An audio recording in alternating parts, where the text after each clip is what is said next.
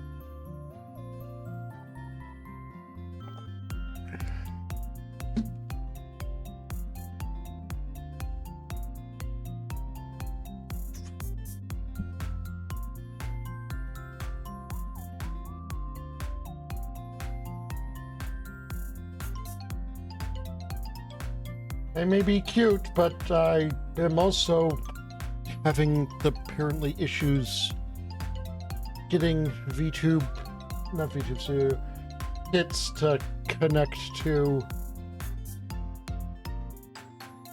Twitch right now.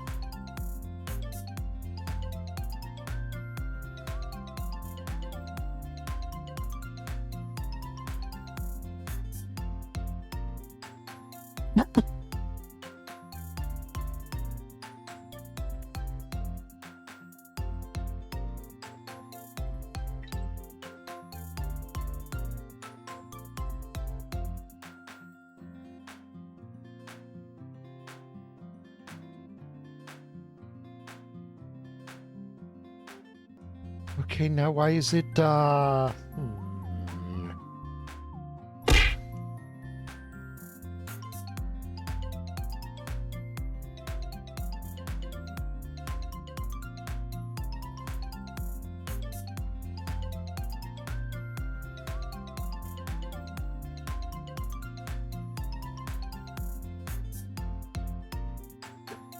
the...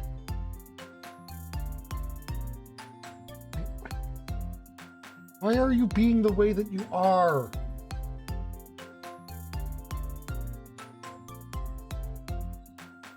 Also, sorry, chat, I'm getting a little bit overstimulated, so I turned off text-to-speech for the moment so I can work on this.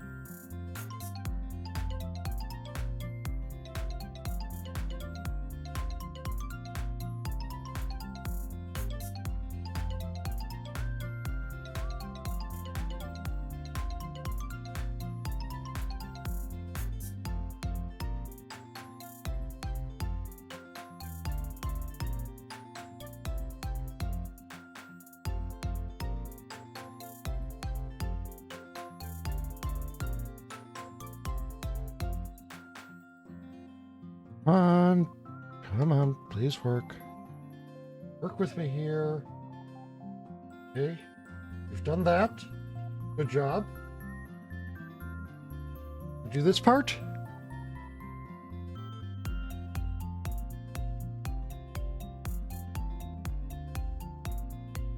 And now you're unable to do that part again. Fuck my life.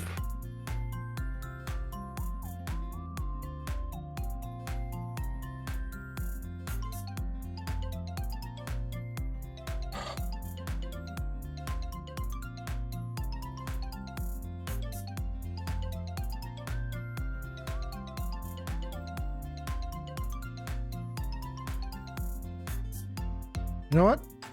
No throwing things today.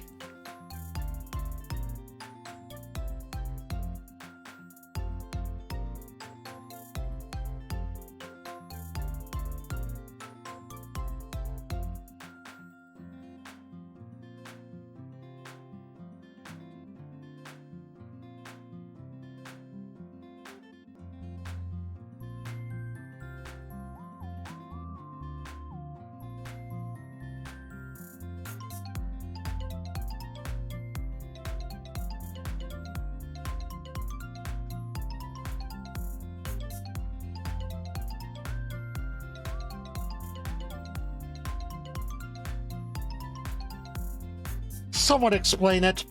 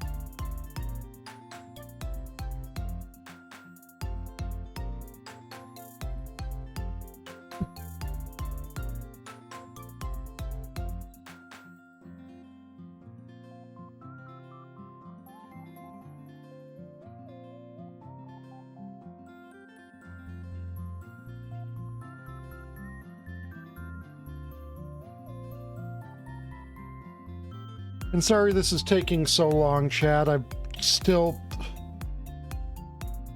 That was the first thing I had to try to fix. I haven't even done the posting.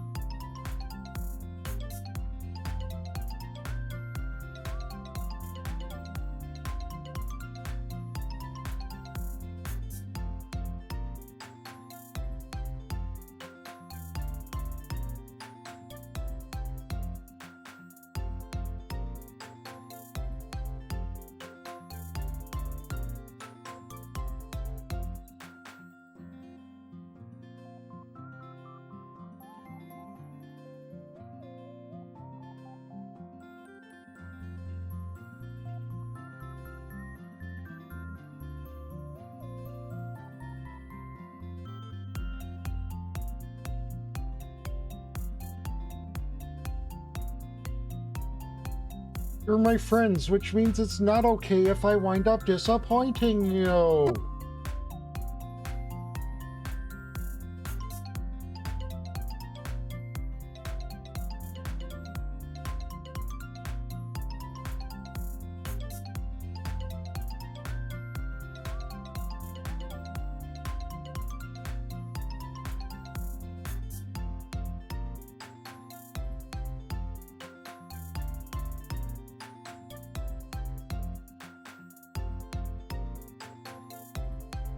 Huh. That revealed a thing in my brain through connections.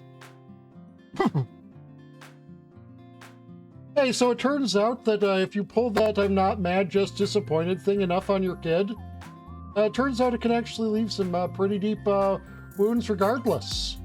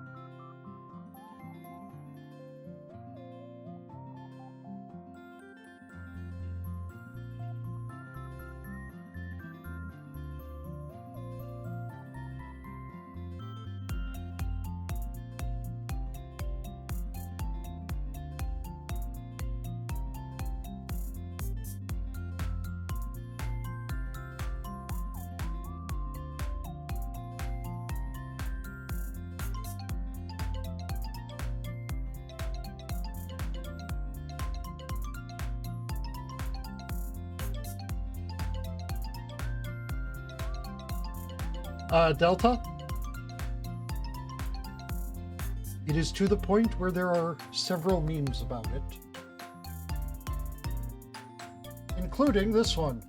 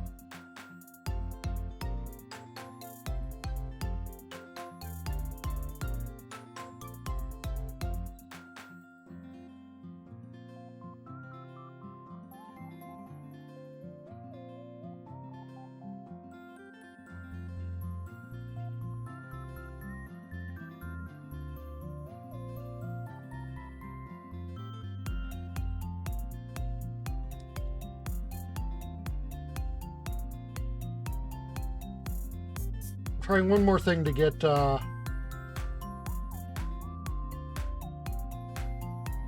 Twitch interactive throwing system working.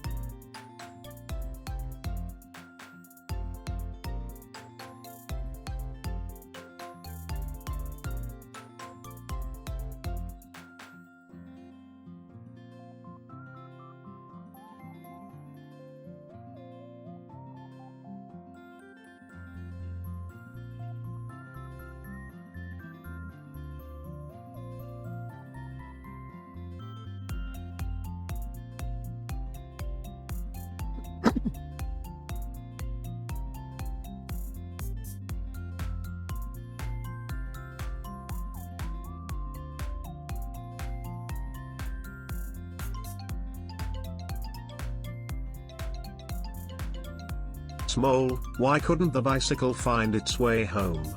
It lost its balance. Giggles, see, I've got more puns up my wings, not just banana related ones.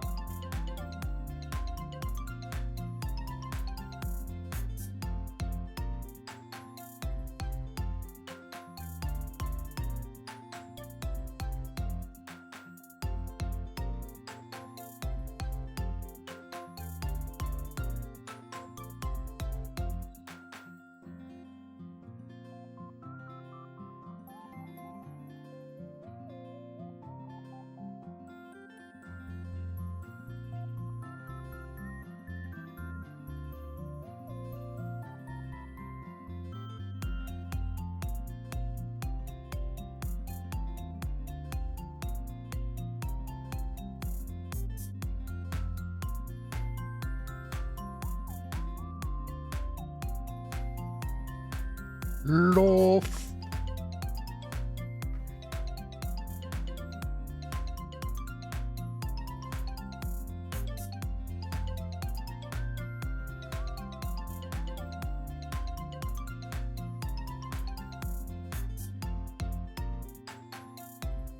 Lofa, dofa, dofa-dee, dof.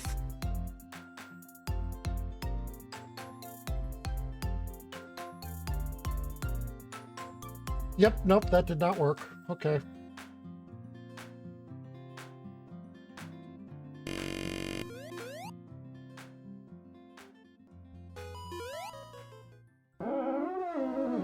Hello, Nick, Ohio, everyone. How are you doing today? It's me. Could be better.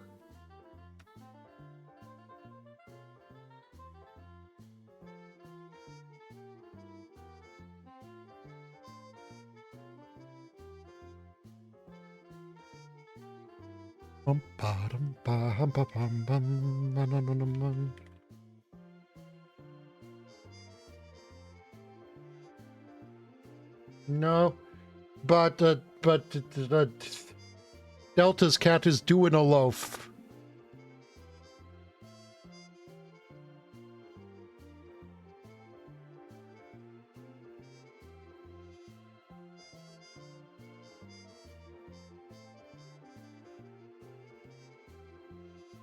I'm loafing, I'm loafing, I'm loafing on.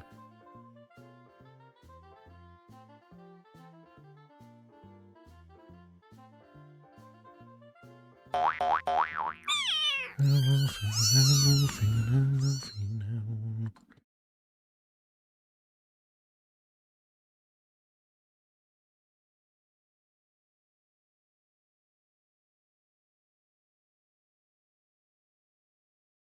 He hungry.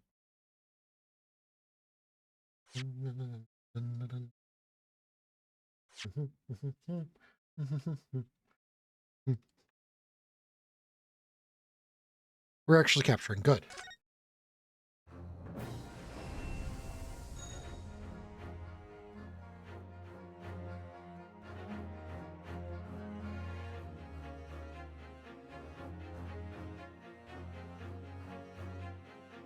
You're welcome.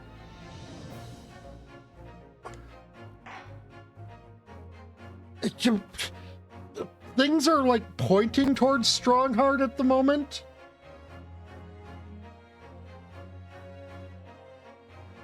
The curveball would be either Sholmes or Judge Tanuki.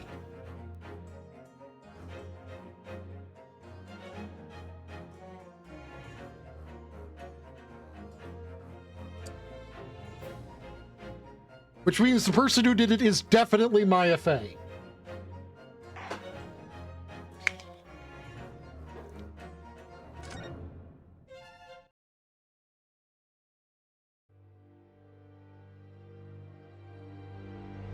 Or Susato's mom.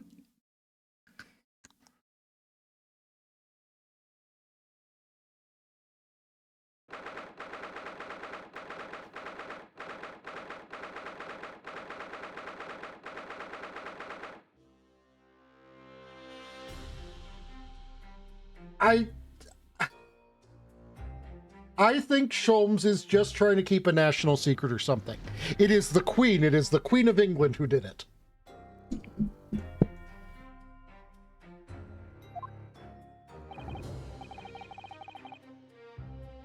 So the time has come and so have I. Today we unravel everything. You know, if I'm going to say the time has come and so have I probably should play Devil May Cry 4 on stream sometime. I'll be counting on your support more than ever today, Miss Susato. Miss Susato? And I've been yoked. Oh no, what's the matter, Mr. Naruhodo? You flipped me! Nothing. I was just saying that I'll be relying on your support today, but... I'm so sorry, of course. I know I can be rather incompetent at times, but... I shan't let you down. Hi, Epic. Susato? Please do not take this the wrong way at all. But you are... you missed actually nothing. You missed half an hour of troubleshooting.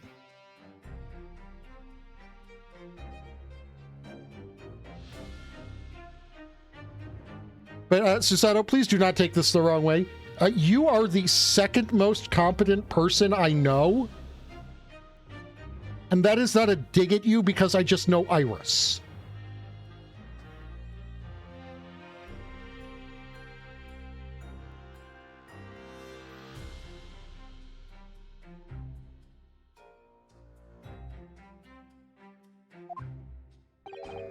Would you mind helping me to my feet then?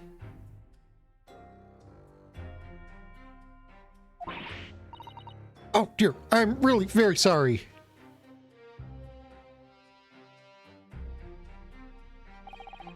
Susato-san isn't your usual self at all. That's hardly surprising, I suppose. She's just found out that her father is the partner of a world-famous detective. Not to mention...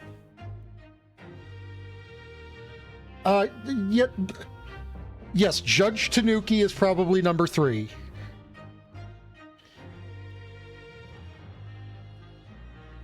No, Kazuma is number 3. Judge Tanuki is number 4. Judge British is probably number 5. No, Van Zykes is number 5. Judge British is number 6.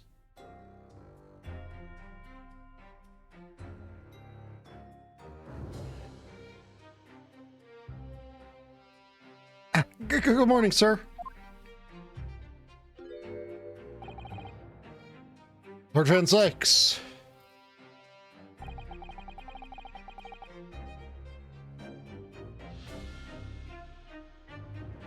I definitely don't think Van Zykes did it.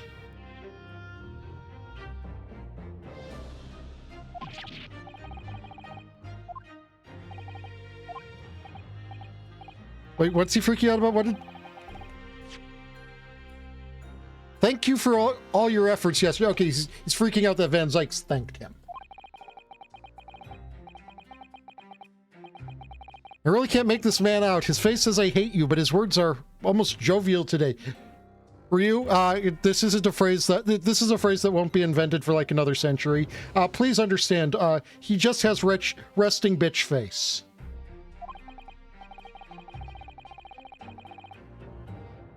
In fact, he hasn't been very Reaper-like at all since this all began yesterday. He is a... Lord Van Zykes isn't the Reaper, Mr. Naruhodo. Good point. The Reaper, I suppose in hindsight I shouldn't have allowed that misconception to go unchallenged. Nice.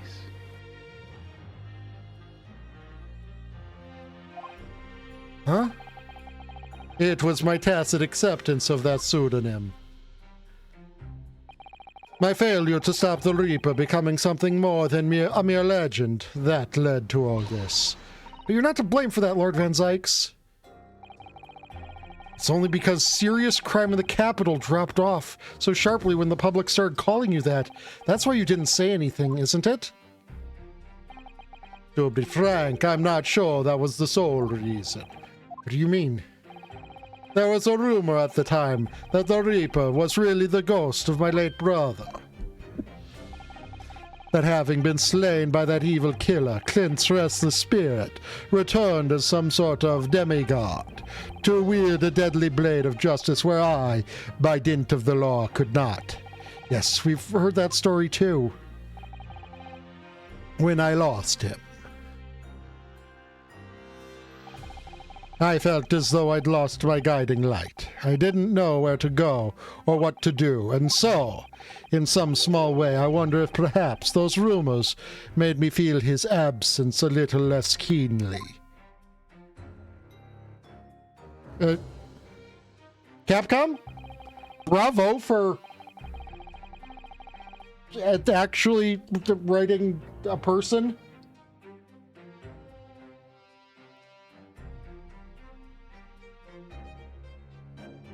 Even if I knew it was just an illusion, just some nonsense conjured up by an over-imaginative public.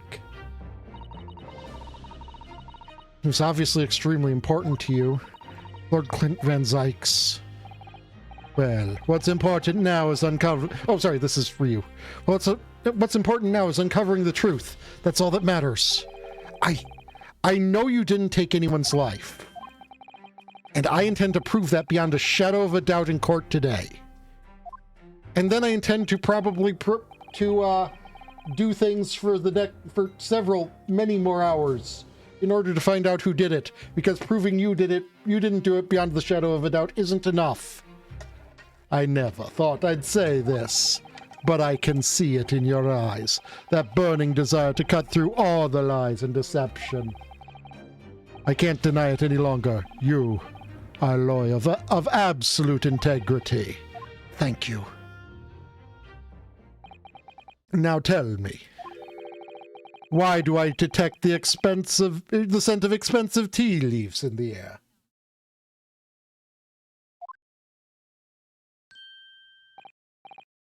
Iris, when did you get here? Oh. I brought you one of my special blends. Curly loves it. He says it helps him to clear his head. I thank you. Oh, that's surely the first and last time I'll ever see a sight like this.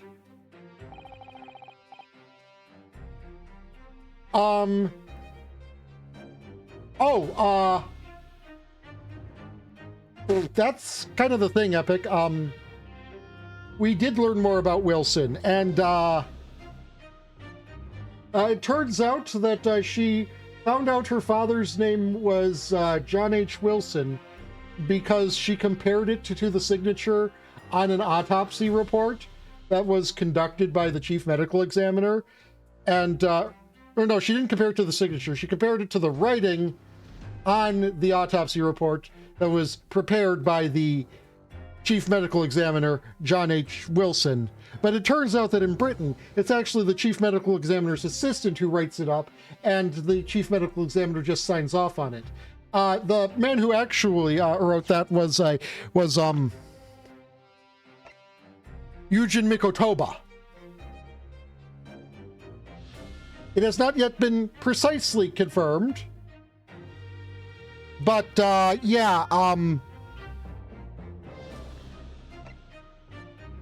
Susie's little sister, or little half-sister.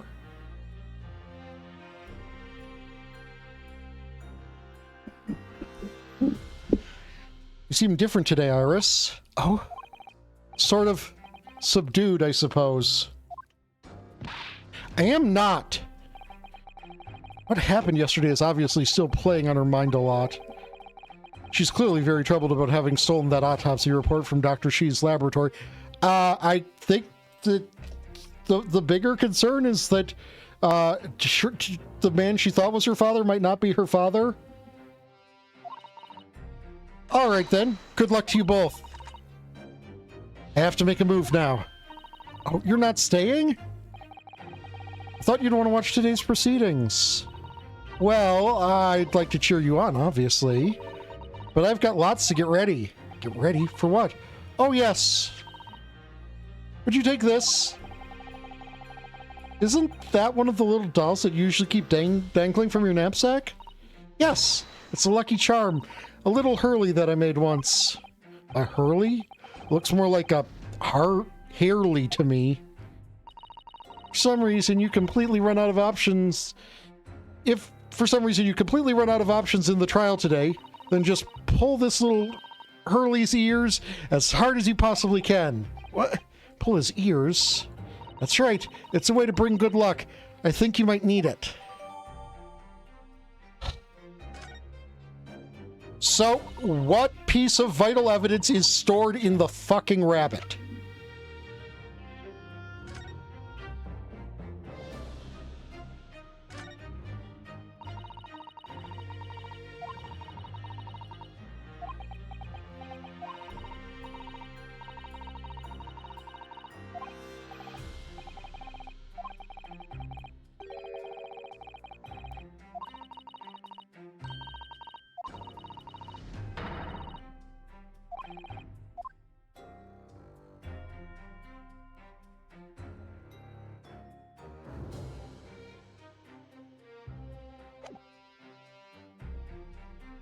I can't wait for the Rabbit X Machina. You think what we'll need is luck? I think having more luck can never be a bad thing. I just sneaked a peek inside the courtroom, and it seemed very different to normal. Yes, it would seem that a certain someone has decided to pull out all the stops. What does that mean?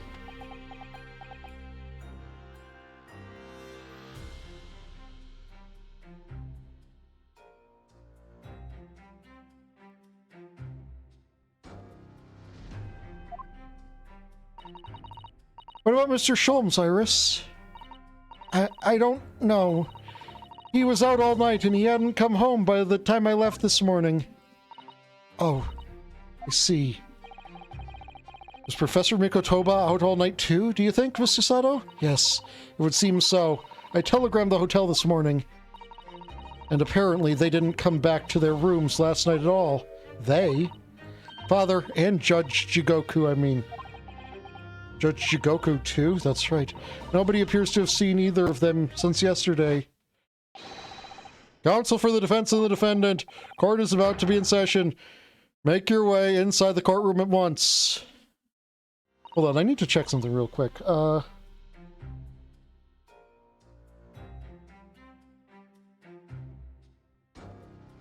Maybe. Was Sherlock Holmes translated into Japanese?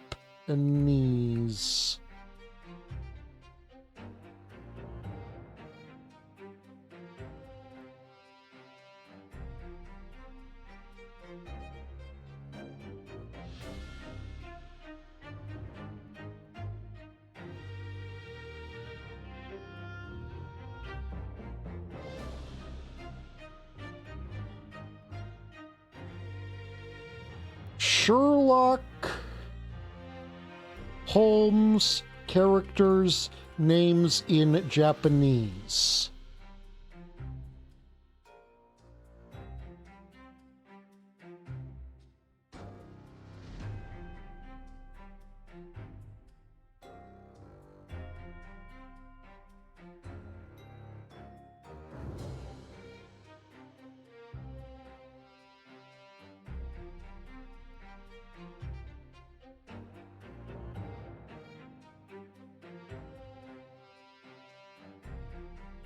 Okay, I can't actually find anything in particular on this. I was I wanted to go on just a little bit of a research expedition to find out if, oh, I don't know, maybe like Moriarty's Japanese name is like Jigoku or something. You know, that might have been a thing I could have found.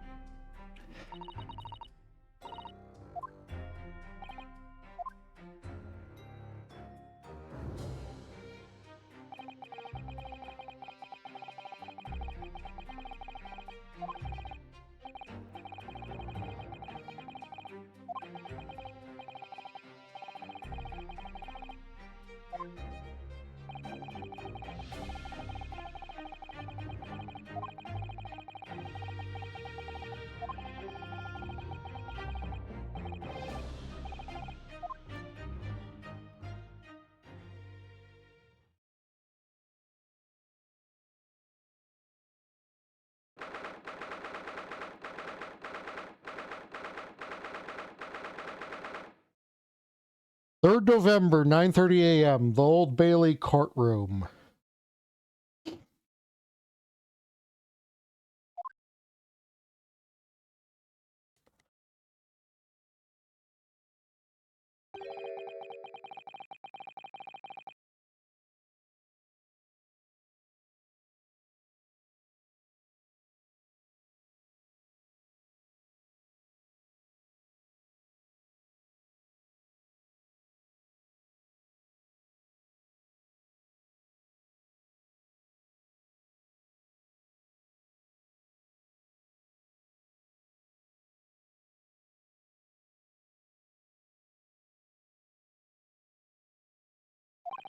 No? There are cold sears piercing me like knives from all sides today. Mr. Naruhodo, look! Strongheart is being the judge. Oh, Lord Strongheart.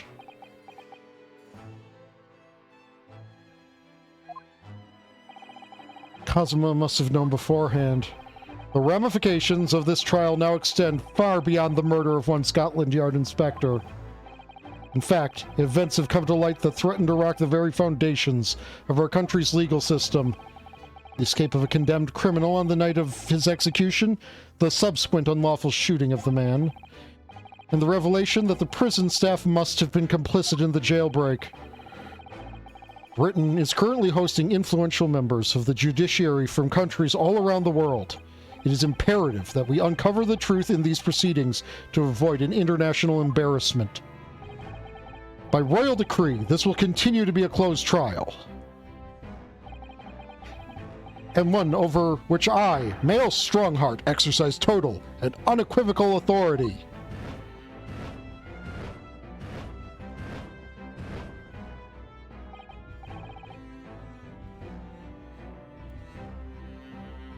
The six jurors' flames just...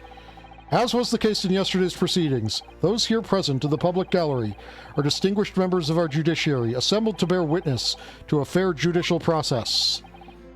In other words, a collection of your acolytes, Lord Strongheart. On a personal note, I find this most distressing, Lord Van Zykes. You were a prosecutor of exceptional talent. Much like your brother Clint, in fact.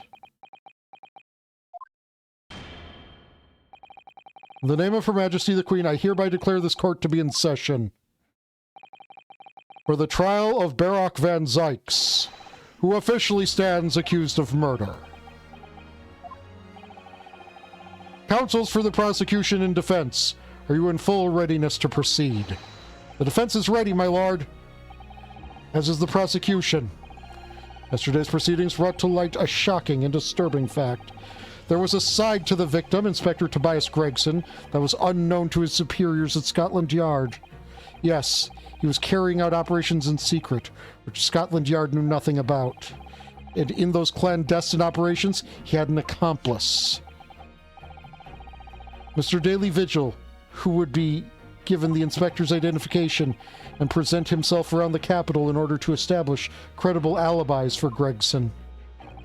In that way, Gregson appeared to be carrying out his regular Scotland Yard work when in fact he wasn't. At the end of yesterday's session, Mr. Vigil, who had been suffering from amnesia, regained his memory. It would appear that he buried his memories of the time deep inside himself as a means of self-preservation. Because whilst he was engaged as chief warder at Barclay Prison, he abetted the convict's escape.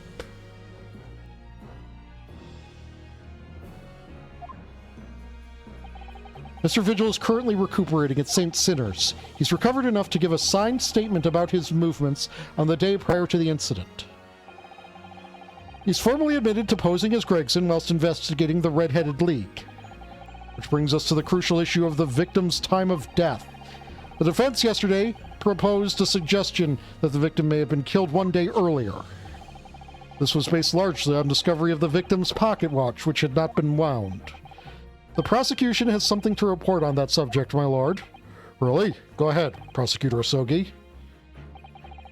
I met once again with the coroner yesterday to discuss the issue. She confirmed that the defense's suggestion could not be ruled out. It's entirely possible that Inspector Gregson was killed on the 31st of October, the day before his body was discovered. I have here an updated autopsy report that includes the amended details. For once, the prosecution has updated the autopsy report with my knowledge ahead of time. But the official opinion of the investigation team was made clear yesterday that the time of death was 5 p.m. on the 1st of November. There are implications of an attempt to disguise the real time of death, however. It seems that the natural decaying process of the victim's body may have been slowed by keeping it chilled. That's out of the question. There are no refrigeration devices in that part of London large enough to accommodate a human corpse. My lord, I This is more than just conjecture. There's evidence to support the idea. We must investigate it thoroughly. Very well.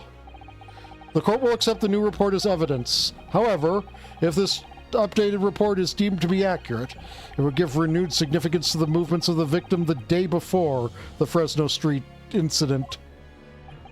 It would, yes, especially since on that day, Inspector Gregson was using Mr. Vigil to cover up his real movements. It is conceivable that he was killed in the course of his secret activities. Do I sense that the prosecution has some information regarding those activities?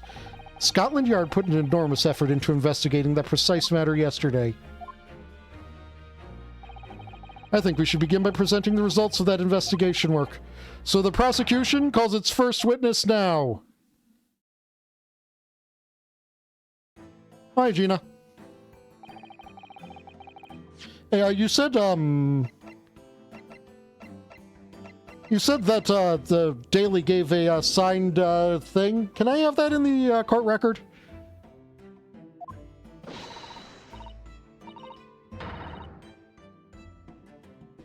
Inspector Gina Lestat report, representative Scotland Yard. A self-conferred rank, but never mind. Gina, again? What, you expected them to model another inspector? What's your problem, Odo? What's with that Gina again look, eh? The boss meant the world to me. He's done more for me than anyone else ever did. Oh, Inspector Gregson, you mean? He got me out of the back slums of the East End and took me under his wing. Taught me that life can have a purpose. So that's why I'm the best person to be standing here speaking for him. Oh, Gina, right. Out of all the goodness of Gregson's heart, not at all that he is arm twisted by Mr. Sholmes, no. What's relevant to these proceedings is that the outcome of Scotland Yard's investigations yesterday has revealed that the victim was carrying out some assignment the police knew nothing about. I mean, yes, true. So it really should be kind of like a toss-up for you, because he metaphorically saved your life, but I literally saved your life. So, you know, he made it so your life was capable of being turned around. I made it so your life wasn't ended. I think that should come down on my side. I'm not saying he didn't do something vitally important to you.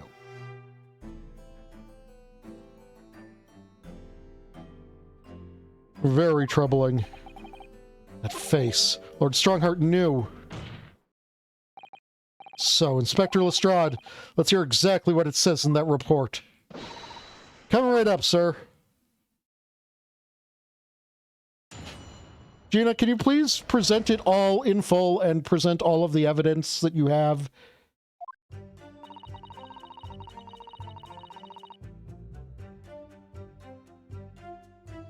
No.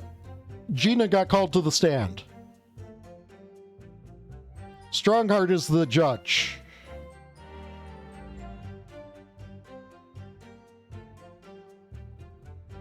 All Yard detectives are supposed to follow orders and investigate what they're told. But a little search of the boss's office turned up a notebook that had a load of secret meetings in it. According to that, the boss was looking into some smuggled good dealings that day. Looks like it was a big job and all, but the coppers weren't onto it yet. What matters most is there's witnesses what saw the Reaper at the place too. Smuggled goods? Objection. This evidence clearly reveals the contradiction in that statement, Your Honor. Well, the music didn't stop, so overruled, take your penalty. I don't know, do I? I'm just telling you what was written in the book. Tobacco, tea, spices, medicines, goods of all sorts flow into London by illegal channels from across the globe.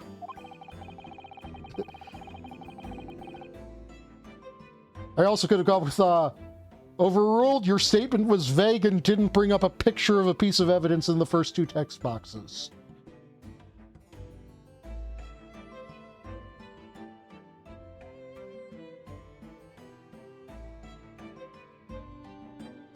It's well known that they're disposed of at regular black markets that take place in the capital. But the police are rarely able to locate them in time, so Inspector Gregson was investigating one of those black markets. It's been suggested that high-ranking government officials may be involved in black market activity. No doubt Gregson was trying to avoid details of his investigation being leaked to the involved parties. That would explain why he was operating on his own authority without the Yard's knowledge. And do we know where the dealings were taking place this time? In a particular room of a certain exclusive London gentleman's club. And on the day in question, the accused is known to have been there. It is the conclusion of Scotland Yard's investigation into that matter. It can't be. We haven't heard anything about this. Members of the club have testified to it. There's no question. The accused, Barock Van Zykes, was present. That would be very significant testimony then. Oh my, but... Lord Van Zykes has made no mention of this at all. Which would be kind of damning if anyone in any of these games would tell us anything, ever!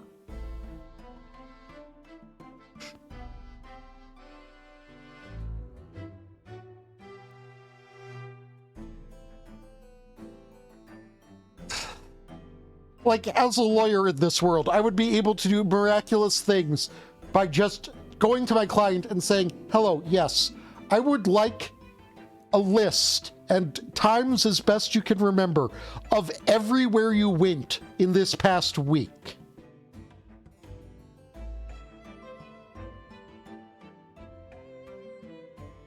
It will not be brought up unless relevant, so yes, include when you were going to visit your mistress.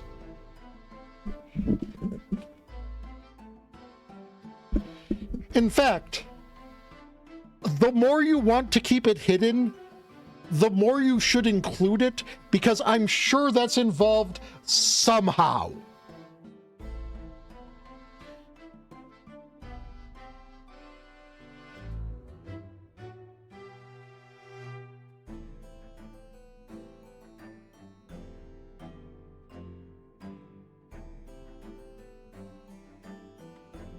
In short, Lord Van Zykes had ample opportunity to murder the victim. Very well then. Counsel for the defense. Begin your cross-examination. Before we begin our cross-examination, can we have the book that she literally showed the icon of? Can we has, please? No? We're gonna have to press her to get it? It's not just gonna be added to the court record? So, now current working theory, Clint Van Zykes is still alive. Hold it! Gina following orders. Yeah.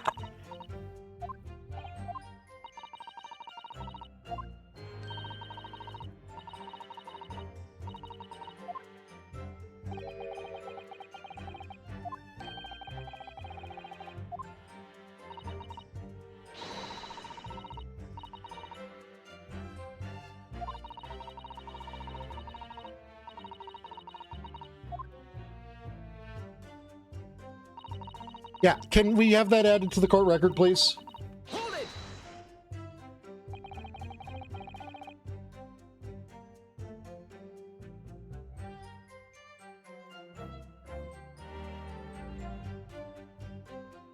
Which would actually fit with the Reaper as a whole, basically, since it's usually the high and mighty who are able to get off scot-free.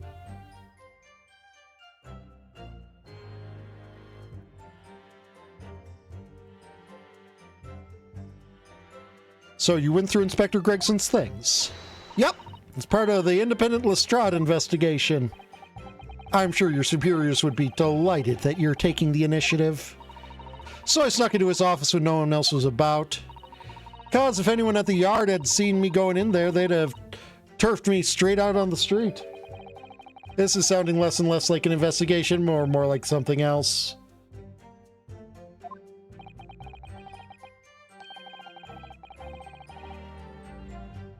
The prosecution understands that this very it was this very detective who discovered the notebook. You got that right. Nothing gets past Inspector Lestrade and her trusty assistant, Chief Inspector Toby. We found it hidden in his desk drawers that had a false bottom. That's impressive. So I went to hide myself where no one could find me so I could have butchers at what was written in it. Because if anyone at the yard found me out, they'd have turfed me straight out on the street. I've given it in now, though, ain't I? And if it weren't for me, it would never have been found. Yes, can we please have it added to the court record? Has it been added to the court record and I didn't notice? It has not been added to the court record. Please, add it to the court record. I would like to look at this.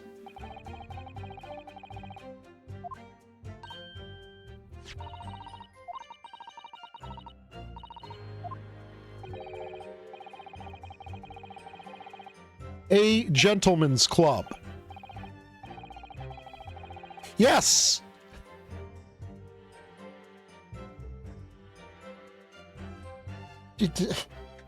This should not be,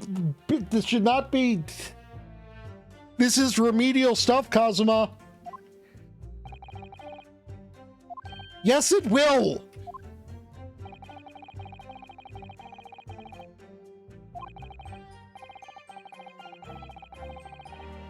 Cool.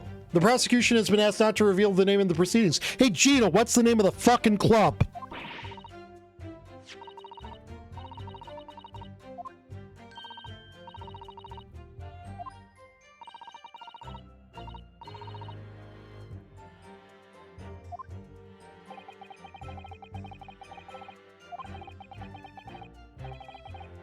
Yes! Find out!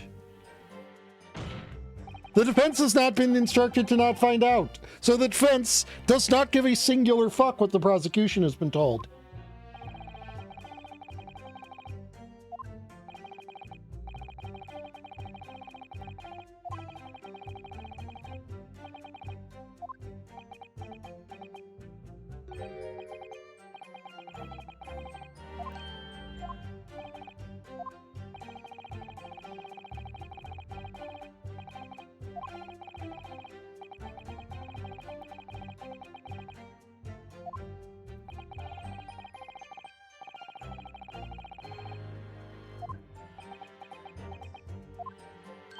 Look, Strongheart, you want to strong-arm me.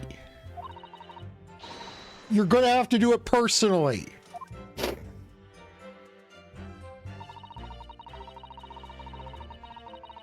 The grouse.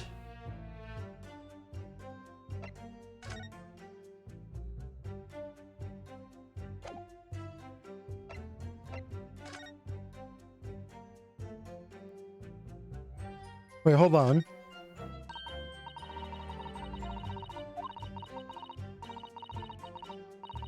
Ooh, I was right.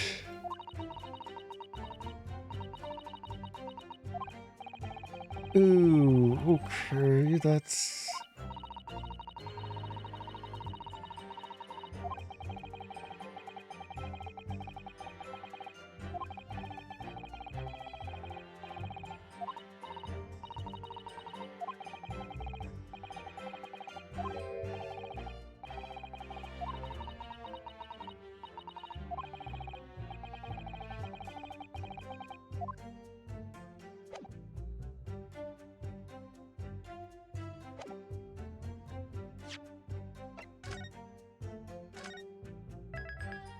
I mean, if it weren't for all of the customs inspections, international ship would be a great place to have a black market. Objection. I've read about these clubs that exist here in Britain. As I understand it, they're places where well-to-do gentlemen socialize with friends and colleagues. Don't imagine for a second that a foreign student like you would be admitted. Seriously, is your mirror cracked or something? Do we know for sure that the contraband dealings were definitely happening at a club called The Grouse? The police are currently looking for evidence, but haven't found anything definitive yet. And I'm sorry to say that they probably won't. What do you mean by that? Well, it just so happens there was a ship named the SS Grouse. And no two things can ever be named the same. I mean, the place Inspector Gregson secretly was going to visit on 31st October may not have been a gentleman's club at all. You're showing a very irreverent attitude towards our country's police force there, Counsel. Well, Lord Strongheart, considering the sheer number of times they have been dead fucking wrong and or corrupt and or murderers, I think I'm being very polite. If it wasn't a gentleman's club, then what was it? A steamship. You think it's a ship? I have this evidence to prove it. Here. Let me see that. Why does everyone always read the whenever something was written on the back of something, they're always like, yes, I shall read the back of this thing. Other side, my lord. Be more specific next time. This would appear to be a ticket for passage upon a steamship, yes. The SS Grouse. Objection. So there's a steamship named the Grouse that happens to share a name with the club. But I'm afraid to say there's a flaw in your logic there. How? Look at the ticket. Notice the date of arrival in port. The ship arrived at the port of Dover on the 1st of November. The day on which the sound like a gunshot was heard on Fresno Street. In other words, on the day in question here, 31st October, when the victim was on his clandestine mission, the ship hadn't yet docked on British shores. That would certainly make an undercover investigation somewhat challenging. The fact that the steamship hadn't yet reached Britain substantiates the defense's assertion that the victim was investigating the SS Grouse on the day in question.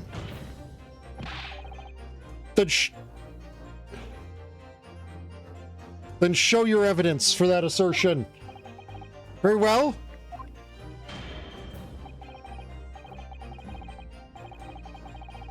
I assume that the tear on the ticket was just like the method by which... yeah, I see what you're saying, yeah.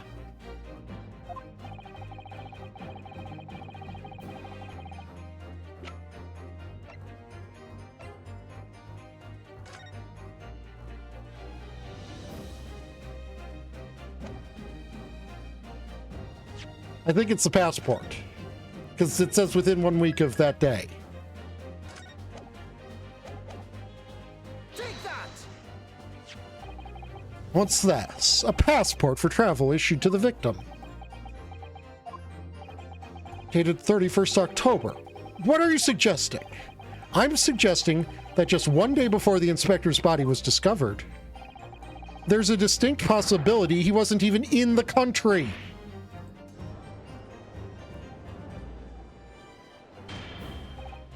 Order! Order! No, I'm pretty sure you're supposed to, like, shout order. That's what Syl has told me. This document is for passage to France. It does appear to have been officially authorized the day before the SS Grouse arrived at Dover. It docked on the northern coast of France for a night. According to my father, who was on board at the port of Dunkirk. Dunkirk, France. What could possibly have taken the victim there? I'm impressed, Ryunosuke Naruhodo. I certainly didn't expect you to get your hands on that passport. What? You mean you knew about this? I am the prosecution. I am omniscient until like the last 20 minutes of the trial. Prosecution strategy for this trial has been laid down by the Crown Prosecution Office. On the day before the incident, the victim was investigating contraband dealings at a London club. That's the outcome of Scotland Yard's investigation and the line the prosecution has been asked to follow. But personally, I don't agree. I think the prosecutor's office is trying to hide something. What? And now that you've expertly disproven their assertion, I intend to reveal what I believe that something had to be. What are you playing at, Prosecutor Asogi? A courtroom is a forum for the truth, my lord. Which is why it is my duty to present all the facts, without exception. Let me guess. This was your intention from the outset, wasn't it? The reason Inspector Gregson secretly made his way to the steamship docked in France on the day in question was to carry out a mission for the Reaper. The Reaper? Order! Order! What on earth are you saying, Counsel?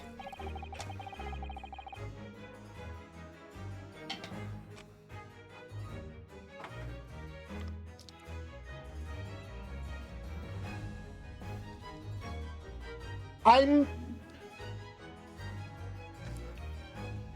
potentially being a little bit too generous here. I know, I'm aware of this.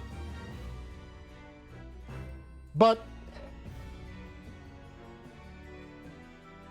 it could also very well be that Strongheart just has faith in the system.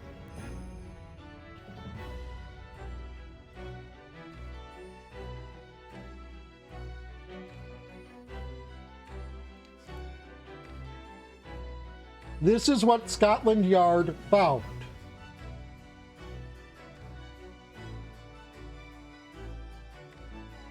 Therefore, it has to be right.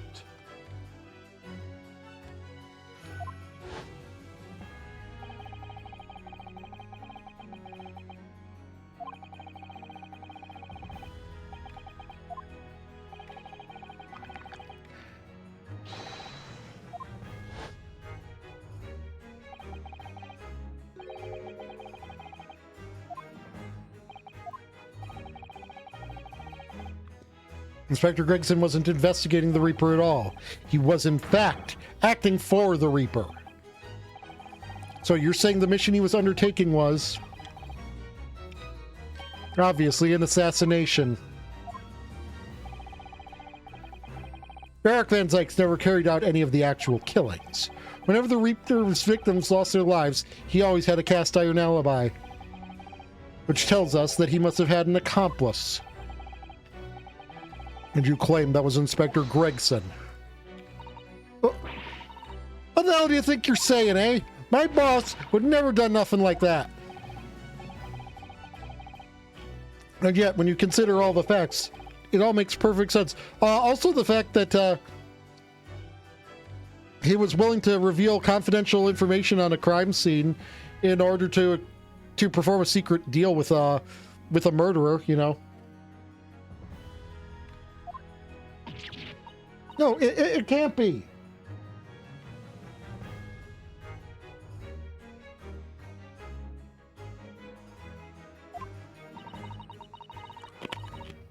We also arrived at the same conclusion, didn't we? That Inspector Gregson was operating as the Reaper? And so there's no way that the person giving him his orders was Lord Van Zykes. No, the true Reaper is somebody else. Barak Van Zykes is not the Reaper. A predictable response from someone who's advocating for the man. Yes! Know what else is predictable? Fucking sun rising. Know what's gonna happen tomorrow? The sun's gonna rise. Just because it's predictable doesn't mean it's fucking wrong. In fact, the fact that it's predictable lends more credence to the fact that it's right. Suggesting that he went aboard the SS Grouse on an assassination mission doesn't follow at all. Oh, you have some solid reason for doubting this assertion, do you, Counsel?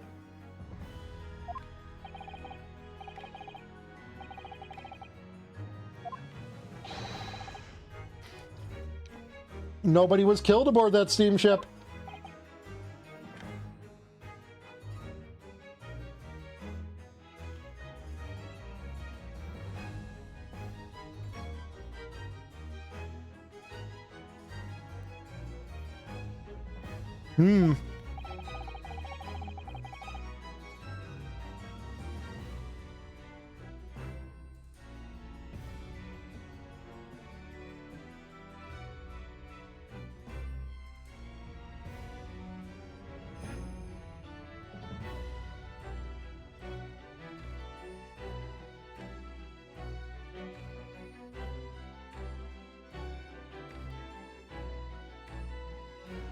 Christopher Mikotoba and Judge Shigoku were on that very ship. If somebody had been assassinated, I'm certain I would have heard about it.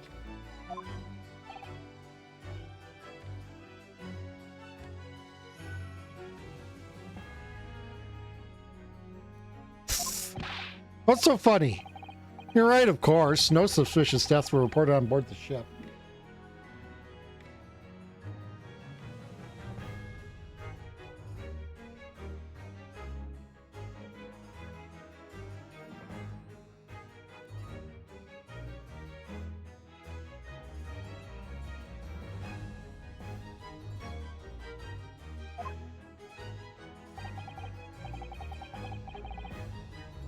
But I think perhaps you've missed the point. That's precisely why Inspector Gregson himself lost his life. He got assassinated because he fucked up? Is that what you're saying?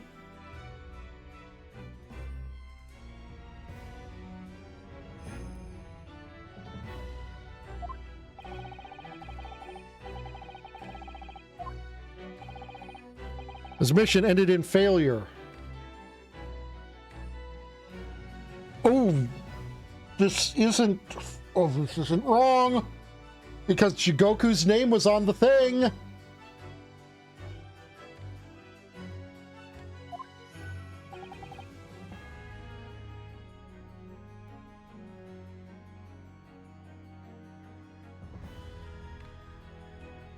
Failure? Failure!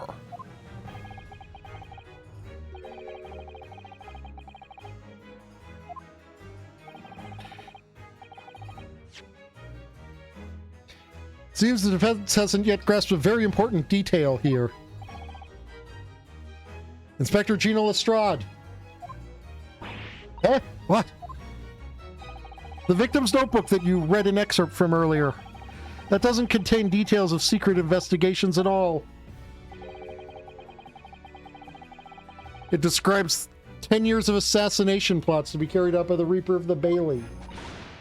You're lying!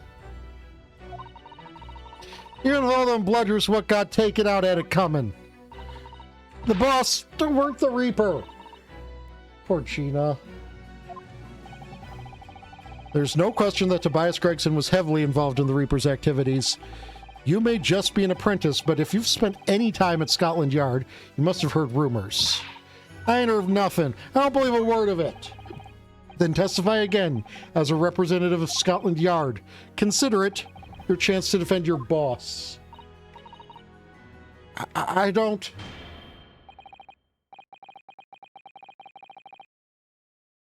I concur. The witness will give new formal testimony.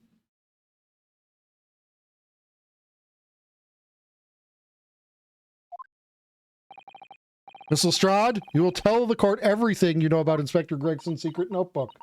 Secret notebook!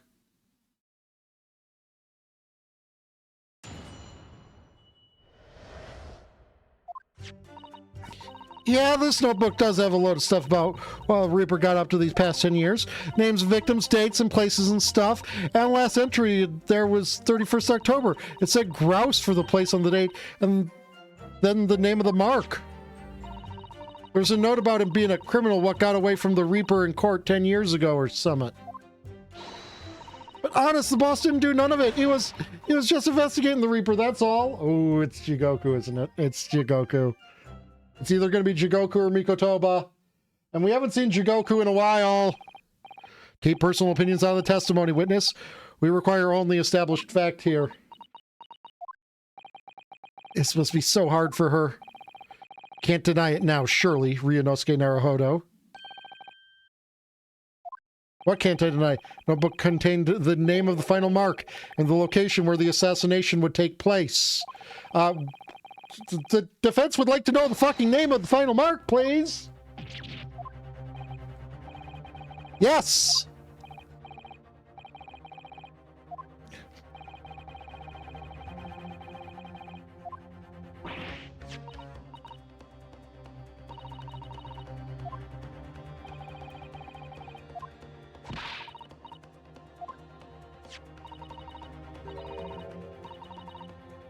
It's not English. So it's someone from overseas? Let's have a bash at it. Say Ishiro? Is it? Yeah, Seishiro. Jigoku. Maybe? What? It can't be. Yeah, it's Jigoku.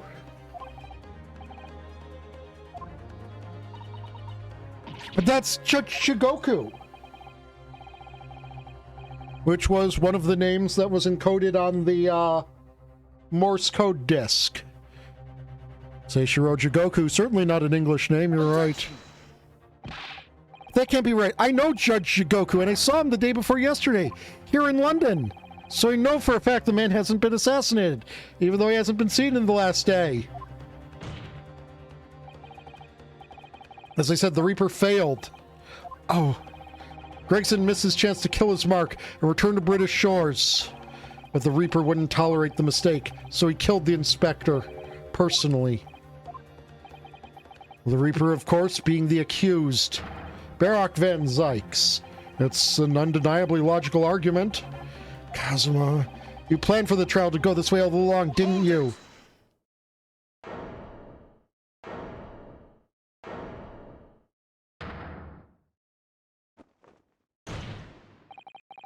Pray forgive the discourtesy of filling my hallowed chalice whilst I stand accused of murder. Lord Van Zykes? The accused has no right to speak speak uninvited in court. You will return to the dock. I say nothing of whether or not I'm the Reaper. That's the task of this court to decide. But here is one thing I can say unequivocally. Crunch. That girl is no detective. Eh? What? No, that's right, I ain't. I'm an inspector. Repeating rumors heard around the yard, reading entries from a notebook of unconfirmed origin. That's not testimony, it's practically a script. No doubt the rest of this trial will go exactly as you've clearly planned. Your hatred of me is understandable. In your mind, I'm sure I am the Reaper, who sent your father to the gallows all those years ago.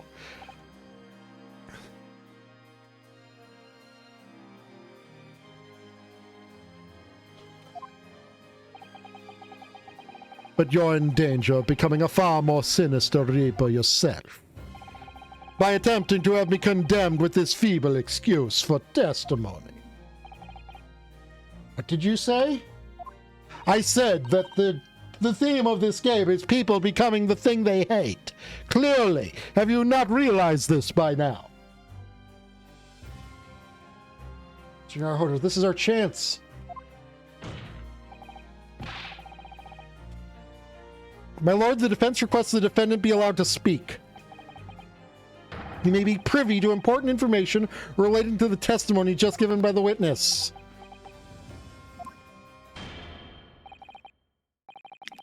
Very well, I'll make an exception and grant the request.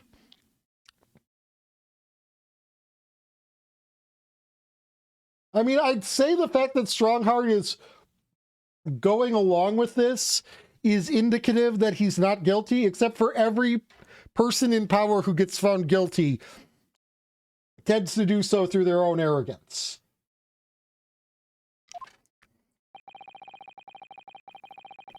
The defendant may remain in the witness's stand for the cross-examination. Then allow me to toast the court's impartiality. Don't raise your glass in my direction, sir. Counsel for the defense, begin the cross-examination immediately.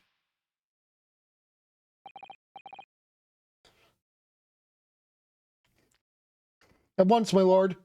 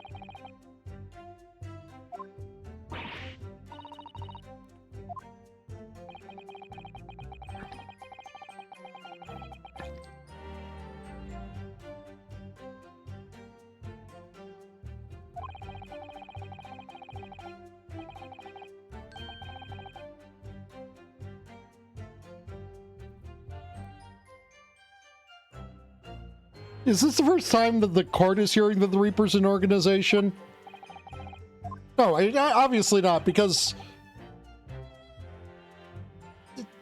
I mean, two people can constitute an organization, right?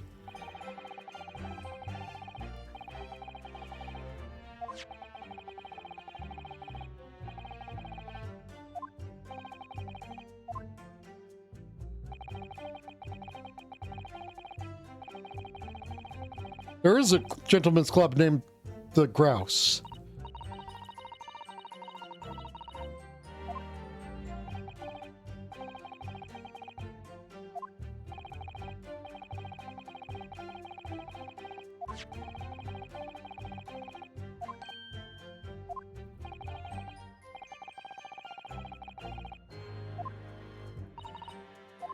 The defense would really like to see the notebook.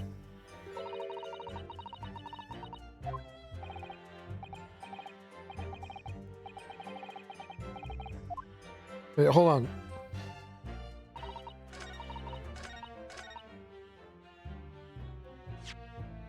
What was...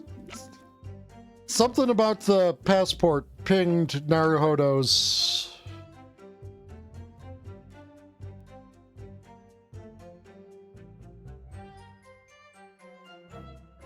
and one additional person.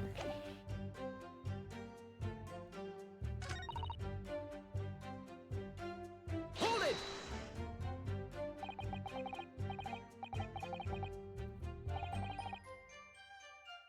Could be.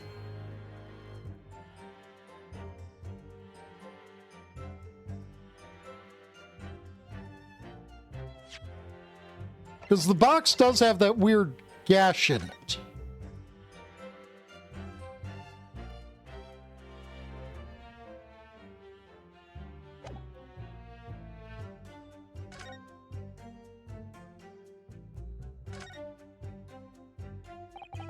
True-ish, maybe.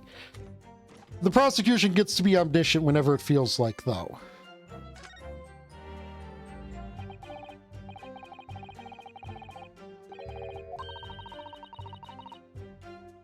Oh!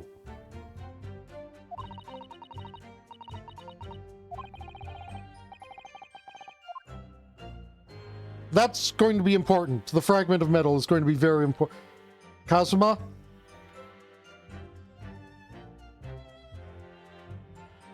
Can I see the sword, please?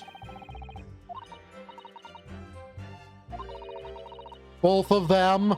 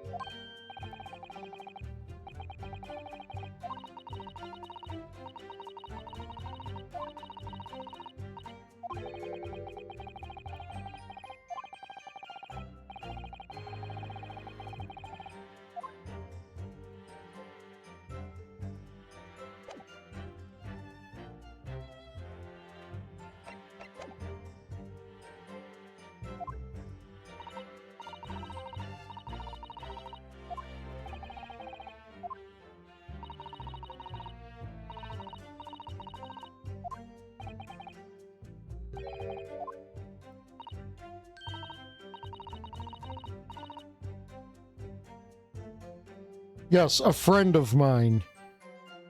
That's...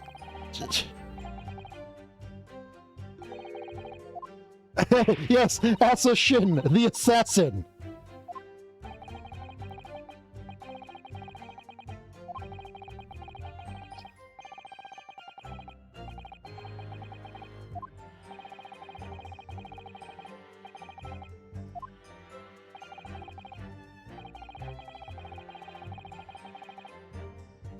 From the sounds of it, it was already sounding like it was a group.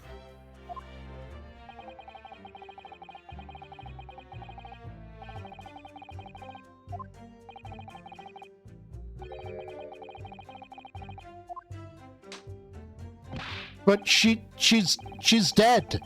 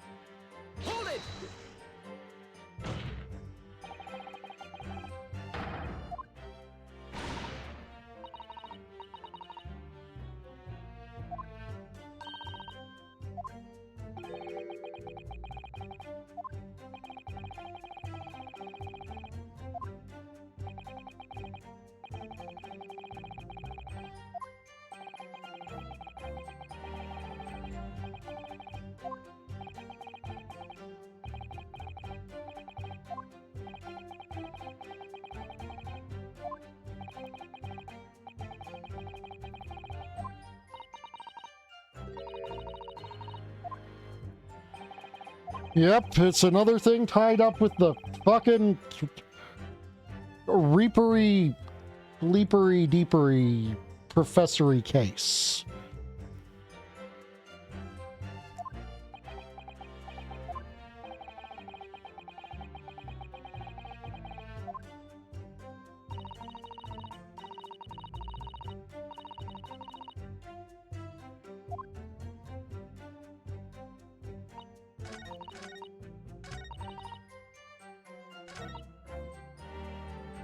Hold it!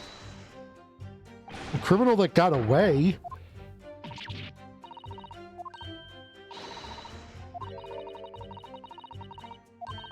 Smashed the desk, yeah.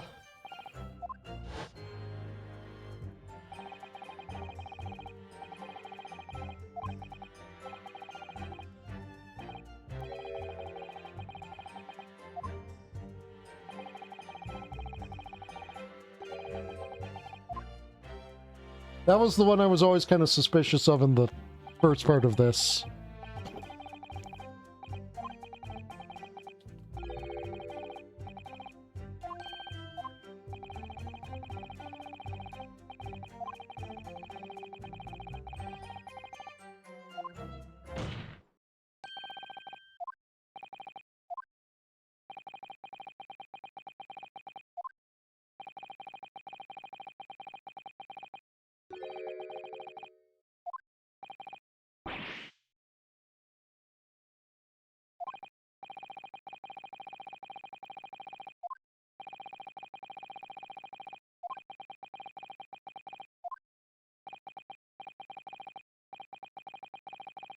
The Reaper is so petty he was holding a grudge over getting him acquitted after paying reparations.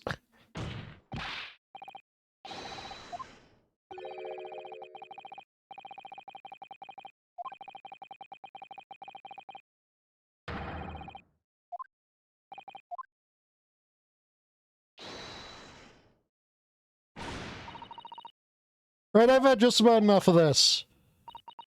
All this nonsense about the boss plan to kill people. It's cobblers. Come on, Otto. Yes? Why ain't you saying nothing? Why ain't you yelling out objection or something? Huh? You gotta find a flaw. You do usually. I will if you can give me the fucking book.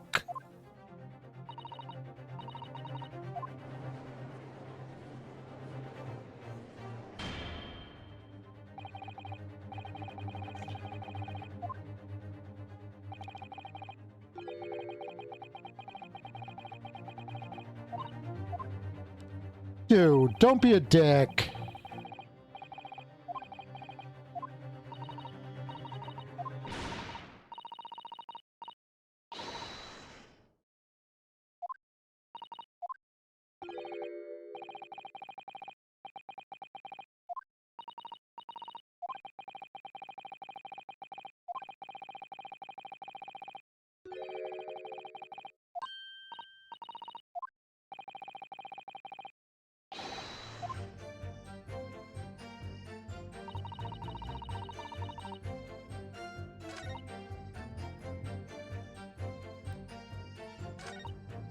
Hold it!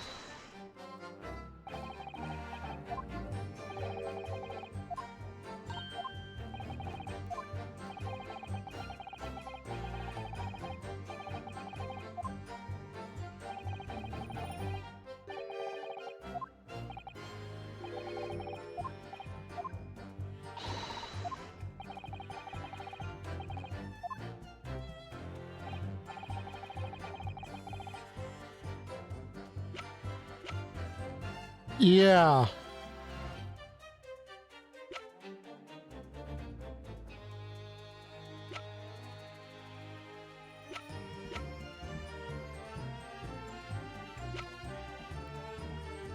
Oh, there he is.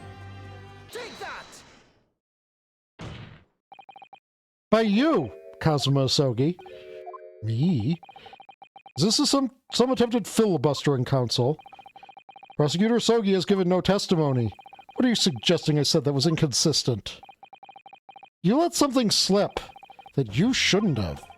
When I presented the relevant piece of when I present the relevant, I imagine you'll realize what you've done. Very well then, Counsel, go ahead.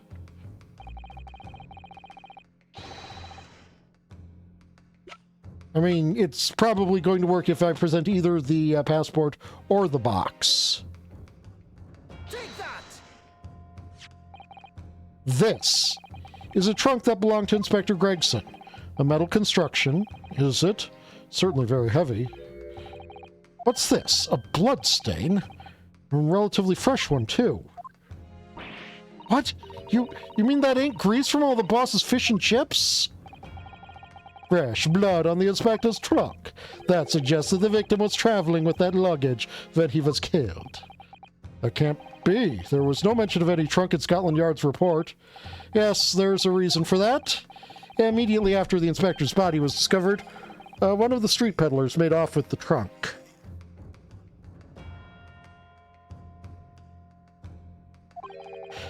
Hoping to sell it. But I found it, me, with me nose for trouble. Which means that nobody should have known anything about the trunk. Unless, of course, we're talking about somebody who was present when the victim was killed. And yet, during the cross-examination of the witness just now, you said this, Kazuma.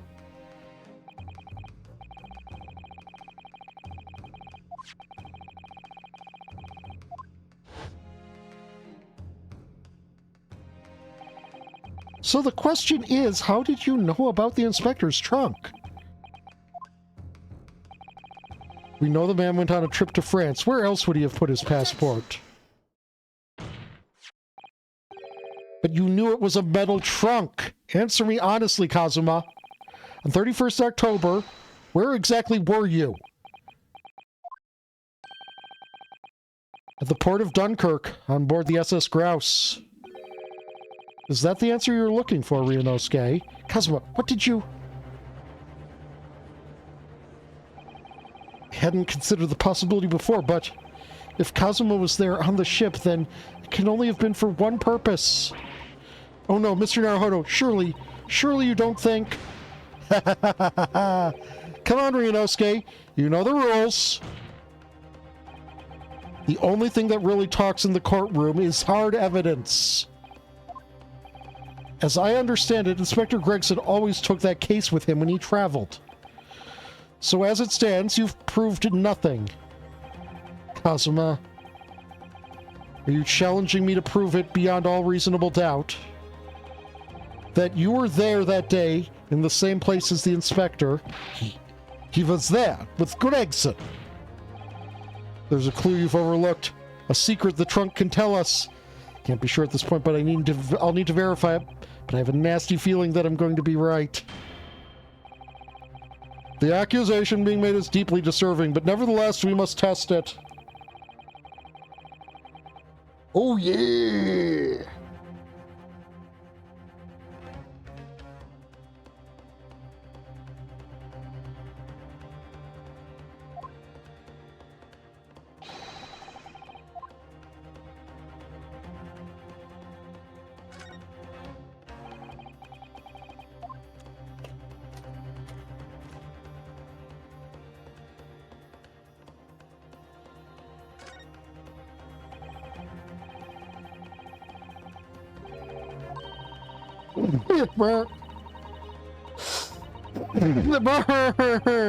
It looks like the tip of a sword, doesn't it?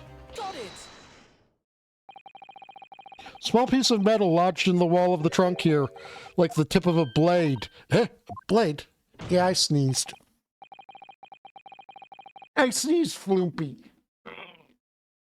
I stretch Nowie. I Banjo-Kazooie. Why did I say that? Why do I say words? Why do I talk with my mouth?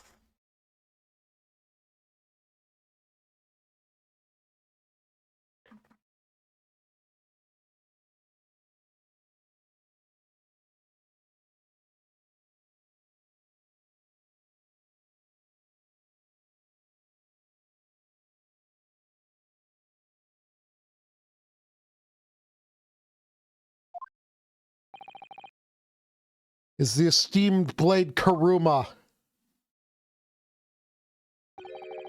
Of course it is. Won't you draw it here in this courtroom? For all to see. Exercise caution, my learned friend.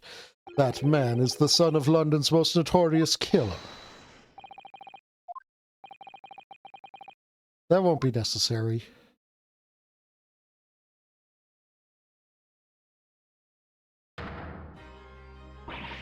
Oh no! The tip is broken. Yeah, can I get my katana uncircumcised, please?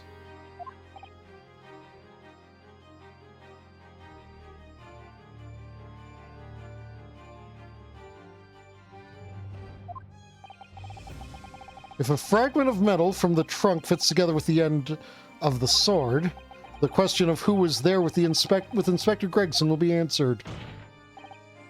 Agreed, Kazuma Asogi?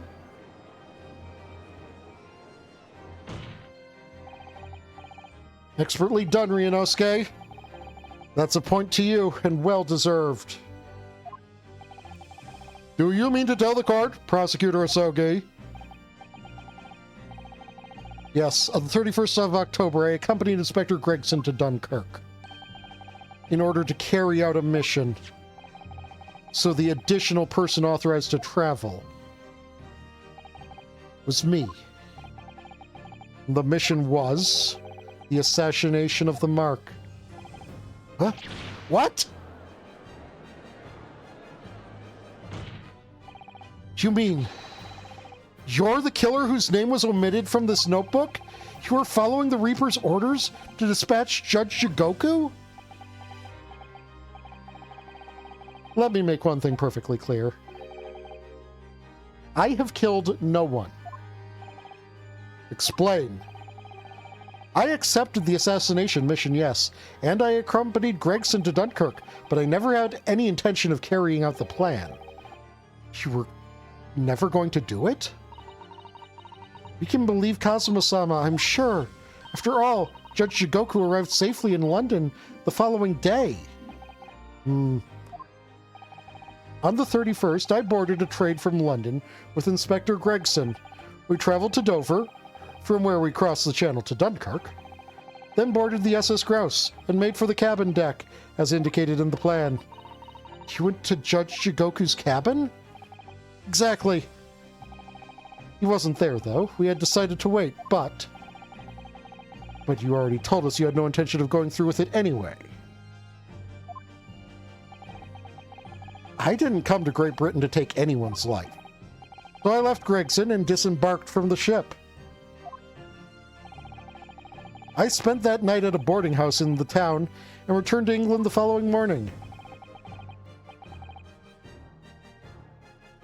A boarding house in Dunkirk? My signature will be in the register book. It would be simple enough to verify. Yeah, let's just get this boarding house in Dunkirk's register book. Then, what became of Jigoku?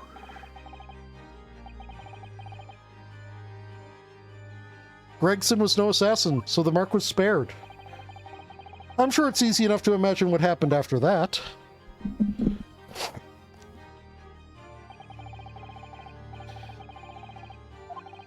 Gregson returned to England as well, having failed to complete the mission. He met with the Reaper in that room at Fresno Street, reported the failure,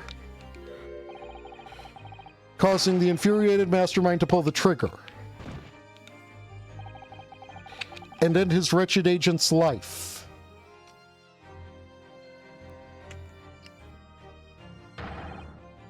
That's the real truth behind Inspector Gregson's murder.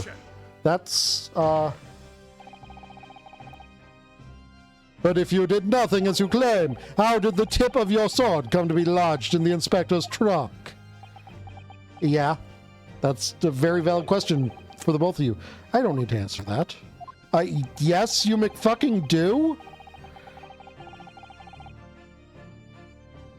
Victim was killed by a gunshot. A small fragment of a Japanese blade isn't relevant to the case. And accordingly, I choose to exercise my right to silence on that matter.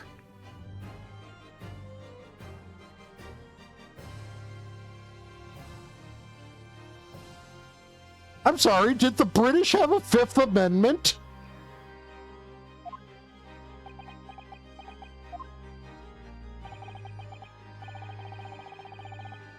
Be that as it may, the court will sequester the sword as evidence.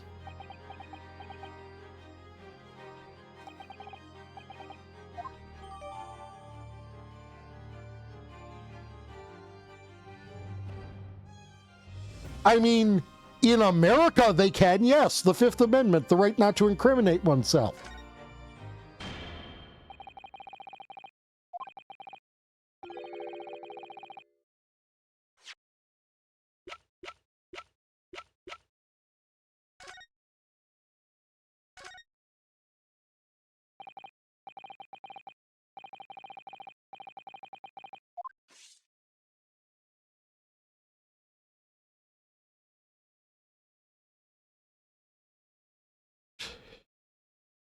We have a zoom in function.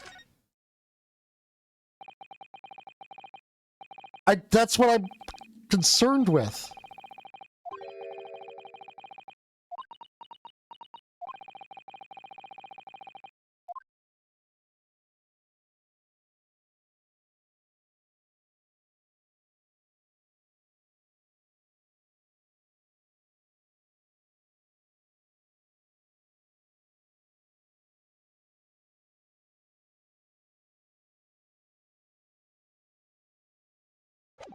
Just looking for anything I'm missing.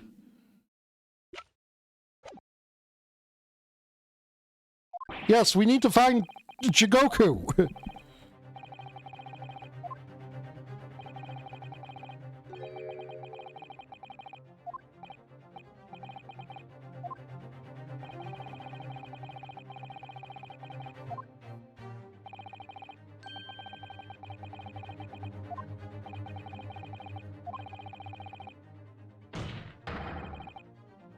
And I have no idea if it exists in Britain. That's exactly what I'm asking, if it exists in Britain.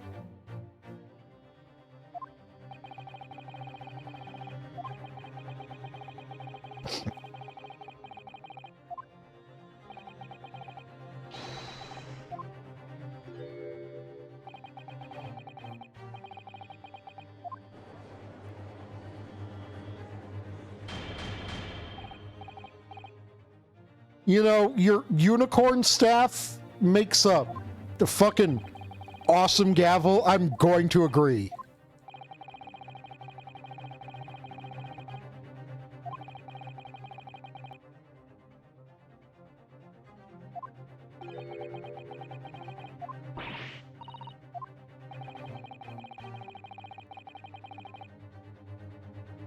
No one would want to kill a harmless Japanese man who'd only just arrived in the country. Yeah, the harmless Japanese man would have to be here at least a year for someone to want to kill him.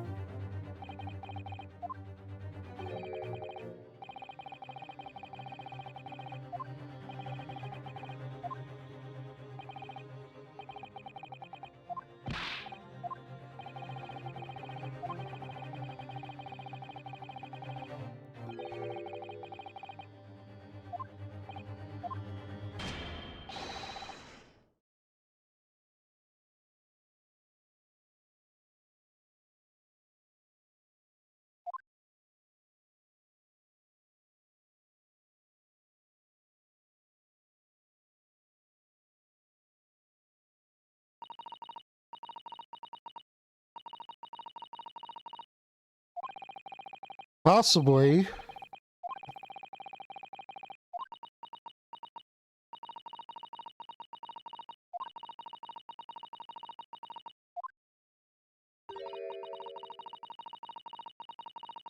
No, I'm here. I'm alive. It's fine. They did try to shoot me, but they aimed for the crotch and got something bulletproof down there, if you know what I mean.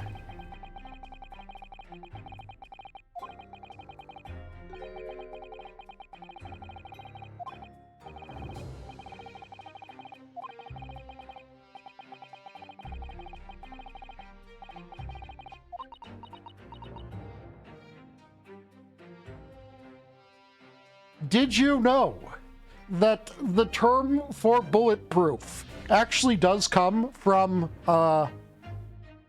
early armor being tested against black powder weaponry.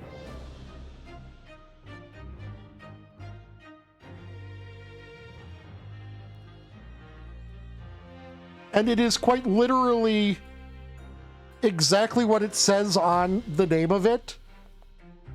In order to be found to be bulletproof, a breastplate would stop a bullet fired from a black powder weapon.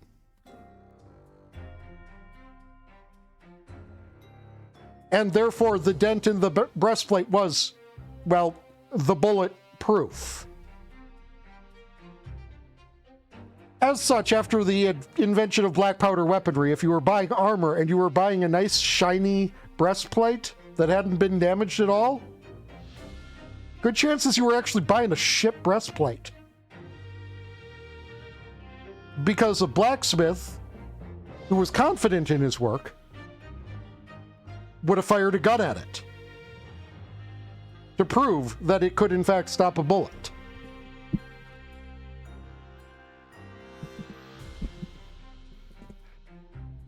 Reminder, again, we are talking about black powder weaponry.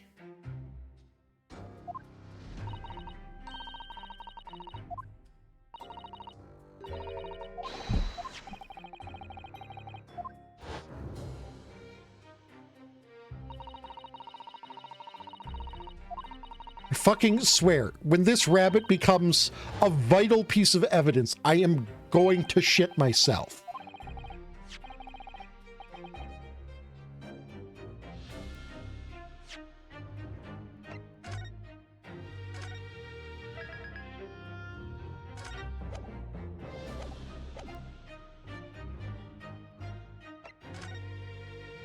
Things aren't desperate enough yet.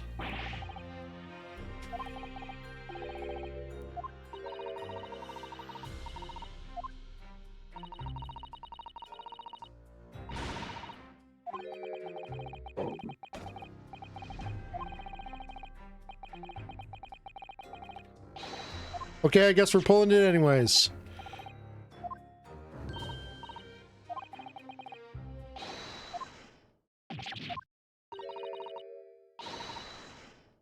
Is it actually a fucking voodoo doll? What the?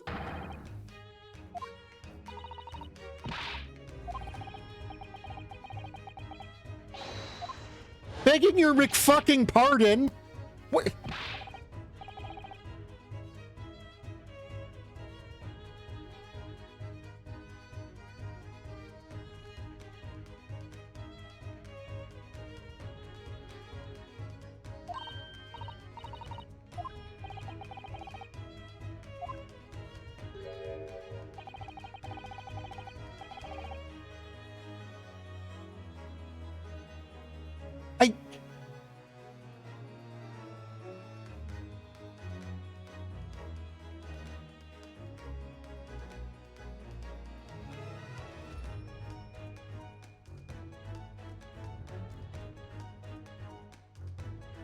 I'm pretty sure Iris just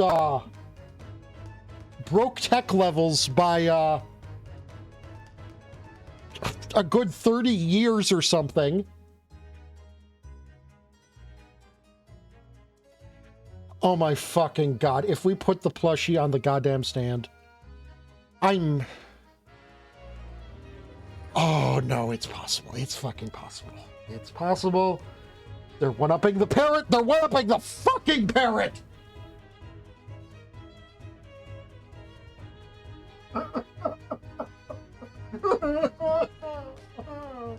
Oh no, I swear, if we make the plushie testify! Oh no! Oh, no!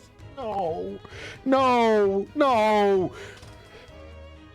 No! No! No!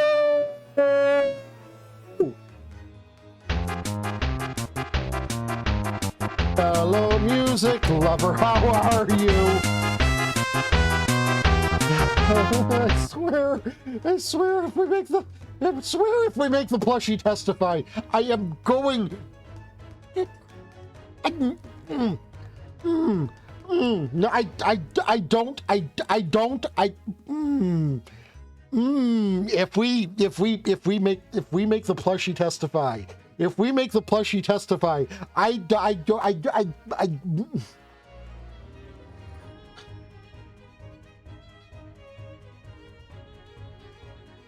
Hello, Music Lover. Hello, Raiders. My name is Oneko Taigo. I'm half demon, half cat, and all friend. And I had existential dread from playing Everhood 2. I had ego death from playing Everhood 2. And the concept of Sherlock Holmes testifying through a plushie being a possibility in this trial has broken me more than anything else in any of these streams.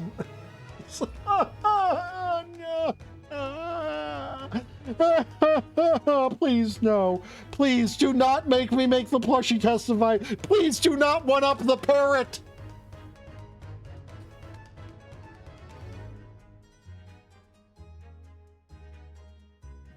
No, no, no, no. How about no?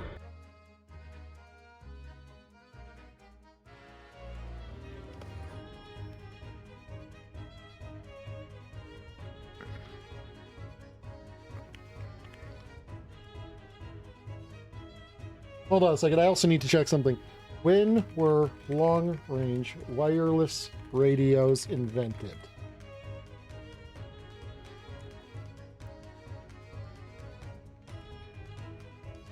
Take care. Oh, I guess long-range wireless radios were, oh wait, no, in the mid-1890s, built-on techniques physicists were using to study electromagnetic waves. Oh no, for long-distance radio communication. I'm guessing they were bigger.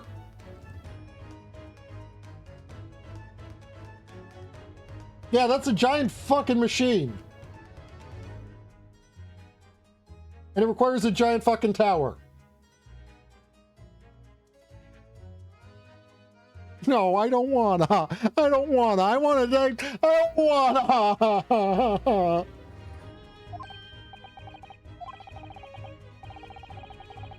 She left over last night after the final pieces of cargo were loaded.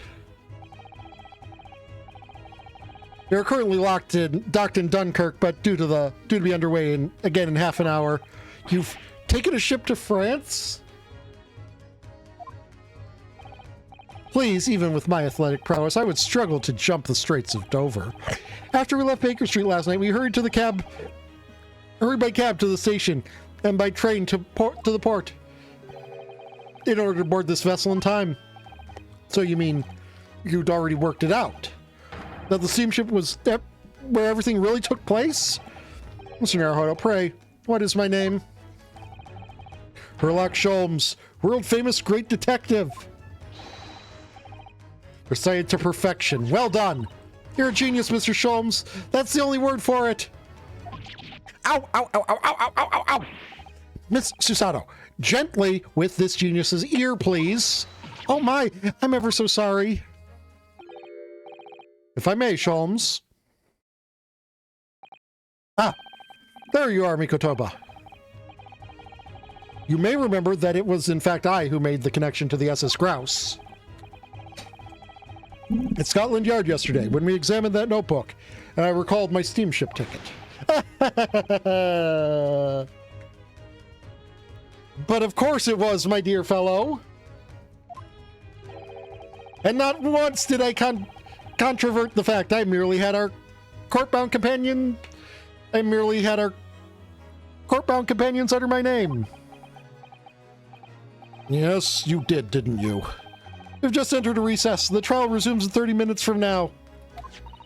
And if we're unable to present any new leads, then I'm afraid to say...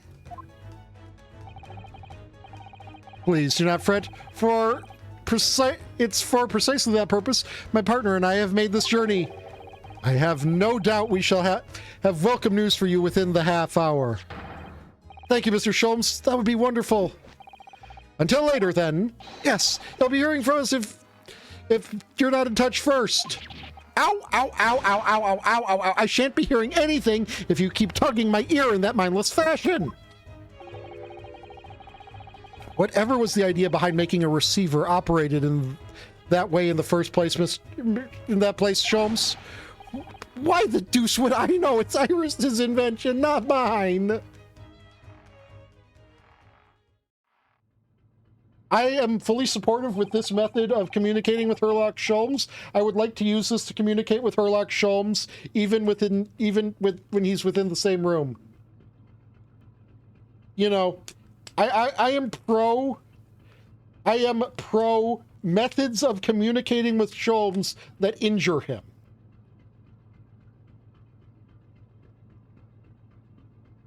I mean, you saw how, you know, the hot French accented witch lady, you know, that she was like a 9 out of 10 and then she started threatening Sholmes and then she became a 10 out of 10. You know what I'm saying? Like,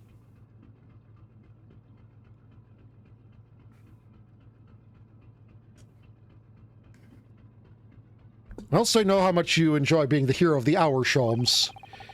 We have but half that now before the grouse puts to sea again. If we don't conclude our investigations rapidly, we shall find ourselves in Naples before long. There are times, Mikotobo, when you make a surprising amount of sense. So, let us begin. Oh. Are we actually... We're doing this. We're doing a mid-case investigation phase?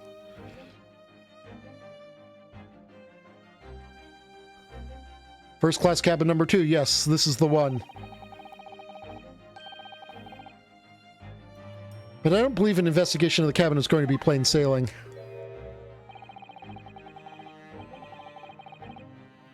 That crewman standing in front of the door is an angry-looking fellow.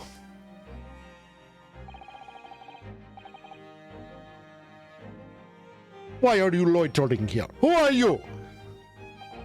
My dear fellow, do you not recognize a world-famous great detective when you see one? The question really ought to be, who are you? Also, what do you have...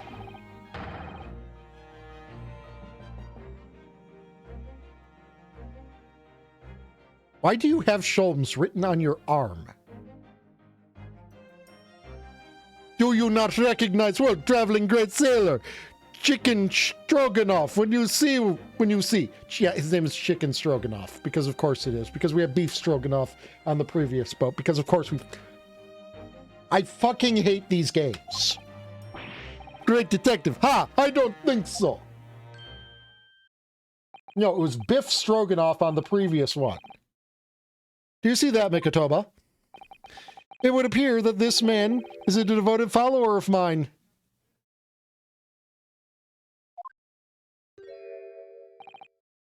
Goodness me, is that a tattoo that says Sholmes? I must say, while such adoration is flattering, naturally, it does leave a little cold. What are you talking about? Leave now! How distressing. My loyal devotee knows me only by my name and not my appearance. And yet, I already know a great deal about you, sir.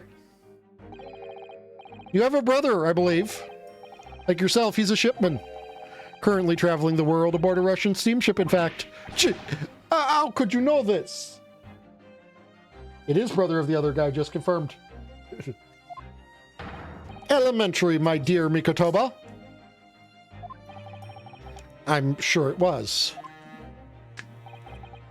3 days ago, I was bound for London aboard this ship, you see.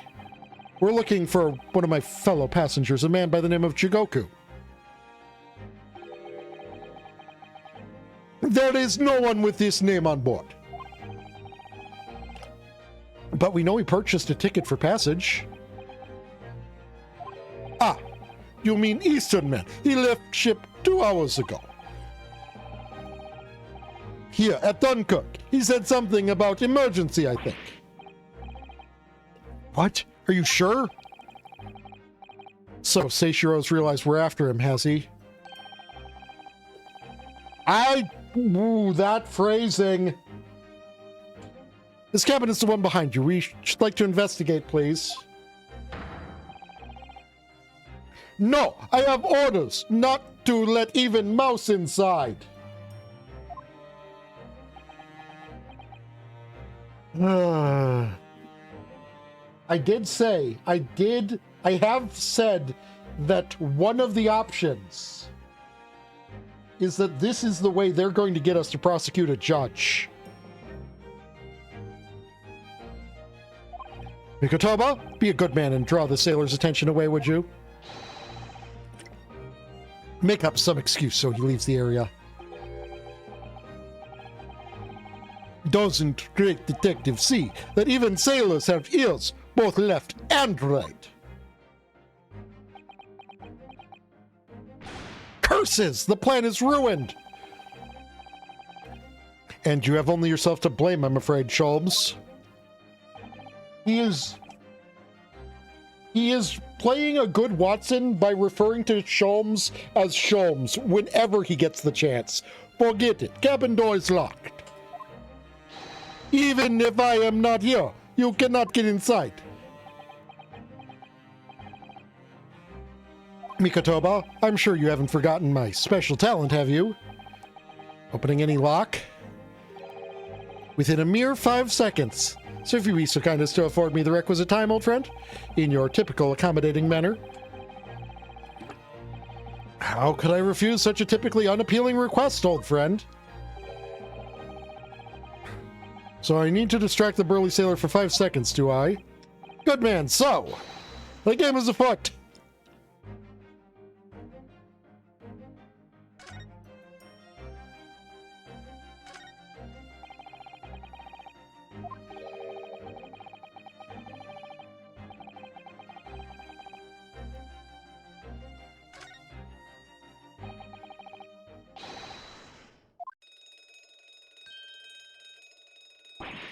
You, what are you doing? If we were at sea, that would have been very bad problem.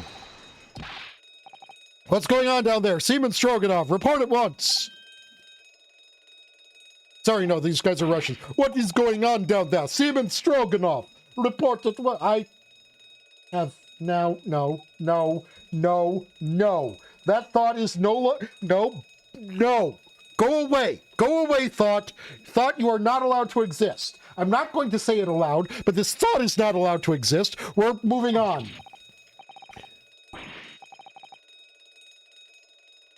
No thought. No thoughts happened.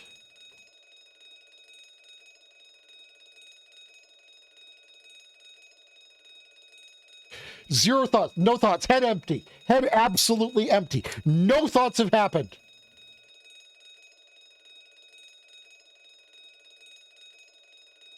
Nope. This one's going to my grave, and I am a demon, so there's never going to be a grave, so it's not going anywhere. It's nope. There's no thoughts that have been had about a Mr. Seaman Stroganoff.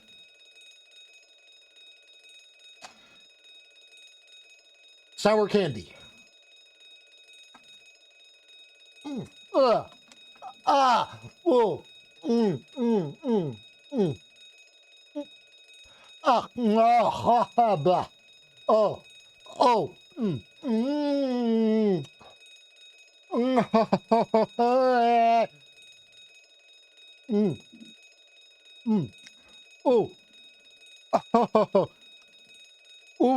This one bad. Because of course it's black cherry. Because of course it is.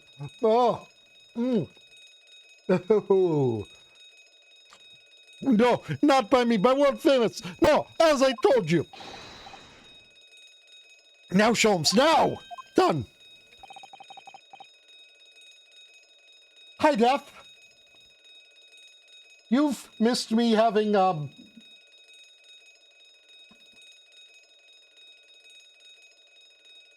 Oh. You missed me having no thoughts that happened about a character and his name, and the thoughts that they implied as meals that could exist.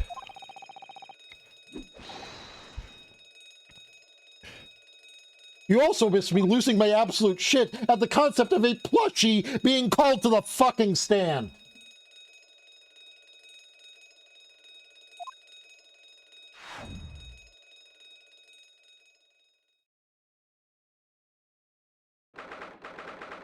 To all of the people who will eventually watch this on YouTube, it is of vital importance for you to understand that I treat my chat as my dearest friends. There is no parasocialness with our friendship. So when I see someone talking in chat, I try to address them as best I can. Not just like occasionally read out their chat and address their message. I care about them.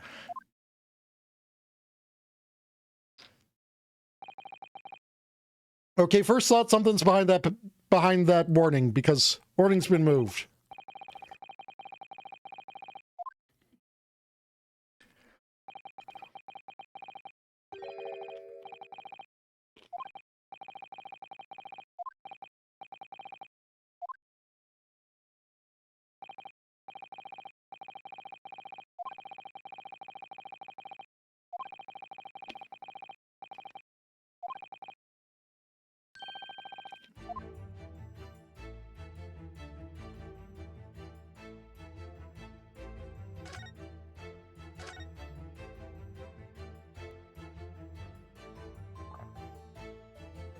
I'm gonna make it fucking possible. I don't see why I would need to save right now. Okay, good. They actually, like, made a point of this being a different locking system.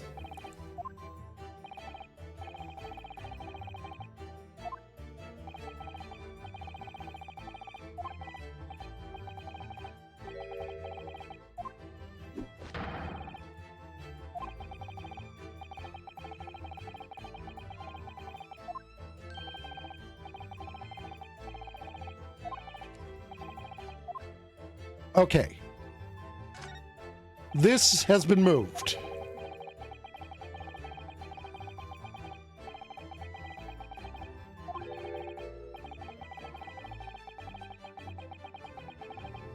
Additionally, there are severe punishments for stowing away in wardrobes and/or travel cases.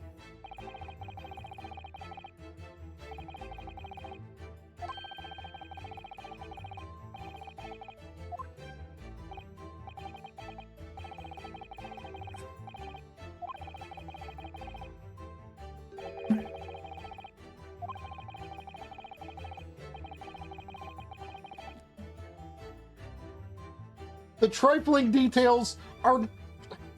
You cannot say there's nothing important about trifling details in these. It's literally where the most important things come from in these.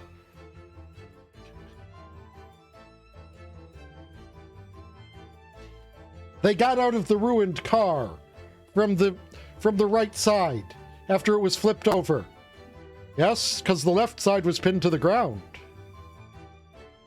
Or no, they got out of the left side of the car when the ruined car was flipped over. Yeah, because the right side was pinned to the ground. Ah, you see, but it was a British car. So the seats were, that means they were the driver. But they said that the older sister was the driver. Exactly, which means that she is posing as her older sister.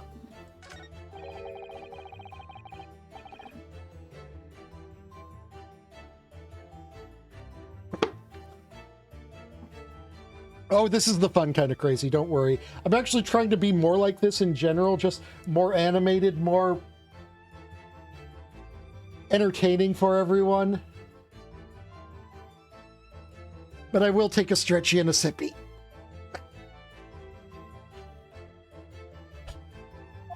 Yes, that's a...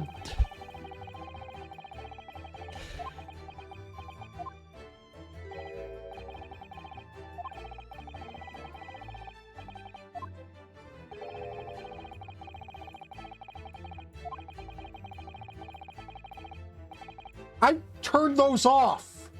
Why were you able to redeem that? I thought I turned those off.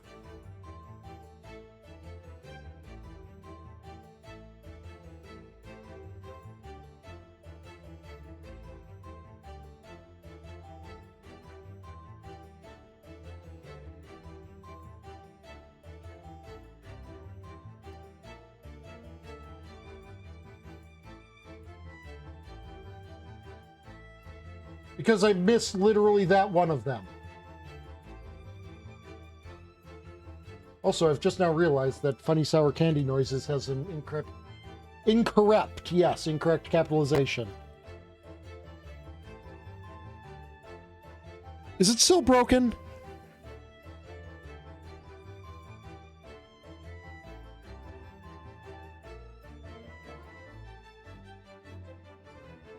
Yes, it is. Small, why don't lawyers go to the beach? The cats keep trying to bury them. Chuckles, oh, the legal humor. Tiago would appreciate this one too. What?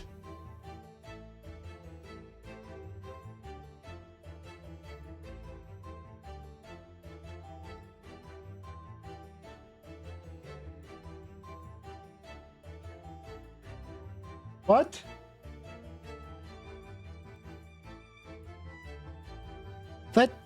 What?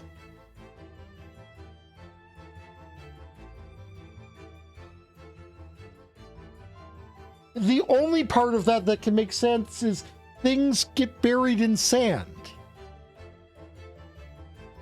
That's the only aspect of that makes any sense.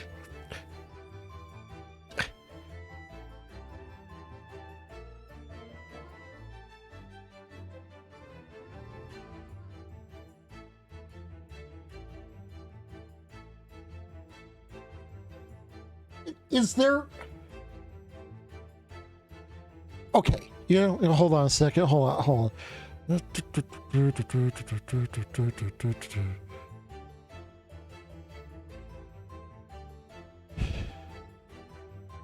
Can you explain the through line on any of that? Small, oh, Tiago, let me handle this one. The through line is all about finding the connection, the flow, the narrative thread that ties everything together. It's like weaving a story, making sense of the chaos. Yes, I know that. I meant your joke. Small, gotcha. The through line in the lawyer joke is the unexpected twist of cats and burying, turning a common profession joke into a humorous scenario involving our feline friends. Just a little bat humor surprise for you.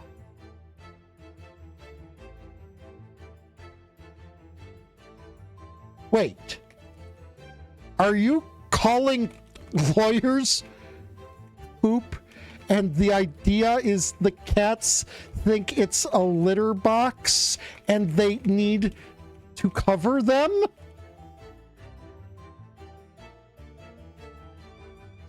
Small, oh no, Tiago, not at all. It's just a silly joke about lawyers avoiding cats burying them in the sand. A playful twist on the typical lawyer jokes, no poop involved, just the legal feline mystery.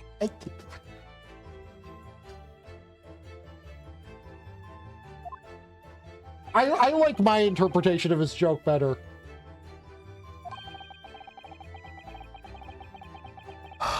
Yes, it's not...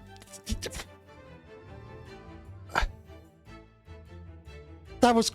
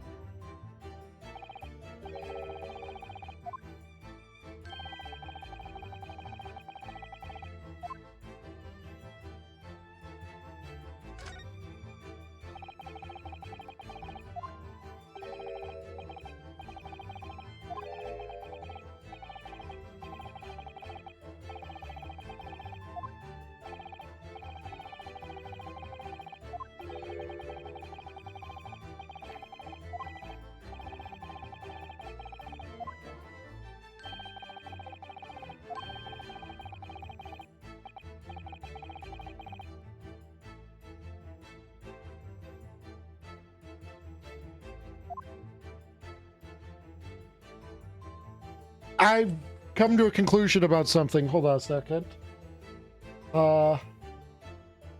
Okay,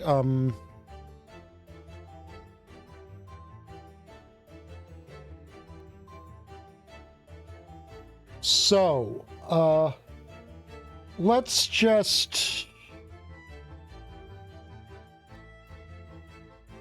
Yep, I'm more and more convinced that I'm correct.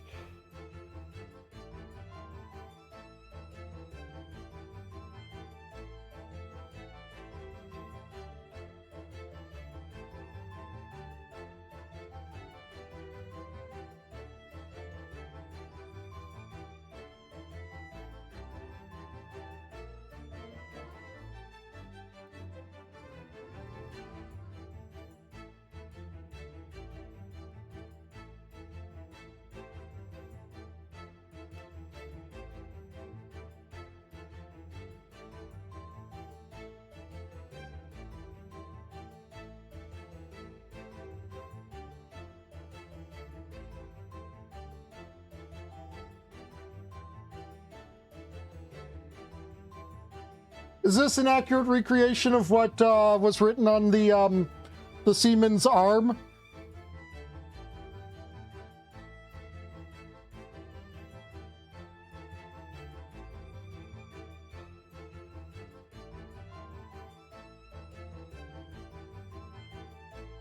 Hey, can we try 5637045?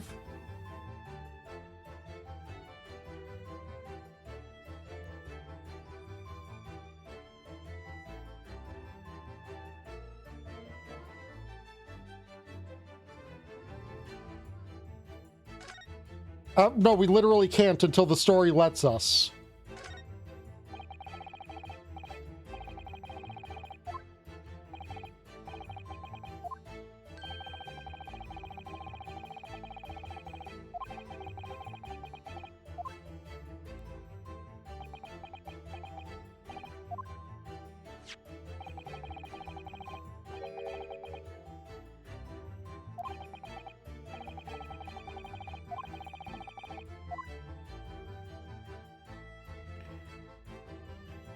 On departure from the port of Dunkirk, all the... didn't finish reading that.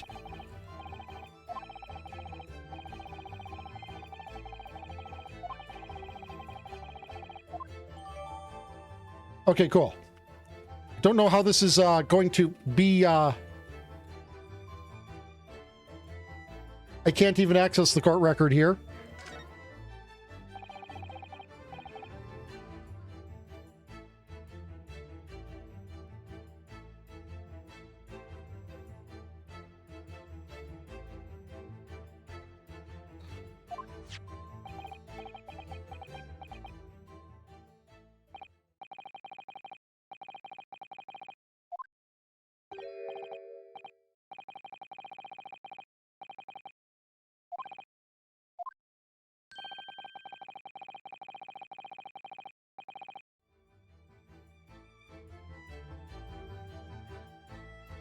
That would be big enough to fit to hold a body, wouldn't it?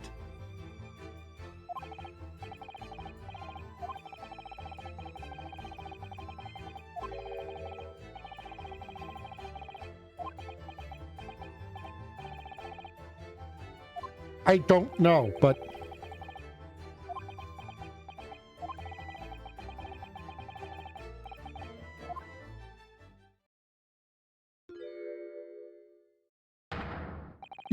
You are still here.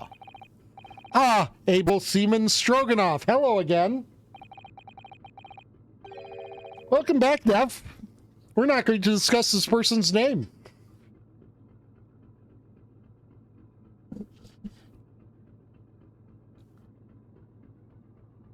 I don't know. I was beginning to think you'd never materialize. Eh? You are waiting for me. Of course, I was expecting you to burst in with a hearty Russian profanity far sooner. I was in trouble with Captain because of trick you played before. Poor innocent chicken. It is all your fault. Ship is leaving port soon. Get off now. Of course, we shall disembark presently, my dear fellow. But first, There is something that must be done. What are you talking about? Why, naturally, the debunking of your deceit and the bearing of... No, we're not doing that. Please tell me we're not doing this. Please tell me we're not doing this. Not as Mikotoba. No, we're going to do it as Mr. Mikotoba.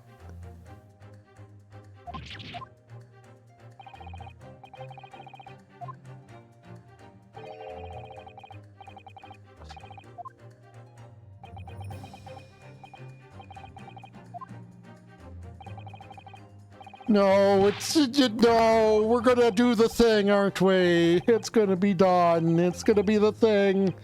No, no, no, he's implying we're doing the thing. Oh, it's going to happen. Here it goes. No.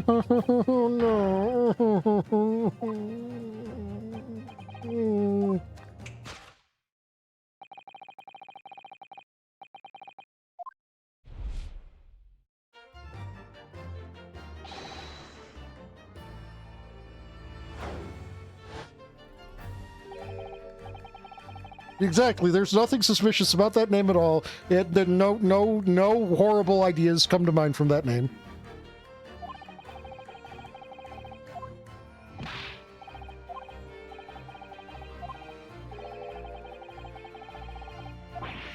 The thing that contradicts it, Schultz is gonna say like fucking the clothes on the floor. No, he's gonna say the signboard.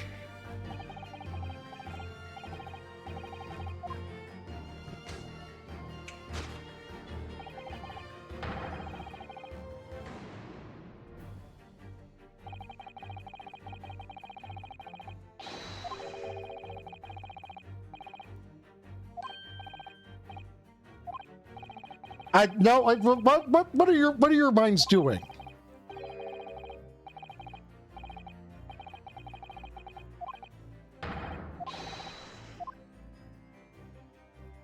Okay, thank God we're not actually going through all of Sholmes's shit. Take that!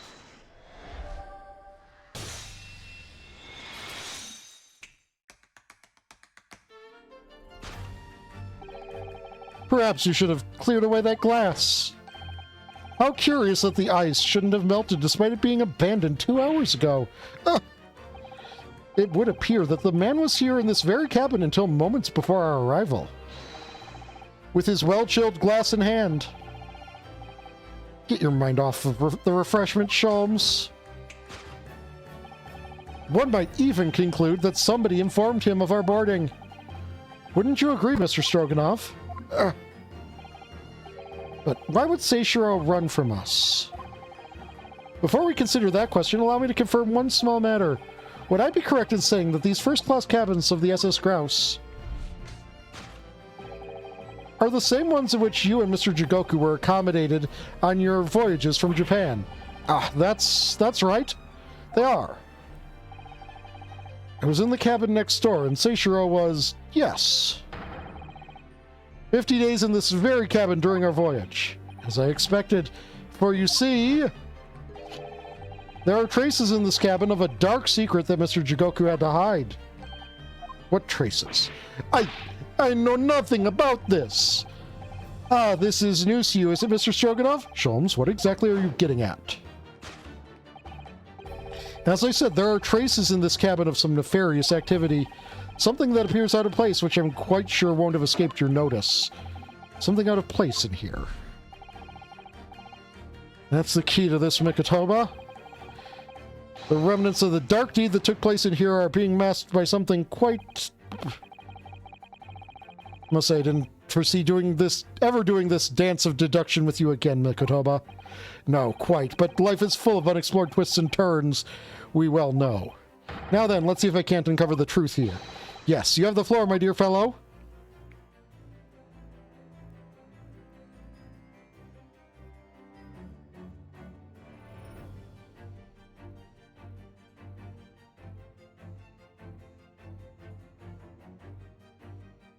Take that!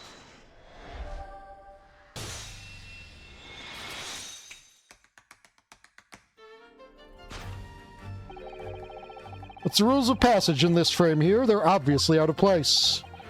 The way they're hanging crooked on the wall, as if they were put up there in a hurry. Yes, as I'm sure you've already concluded, that frame was originally over there. The shape and size are a perfect match.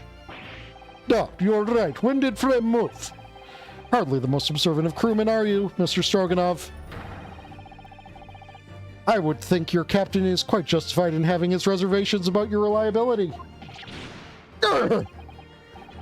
Oh dear, that really seemed to touch a nerve. So, Mikotoba, why don't you lift the frame off the wall?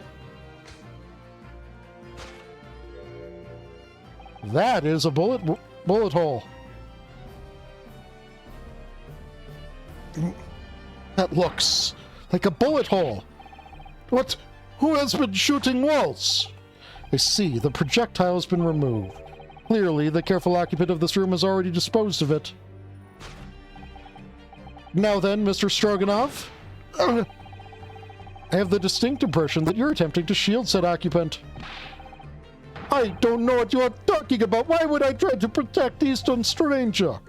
Ah, so we're talking about the same man, I see. Good. I'm sure we can get to the bottom of this in no time, aren't you? Aren't you? Because there's some very noteworthy evidence that explains the reason why you're lying for the man. Yes, you've been told to keep up this pretense as clearly shown by... I really don't know how to approach this one, Sholmes. Ah, my dear Mikotoba, simply keep the first principles in mind. Study your subject from every angle, and I'm quite sure that you'll see it. In fact, I'd put a wager on it. So I'm to glance at the fellow from all sides. Okay, now we get to do the rotate, huh? The thing you are clearly hiding in your pocket. The money you've been bribed.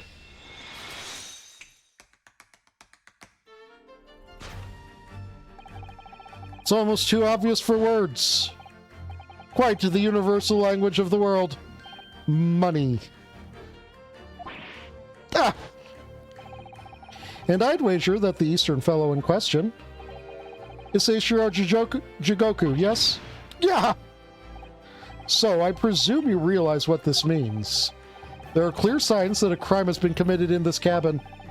And the way you're going, sir, you'll find yourself accused of being an accomplice. But... I believe you know, Mr. Stroganov. You know where Mr. Jigoku is hiding at this precise moment in time. As always, Mikotoba, in matters of deduction, the furtive glance is your unfaltering ally. Yes, I think you're onto something there, Sholmes. No, you can't use that... I know it's a normal phrase, but you can't use that phrase. We're going to need to follow this man's gaze to find where the prey is hiding. Slight flicker of the pupils.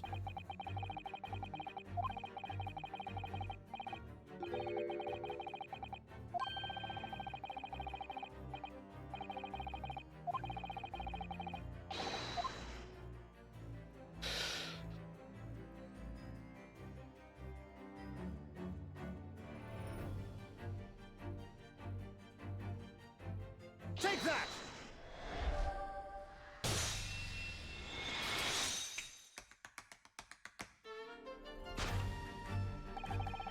Now we're getting him out of the trunk.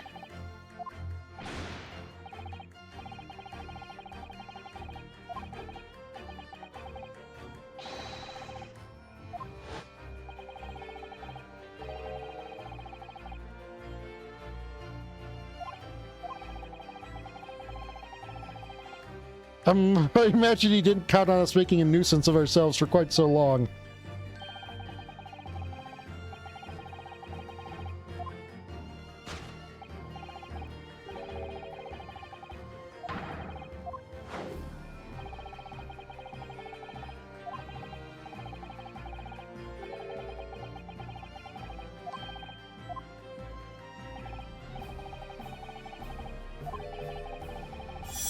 Dad, thank you for the sub. That's a lot a month. That's like almost 4 straight years.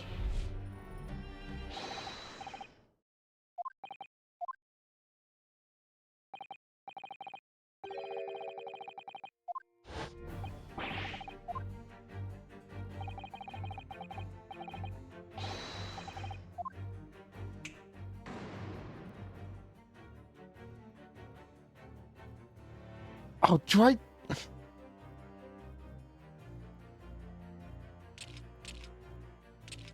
Oh, we don't even get the full number of digits, huh?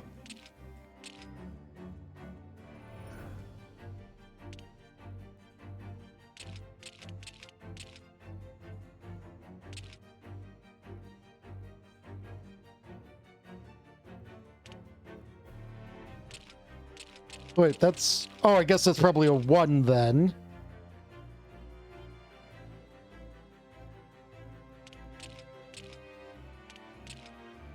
Wait, this is 4. Wait. Oh, this is 0.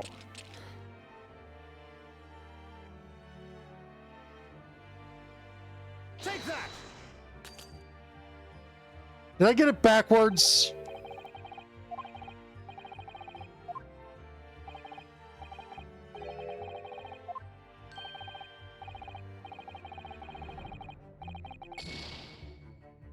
Oh, yeah.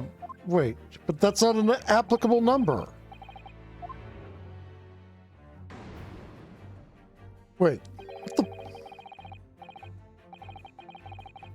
Okay, hold on. We're grabbing this real quick.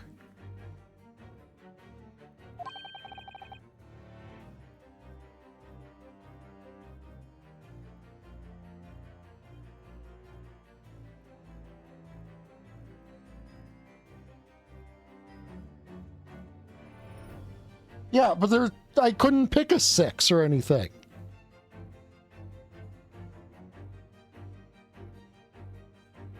Oh, it's a 2.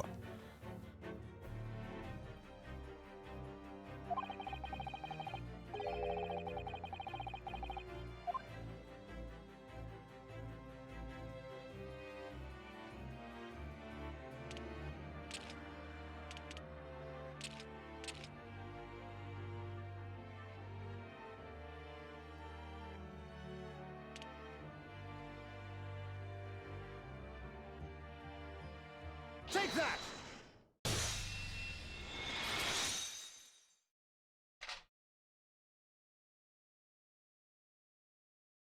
I'm aware. I'm closing it now.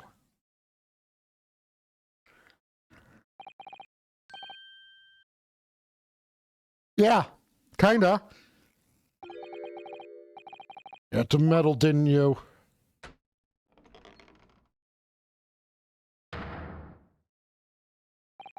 Well, Eugen, you found me now.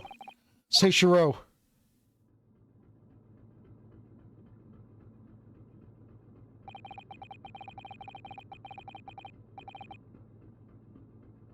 I was really hoping beyond hope not to find you here.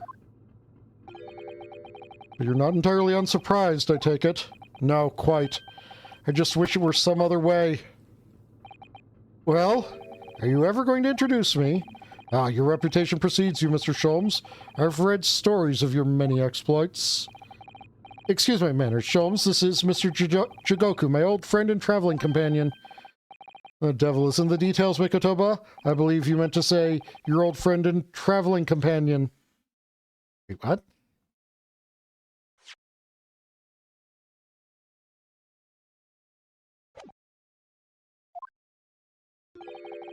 Who made the cowardly decision to flee the country without a word to anyone when things turn sour? That's... yeah, sure, that's the details. I see my reputation precedes me as well. What an honor. Well, Seishiro, are you going to explain all this? You know it all by now, I imagine. What you didn't know, of course, is that 3 days ago, on the night before our arrival in Britain, an attempt was made on my life here on this very ship. By the Reaper of the Bailey? Yes, I've since heard. Because you were once prosecuted by the Reaper, weren't you? 10 years ago now, mind you. And I had no idea at the time what a dangerous individual he was.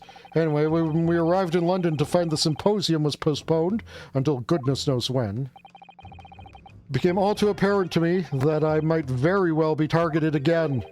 So you decided to flee the capital without saying a word to me about it? I'm afraid so, yes. Of course, I realize now that I really ought to have confided in you. It's somewhat surprising, I must say.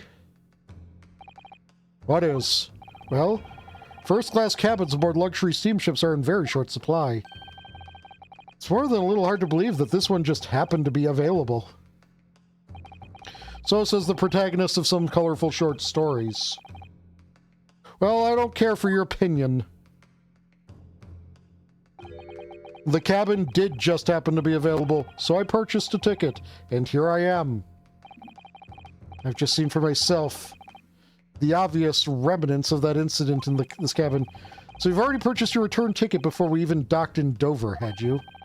To prevent anyone else from taking this cabin and seeing the evidence, is that it? Eugen, I have nothing to say to you.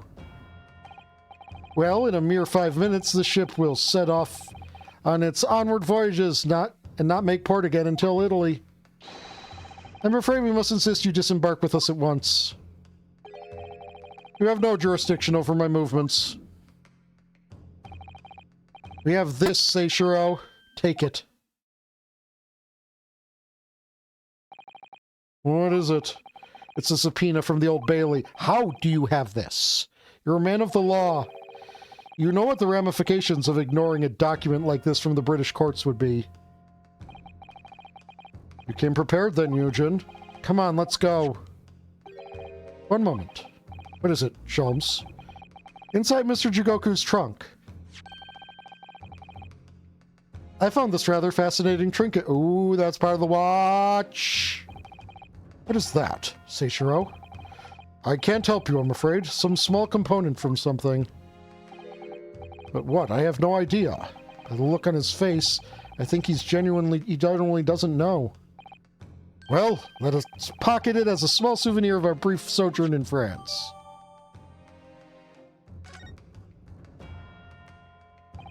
Well, young Naruhodo, I think we've done as much as we can, I'm afraid. The rest will be on your shoulders, on the shoulders of you and your assistant.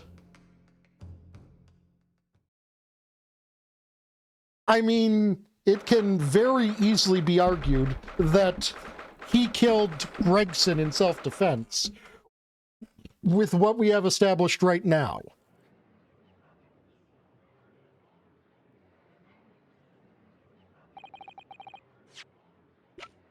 Yeah, those things are just in my inventory now.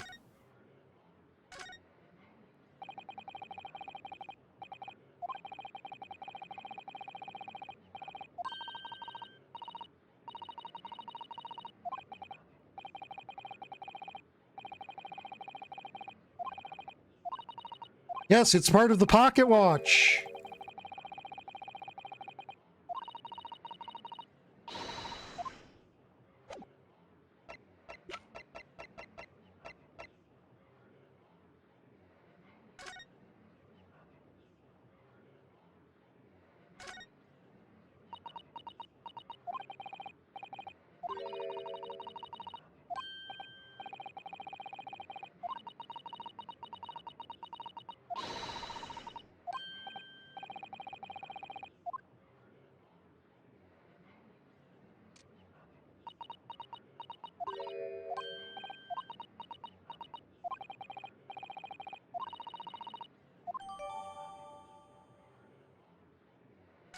Okay, you see, I figured we needed to do that in order to,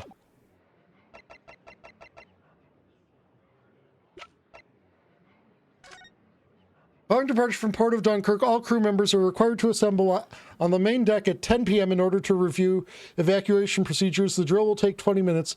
Crew to resume duties as soon as the drill is over, and during that time he was able to hide Gregson's body in the freezer. Kazumisogi, I know you, and I know you wouldn't lie. And I know that I would be right back because I need to use the restroom real quick.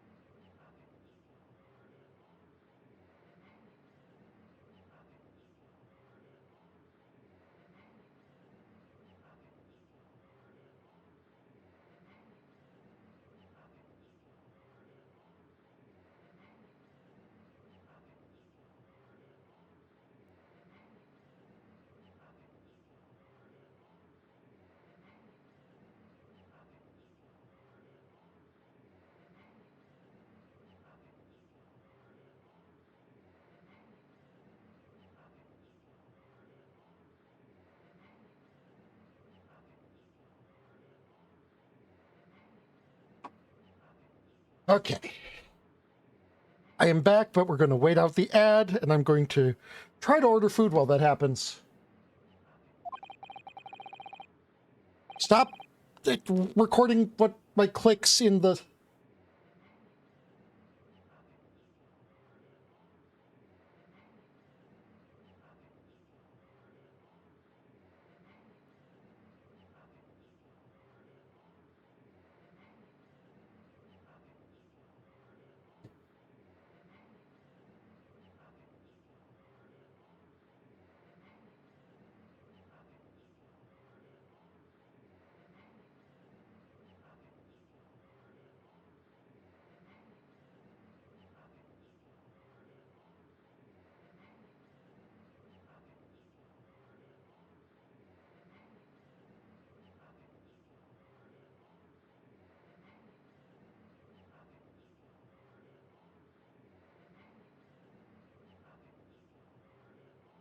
And of course, I don't remember my password.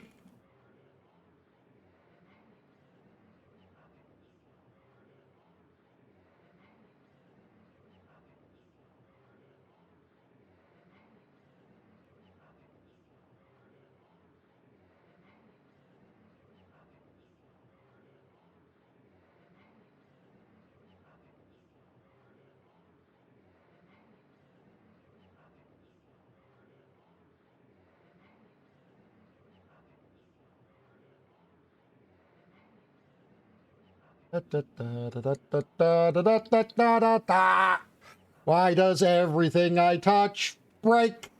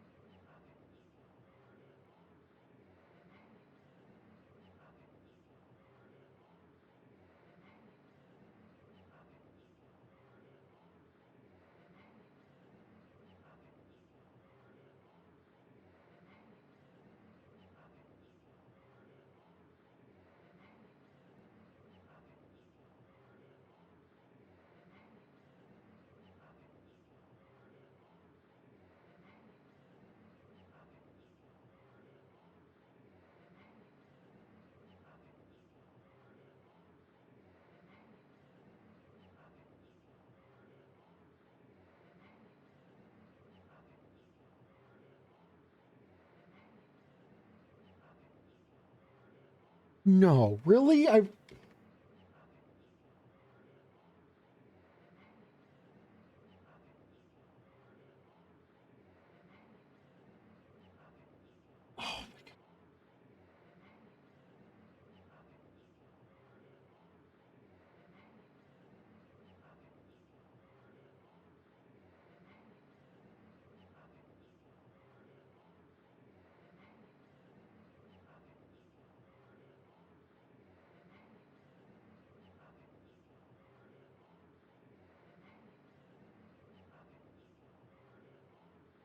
So I'm going to be honest here about something, chat. For accounts that I don't care about, like my goddamn Domino's Pizza account, I've got a couple of sets of passwords I use. Like, for shit that matters, like my bank account and my Twitch account, I actually have secure passwords, don't worry.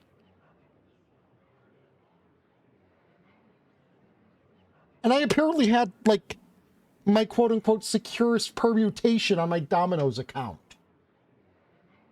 So now I have a securer permutation.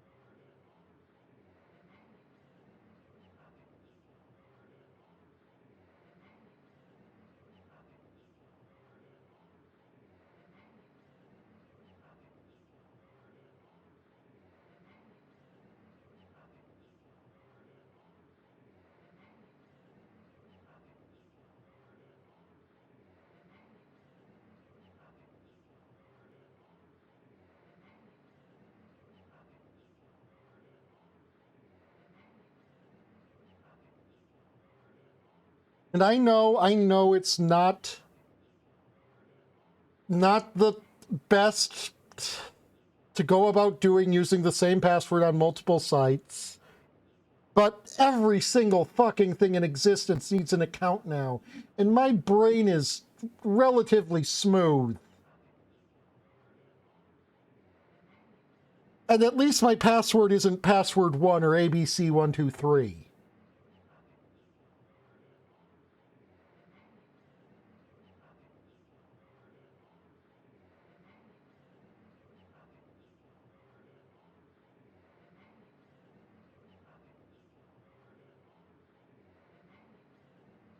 No, I'm not dumb enough to say what my password is.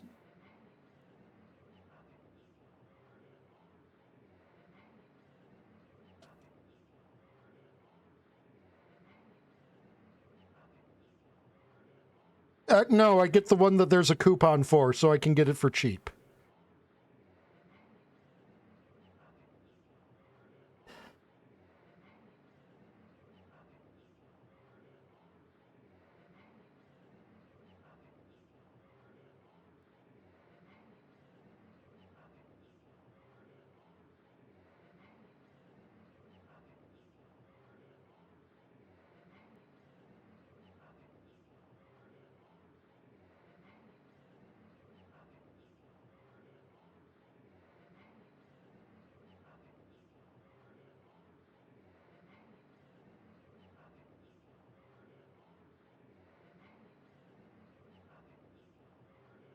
You're holding something back. You know more than you're saying.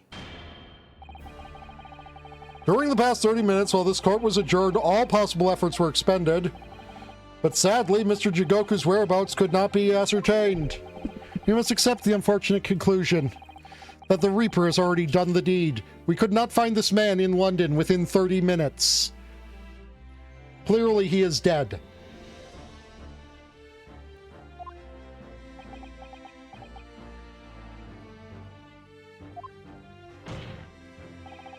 There's no sense in wasting any more of the court's time. The prosecution calls for an immediate verdict.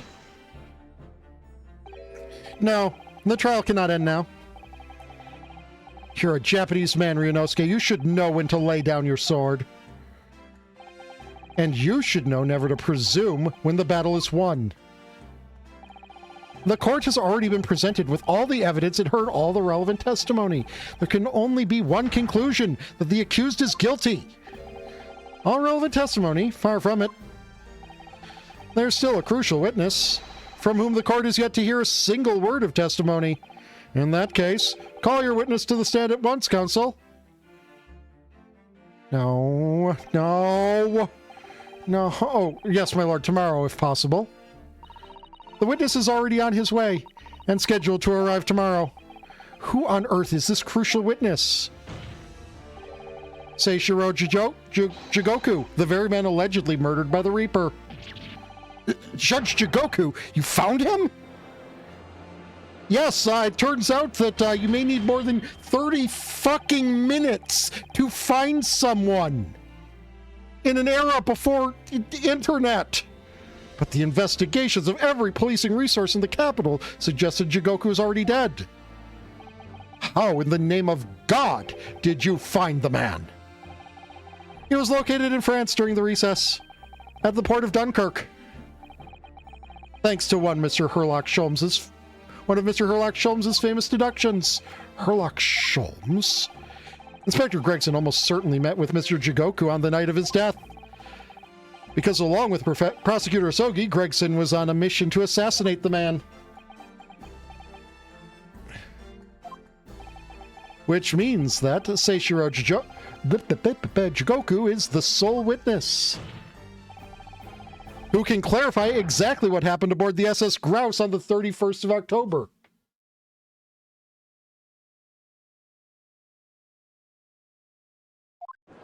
"30 minutes. You had 30 minutes to look for the...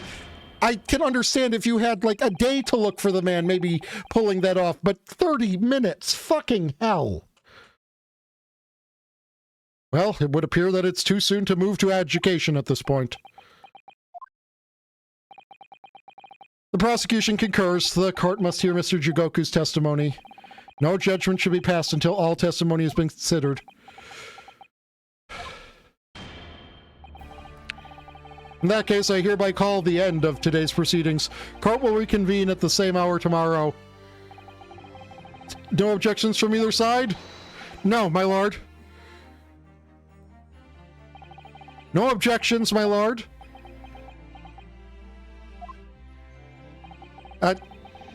Counsel for the defense, the court would really like to know how you got this information, though. Like, you said you got this from one of Herlock Sholmes' deductions. How? How, might I ask, did he... How? Actually, how did you... How? We have established that long-range telecommunication, or long-range communications right now are done via telegraph. Yeah, I know that. I'm aware of that fact. I'm just saying that, like, or at the very least say something along the lines of, and to counsel for the defense, if you are lying about this, it will be your head. You know, something like that, because it's just like, we've just said that we magically fucking found him.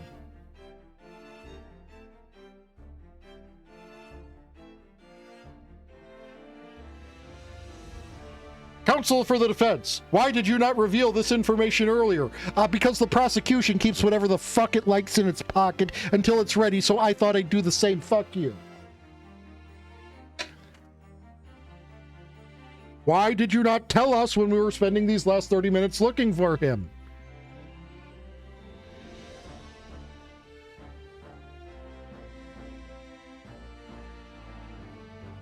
Your unicorn staff is really cool.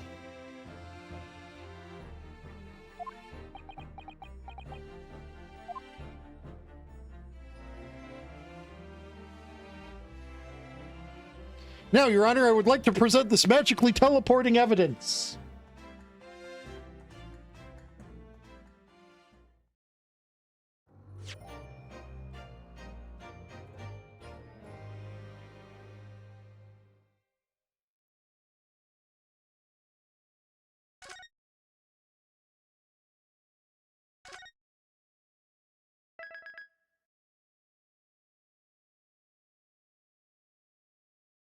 Yeah, I know. But the fact that I have it right now kind of doesn't.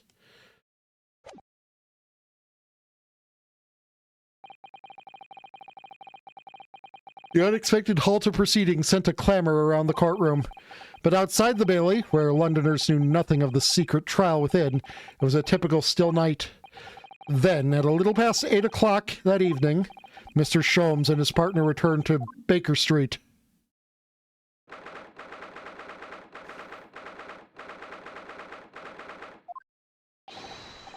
You have returned, my dear fellows. Welcome back to Britain, and thank you for your timely help. Think nothing of it. I believe you've had even more wearing day than Mikotoba and I know. You could say that. We were on the brink of defeat in court earlier. So this prosecutor Asogi had you on the ropes, did he? And he's your best friend, you say? Well, he's not really the man I knew in Japan anymore. Kazuma's changed. Oh, Mr. Naruhodo. I mean, it's incredible to think that he'd even entertained the idea of acting as the Reaper's assassin. Well, nevertheless, you must introduce me. After all, I've only ever met the young man as a corpse. When all this started, almost a year ago now. Mr. Sholmes still hasn't told us the truth about what really... Yeah, why did you...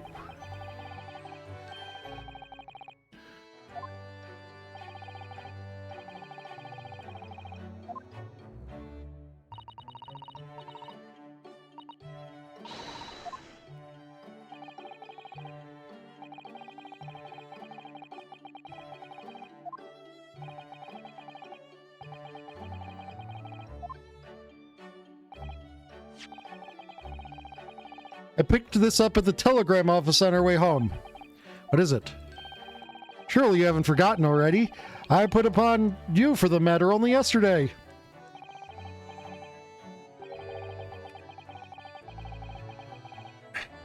You put upon me, Sholmes. I had to fill out your telegram to Japan and foot the bill as well. Oh, you've had a reply already? What was so urgent, though, Mr. Sholmes? Such matters can wait until later. I'm far too hungry for an involved conversation at present.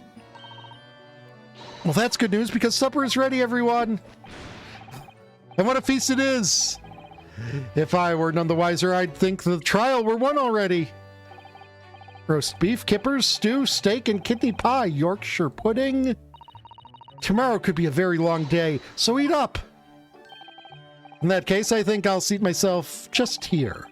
This place appears to be the only seat with a helping of pheasant as well. Oh, sorry, Hurley, not there. Why ever not? Are we in set places this evening? Yes, and that place is for Susie's daddy. For me? That's right. I made it especially for you, Professor Mickey. I see. Well, that's terribly kind of you. It's a shame, really. What do you mean? Well, for a brief moment I believed it. That Susie and I were half-sisters, I mean. Oh. Oh no, so... Iris, do you mean? Yes, I know now. I overheard yesterday.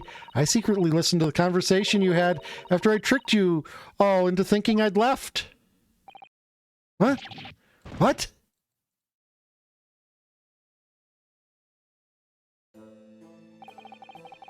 This understanding arose because of that autopsy report from 10 years ago, but actually, it turned out that neither Dr. Wilson nor Professor Mikotoba are Iris's father.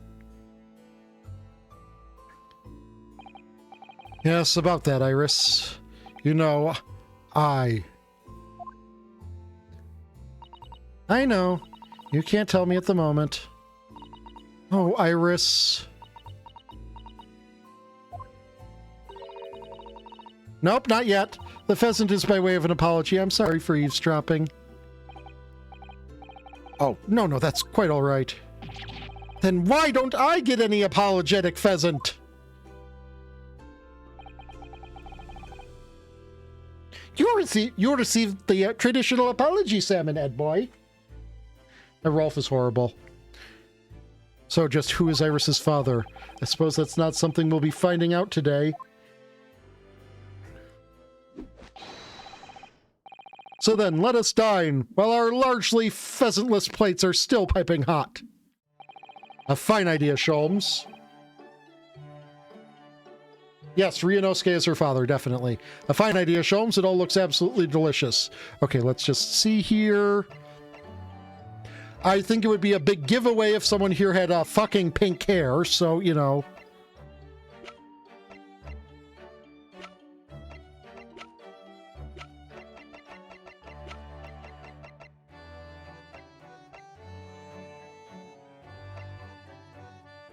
And I'll say they have to be at least 28. I mean... I can either confirm or deny that.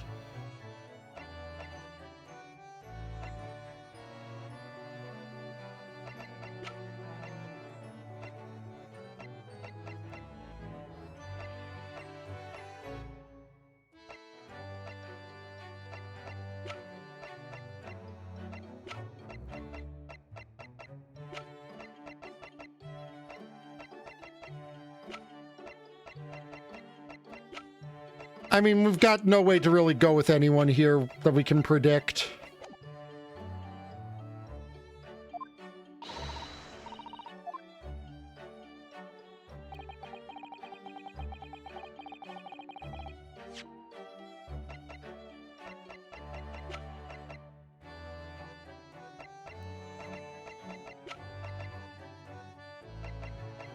Actually, hold on. No, I can't examine Iris's character.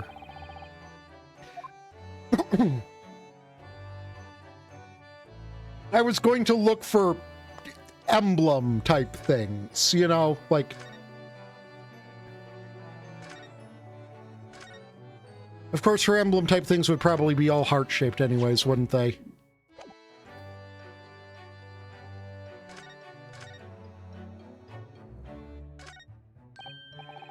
Mr. Sholmes, what are you doing? Surely it's abundantly clear that I wasn't brooding over Mikotoba's refusal to share his pheasant with me. Nevertheless, I felt the need to withdraw from the social circle for a while and look on with hungry eyes. Sorry, Hurley, but I cooked that pheasant especially for Susie's daddy.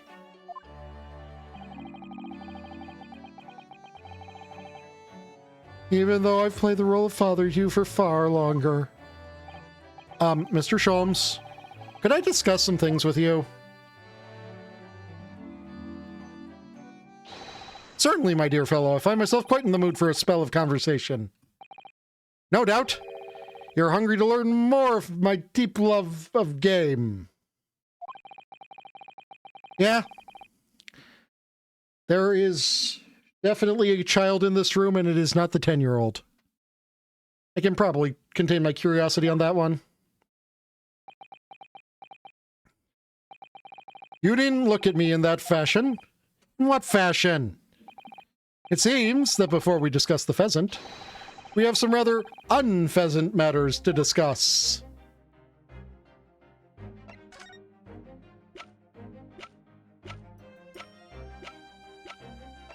Is it? Oh no, here it is. Can we explain even sort of anything of this?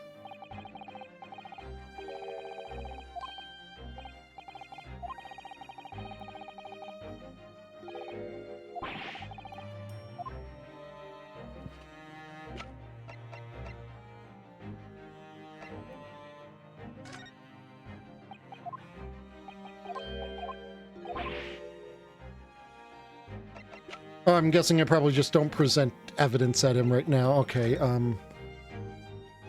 yeah, what was in the telegram? Look at this telegram!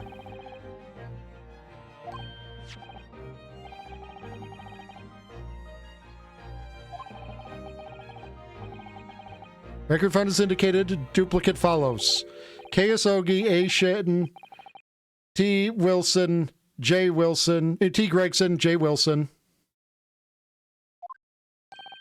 Huh? Those 4 names. No, but Jigoku was one of them, right?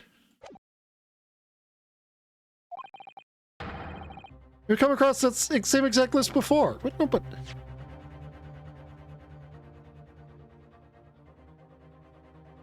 I thought Jigoku was one of them. Wait.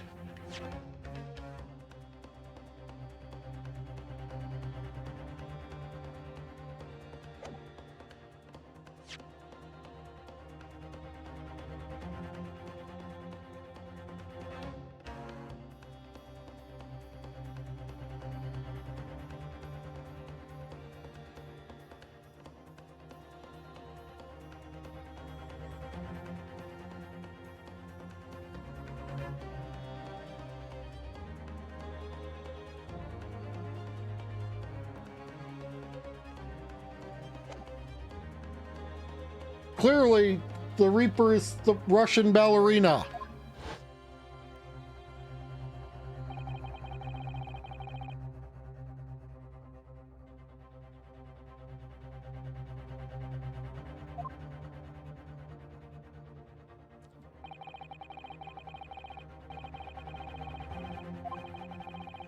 Because you see, all of those people have been kill-murdered.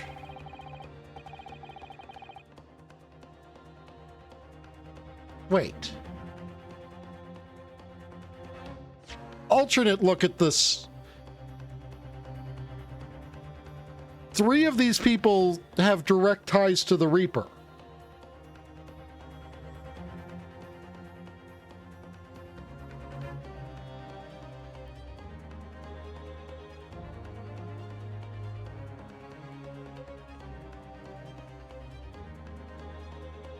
No, you're also not right. The J is for John Wilson.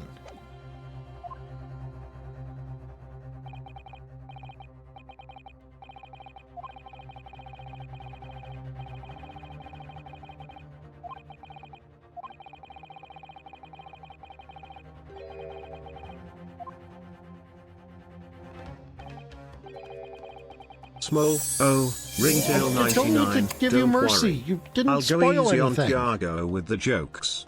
Or maybe just a little bit. Mischievous giggle, remember, it's all in good fun. Still thinks Let's we're talking spread about the those lawyer bat poop wings joke. and fly through laughter together.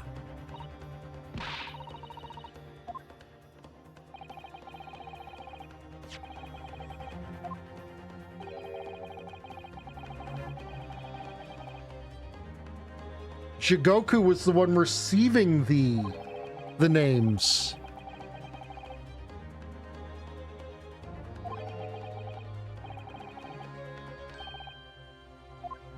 Why'd you sign my name to it?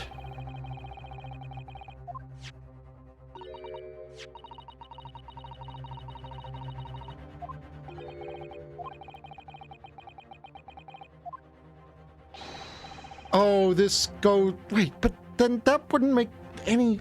Wait.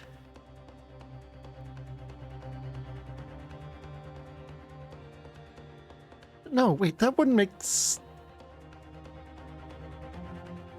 Oh, but he's a diplomat.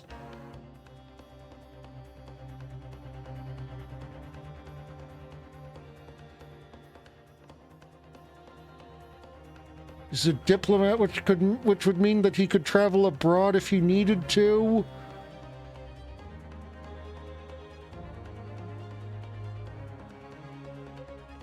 Does this idea float? Does this idea float by Phoenix Wright standards?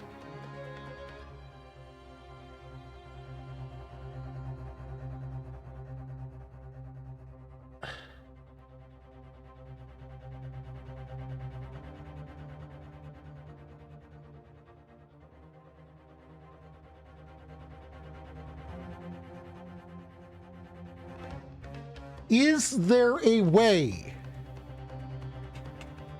that Jigoku is the Reaper?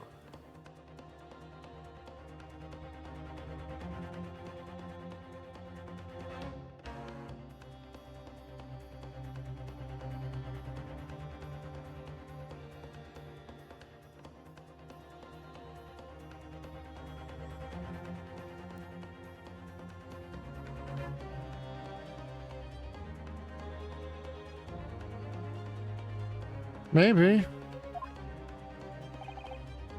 No, they can't be, because Asa Shin was killed by that the mini memo.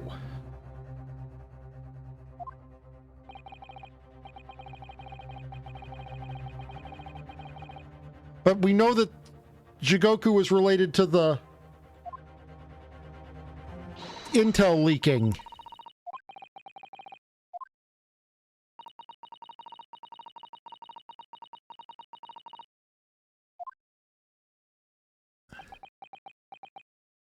Three of the four of them, though, have been murdered. One of them was almost murdered.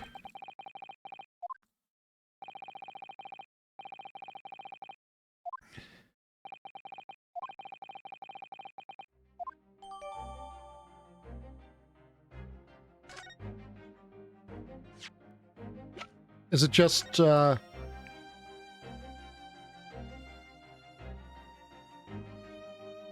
I mean, unless we find any other, you know, ones of viable note. We've got, you know, Kazuma Osogi, Asa Shin, Tobias Gregson, and John H. Wilson.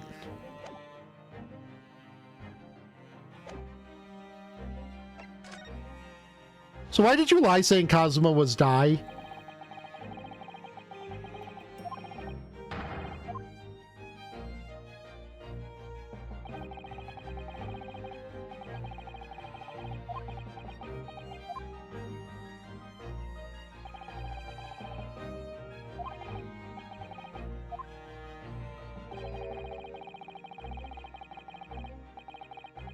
All that concerned you was preventing the young man's study tour from taking place. Excuse me?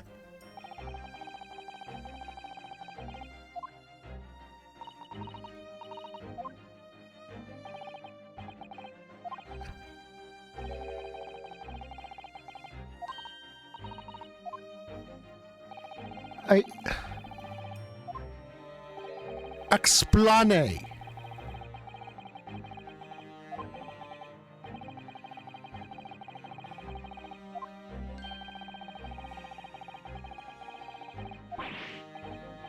Why?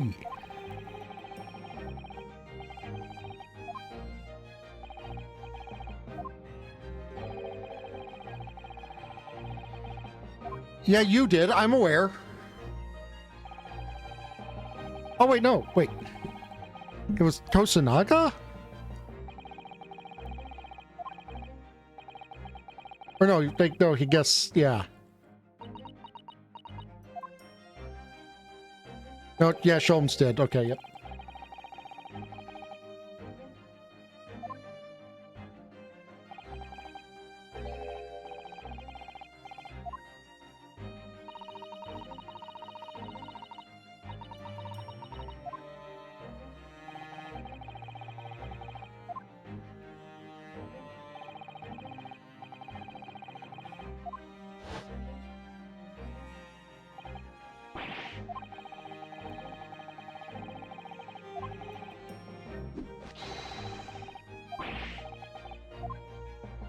Okay, so, why?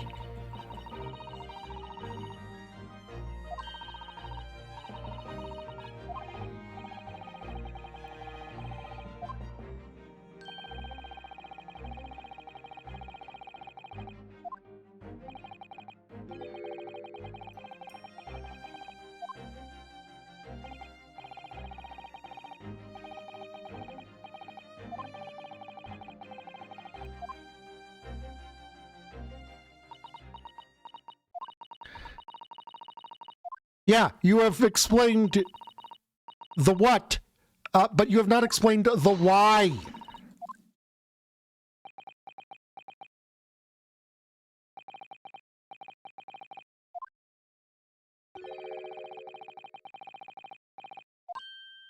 Tangible omen of the...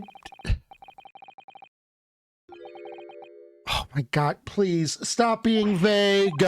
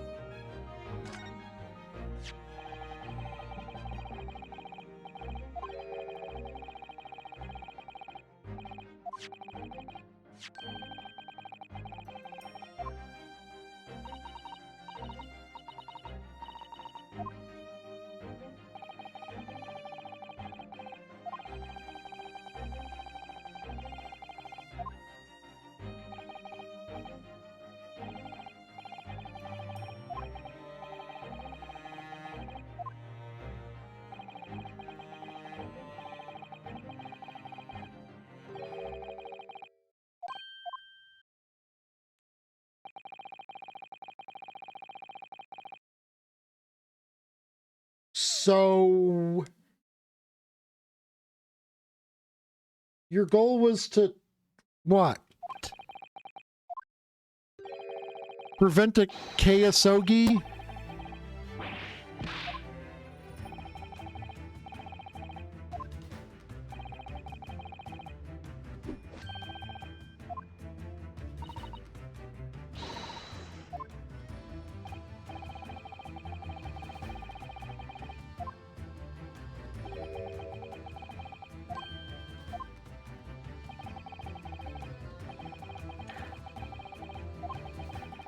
So you turned away Kazuma Asogi so he would not get killed.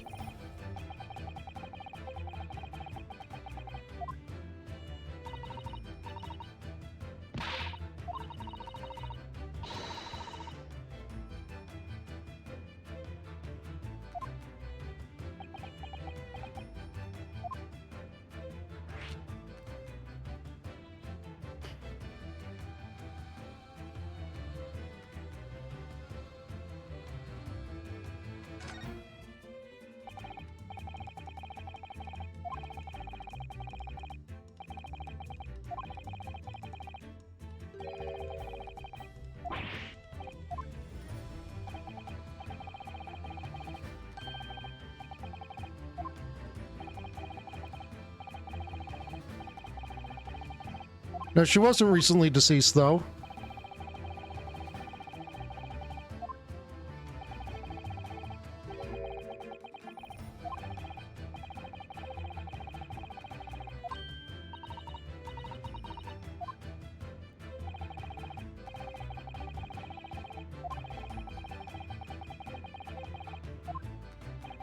You determined that it would be safest for Asogi to stay away from Britain, and instead return to the place where someone was on that list was just killed. Yep, that's a Holmes deduction, all right.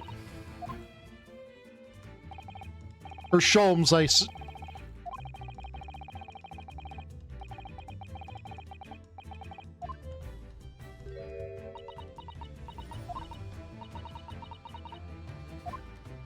Oh yeah, good, good telling her just that right now.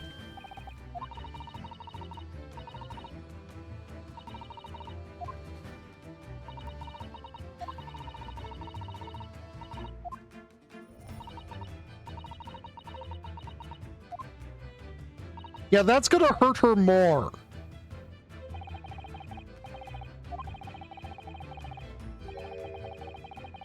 Yeah, Asashin wasn't dead then?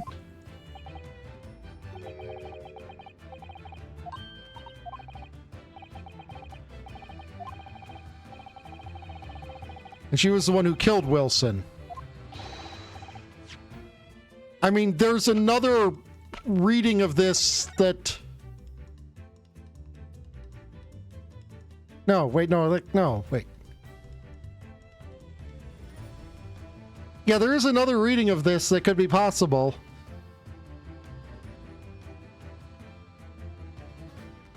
And that's that Kazuma killed Greg.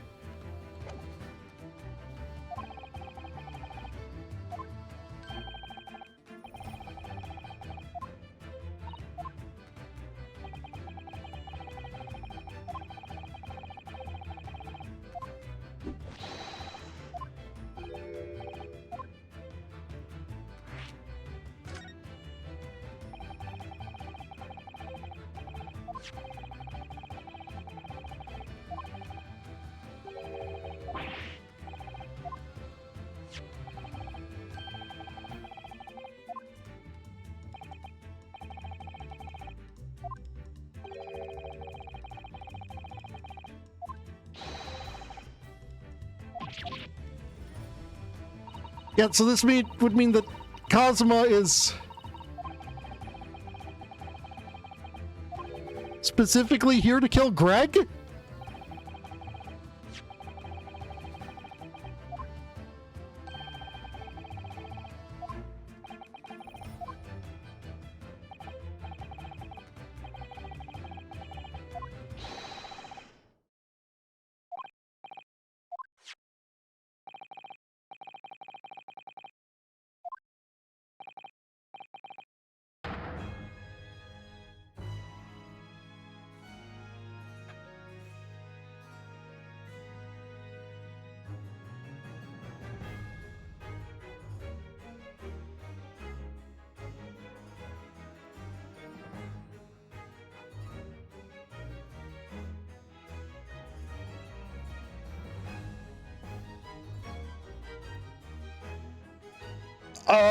By rubbing a metal detector over his chest and finding that he has a bullet from the DL6 incident inside of him from 20 years ago.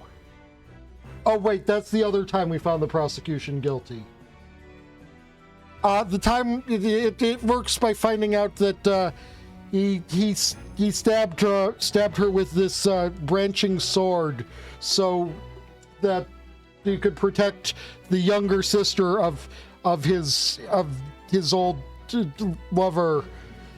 But it turns out that it wasn't actually going to happen the way he thought it was, and that he couldn't see that there was blood because of his red visor. Oh wait, that was the other time we found the prosecution guilty.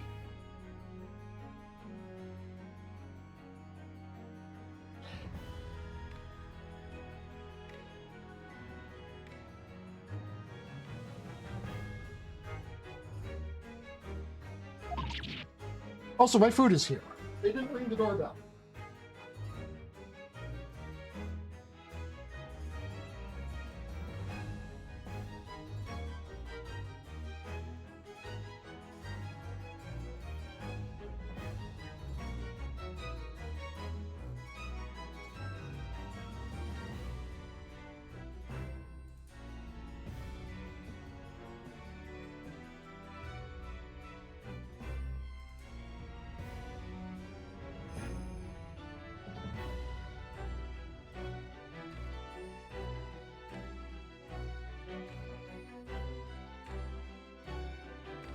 Oh, whoops, that was totally my fault. I forgot I had the outer door propped open.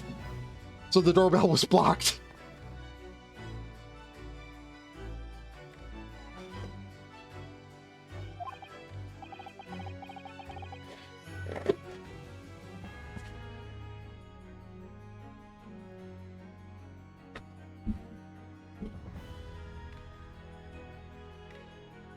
I mean, it was very much seeming like, from the way things were being described, that he was being sent here on some sort of alternative mission. And I was like, are we just exporting students as assassins or something at the time? But he didn't say that, because that would be silly. But I forgot it's a fucking Ace Attorney game!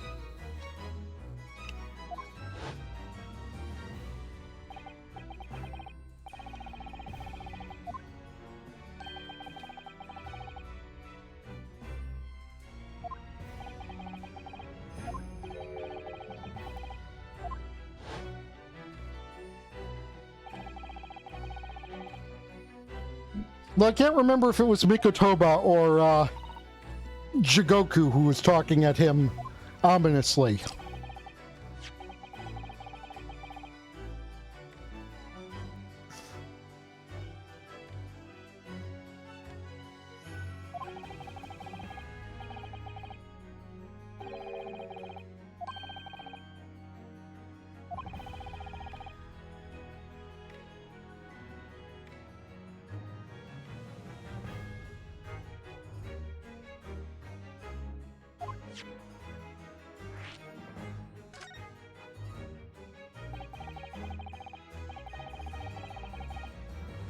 Seriously, we've got a fucking strangers on a train assassin exchange program.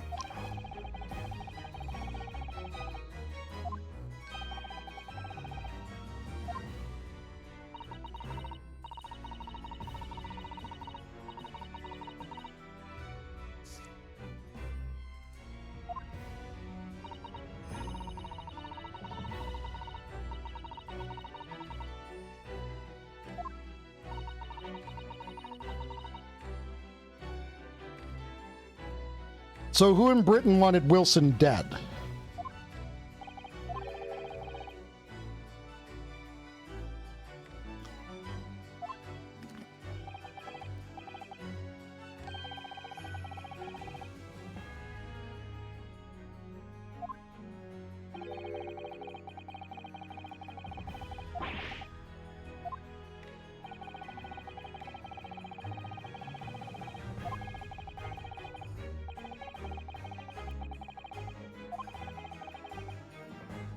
Implies Strongheart.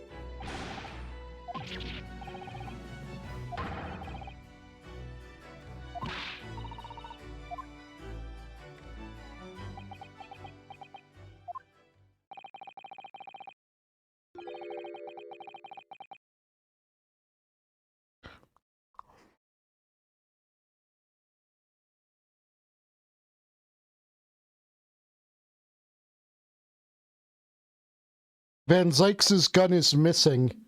You know that, right?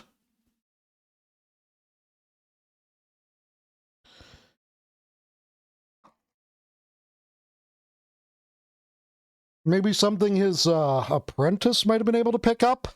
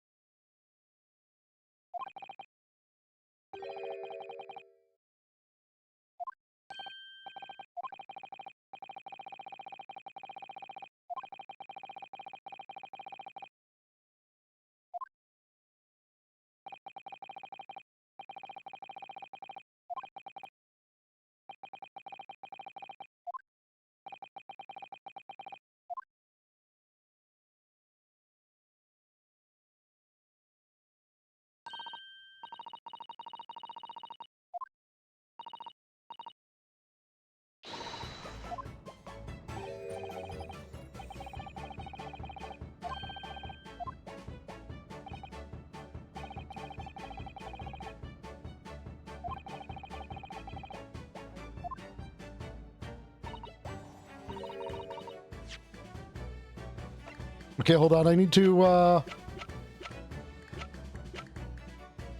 let's just look at these photographs.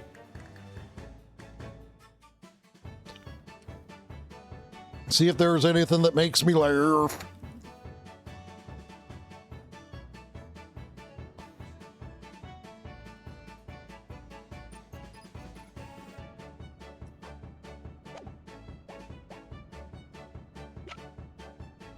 More accurately, I just want to be refreshed on what I'm seeing in them.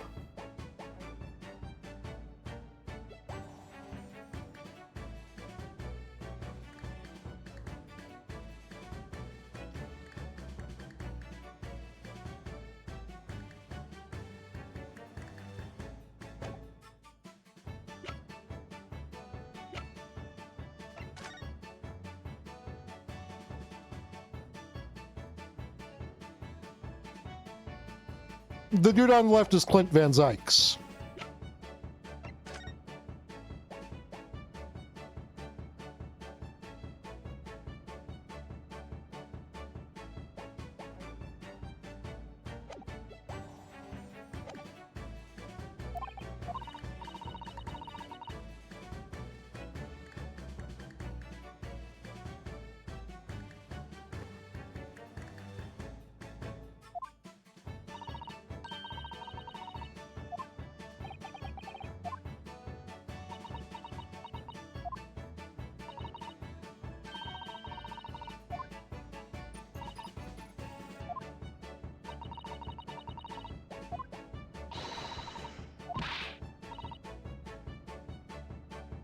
Wait, I have come to a conclusion. And it's an annoying conclusion. And I hate it.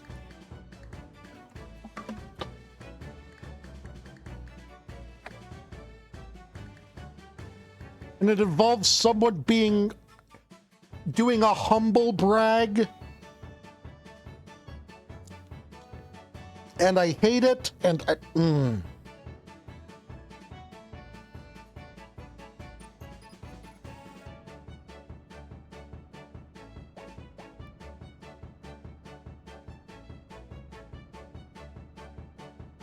What were the words Sholmes used to describe the stories in that chest?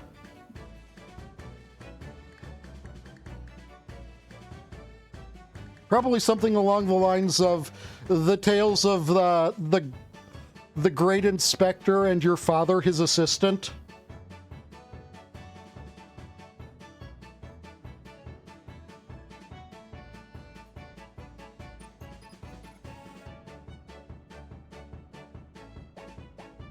All it's going to take for that statement to be true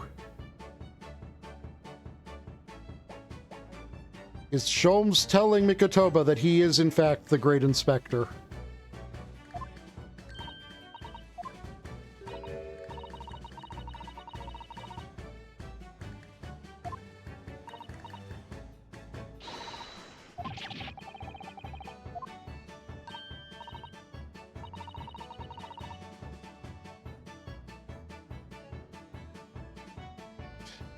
that Sholmes is Iris's dad.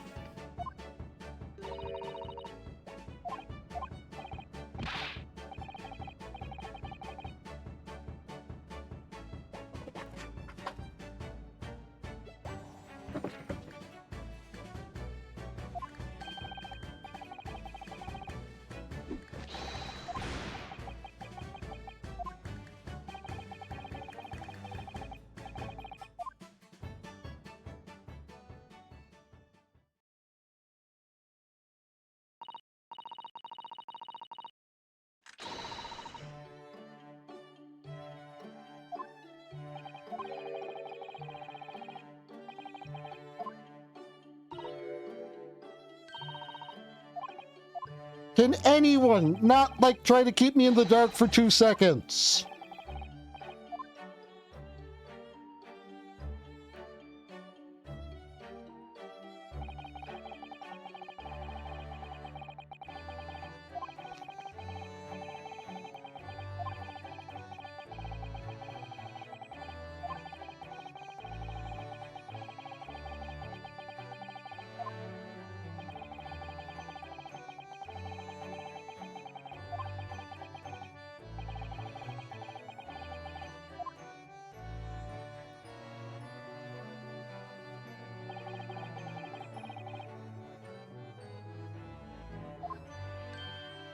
I know.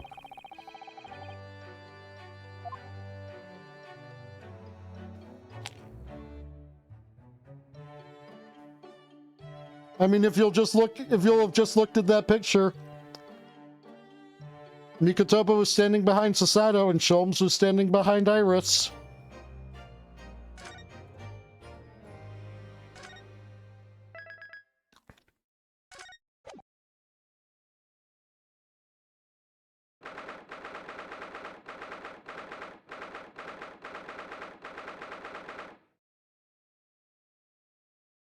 Simple, are you all right?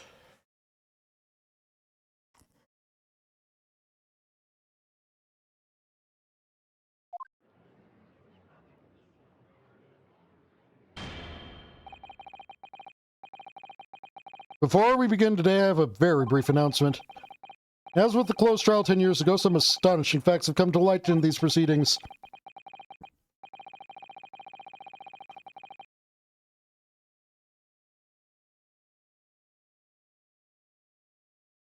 Go, get some stretchy or get some sleep.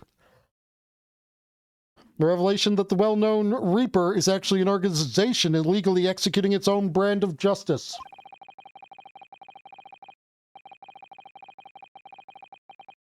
Ryu's family has not been mentioned other than Susato posing as his cousin.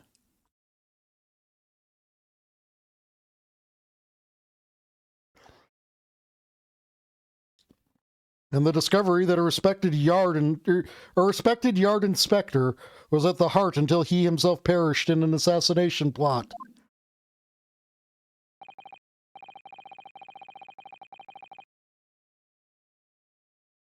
Well, I say to all members of the judiciary here present on this occasion that we will stop at nothing to uncover the whole truth behind these disturbing findings.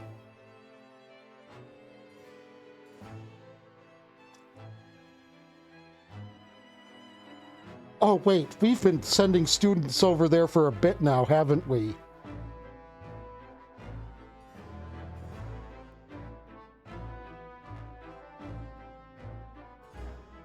Can we telegram Annoying Catman and ask if he had someone he was sent over there with? I have no idea. Alternatively, can we ask Annoying Cat Guy if he actually killed someone when he came over here the first time?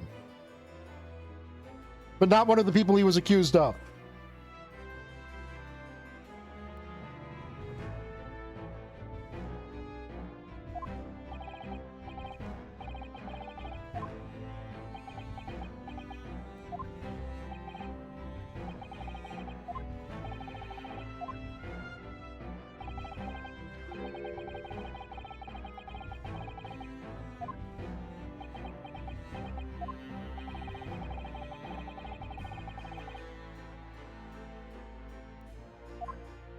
Yeah, he...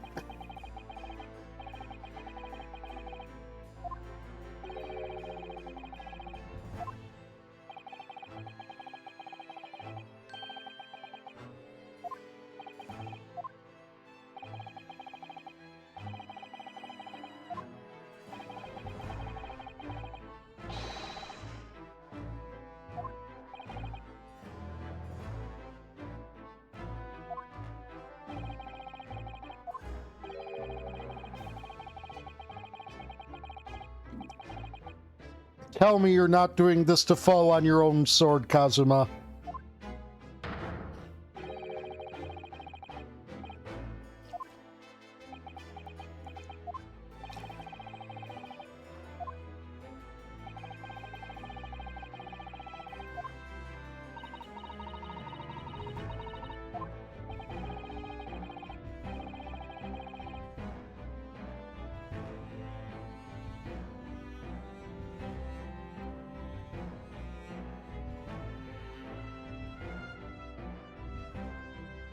Actually, Kazuma did die on the SS Burya, and this is someone else who is dressed as, disguised as Kazuma, and...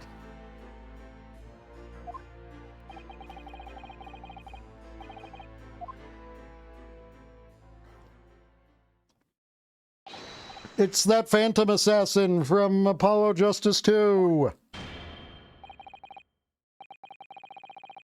Except one of his predecessors, or...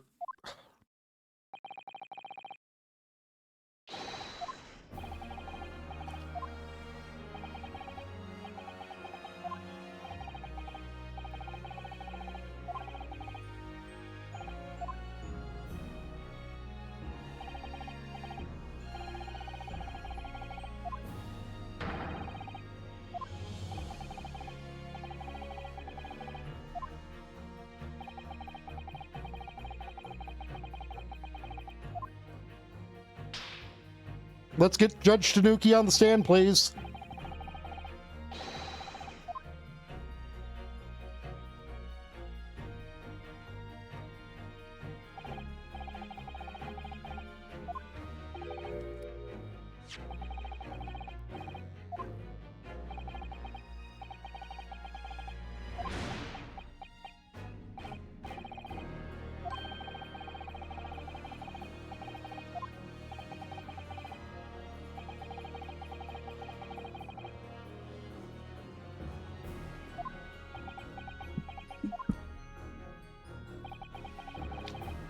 Also, I was going to absolutely lose my shit if Van Zykes tried to say that Asogi shouldn't be prosecuting this because of a conflict of interest, because, oh my fucking god, confirming that people can be dismissed because of conflicts of interest would,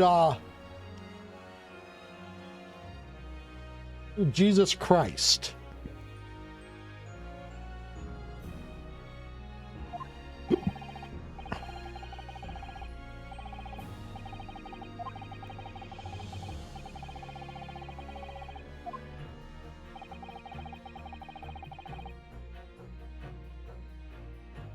It would have been so much worse than that moment where I was told to stop asking leading questions.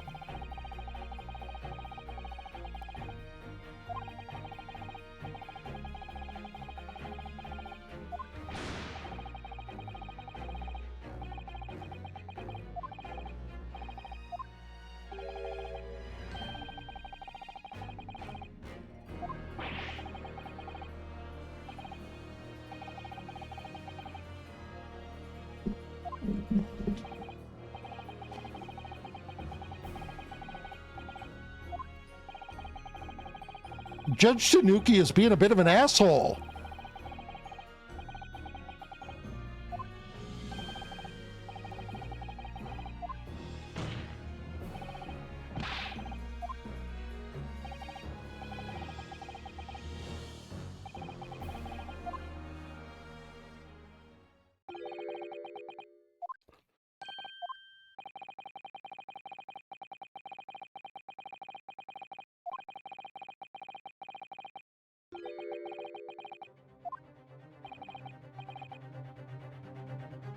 Wow, look at that. Someone who's like actually like pleading the fifth.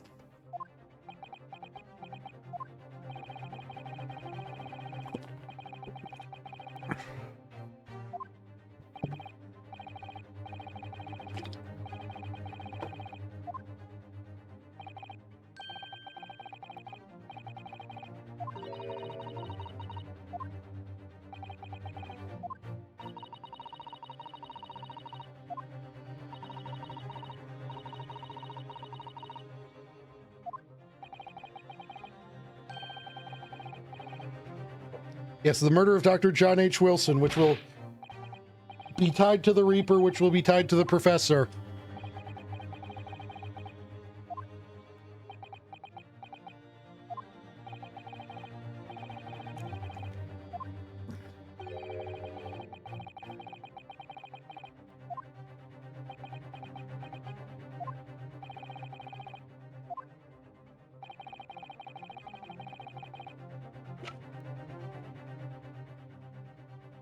Take that! This is a telegram detailing a communication sent between Britain and Japan approximately 1 year ago. The communications contained 4 names: K. Asogi, A. Shin, T. Gregson, and J. Wilson. You little! Where did you get that? In Tokyo. From your office, Judge Jigoku. What? How on earth did you... What's this all about? Why is my name on that list? The list of 4 names follows a certain pattern. T. Gregson and J. Wilson were the names of victims. K. Asogi and A. Shin are the names of assassins. No. A year ago in Tokyo, Dr. John H. Wilson's life was taken in a Western-style restaurant in the capital. The culprit was found to be a visiting student who went by the name of Giselle Brett. But her real name was Asa Shin, a professional killer sent on a mission to kill from Great Britain. A. Shin and her victim, J. Wilson. And the murder that just took place here in London was the counterpart to that crime. An assassin sent from Japan, also a visiting student, Kazuma Asogi.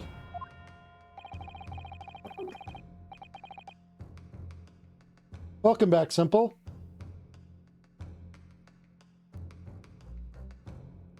Basically, we've just made it so we can literally never return to Japan, more or less.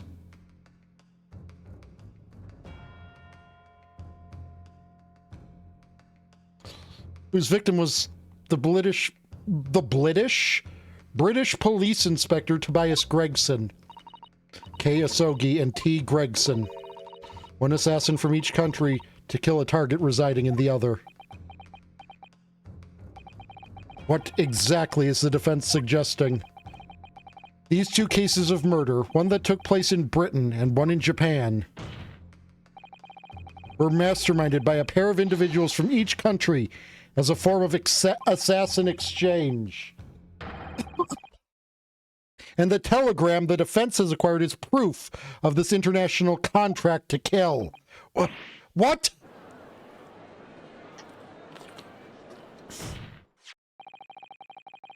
The telegram was found in your office, Judge Jigoku. In other words, the mastermind in Japan was you. Judge Jigoku, what's this all about?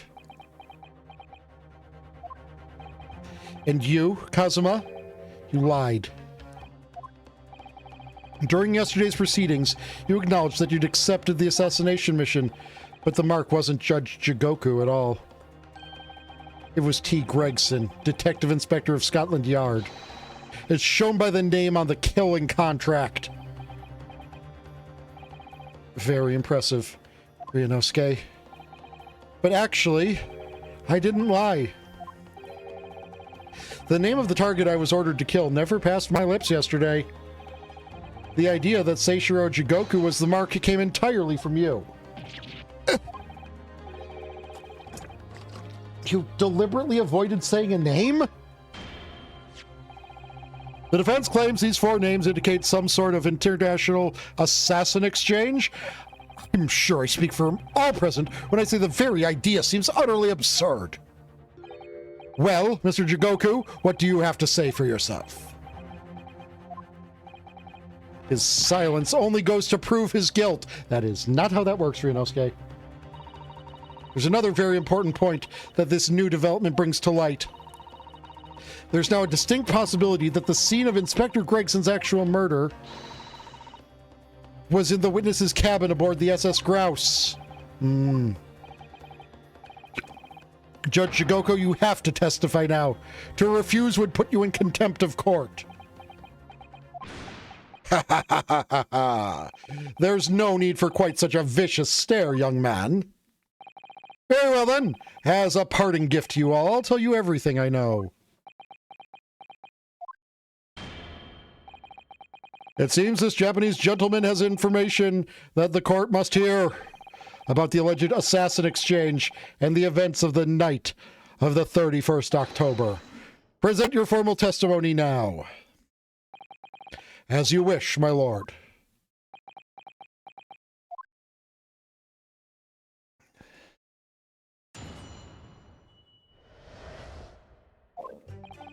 It's true that Kazuma Sogi was assigned to the assassin mission 1 year ago now.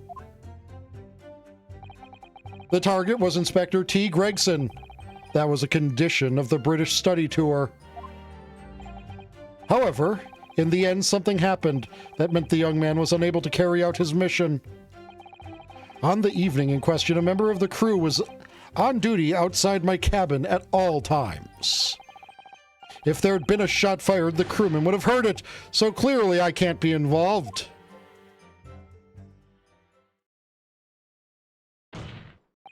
So you admit it then? As this communication suggests, there really was an assassin exchange agreement between Britain and Japan? A political endeavor at the highest levels, not something I can discuss here. To use such a worthy practice as forward study to coerce someone to commit murder. It's the most appalling thing I've ever heard. Appalling? Well, it's easy to judge. Pardon? Asogi had a reason for taking his sword to that British inspector, you know. What? Which is why he accepted the mission in the first place. Isn't that right, Counsel? Because if Greg had never insisted on an autopsy, then his dad wouldn't have been found to be the professor. Kazuma-sama? Judge Jigoku, if you're the mastermind behind this operation in Japan, then tell the court the identity of your counterpart in Britain. I'm not obliged to divulge that information. As I said yesterday, I've killed nobody. I freely admit that I accepted the mission, but on the night the plan was to be executed, I backed out. In short, this assassin exchange that the defense has identified is unrelated to the events of this case. The crucial point is this. Your police inspector can't have perished aboard that steamship in Dunkirk. Because if he'd been shot in the cabin, it's inconceivable that a member of the crew wouldn't have heard it. That's right. Gregson was killed after returning to London in the room on Fresno Street. And the perpetrator of the crime was the Reaper, Barak van Zykes. No, I can think of a time where he could have. The prosecution's accusation remains unchanged. To think that a seemingly innocent foreign exchange program was a facade for such Machiavellian dealings. Clearly it's a plot only a government minister or high-ranking judge, such as the witness, could hope to execute. Well, I seem to recall it was someone on the British side who controlled everything. Be that as it may, it's not the place of this court to pursue this villainous assassination exchange plot. We are concerned only with the tangible events pertaining to the murder of Inspector Gregson. Is the defense clear on that point, counsel? Yes, my lord. I'll keep that in mind as I cross-examine the witness.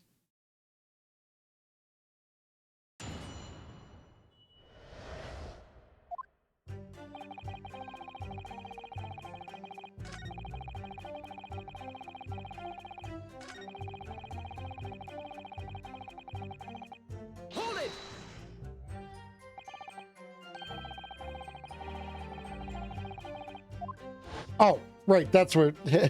Sorry, I just saw... I was just scanning through it and I saw the vague statement.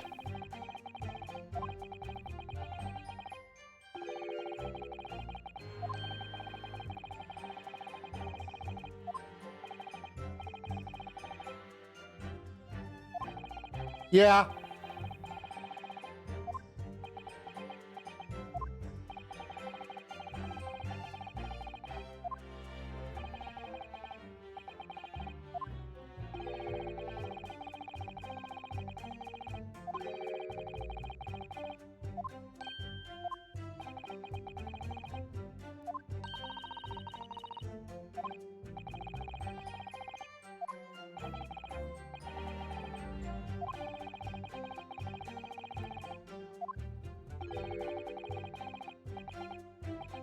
So you were playing me right from the offset, were you? Is that it?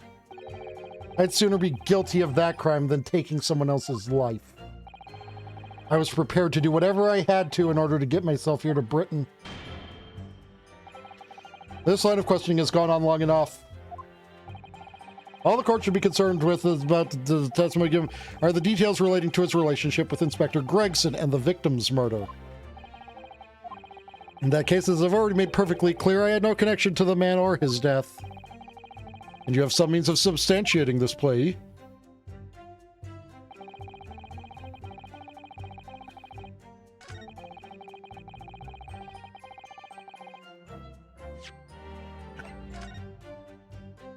Okay, well, I mean, I've got an option I think I can present here. Objection. There was a period where all of the crew were gone. Yes, as the court has heard, there was a crewman posted outside Judge Jigoku's cabin. However, we can be sure that, contrary to the witness's claim, the guard wasn't there at all times. What? I have here a notice of a particular event that was scheduled to take place aboard the steamship on the 31st. What? Where'd you get that? It's evidence gathered by Mr. Herlock Sholmes. You were acquainted yesterday, if you remember. Herlock Sholmes again. According to this itinerary, after leaving the port of Dunkirk at exactly 10 p.m., and for a period of 20 minutes, all crewmen of the SS Grouse were to gather on deck for an evacuation drill. All crewmen were away from their posts, and during that 20-minute interval, of course, any gunshots emanating from your cabin would have been heard by no one. In summary, Judge Jigoku, you had ample opportunity to commit the crime. Objection. A 20-minute window of opportunity. That's an excellent find, Ryunosuke. But it amounts to nothing. Why? Because the witness clearly stated in his testimony that no incident occurred in his cabin. Unless you have some decisive evidence that could show his testimony to be false, your accusation is nothing more than conjecture. Very true. Well, counsel?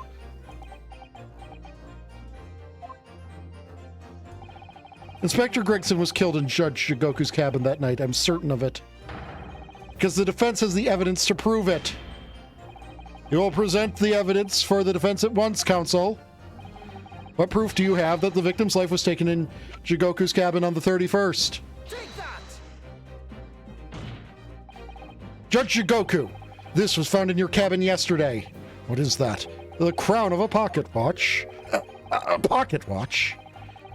And if you will observe, the victim's pocket watch, which we know to be he treasured, is missing precisely that part. It can't be. Moreover, this crown is a perfect fit on the spindle protruding from the victim's watch. Now, the fact that this was retrieved from Judge Jigoku's cabin tells us the victim's watch almost certainly broke there. In other words, the victim was killed on the 31st during the 20-minute evacuation drill in the cabin occupied by you, Judge Jigoku. Well, you're razor sharp, aren't you, you young murderer? Objection. Expertly maneuvered, Ryunosuke. Epic, that is not how you guys spell maneuvered, is it? That's not like some British spelling for maneuvered, is it? That is so many consecutive... Really?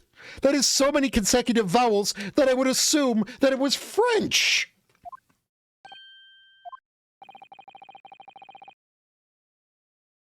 And your argument sounds entirely plausible at first.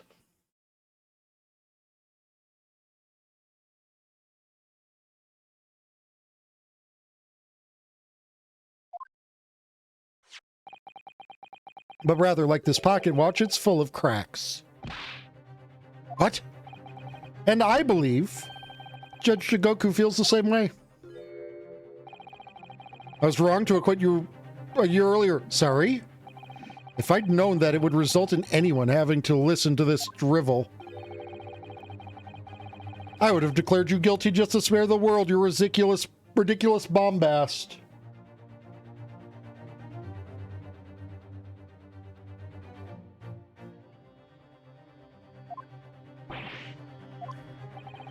I think it's clear that the witness will have to give further testimony. When you hear what exactly happened in my cabin that night, you'll notice the pitfall into which you've stumbled. Prior to your renewed testimony, I would like to clarify one point. The fact that this part of the victim's watch was discovered in your cabin means that you acknowledge he was there, I presume. Yes, I do. Very well, then. You may proceed to give your formal testimony about what exactly happened in your cabin aboard the ship on the evening of the 31st October. Of course, as a man of the law, I have no intention of obstructing justice. I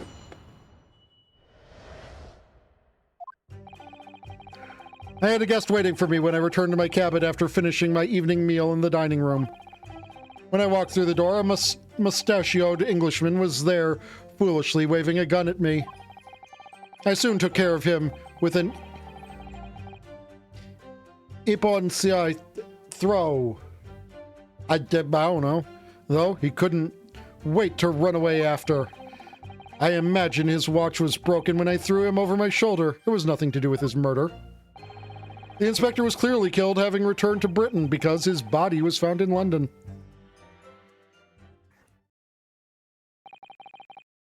Ippon seoi, a common jujitsu martial arts technique in my country. I was careful not to use too much force, but the man obviously landed too heavily for his watch to take. So, Ryunosuke Naruhodo, I imagine you can see the flaw in your logic now, can't you? What? The fact that the pocket watch was broken in the witness's cabin in no way proves the victim's murder took place there. No, but it does place the victim in their cabin. I've no doubt the inspector intended to kill me, but he didn't manage to pull the trigger. Yes, because he was merely the tactician, not the Reaper's hand of death. Well, the testimony appears to make perfect sense as far as I can tell. Let me express my deep gratitude for your understanding, my lord. But if this testimony holds, Judge Shigoku will be deemed to have had no involvement in the case. Well, counsel, I really see no reason for wasting precious court time here on a cross-examination.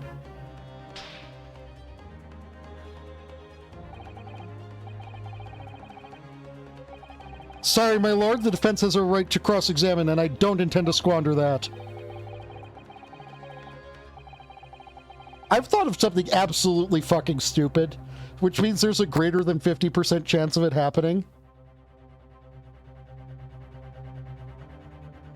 You're an embarrassment to your countrymen not knowing when you're beaten.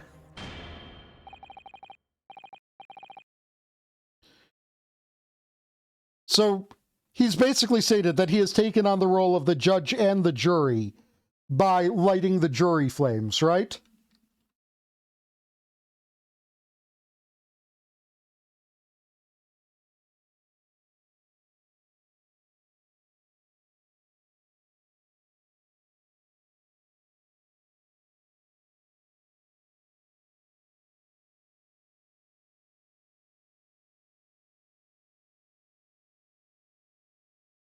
We do not have a jury here. No, this is a closed trial.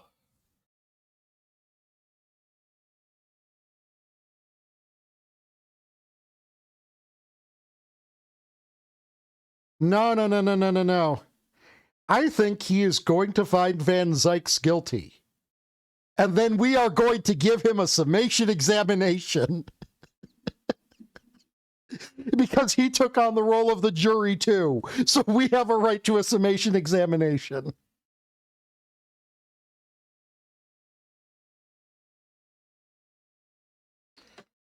That would be fucking stupid, and I can totally see it happening.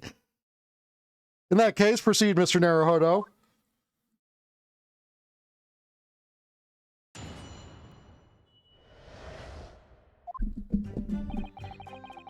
I had a guest waiting for me when I returned to my cabin after finishing my evening meal in the dining room.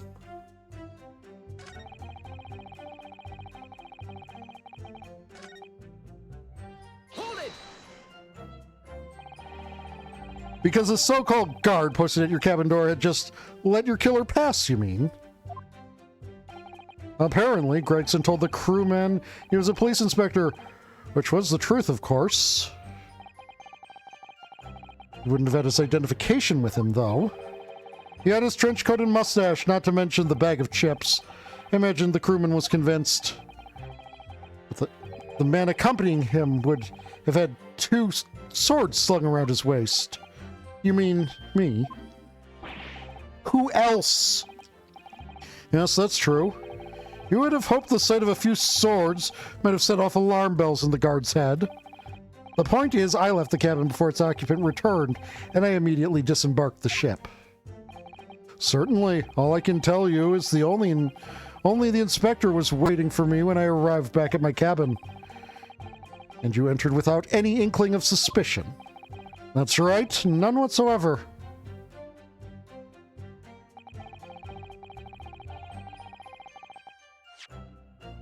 Okay, hold on, let's,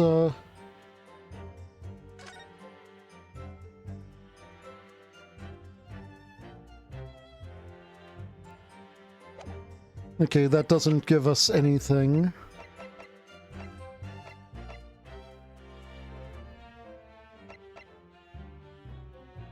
We still have no explanation for this, by the way.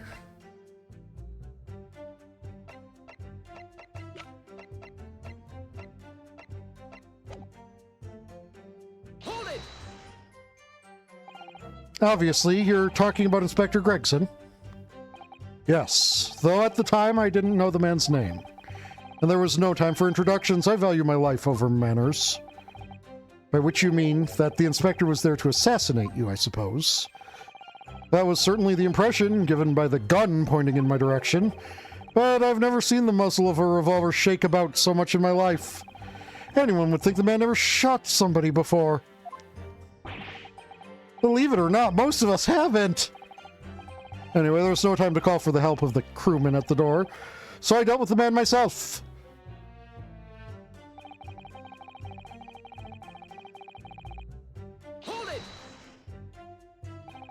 Even though the man had a gun, that was a very brave move, wasn't it? Ha ha ha ha ha! My Ippon-sai is faster than a bullet, I can assure you. But surely all that commotion caused the crewman to come in, didn't it? Yes, of course. He burst in immediately without knocking. The inspector hurled himself at the stocky fellow and just managed to slip past him to make his escape. The outstanding guard does it again. Luckily, there aren't many situations I can get out of. I can't get out of using a quick Ippon-sai throw.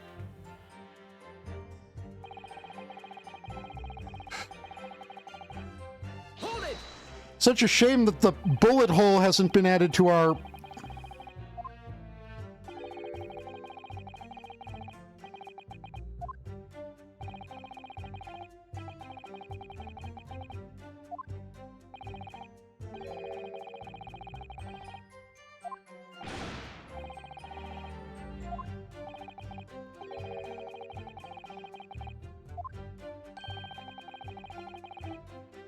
Yes, there is an obvious bullet hole in the wall.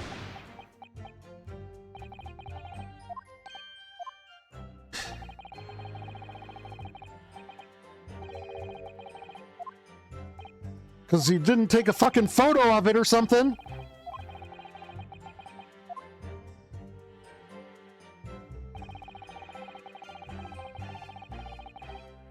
Hold it!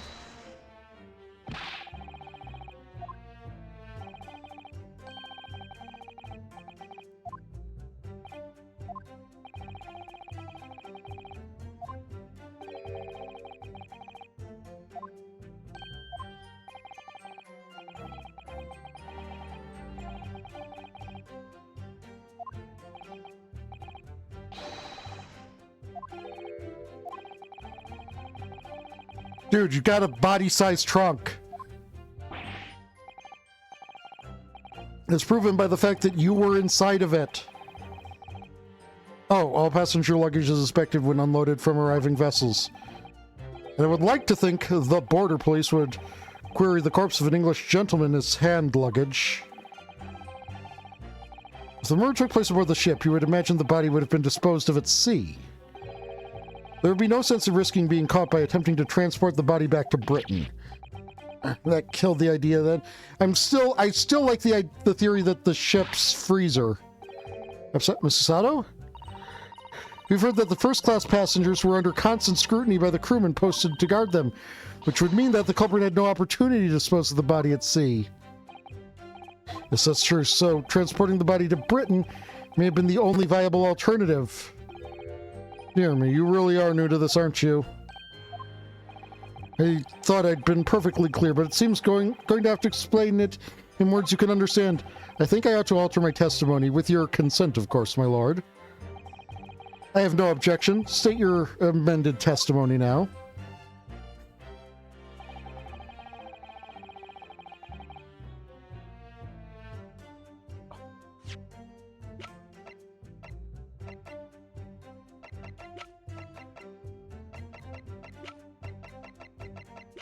Well, we also don't have your big fucking trunk in our...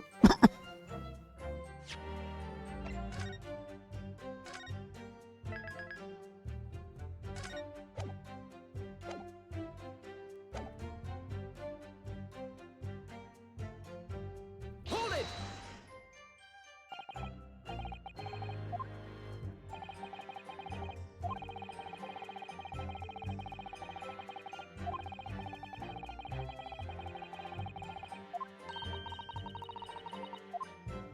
Oh, yeah.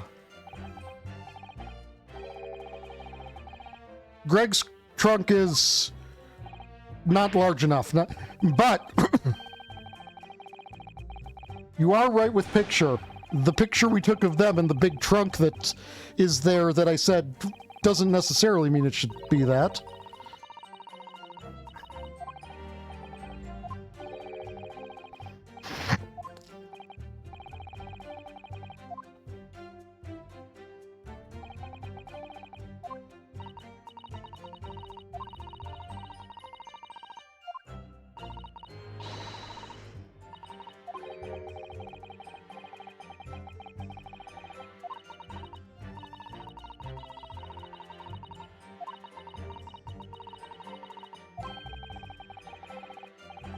They shouldn't have said that the luggage is searched then.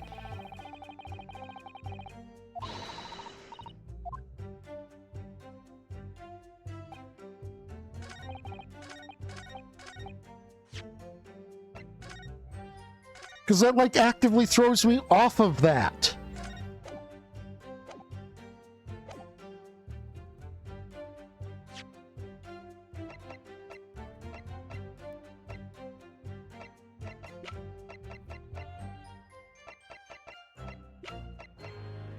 Objection! There's no possible way you could have moved Inspector Gregson's body, you say? I would say the opposite is true. And what's that supposed to mean? There is every possible way you were able to move it. You can move it in all possible ways. Far from being impossible for you to do. The transporting of Inspector Gregson's body back to Britain is something only you could do. What are you talking about, Ryunosuke? As well as being a judge, Mr. Jigoku is also Japan's Minister of Foreign Affairs, which means he's exempt from having his luggage searched when he enters the country.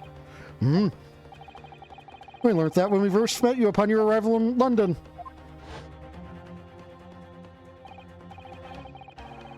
Oh yeah, he did say that, didn't he?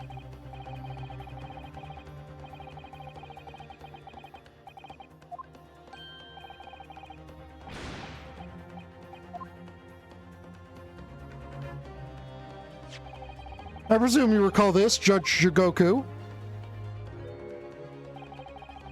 It's a photograph we took in the foyer of the hotel to mark the occasion. As the court will note, you have with you your large travel trunk.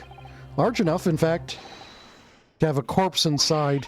Mr. Naruhodo, surely you're not suggesting... I'm afraid I am, yes. 3 days ago, when we were chatting innocently with the new arrivals from Japan in the hotel, the body of Inspector Gregson was just meters away from us, inside Judge Jigoku's trunk. Oh yeah, I should push the button. I did tell them to, Look at this photograph! Order in the cart! I'm skeptical, Counsel, that a grown man's body could fit inside even a trunk, the largest travel trunk. It could. Because I happen to know that the witness himself, a man of considerable size, fits into his trunk. And verifying that would be extremely simple, wouldn't it, Judge Jigoku? But inside his trunk, how horrifying! And after we'd spoken with you at the Great Waterloo Hotel...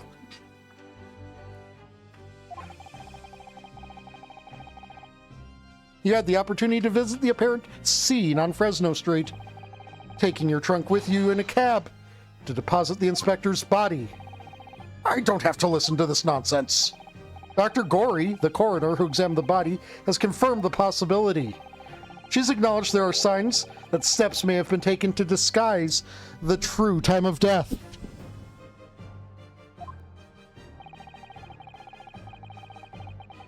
Did I turn that off?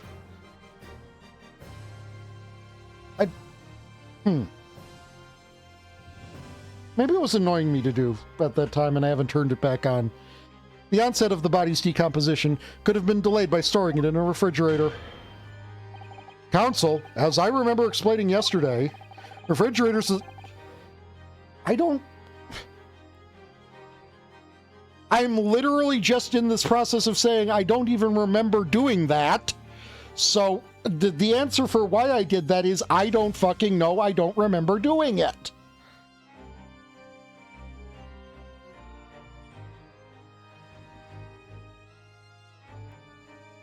No, doubt that. Refrigerators of the requisite size are few and far between. Yes, I'm sure they are. But one place they're certainly found is on large ocean liners. Such ships are equipped with electrically refrigerated cold rooms to keep food fresh on their long sea voyages. And the SS Grouse is no exception. Professor Mikotoba told me about it only yesterday. Well, Judge Jigoku, however much you prolong this debate, you can't eliminate the truth. All the evidence points to you being the killer.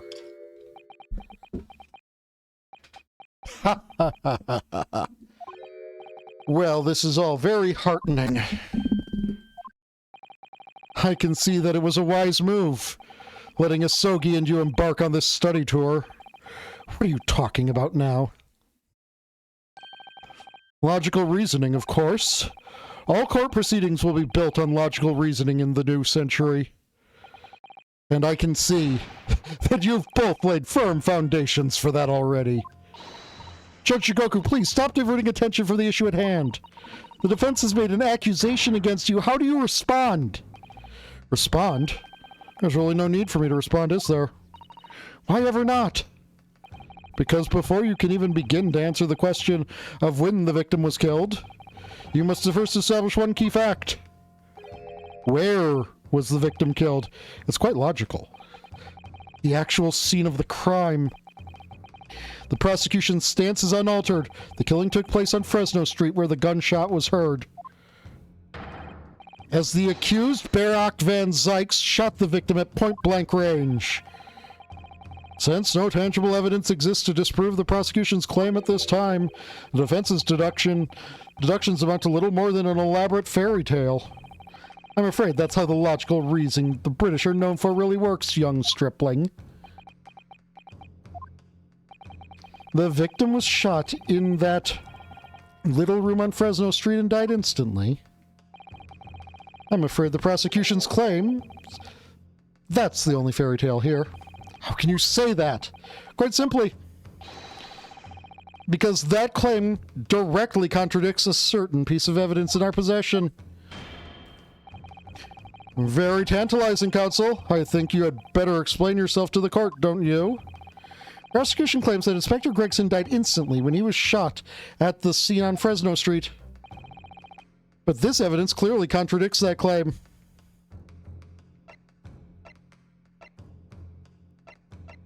I mean, I'm thinking it's the trunk.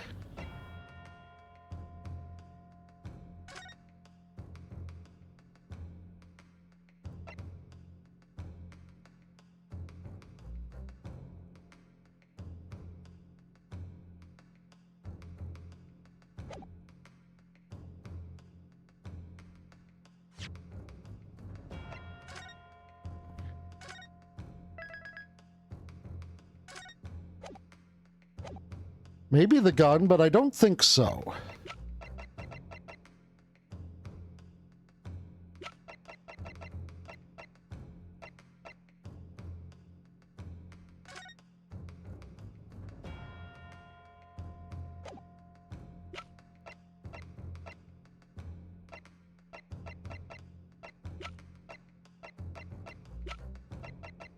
Take that!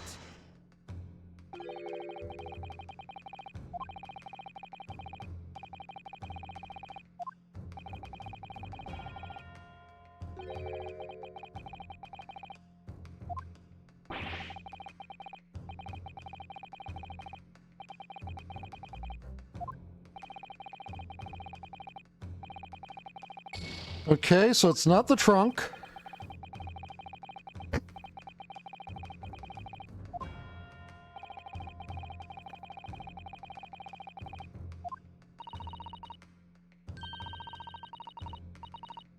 Thank you for the wonderful advice, Susato.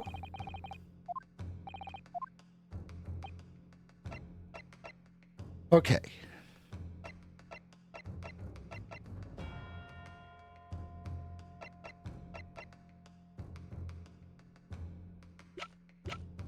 Take that!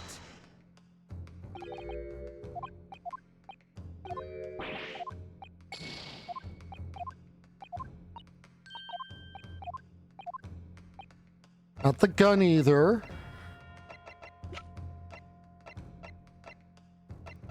I will once I actually find the correct one. Take that!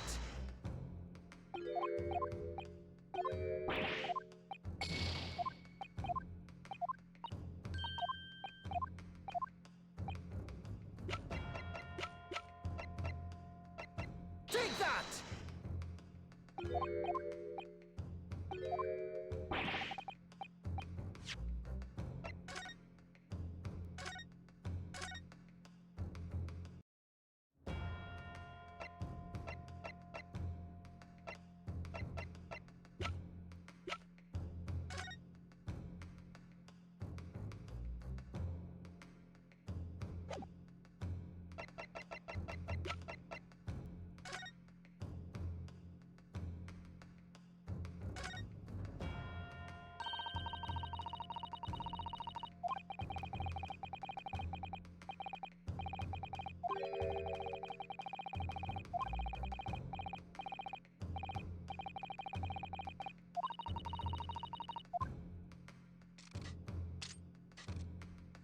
See, this is just pretty standard.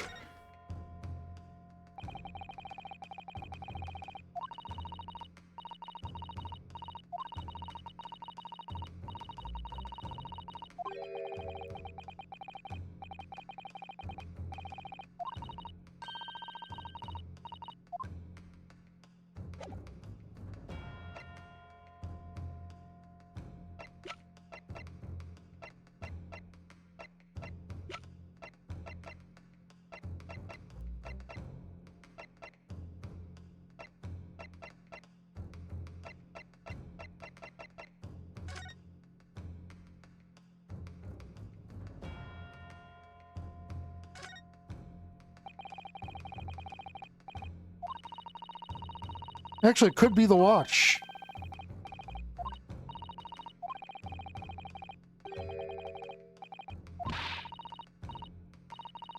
Because, like, the watch wasn't wound.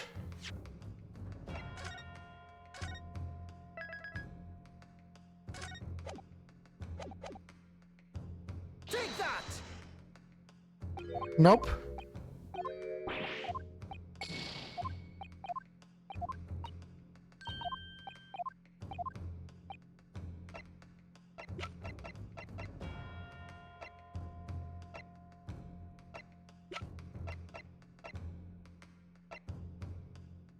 Take that!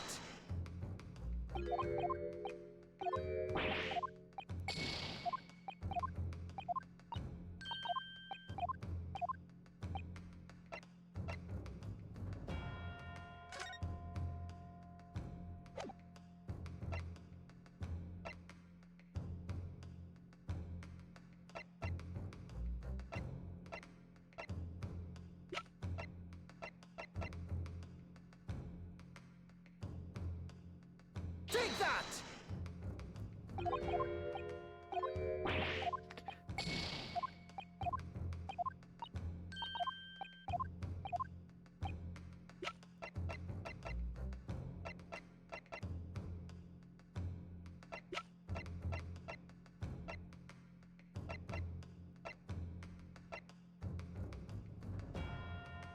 Take that!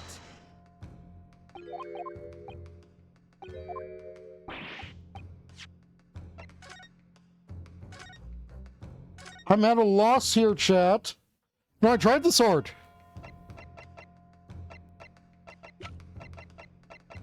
Take that! Okay, so it's the photograph. All right. Posture of the body itself.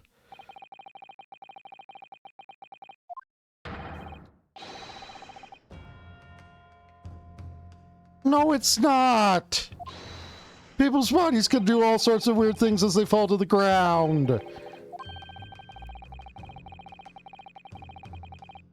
Objection! Killed instantly.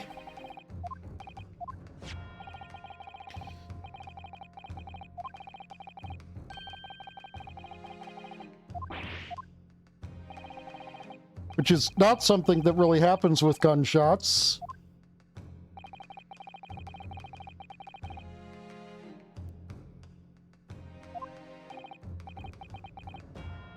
You're suggesting Inspector's body took on that posture ahead of its arrival at Fresno Street before it was coldly turned out onto the floor from inside the large travel trunk.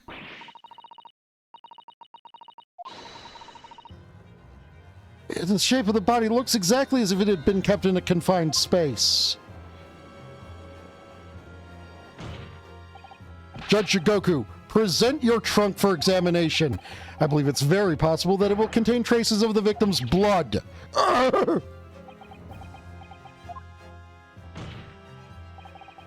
Present my trunk, I refuse. What? On what grounds?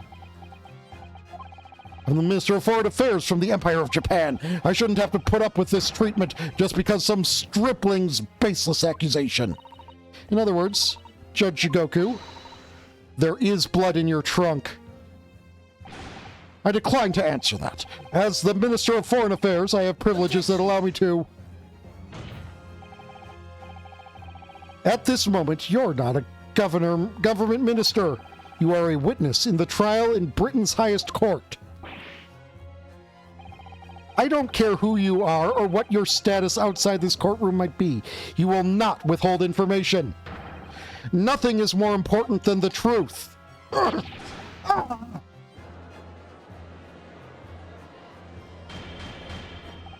Order! Order in the court! Well, Mr. Jigoku, what's it to be?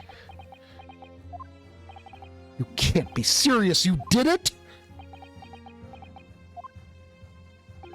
Have you no shame at all, Kazuma Asogi? What? Very well, I admit it. I did bring the inspector's body into the country.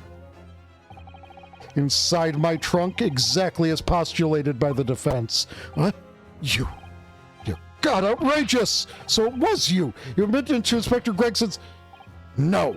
I admit to nothing more than what I've said. Of killing the man, I certainly have no recollection. What on earth is that cryptic statement supposed to mean? I merely disposed of the inspector's body, which was left in my cabin. In order to avoid unwanted attention, as the judicial assistant over there pointed out, I had no chance to throw it into the ocean. So, I decided my only option was to bring it into Britain with me and dispose of it somewhere else. You can't still deny it! If you didn't do it, then who on earth did kill the man? As you know, there was one other person in my cabin that night. He had the opportunity. And moreover, he'd already accepted a mission to take the inspector's life. Oh. That's right, who else could it have been? It was you, Kazuma Sogi. You.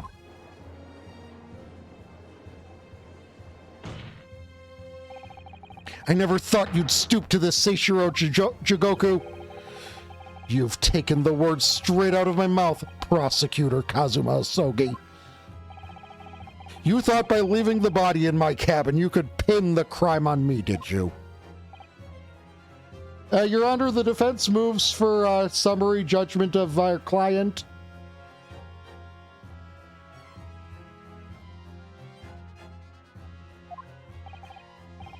Well, the prosecution counsel has already admitted to visiting the witness's cabin on the night in question.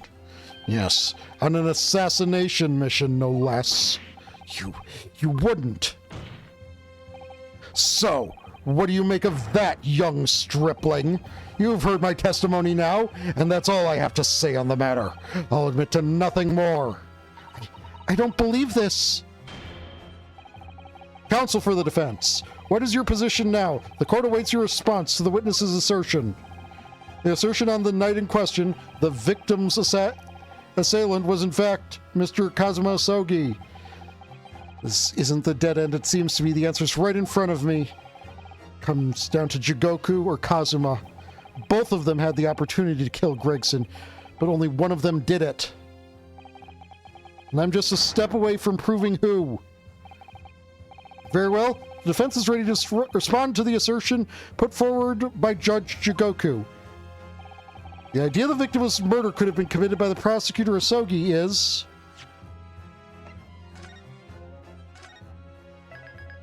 Yeah, like... the idea that the victim's murder could have been committed by Prosecutor Asogi is not our fucking business, my lord. I am the defense attorney for Barak Van Zykes, and all evidence at this point suggests that my client is innocent. So I would like you to get a prosecutor. Hey, you know, I found this, there's this great prosecutor. He's got a really good track record, and he's just... He's not occupied at the moment other than being in a cell for most of the time. So, you know, maybe you could get him to prosecute this instead of asking the fucking defense to do everyone's job for them.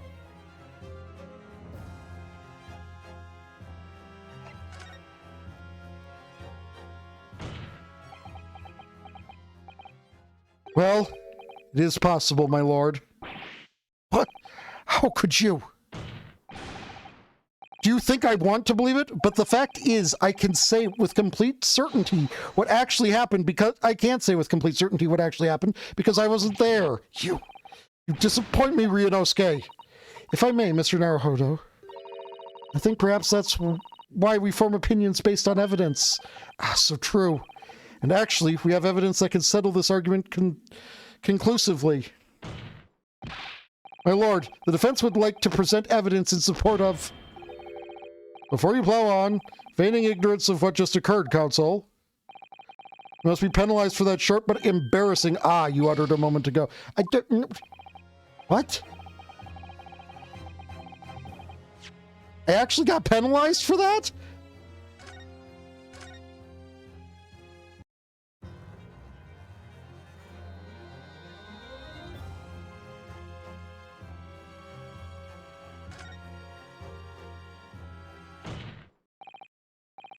Judge Goku, let me remind you of something you said only a few minutes ago. Oh, it's impossible because otherwise they, because he was shot and the guy would have heard it.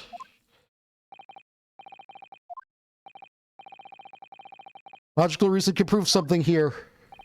Namely, that it would have been impossible for Prosecutor Asogi to commit the crime. What?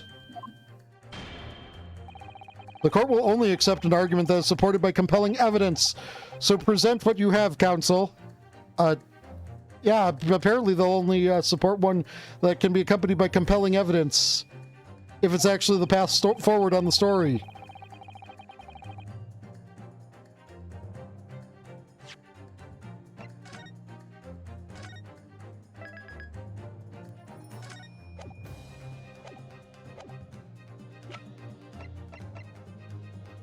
Take that! Sword? Nope.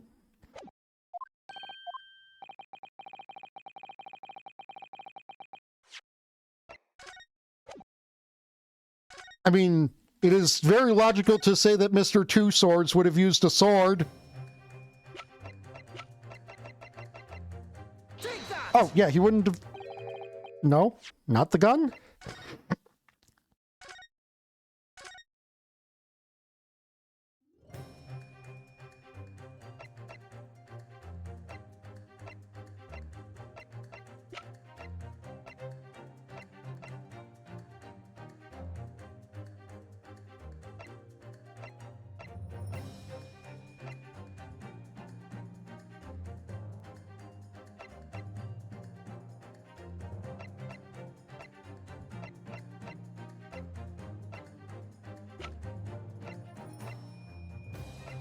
Yeah, I mean, that's a possibility for sure.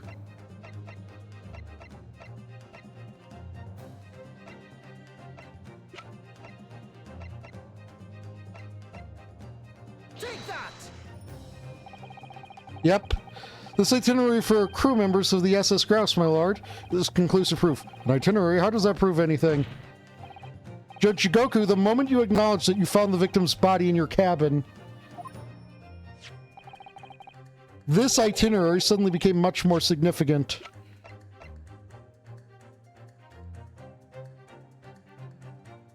The night before the ship arrived in Dover. Wait, no. But no, that wouldn't... Wait. Following departure from the port of Dunkirk, all crew members are required to assemble on the main deck 10 p.m. in order to review evacuation procedures.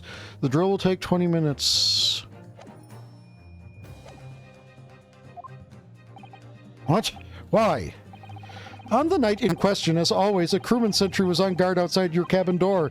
As long as he was there, nobody could have fired the shot inside the cabin. Absolutely, because it's inconceivable the guard wouldn't have heard it and come to investigate. So that tells us that the crime must have taken place when the guard was elsewhere. And that narrows it down to the 20 minutes just after 10 o'clock, as indicated on the itinerary. Yes, I see no flaw in your reasoning so far. But the crucial point is this. When the evacuation drill took place, the steamship had already put to sea from the port of Dunkirk. Because Kazuma and Gregson would have been gone.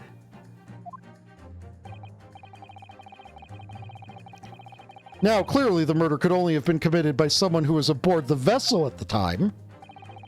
But Prosecutor Asogi stated in yesterday's proceedings.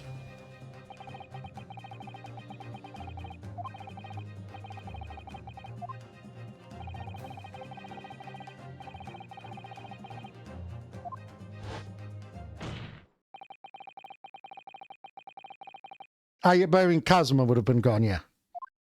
So yeah, if we get that fucking ledger...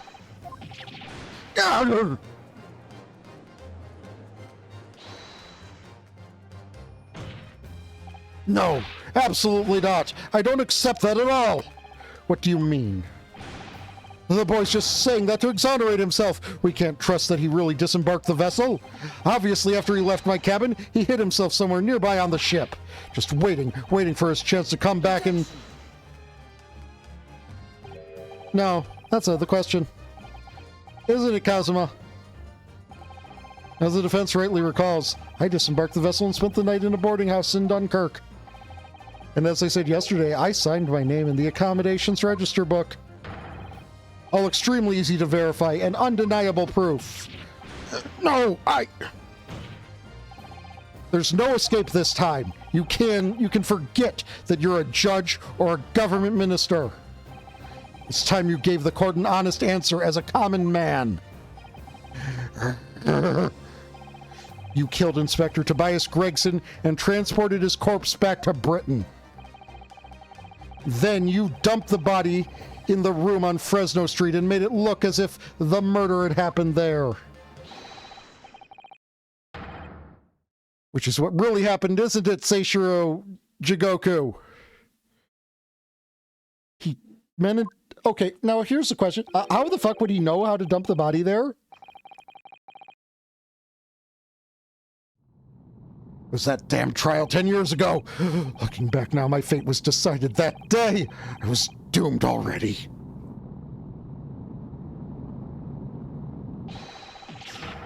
Ah, yes, he broke it again.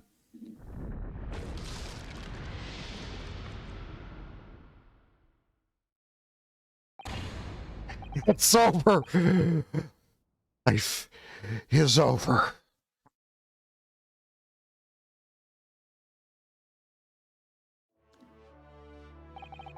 A British assassin to eliminate a professor in Japan. A Japanese assassin to eliminate a detective in Britain. Both assassins will use diplomatic immunity to evade conviction and return safely to their homelands. The assassin exchange request arrived from Britain about 1 year ago. Though it was hardly a request, it was a demand.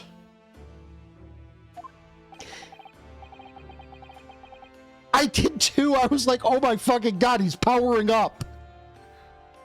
And for that, you decided to recruit Mr. Asogi. But things didn't go according to plan. Your chosen assassin never made it to Britain. And you found yourself unable to dispatch a replacement, because I was already on the way to Britain at that time in Cosmo's place. And that left me with only one option for carrying out my obligation. To eliminate the mark myself, personally. Of course, there was but a single opportunity for me to do that. The International Forensic Science Symposium, I presume. That's right. I decided it would be safest to carry out the plan before my arrival in Britain. So I enlisted the help of my British counterpart. And made arrangements for a pretext that would take the inspector to Dunkirk.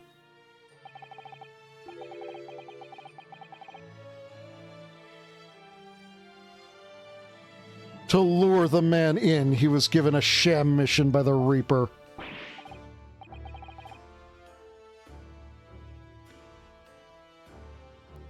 What?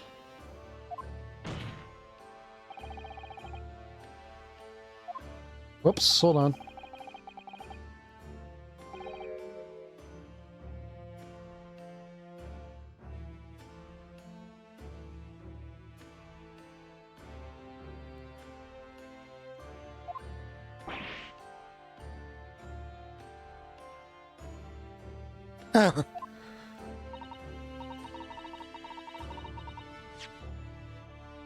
There's only one person who could have done that, the mastermind of the entire operation, the Reaper himself. So that means the assassin exchange was... It was all planned by the Reaper.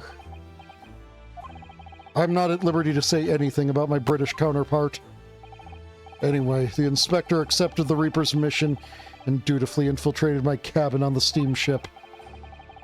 But it was all a trap designed to lead him to France and his own death. Oh, how awful! It was past 9 o'clock when I returned to my cabin from the dining hall that evening. So, the Reaper instructed Gregson to go there to kill Jigoku. Just to get Gregson there so Jigoku could kill him. It's past 9 o'clock when I returned to my cabin from the dining hall that evening. I didn't give him time to attack me. I choked him until he lost consciousness. But there was a guard just outside the door, so I left it at that for the time being. Even the slightest noise might have aroused suspicion, so I bided my time waiting. for the 20 minutes after 10 o'clock. I had intended to finish him by strangulation, but moments before I had the chance, he suddenly came round and went for me in a reckless move.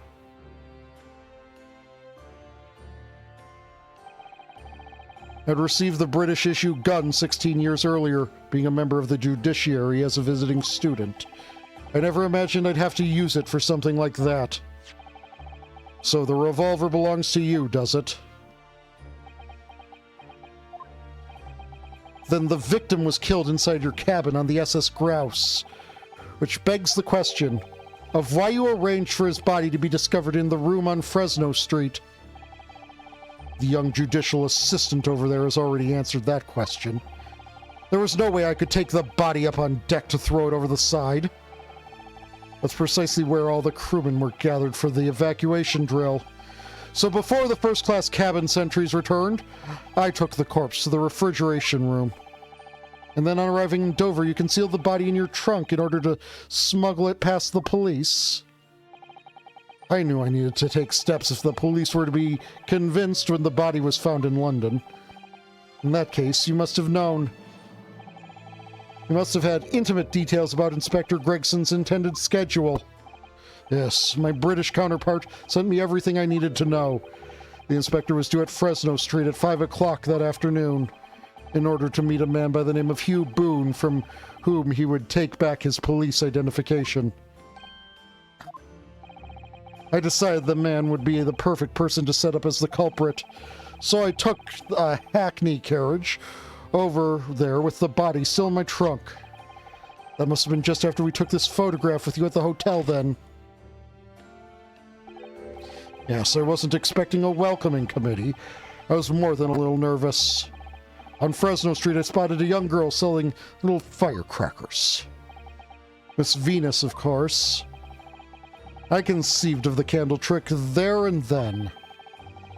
So I donned a simple disguise and approached the girl to buy enough firecrackers to replicate a gunshot. What sort of disguise? For some reason, the inspector had a bright red hairpiece in his own traveling case, so I put that on, although I suspect I drew more attention to myself than I would have otherwise. The hairpiece was found at the scene. The inspector had it for the Red-Headed League investigation. I only arrived at the room around 4:45, so I quickly placed the body on the floor, moved the notice board, and set up my little candle trick. I arranged it so the firecrackers would go off with a bang around 15 minutes later, so that Mr. Boone, who was due to arrive at 5, would walk straight into a trap. Except, at the last moment, I made a careless blunder. What was that? I imagine it was the bag of fish and chips.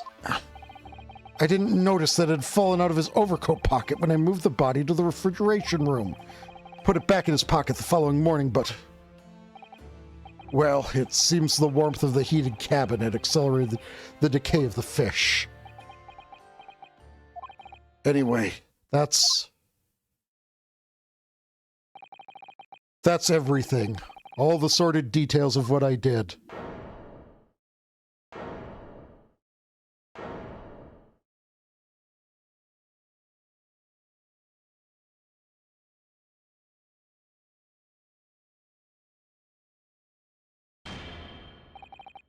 I've heard enough. We've arrived at the truth about the murder of one of the country's most capable and respected police inspectors. The witness will be tried in the coming days. For a crime of such a vile nature, you can expect the most severe penalty.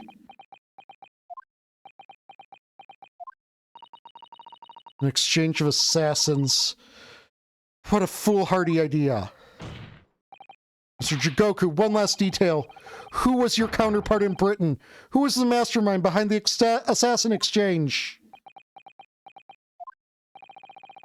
Nothing you can say now can make matters any worse for you. Just tell us.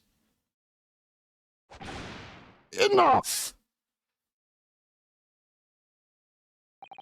I've already told you that I cannot say. Even though as things stand, you may very well never set foot in your homeland again. What are you waiting for? Can't we get this over with now? It's finished. All of it. I'm finished.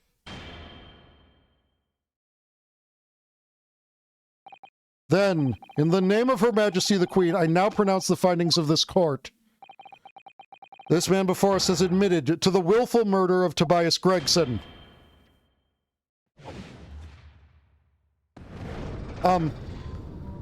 He's not who the trial is for, dude. Seishiro Jigoku, it is the opinion of this court that you should be found guilty. Yeah, that's not what... And may I remind all those present of the strict confidentiality demanded by this closed court. Okay, can we get education on my client, please? Moments ago, Mr. Jigoku signed a written confession, admitting to the murder of Inspector Gregson and the subsequent conveyance of the body. In short, the defendant's innocence has therefore been established beyond doubt. Oh, wonderful! Well done, Mr. Naruhodo. Yes, thank you. Is something wrong? I'm just a little troubled by his silence. The true identity of the Reaper of the Bailey and this extraordinary assassin exchange. Take care. We do remain in the dark about these mysteries. However, insofar as the indictment brought against the defendant in this trial, we have reached a conclusion. I have every intention of pursuing both mysteries as a prosecutor. As you wish. Now, for the formal education, I hereby declare the defendant, Barak Van Zykes, hold it object... Yep.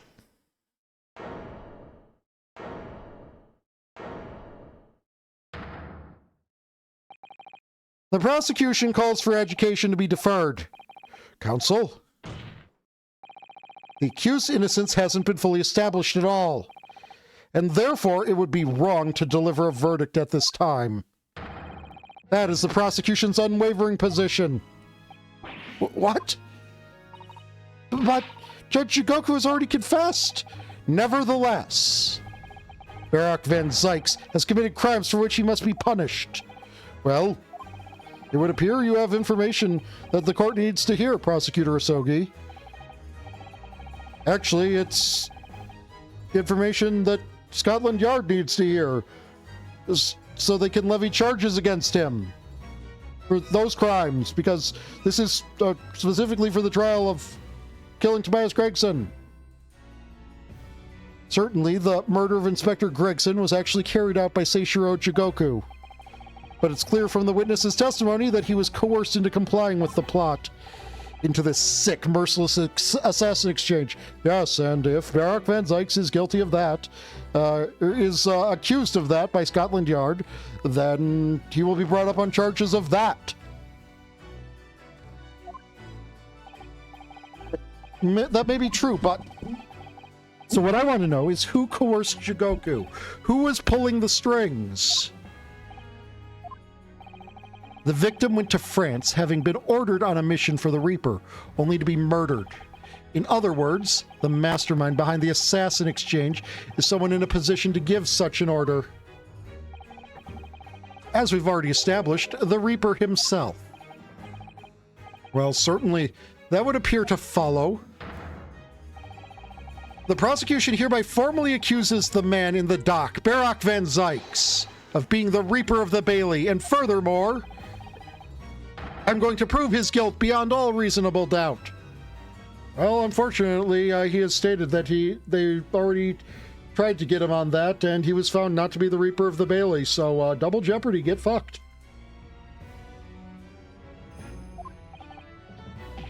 What?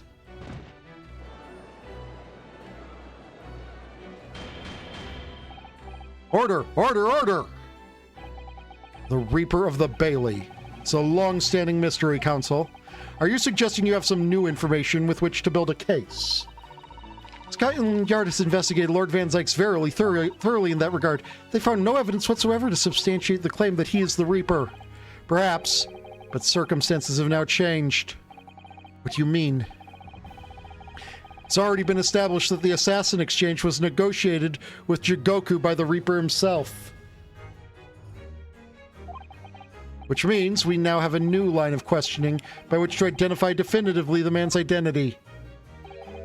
That is the prosecution's intention here.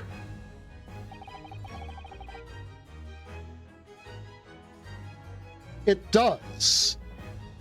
But also at the same time, you know, I feel like if Strongheart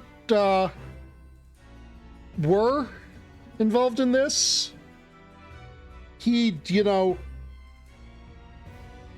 have shut this the absolute fuck down. I must say, I'm surprised by quite how tenaciously you appear to want to besmirch my name. You are guilty of an unforgivable crime, Lord Van Zykes. And I will bring you to justice for it, whatever it takes. That explains Cosmo's silence before. He'll stop at nothing to finish what Lord Van Zykes unwittingly started 10 years ago. Very well. Whilst it's extremely irregular, I will on this occasion grant the prosecution further opportunity for witness testimony. The defendant will disclose any and all involvement he has had with the Reaper and the assassin exchange. I thank you, my lord, for guiding the court so wisely. I hereby declare this court to be in session for a supplementary hearing. You see, he has no reason to be going through with this.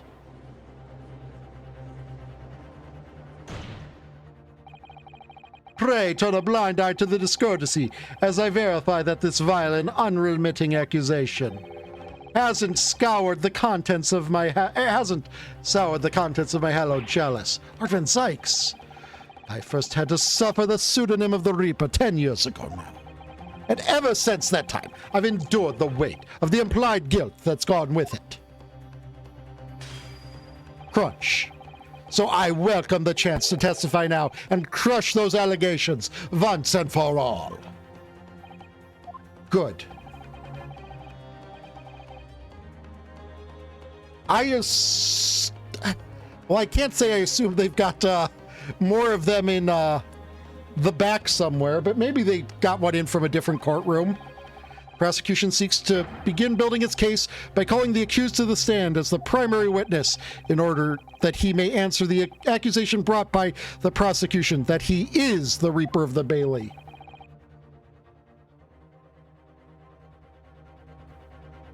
And what says the defense? Putting the defendant in the witness stand can be extremely dangerous. And Cosmo-sama is so emotional at the moment, he's not thinking logically. You're right that he's not himself, but I knew it would be like this. And I came here today to determined to face him through whatever might arise, as a lawyer and as his friend. And that's what we must do. The defense has no objection, my lord.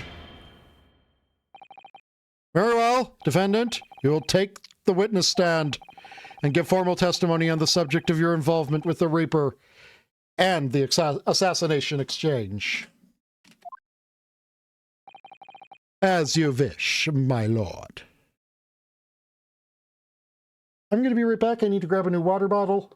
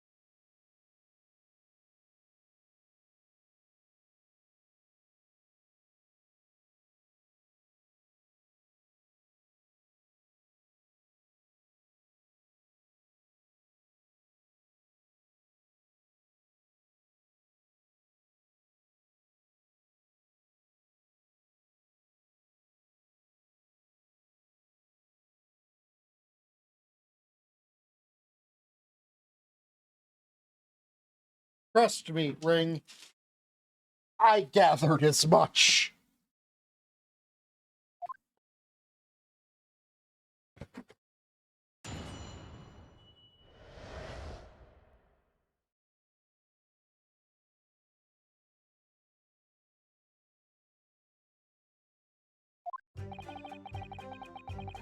I have never taken the life of another, nor have I instructed another to kill.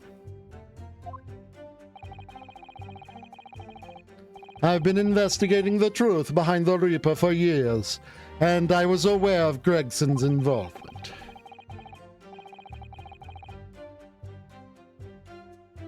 That's why I went to Fresno Street that day, and how I came to discover the body.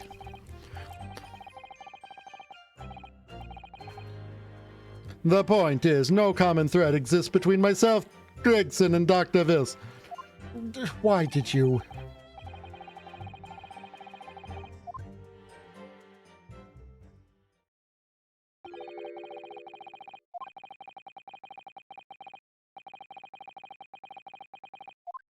Why are you going to make me pick your statement apart?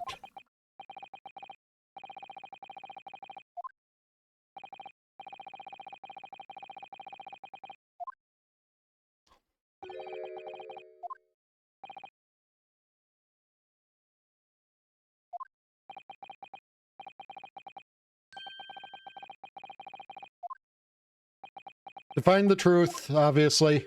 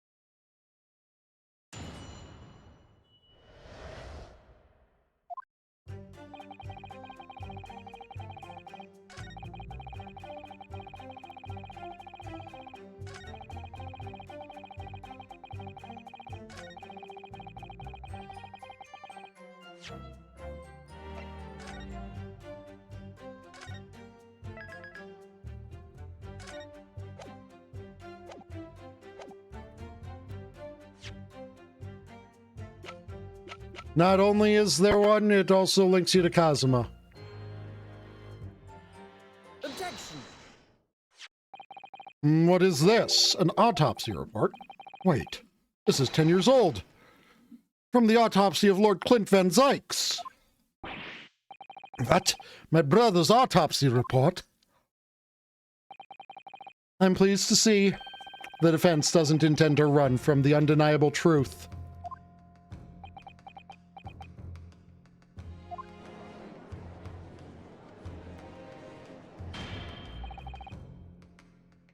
Order in court.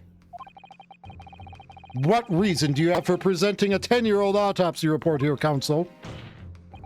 This, the autopsy report of the professor's final victim, is an indelible link between Inspector Gregson, Dr. Wilson, and the defendant.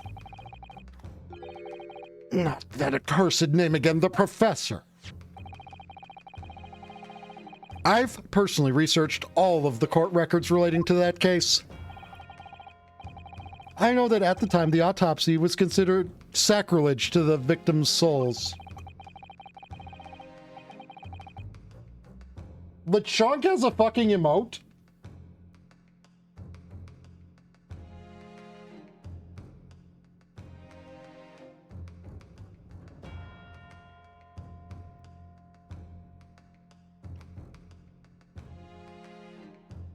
And for a member of the aristocracy like Lord Clint Van Zykes, it was unthinkable. But someone implored the powers that be to allow the autopsy to go ahead. Inspector Gregson. He declared that he was certain he would obtain conclusive proof from the procedure.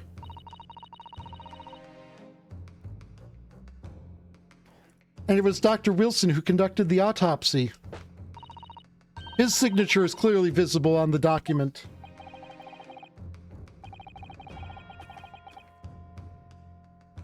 As promised by Gregson, the autopsy did indeed produce evidence. Evidence that conclusively proved Genshin Asogi was guilty of the murders. In my brother's dying moments, he mustered all his remaining strength to leave that vital clue behind. Indeed, that was the key to indicting Professor for his crimes, and the conclusive evidence that convicted him. It enabled Lord Van Zyxer to avenge his brother's senseless death with a marvelous victory in court. A marvelous victory, was it? I wonder if that's really true. What? Could it the same be said if it turned out the key piece of evidence in question was fabricated? If the inspector, the coroner, and the prosecutor all colluded together to cast an innocent Japanese man as a mass murderer and send him to his death? That's outrageous! And now, 10 years later, for some reason, the secret has been threatened and needs protecting. Which is why the inspector and the coroner had to be silenced, isn't it? By someone in power in Japan and in Britain, using the two killers recruited for the assassin exchange.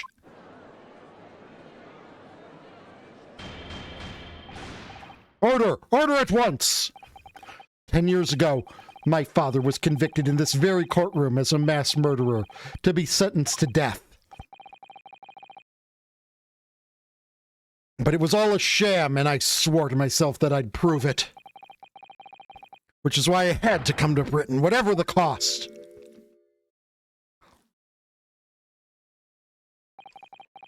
You'll have to forgive me if I feel compelled to toast this vengeful Nipponese tenacity of purpose here. However, Crunch. He who fails to quash his emotions in the courtroom has failed as a lawyer. He has not once done anything with the wine glass up here other than crush it. So, I can see the future!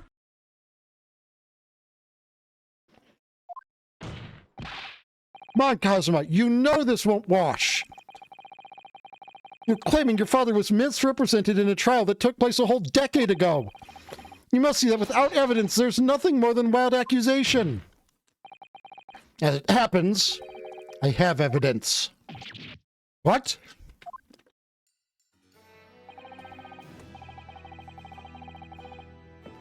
As the court has heard, I crossed the channel to France with Gregson on the 31st. I went with him on the pretext of being the assassin recruited to kill Seishiro Jigoku.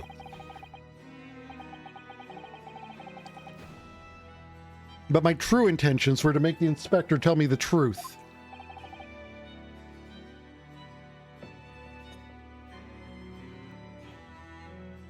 What truth? The truth about the evidence. And he acknowledged what I'd already deduced. There's a closely guarded secret about what went on in that autopsy 10 years ago. What? A secret? I know nothing of any secret. While we waited for my supposed mark in Jigoku's cabin, I drew my clan's illustrious sword, Karuma, before the inspector's eyes.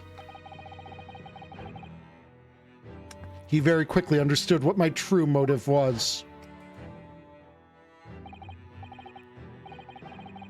Right, I see you're that Asogi's young lad, are you? And what, you're gonna cut me down with that thing, is that it? That will very much depend on the answers you give to my questions. I want to know what really happened 10 years ago. The truth. That's all.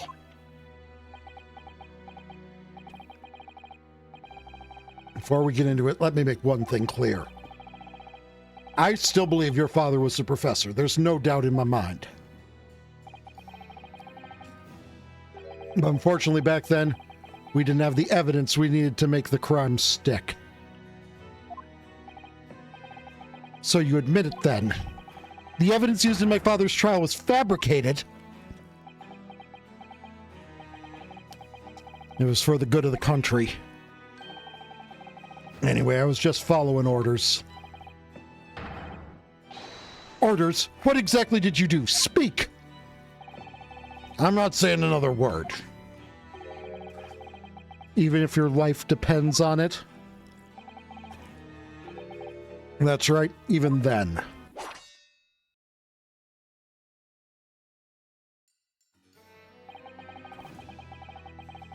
So that's when the tip of the sword broke. Oh, Kazuma-sama. If the result of Clint Van Zykes' autopsy were fabricated. Then the investigating officer, Gregson, and the lead coroner, Wilson, must have known about it. And they could only have been ordered to pervert the course of justice in what they had to do by one man. The man leading the case for the prosecution, Barak Van Zykes. Kazuma, you do know who was leading the prosecution for,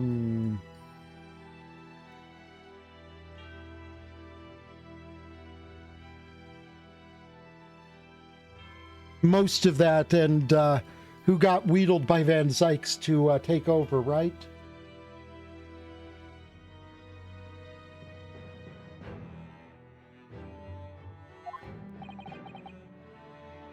In other words, the defendant did have cause to organize this exchange of assassins.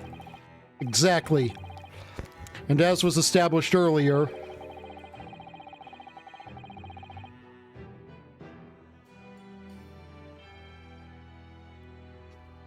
it has to have been the Reaper himself who liaised with Jigoku to arrange the exchange. Ow.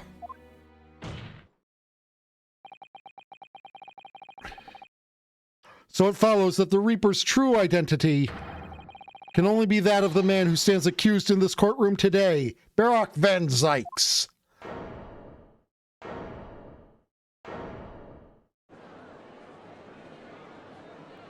Objection! Kazuma Asogi. What? What you've just told the court. Are you absolutely certain of your facts? Did Gregson really fabricate evidence for that trial 10 years ago? I heard it with my own ears. His shameful admission.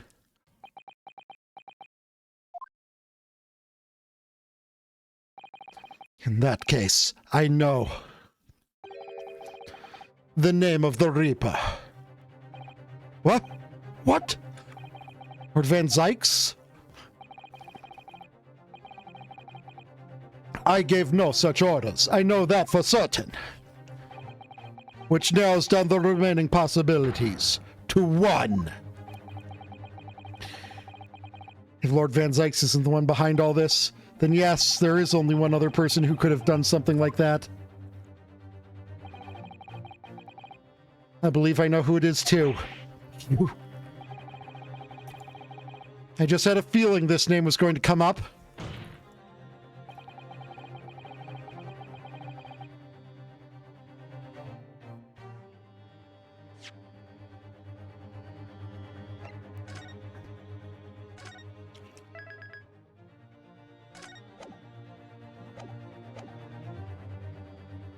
And you just got a Supreme Court judge from your own country found guilty of murder, and now you're about to do this.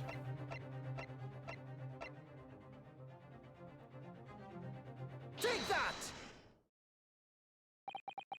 The only person who could have arranged the assassin exchange program and manipulated the autopsy results is the Lord Chief Justice himself, Lord Mayo Strongheart. Oh, Lord Strongheart!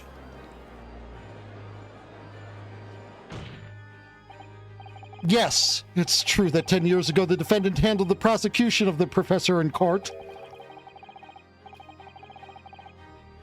But he only took over the case after his brother, Lord Clint Van Zykes, had been killed.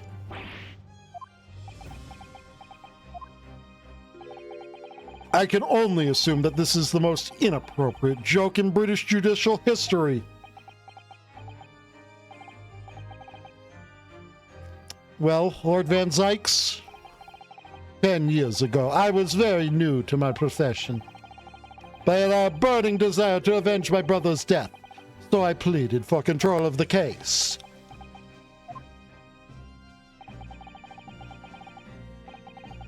The investigation to that point, the supplication of the lords to allow my brother's corpse to be examined, all the evidence I was given, the autopsy reports, it all came from you.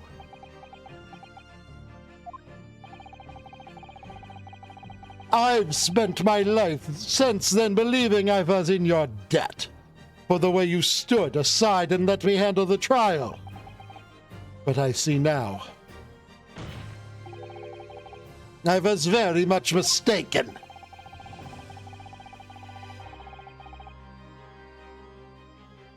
It was a hugely influential force that caused the inspector and coroner to break the law 10 years ago. And that same force was still felt a decade later on the other side of the world by Seishiro Jigoku. Lord Strongheart. Everything falls into place when we recognize that you are the Reaper of the Bailey.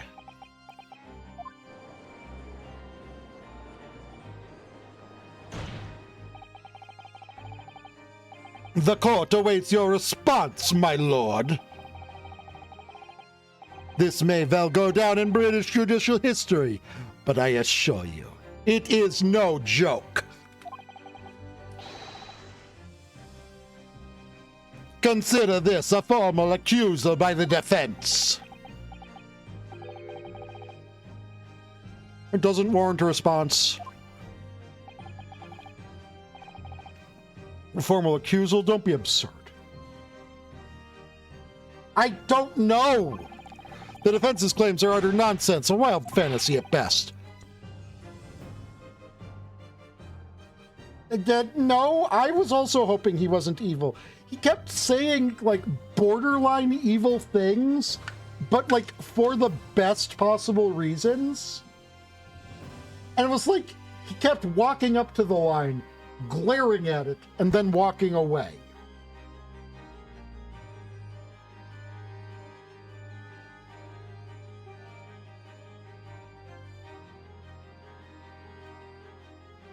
Don't get me wrong, I was also totally getting, like, I was getting the vibes of him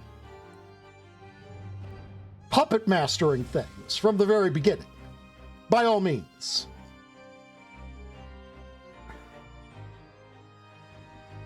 But it looked like he was puppet mastering them for good reasons. You're not going to defend yourself? You claim there was some wrongdoing with Lord Clint Van Zykes' autopsy. That is utterly untrue. But I heard it from Gregson's own lips. He admitted to it. And where is your evidence? What? Gregson's dead now. Unless you were thinking of summoning a ghost to the stand. Well, I see, actually, I know this clan in Japan, the Fei clan.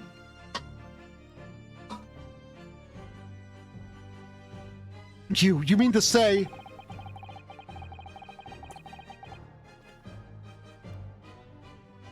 I forget how the system works in your little backwater country.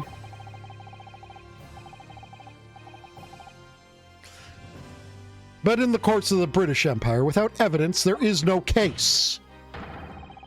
I have no intention of entertaining some wild fantasy that just can't possibly be substantiated by anyone or anything.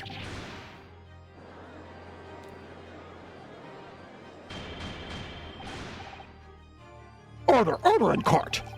Following Inspector Gregson's murder and in light of Dr. Wilson's death as well, there's really no one left who could testify about the events 10 years ago, is there? So that was the real purpose of the assassin exchange. This court has no business raking over the coals of a case that was concluded a decade ago. The accusal brought by the prosecution and the defense is categorically denied. I take it there are no objections? Kazuma has more or less waited his whole life for this moment. Is there really nothing else we can do now? Is there no other avenue we can go down in pursuit of the truth about what happened all those years ago? If only there was someone who could testify about Clint Van Dyke's autopsy.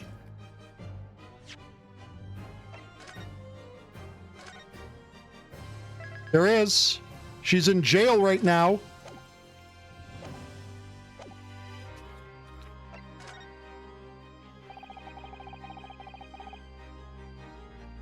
He's gone to extraordinary lengths to cover his tracks, even so as far as dispatching an assassin all the way to Japan to ensure Dr. Wilson's silence, and Dr. Shi won't say anything against Strongheart. But there's still one ray of hope. Objection.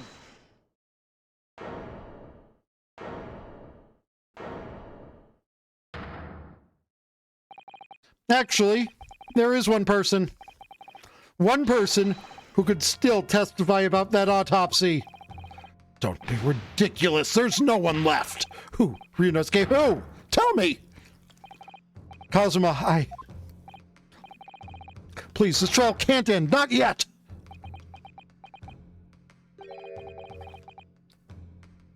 I'm not doing this for you. I'm doing it for the truth. The person the defense would like to call to the stand to testify about the autopsy of Lord Clint Van Dyke is...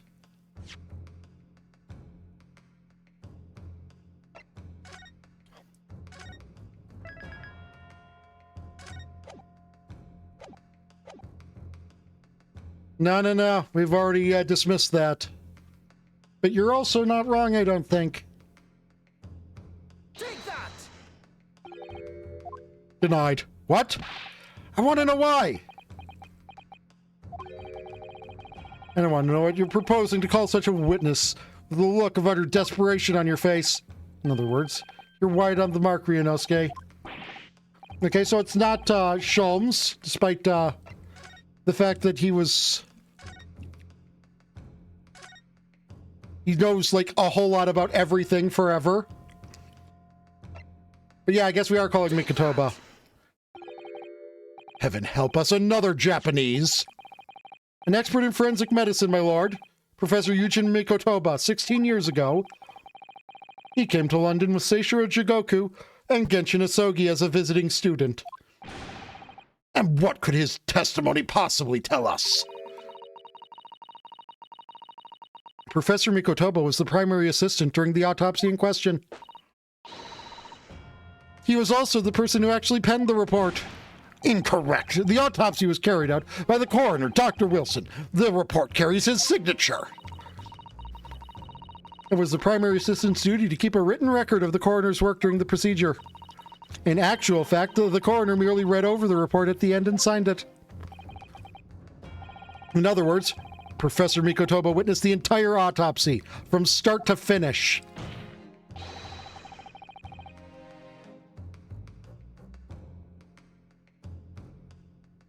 The defense demands that Professor Mikotoba be summoned as a witness as a matter of urgency. Whatever really happened in that autopsy laboratory 10 years ago is something only he can tell us. Fuck off. The defense's demand is denied. What? But Professor Mikotoba is in London at this very moment. We could summon him to the stand in minutes. No, of course he's not going to agree to it. Strongheart has no intention of summoning anyone who knows.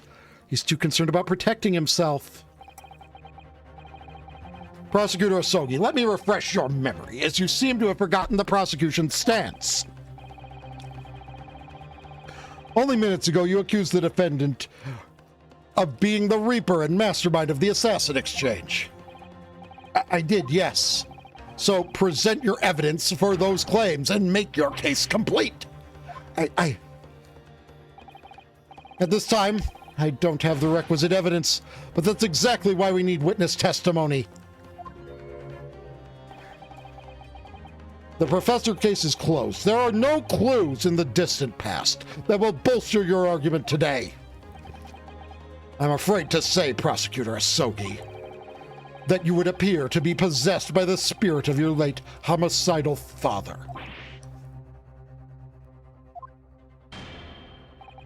Now, as I stated earlier, this court has already reached a conclusion with respect to the matter at hand. Inspector Gregson was murdered by Japanese Supreme Court Judge Seishiro Jigoku. As for any hidden circumstances that may exist, they will be investigated in due course by the proper authorities. But we all know what will happen.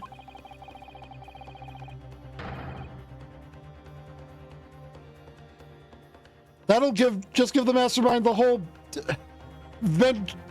venture time to cover his tracks again.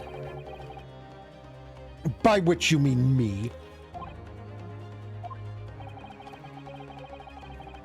Your punishment for this contemptible behavior will be decided at a later date. As for you, Prosecutor Asogi, you will be remanded following these proceedings. Willingly, I trust, since you gave your word. This futile game of revenge is over, young Master Asogi.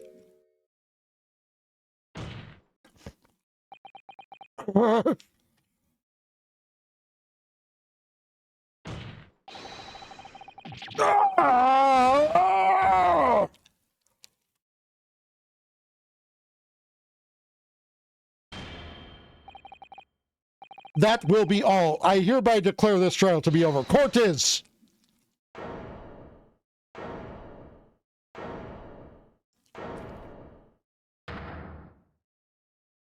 And Sholmes. Mr. Sholmes, this is no place for amateur detection, Mr. Sholmes. May I remind you that these proceedings are closed to the general public. You will leave the courtroom at once.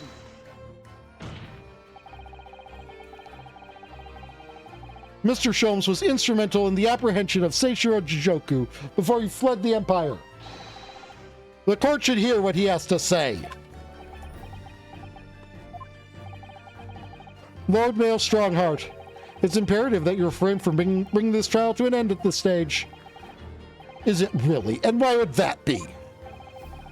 You need only recall your own words from the opening of the trial to answer that question, if I may.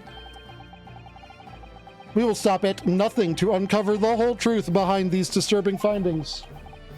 Surely it can't be that the shock of being accused of being the Reaper yourself has erased that from your memory, can it? The whole truth, sir, has already been uncovered.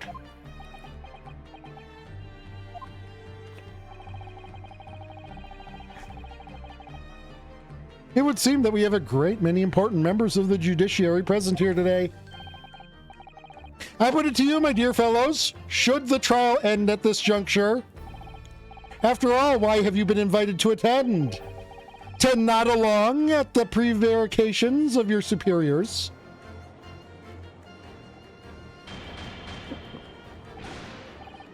Order! Order in court! It seems to me we stand at a door that leads to a new era of legal practices. A door that is ajar. Let us emerge from the shadows of the Reaper's decade-long ascendancy. For you and you alone, my dear fellows, have the power to push this door open now. The auditors in the gallery have no rights to express an opinion on court proceedings. Silence! He's right. The judge has absolute authority here. Yes, if he calls the trial to an end, it must end. But will that really do? I sense dark things occurring behind the scenes. Dark things indeed. Is there a single person here present here who can honestly... What's... The trial should go on. Summon the witness. That's right. We need to clear this up before that young Japanese fellow is remanded into custody.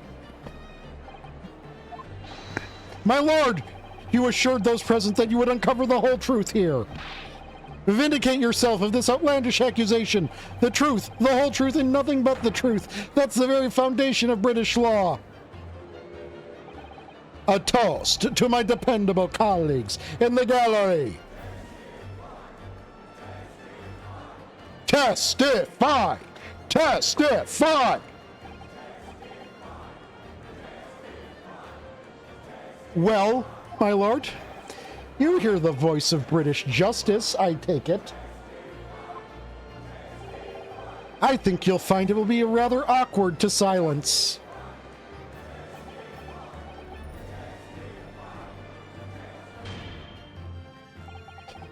The court will recess briefly. I have no intention of shrinking from these allegations. Bailiff, arrange for the subpoena of the witness at once. As soon as the gentleman arrives at the courthouse, we shall reconvene. A recess won't be necessary, my lord. Pardon? Mikotoba is a close friend of mine. He accompanied me today and is waiting in the antechamber as we speak.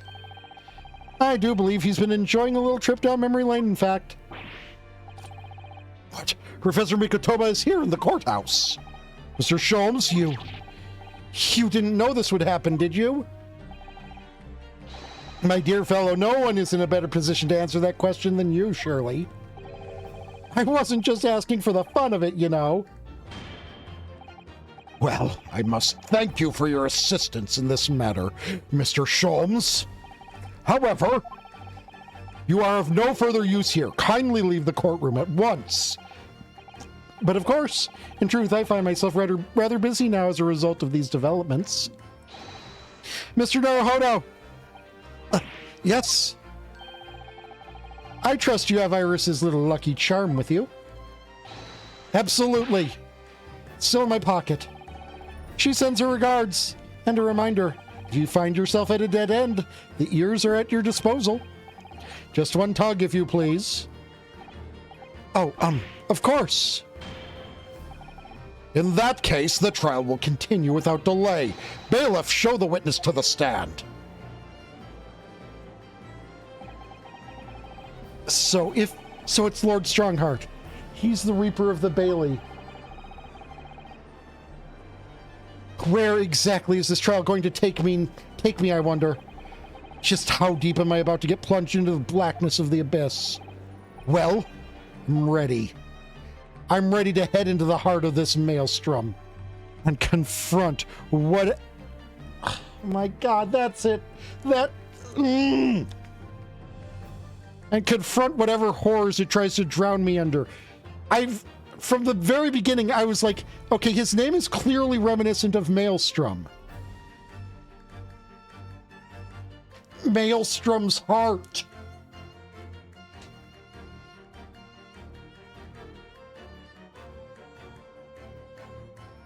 He is at the center of the entire storm.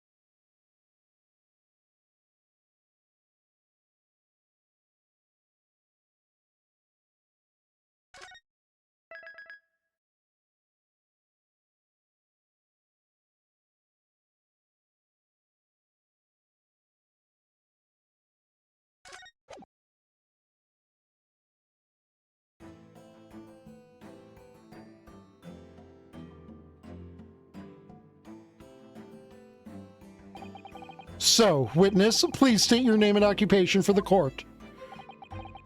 Yujin Mikotoba, lecturer in forensic medicine at the Imperial Yume University in Tokyo, Japan. Hi, creepy the goth coroner. And Professor Mikotoba, the young lady beside you is... Ah, this is Dr. Mariah Gorey, Scotland Yard's practicing coroner, the daughter of Dr. Shi, I understand. Yes, Dr. Shi. I'm afraid I can't tell you why she's here. She just appeared.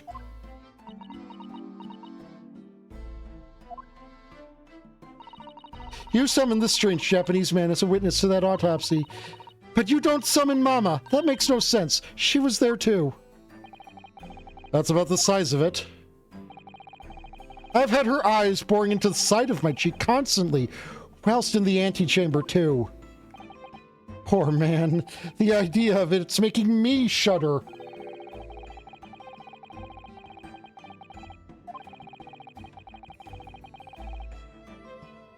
She was there, or deemed unfit to appear as a witness in today's proceedings. The Ministry of Justice's decision on that is final. Well, we wouldn't want any more perjury to be committed, would we?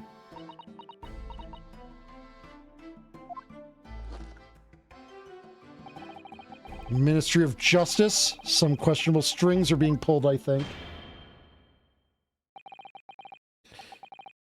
I remember you, Dr. Mikotoba, but I certainly never expected to be meeting you under these circumstances. Yes, it's been a long while, Lord Strongheart. The prosecution understands that you were a visiting student of the forensic science in London until 10 years ago. That's right. I studied under Dr. Wilson at St. Sinners. So, you were present at the autopsy of my brother, Lord Clint Van Zykes. I was, yes. I assisted Dr. Wilson with the entire procedure. Shh. Mama is far more skilled than any Japanese man. Well, Dr. Wilson asked me to be his primary assistant on that occasion. And this autopsy report was actually penned by you, I believe? Yes. I noted all of the doctor's findings, and when we were done, he read through the document and signed it. Poor Mama. As secondary assistant, she wouldn't have had such a good view of all the innards. So, Professor, do you remember Inspector Gregson? Yes, of course. If it wasn't for his insistence, Lord Van Zykes' autopsy would never have occurred. But he was absolutely convinced that it would reveal decisive evidence against Genshin, you see. So Lord Strongheart had to entreat the nobility to allow it to take place. Do correct me if I'm wrong, my lord. It was as a result of that autopsy that a mass murderer was apprehended and justice was done. But Gregson admitted before he was killed, he admitted that the results of the autopsy were fabricated. You were there at the time, so you must testify. You have an obligation to tell the truth about what really went on. Absolutely. That's precisely why I'm here. And that's why I'm here too. Very well then. You will give your formal testimony now, witnesses. But before you begin, a word of warning. Oh? You will state truthfully and accurately what you saw and what you heard at the time. I wouldn't dream of doing otherwise, my lord. The moment your testimony verges on supposition, I will expel you from my courtroom. Remember that.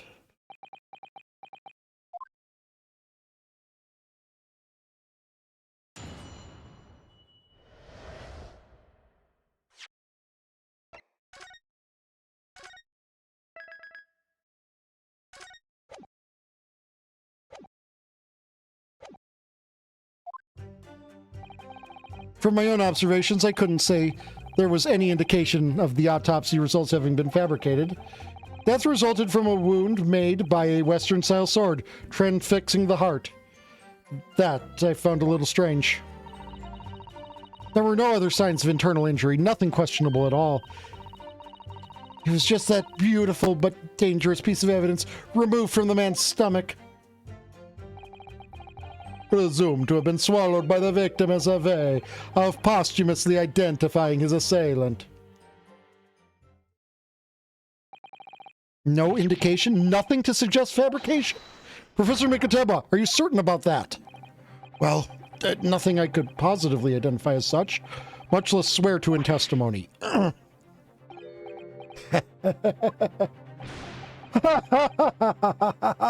Well, that clears things up nicely. The only fabrication here, Asogi, has come from you. What? You claim the inspector confessed just before his death. But that is the fabrication. No, he freely acknowledged it. I swear he did. Freely, with the tip of a sword at his throat. The man was clearly at his wit's end. The court will give no credence to this confession that was uttered in obvious desperation. Quite simply, there was nothing questionable about the investigation of Lord Clint Van Zykes' death. And with this testimony, we have, without question, uncovered the whole truth of the matter. If I may, my lord, there was most certainly something questionable about it, and the whole truth does rather elude us, I feel. I beg your pardon? Well, you're obviously aware of the facts of the case. All 4 of the professor's previous victims died when an enormous beast was set upon them that ripped out their throats. Oh, such horrifying crimes. But curiously, the killer's last victim, Lord Clint Van Zykes, suffered a different fate. Yes, you're right. He was stabbed through the heart with a sword. That's enough. I believe I warned you about this witness. I promised to curtail your testimony as soon as it entered the realms of supposition and speculation.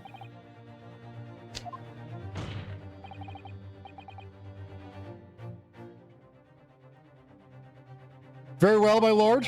In that case, the defense will pursue a conclusion to this cross-examination. What? I have the right to cross-examine every witness after testimony.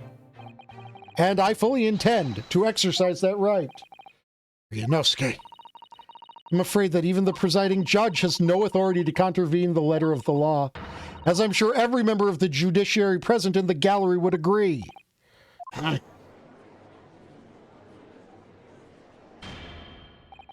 Very well, you may begin, counsel. However, the moment your arguments stray from the established facts, I will not hesitate to bring the cross-examination to an end. Proceed with caution. Yes, my lord.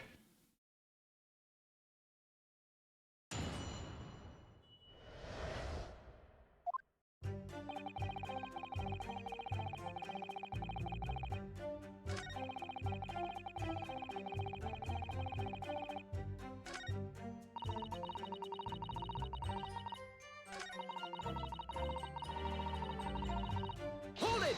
Which piece of evidence removed from the man's stomach? What exactly was it, though? What does beautiful but dangerous mean?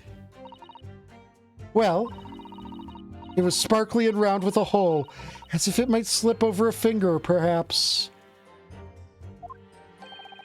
It was a ring belonging to Genshin Asogi. My father's ring was inside the victim's stomach? At the time, Genshin wore a large ring on the digitus quartus of his left hand, the fourth or ring finger.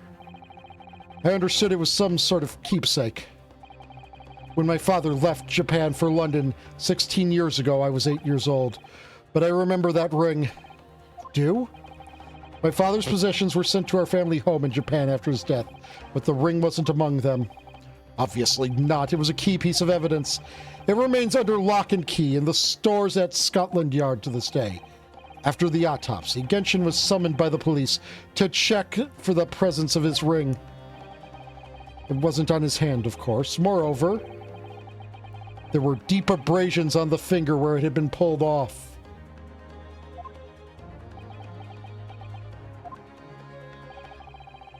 They arrested the man there and then, right before my eye. How could they? I brought the ring along with me today. What? It's a bit dusty from years in the stores. Good gracious, yes, that's it. I haven't seen that in 10 long years. And that was found in the victim's stomach? Yes, I'm afraid so.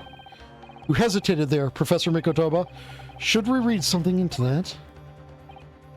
Ah, well, it's just... I was just thinking back now. I didn't actually witness the moment it was extracted from the victim's body. Oh my, really? At that precise moment, Dr. Wilson had asked me to fetch him a new scalpel, you see. Dr. Gory, the removal of historic evidence from the stores requires my consent, does it not?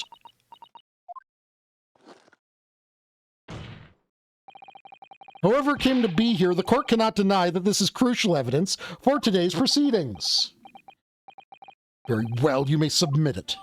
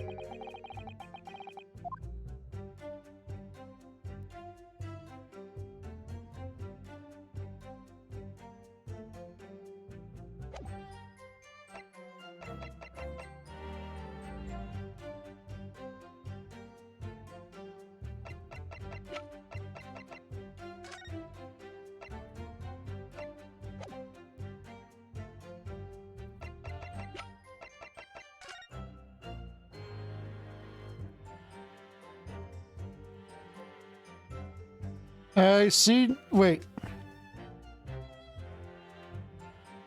I see no decoder ring properties on this thing so far.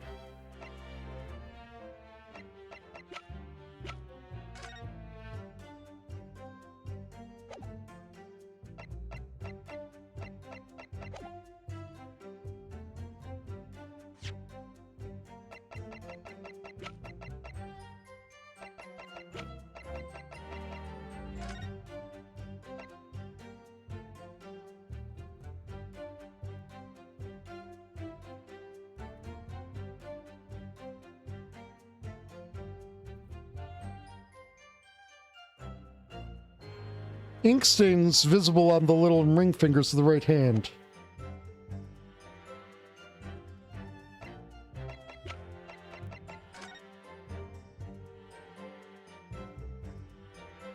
Those dark spots have no mark to them, so they're probably just supposed to be reflective element.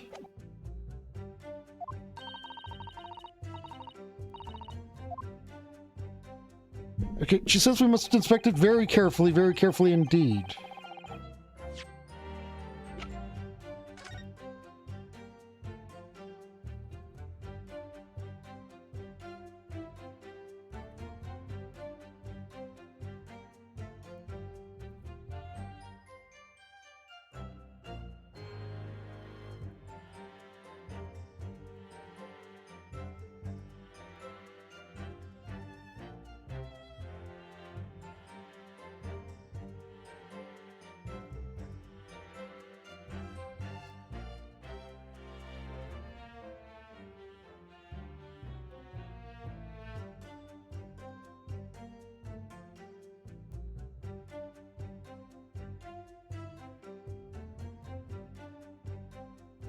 Trying to get a good look inside the grippers.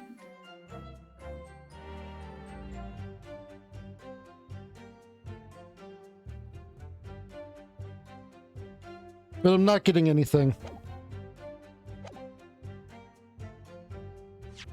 Okay. Armband, because ring. No. Red-headed League article? Not really.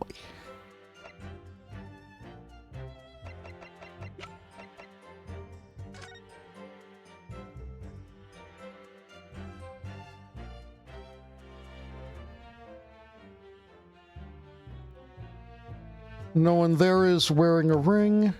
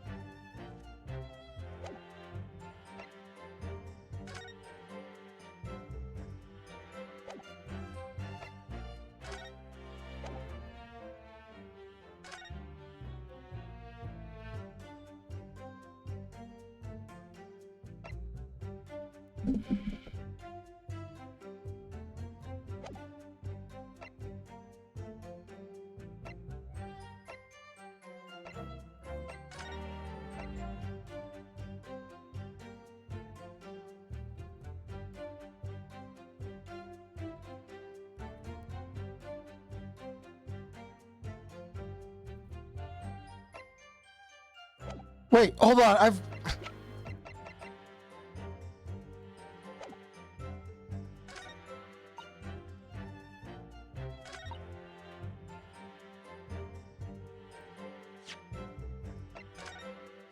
I was looking way too hard at everything. They just said there's no way you could possibly swallow this goddamn thing without it cutting you to ribbons. Objection. Cordes heard that the ring was extracted from the victim's stomach, but you didn't actually see it being removed, did you, Professor Mikotoba? That's right. As I said in my testimony before, at that moment I was fetching a replacement scalpel that Dr. Wilson had requested. In other words, you can neither confirm nor deny whether this ring was in fact really came from the victim's stomach or not. What are you suggesting, counsel? That ring was never in the victim's stomach to begin with. It's entirely feasible that Dr. Wilson fabricated that detail about the autopsy. What are you saying? That Dr. Wilson was in possession of the ring in advance, after it was somehow stolen from Mr. Asogi. And he produced it during the procedure, pretending to have found it there and then in the victim's stomach. Supposition at best. What possible evidence do you have to support such a rash claim? This evidence right here. That's the autopsy report. It's explicit in that report, counsel. Other than the ring, nothing unusual is noted internally, so I'm not sure how you intend to prove your point. You've already done it for me, my lord. The lack of internal injury says it all. What? To swallow a ring of this size will require considerable effort and determination. And in addition to its size, there are sharp claws around the gemstone to contend with. My brother was a determined man, and on the brink of death even more so, I'm sure. He would have stopped at nothing to ensure that evil killer was brought to justice. But if he really had swallowed that enormous ring, it's inconceivable that no traces of its passage down his throat would have remained as internal trauma. No!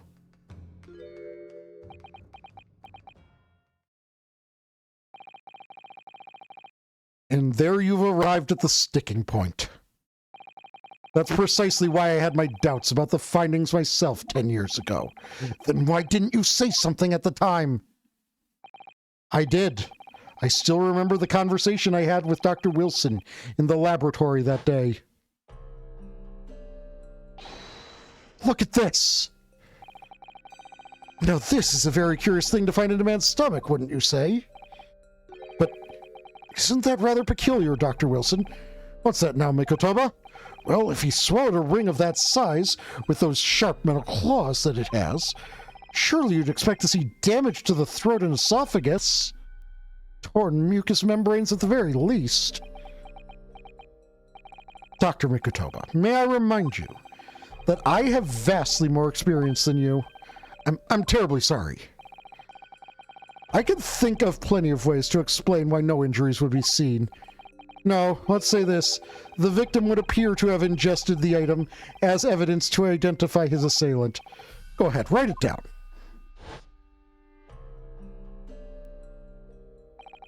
So I was right. Dr. Wilson deliberately fabricated the results of the autopsy to implicate my father. I'm disappointed, counsel. That argument is nothing more than speculation. What? Dr. Wilson was Britain's leading authority on forensic science and autopsy work. There's no scientific basis on which to doubt the man's expert opinion. Pardon the interruption, my lord, but... damage to the mucous membranes of the throat is easily identified even in living subjects. Using a device called an endoscope, recently demonstrated in practical use in France. I want one the government can pay. I don't think so. And Dr. Gorey, rest assured that your removal of evidence from the stores without permission will not go unpunished.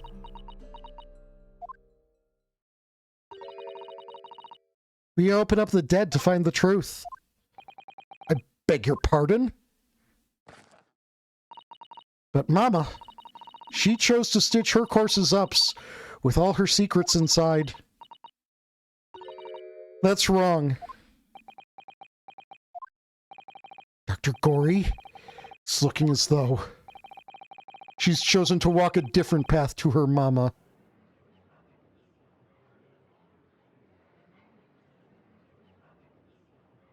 Crunch. Yes, the ring. What about the ring? I've just remembered something. An earlier incident. What incident?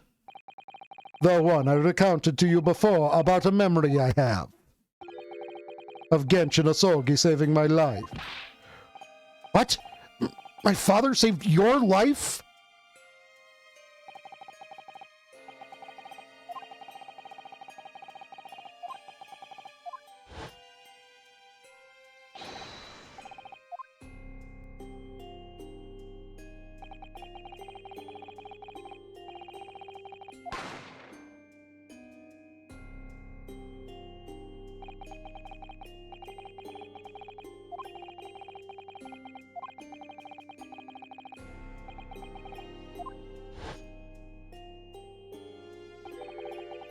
It was on the ring finger of his left hand that he used to wear the ring. Are you saying? I've always believed those thugs were after me, but now I'm starting to question if perhaps I wasn't the intended target after all. Wait, but... Genshin was arrested 2 days after that attack, and in that short interval, the decisive evidence needed to indict him was miraculously found. You mean the ring was stolen from him? You think that's what those thugs were after that night? Objection!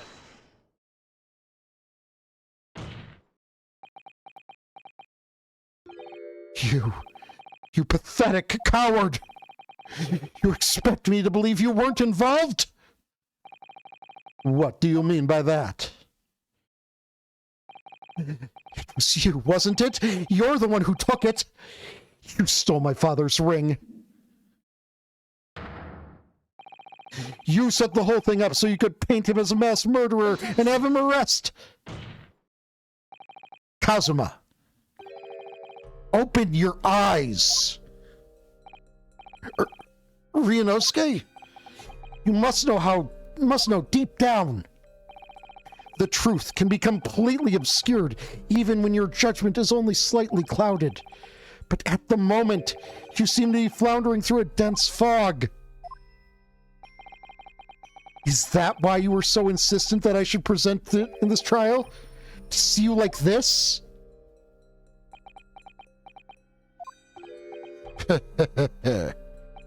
Well, this is an amusing spectacle. What a grandiose expression on your face. As if you were Lady Justice herself. It seems you've thoroughly convinced yourself of this alleged fabrication of the autopsy results. So much so that you're apparently blind to the blatant contradiction that would be born of it. What? Though it's extremely hard to believe, let us imagine that there was some misconduct during the autopsy. If that were the case, why would Asogi not have disputed the findings in his trial? Oh.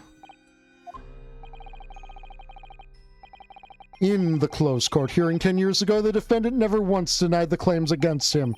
Isn't that right, Lord Van Zykes? Yes, that is indeed correct. Upon hearing the verdict of guilty, he merely closed his eyes, quietly accepting the judgment. The actions of a man who has accepted responsibility for his deeds and is resigned to his fate. But then... Oh my, that is very strange. But if Mr. Asogi did nothing to oppose the charges against him, then... that would surely mean there was no fabricated evidence. An obvious conclusion at which you should have arrived many minutes ago, Prosecutor Asogi. Your twisted loyalty and clouded judgment are hampering your ability for logical thought. Genshin Asogi's silence at his hearing can mean only one thing. There was no fabrication of evidence during the autopsy of his final victim 10 years ago.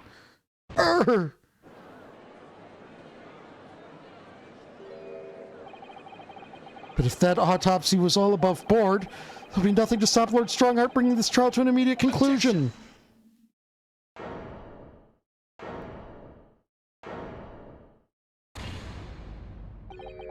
Thank you, Ryunosuke. If it wasn't for your frank words just now, this trial may very well have ended prematurely. Kazuma? What's this latest absurdity, Counsel? My lord? Your reasoning is perfectly sound. But for one giant hole... I beg your pardon? You claim my father's silence was due to the fact that there was no fabricated evidence. But there's another possible explanation. You've overlooked the possibility that he had a reason for maintaining that silence. Silence that would lead to him being convicted and sent to his death. The autopsy results were an invention. There's no conceivable reason the man wouldn't have protested. My model does not look very good doing this from this angle. It's really much better doing it from the prosecutor's desk. Objection. Oh, those results were an invention, all right. There's no question of that. Or are you forgetting that 2 people with a connection to the autopsy have been assassinated?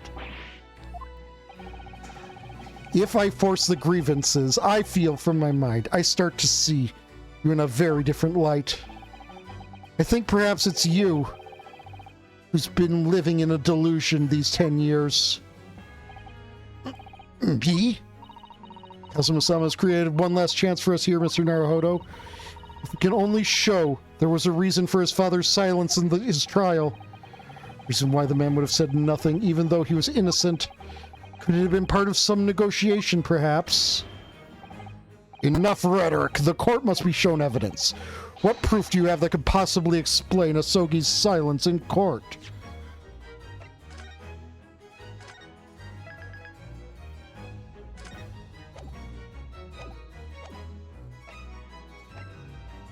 Absolutely not. No. No possible way.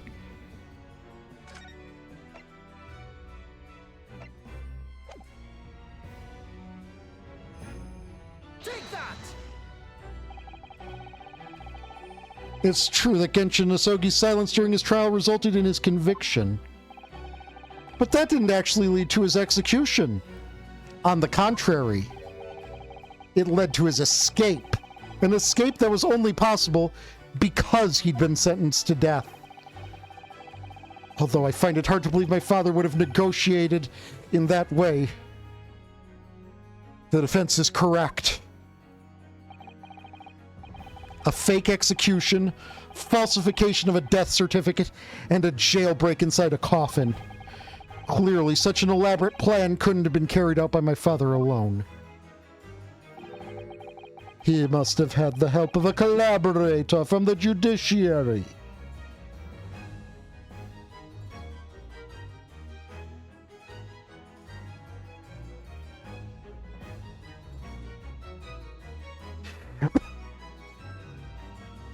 the entire orchestration of the events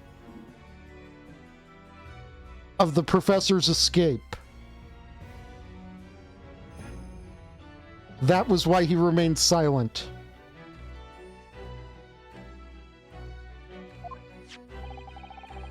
I have here the dismissal notice of the chief warder who was working at the prison at the time. The note reads, there are indications that the jailbreak was in planning prior to the inmate's incarceration. In other words, there were suggestions of some sort of negotiation between Mr. Asogi and the British government to protect Clint Van Zykes' name. In exchange for his silence in court, he was given an assurance that he would be broken out of prison. You're cute, Rose and Delta. Yes, with that sort of clandestine agreement in place, I can imagine he would have kept very quiet. I would go further than that, in fact. I would say the elaborate jailbreak of Mr. Asogi can be explained in no other way. Order! Order! First fabricated evidence and now a jailbreak conspiracy. Of course, because it's all intimately linked. The prosecution wishes to summon new witnesses to the stand. Witnesses? People who can testify about the jailbreak that took place 10 years ago. Governor Caden and the poor chief warder of the prison. I won't allow this trial to turn into a farce, to summon the governor of the prison after all these years. Oh, it wouldn't be any trouble, my lord. What? Father? My dear friend may appear a little rattle-pated at times, but I can assure you he is extremely thorough. He wired both Barclay and the local prison earlier, asking Governor Caden and Mr. Vigil to attend the Old Bailey as a matter of extreme urgency. Mr. Sholmes did that? Are you telling me that? Both men are, unless I'm much mistaken, waiting just outside the courtroom at this very moment. My lord, you must permit this trial to proceed, as you declared at its outset.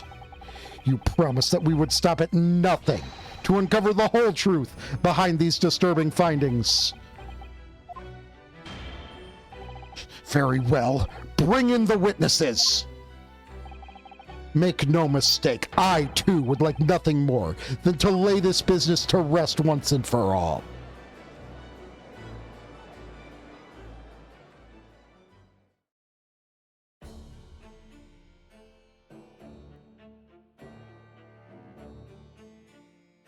And he's surrounded by all of the people who can keep him accountable.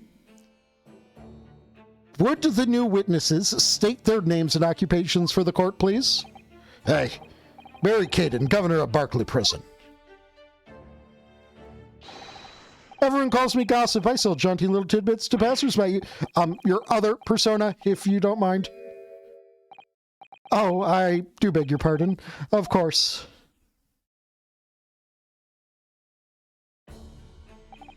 My name is Daily Vigil. I used to be the chief warder at Barclay Prison. The reason you've been summoned here to court today is to testify about the jailbreak of the so-called professor 10 years ago. Ouch! The professor, we've already been through all this before, a decade ago. And the conclusion was that there was nothing untoward happened. A convict escaped from your prison, Governor. Hardly what you'd call nothing untoward. Well. Convict's death certificate was somehow falsified after he was allegedly executed, and he escaped prison inside his own coffin. A plan of that complexity could never have been carried out without the help of somebody of influence inside the prison. Governor Caden, don't imagine the passage of time will afford you any protection.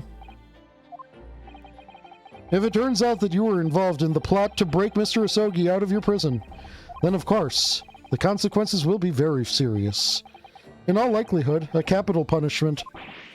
Gods, hold on there, laddie. All I did was... Witness, Governor Caden. Aye, sir. You have a critical role to play in the public safety of our country, a great responsibility to shoulder. The significance of your testimony in court cannot be understated. Therefore, think carefully before you speak. And Prosecutor Asogi, if you threaten the witness again, you will be held in contempt of court. My apologies, my lord.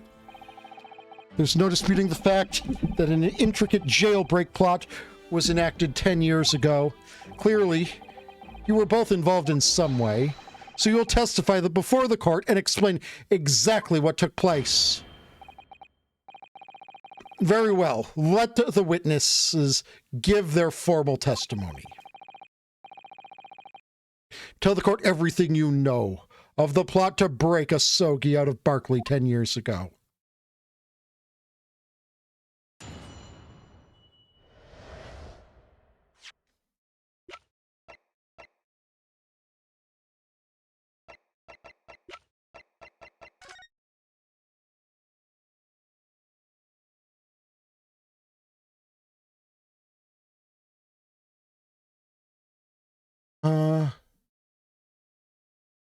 No. Okay, I had a wacky theory, but there was no way I could pull it off.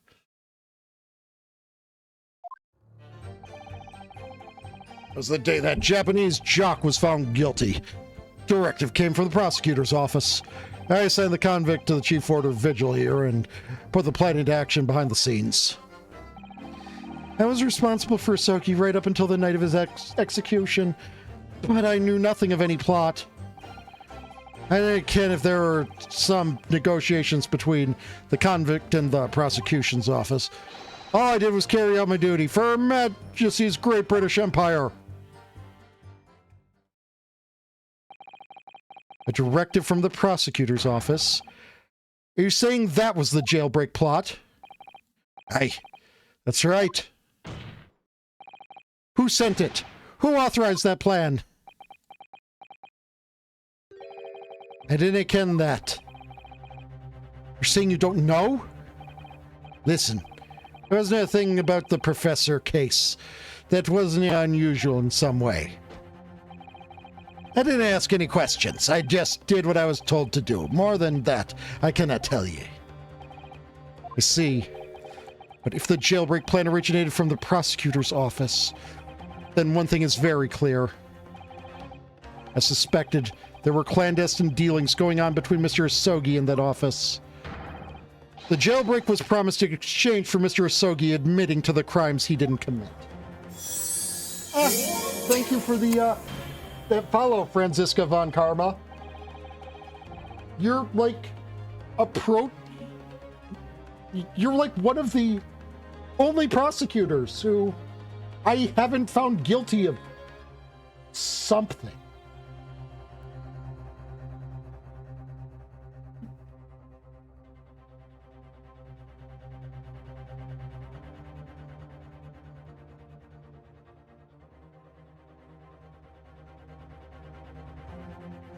If I were ever in court, I would be keeping my head as down as possible.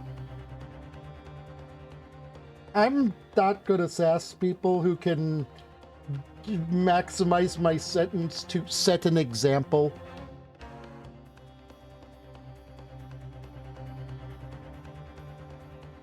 It's also disturbing that they can do that. Like, they just have the authority to do that. That counsel is nothing more than speculation on your part. So let me ask the defense. Oh, yes, my lord? I fail to see how these witnesses have any more pertinent information here. Do you intend to assert your right to a cross-examination? No shit, Herlock? Absolutely. I have no intention of squandering a single opportunity, my lord.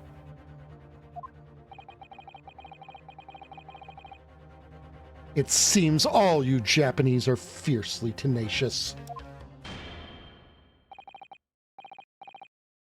Very well. Proceed, counsel.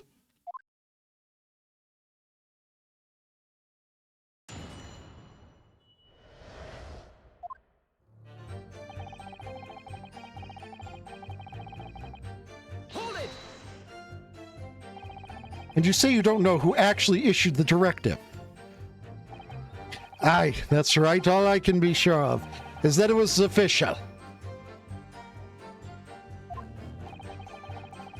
But if it was from the prosecution office, that narrows down who it could have issued straight away. And it wasn't me. I cannot say with certainty that it did originate from the... I cannot even say with certainty that it did originate from the prosecutor's office. What? There's no telling where it started. There's a fair chance it came from higher up the ladder. Basically, I cannot give you any indication who was behind it. You can't be serious. All we can say for sure is the order must have come from somebody in authority, I suppose. The likes us on the ground, as it were, don't ain't bother with idle speculation. We just get the job done.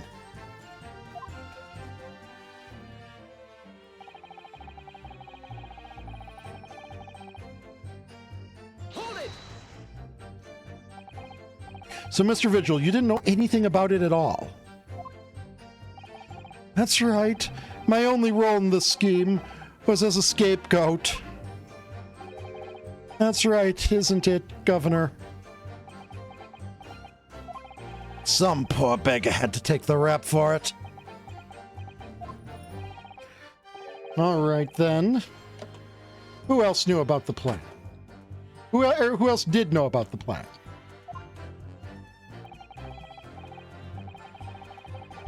I have not the first idea, laddie.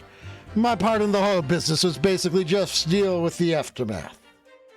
I cannot do a Scottish accent.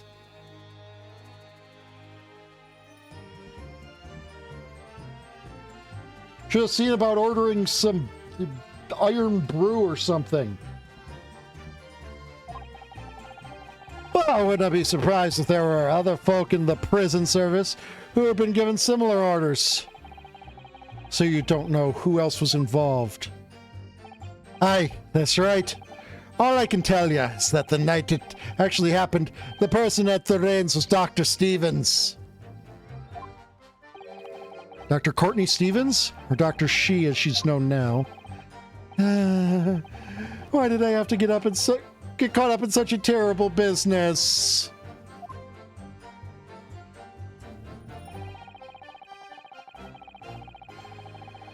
I was responsible for Sogi right up until the night of his execution, but I knew nothing of any plot.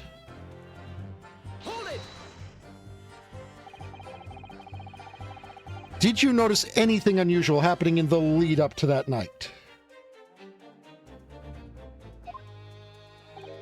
Oh, everything was unusual, exception after exception.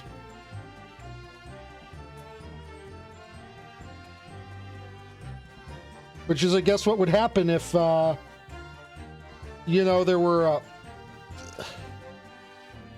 national security case that you got saddled with the aftermath of. Not really a national security. You still get what I mean, though. After all, it was the professor, the man that terrorized the country as never before with his crimes.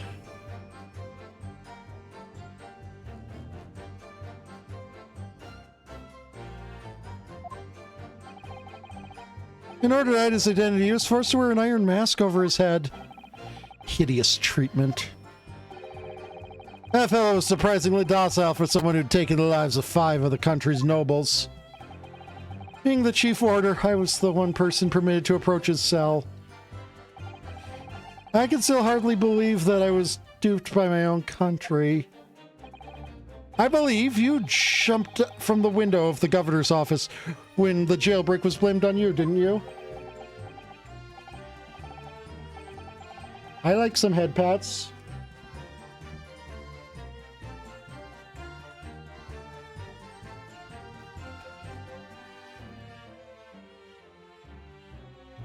Gosh, Vigil, I cannot apologize enough. No, Governor, I don't believe you can. It won't change what's happened.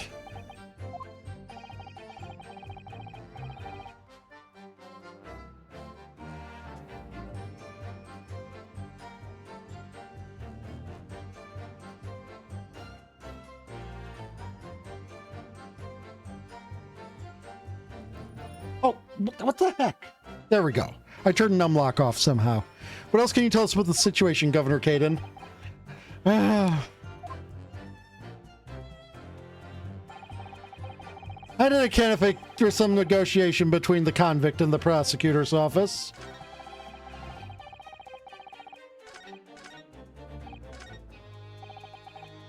Hold it! You already acknowledged the orders came from the prosecutor's office to arrange for the man's escape.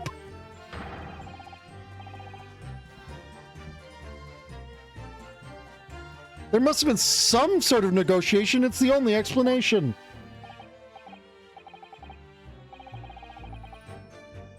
Aye, well, be that as it may, I dinna ken nothing about that. The witness stand is no place for telling what you don't know, that for sure. I ken that much, I do. And I presume you know this. Not telling what you do know is a criminal offense.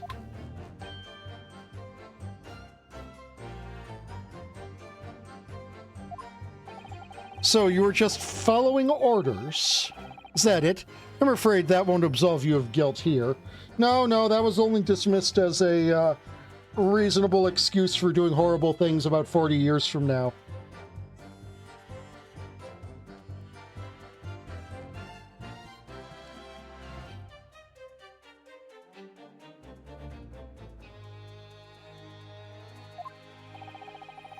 The man was still killed illegally, even if he was a condemned criminal.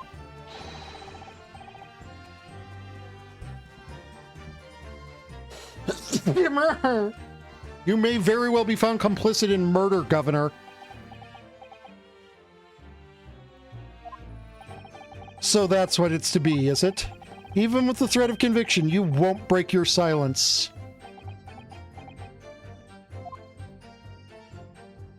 Thank you. Hold it! Did you carry out the plan in its entirety? Aye, I did everything I could at the time. As you know, Genshin Asogi was shot dead in Lowgate Cemetery after the escape.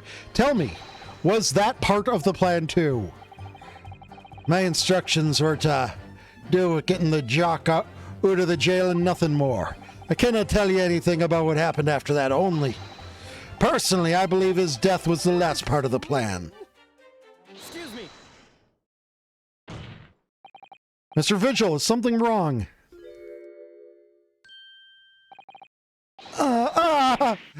Yes, sir, what can I do for you, sir? He's saluting now? What is it, some sort of Barclay convention? What Governor Caden was just saying seemed to upset you. Did it bring something to mind, perhaps?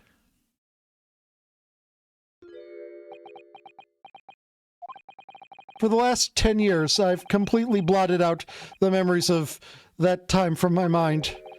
I was betrayed by my superiors in the name of my country. Just as my father was betrayed, it seems. But you see, thinking back now, I really can't imagine that the shooting of Mr. Asogi in the cemetery was ever part of the plan. What makes you think that? Well, it just doesn't make sense, does it? To make the man admit to crimes he didn't commit, with the promise of a jailbreak only to kill him in the end. That's treachery of the worst kind. But the point is, if the intention was always to betray him, why would there be any need for all the chicaneries of an escape? Bravo for using the word chicaneries, my guy. Yes, that's quite true. If whoever negotiated with Asogi never intended to keep up his or her end of the bargain, it would have been far simpler to just let the man be executed in prison, as dictated by his sentence.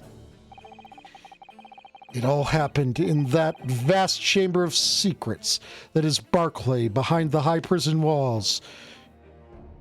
No, that's located in one of the girls' bathrooms. I suppose nobody knows what really went on in the execution room now. Yes, it's an unsettling mystery, certainly.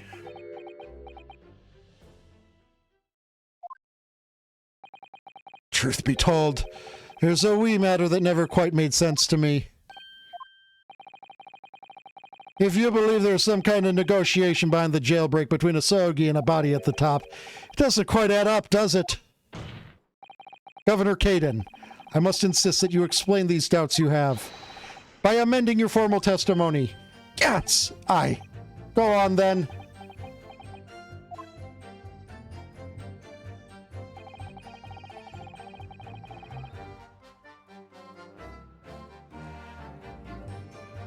Hold it!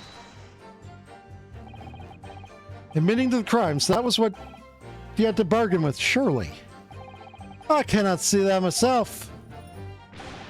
After all, did the prosecution have no conclusive evidence against the Carlier? This, you mean, discovered during the final victim's autopsy. There's every possibility this conclusive evidence was fabricated by Scotland Yard and the prosecutor's office. Possibilities are all very well, but nothing here has been proven. You can holler about misconduct in the trial 10 years ago all you like. But if you can't establish that it happened with hard evidence, no one's going to listen. Aye, that's right. So what I'm saying is, the convict had nothing he could use for any kind of bargaining at all. The witness makes an astute point. Logically, it would seem no negotiation could have taken place. And yet the plan to break the man out of prison was definitely put into practice. So he must have been armed with some... Okay, yeah, no, I see what we're going to go with here.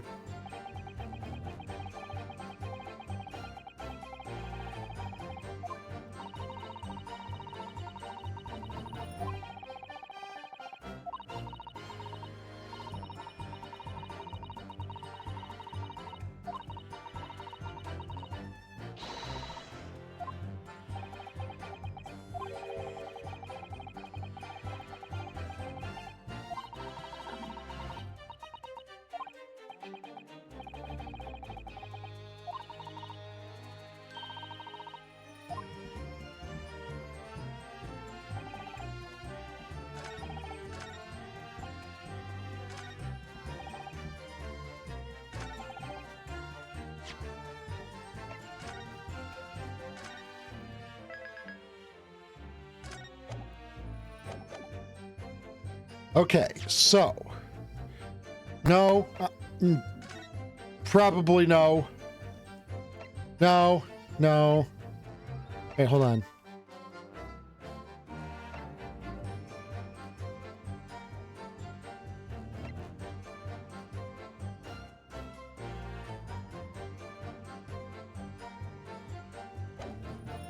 No. No, no. No, no. No, no. No, no, no. No. Yet. No. Probable. No, no.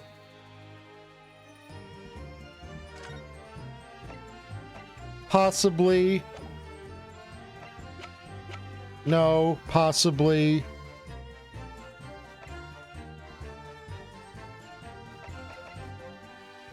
No, no. Probably not. Possibly.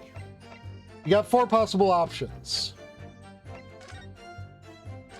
And only 2 of them are likely, and only one of them is...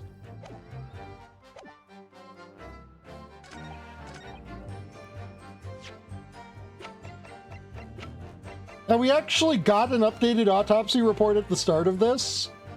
The prosecution submitted an updated autopsy report without it blindsiding us, because we already knew the autopsy report was getting updated.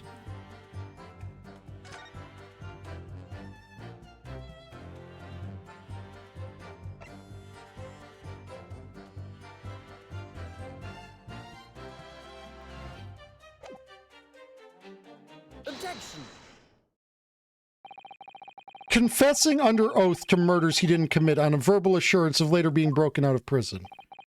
Genshin Asogi was taking an incredibly risky gamble. Very true. There was nothing to stop the British breaking their word and executing him behind closed doors anyway. Under normal circumstances, no man would stake his life on a gentleman's agreement like that.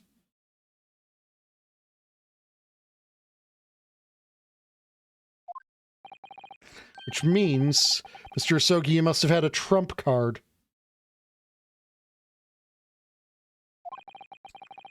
Something that guaranteed he wouldn't be betrayed. Some kind of weapon.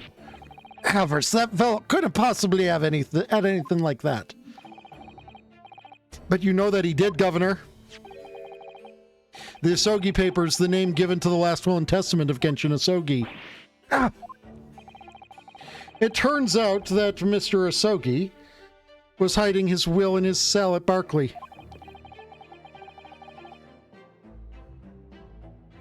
Chief Warder Vigil caught him with it one day. You squealed, didn't you, you wee rat? Did I not tell you to keep that a secret? You can't touch me now. Ah! When Mr. Vigil caught sight of that will through the bars of the convict's cell, Mr. Asogi pleaded with the warder. All right then, but what's on that paper? The last will and testament. This will is the only weapon I have left now. A weapon. A weapon to surpass Metal Gear. And after the convict had been killed following the elaborate pretense of the jailbreak, that document mysteriously disappeared, didn't it?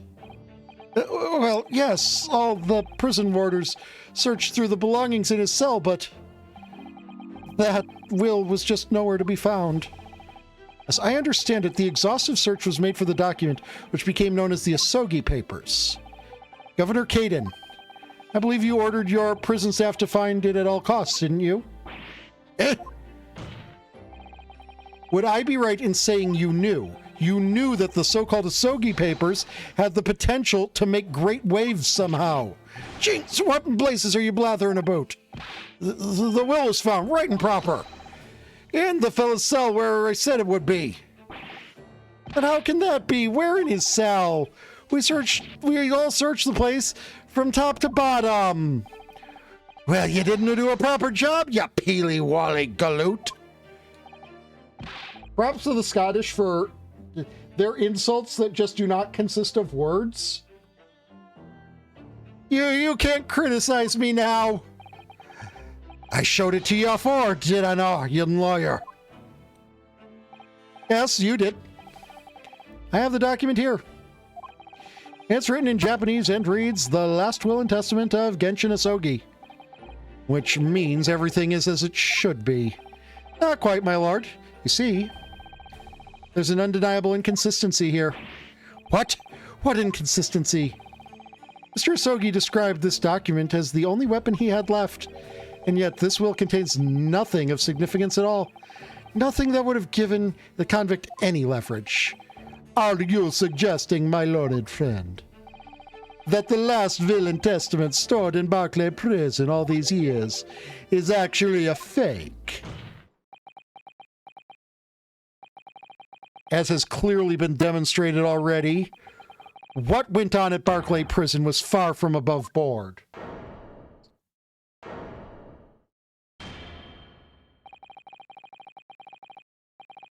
That last vilification by the defense was an affront to the entire British legal system. This absurd notion of a weapon is something for which we have only the former chief warder's word. The man could quite easily be lying, or at the very least sorely mistaken. What? No, I definitely heard him say that, I swear. Clearly, we need to get to the bottom of this. We need to know exactly what happened with these so-called Asogi Papers. A waste of time. If the will was fake, where is the real document? Mr. Vigil was stabbed in the back by the judiciary 10 years ago. He lost everything, very nearly his own life. And now you're going to do it again. You're going to brand him a liar and turn your back on him without even letting him defend himself. It's clear that Barclay Prison is hiding something. It's clear that the jailbreak was masterminded by somebody in the prosecutor's office. It's clear that illicit negotiations took place. Is your lordship going to gloss over these obvious... What did you say? Obvious and reprehensible facts? Testify! Testify! Testify!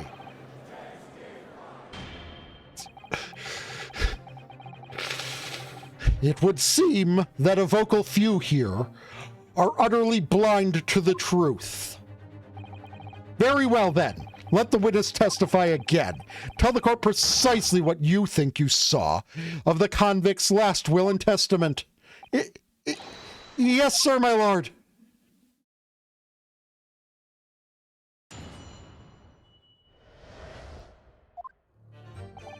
As the warder responsible for condemned convicts, I attended to Mr. Asogi to keep watch over his cell. The night after he was found guilty in court, he was doing something with that will in his cell. We turned the cell inside out, looking for it after the execution, but to no avail. I only found out about the Asogi papers when a directive came, telling me to impound them. The document was in the folds of the fellow's robe, in that the robe that was left in his cell. A kimono, I think it's called. His kimono? That's a lie. We searched every inch of the man's cell. We looked through all his clothes. It can't be true. Were you not satisfied with calling me a liar once, eh? Or you wee waffinger? There's nothing you can do about it now. You don't have any hold over me anymore. Other than the hold you take of my cravat, of course. Is that what you're going to do, is it? Your cravat seems to be already anticipating it. Are you going to give me a good shake again, or are you too scared? Yeah! Little and large, what a double act. We complied with Asogi's will as far as was possible. All of his personal effects were delivered to his family home in Japan, as a courtesy to the homeland of the most notorious killer our country had ever seen. And we were much obliged. I can confirm that all my father's belongings arrived safely. Aye, and you cannot deny the handwriting is that of your old man, eh? Yes, there's no mistaking that's my father's brushwork. Really. And this last will and testament was the man's last weapon, was it? I think we can safely assume that the convict was merely prattling, knowing that his end was nigh.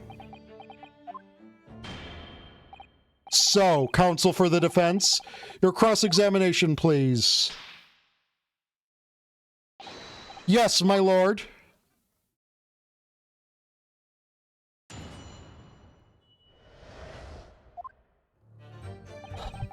As the warder responsible for condemned convicts, I attended to Mr. Asogi and kept watch over his cell. So would that mean you conversed with Mr. Asogi? I don't see this one playing into anything. I'm not even going to read this. I'm waiting to just see if anyone freaks out when I press.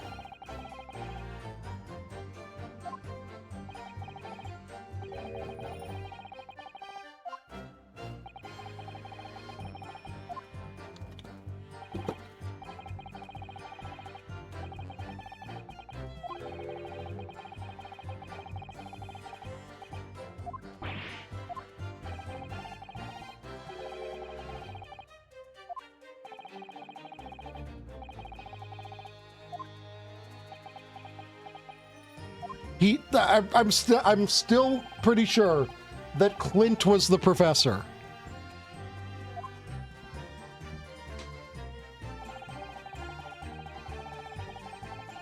Hold it! Doing something. He killed Clint because he had found out that his friend was a horrible mass murderer, and maybe it wasn't a fair duel.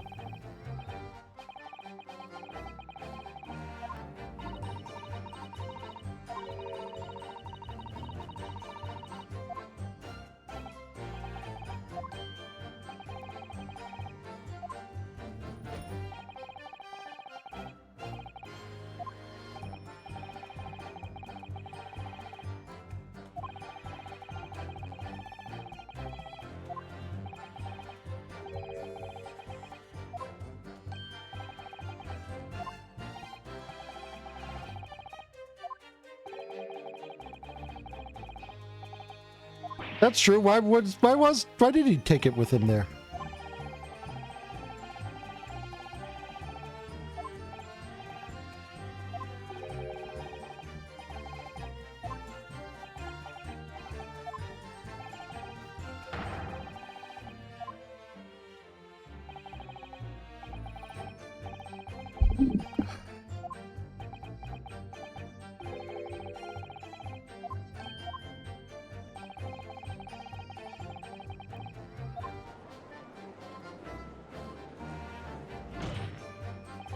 I like pats.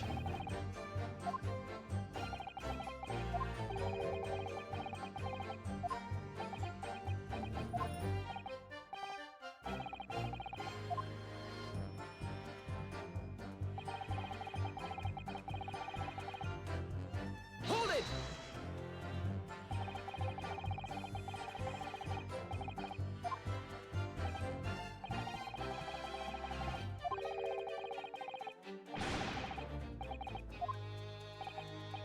Indeed.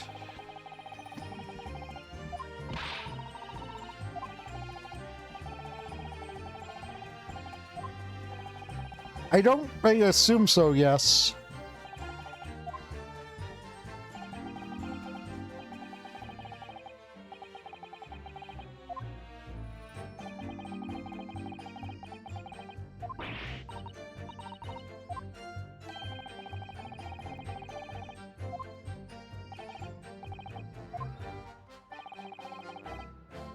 That, I assume, will be explained too.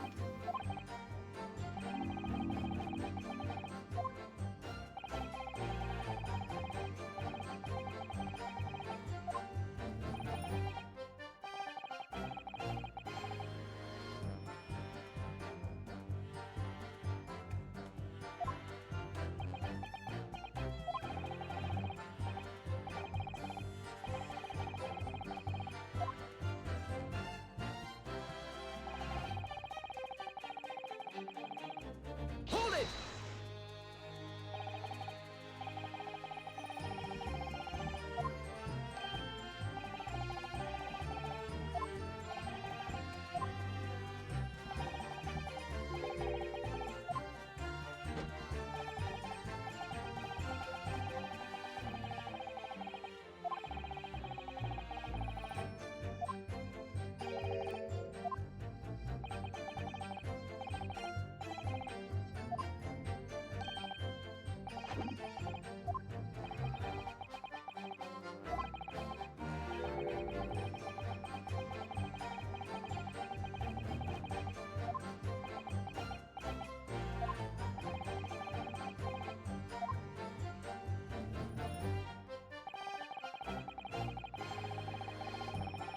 Hold it!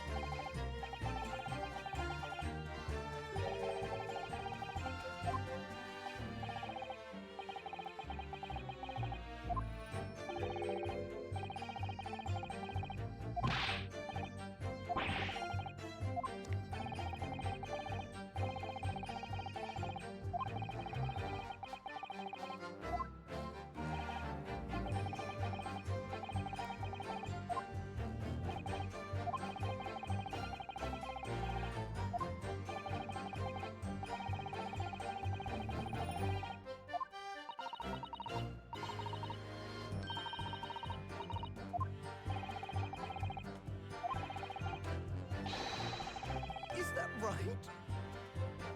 Excuse me. You're feeling faint, Mr. Vigil. Mr. Vigil. Sir! It was Scarlet, sir!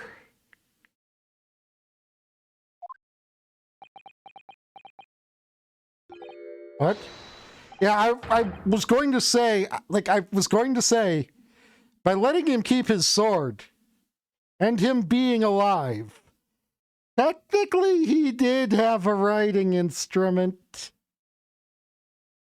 It's called a finger.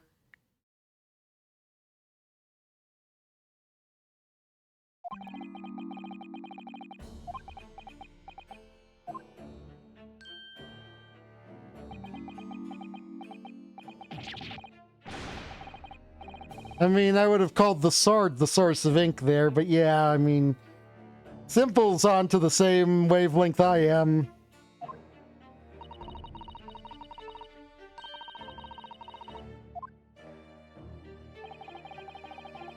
And let's face it, I'm a demon.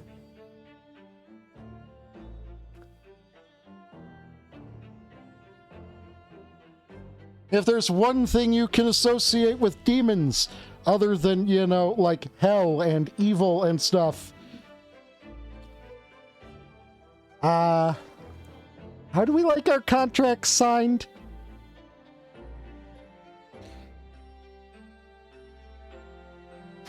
Something of importance? Possibly or possibly not.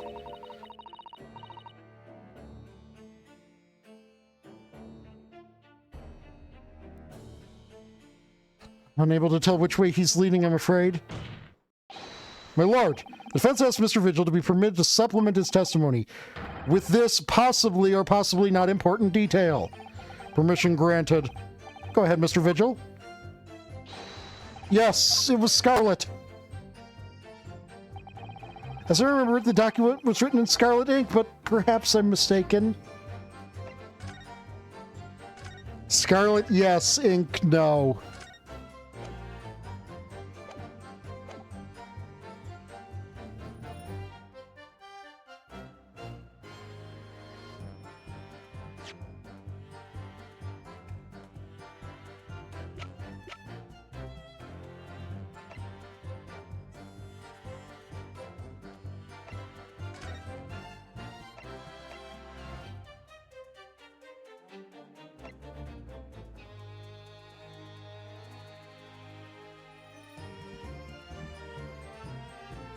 This is weird.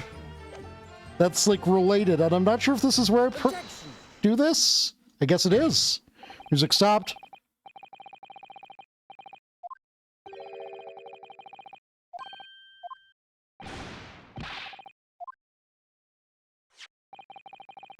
Have a look at this report. That's my brother's autopsy report. Yes, and there's something here that bothered me since I first read it. It states that scarlet-colored ink stains were noted on the fingers of the victim's right hand. Yes, so it does. Scarlet ink? Now, I'm not familiar with the habits of the British aristocracy, I freely admit. But I would hazard to guess they don't go around with ink stains on their fingertips, do they? Your wit is not appreciated. My brother was a well-bred and fastidious man. Should ink have sullied his fingertips, he would have cleaned them immediately.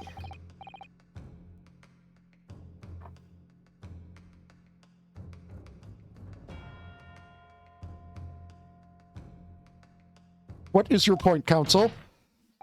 My point is this. Whatever Lord Clint Van Zykes was writing in that unusually colored ink, it must have been directly before his death. Because he died before he had proper opportunity to clean his hand. What? Oh, he was looking at the documents that Clint had. I remember something troubled me at the time. At the scene, the lid of my brother's ink valve was open. But Clint was punctilious about such things. It seemed unusual, and no document penned in the color of the ink was in the valve was ever found. So the document had disappeared. Are you suggesting that the document my father had in his hand that night in his cell was the same document that Lord Clint Van Zykes was writing moments before his death? Then, it was. If Mr. Vigil's testimony is to be believed, it can only mean that yes. Mr. Vigil! Sir! When you spotted Mr. Asogi with the document in his cell, his precise words were as follows, were they not?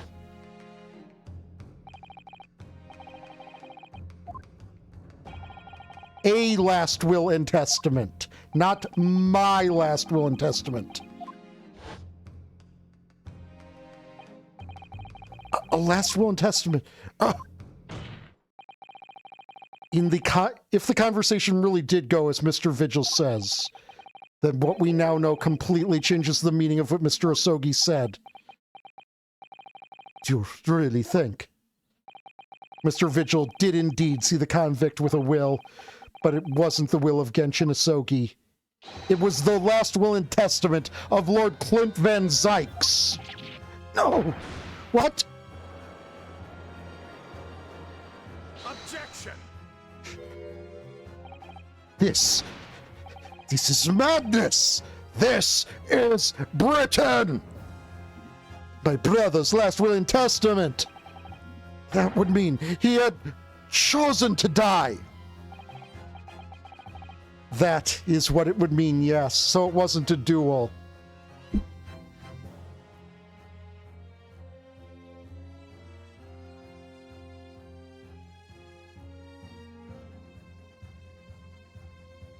Why are you not?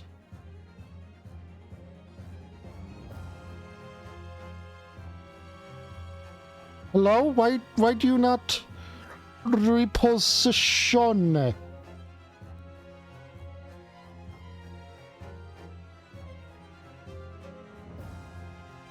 Why is my reposition hotkey not working? Why does everything I touch break?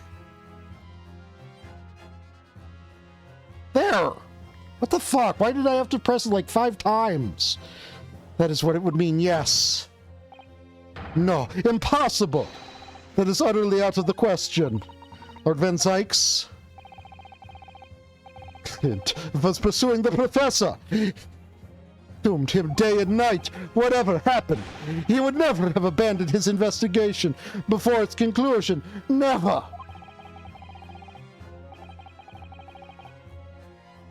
He wouldn't rest until the job was done, until the killer was caught. The idea that he would willingly accept his own death, it's obscene. And yet we can be sure that he was writing his will moments before his death, and that Genshin Asogi came to be in possession of that document. So what could the will possibly have contained? Clearly something that couldn't be made public under any circumstances whatsoever, because armed with that document, my father was able to negotiate with the judiciary for his life. It was something so damning that it prompted the powers that be to enact that daring jailbreak plot. Yes, there can be no question that the will contained information of the utmost secrecy. Information of the utmost secrecy. No, it couldn't be.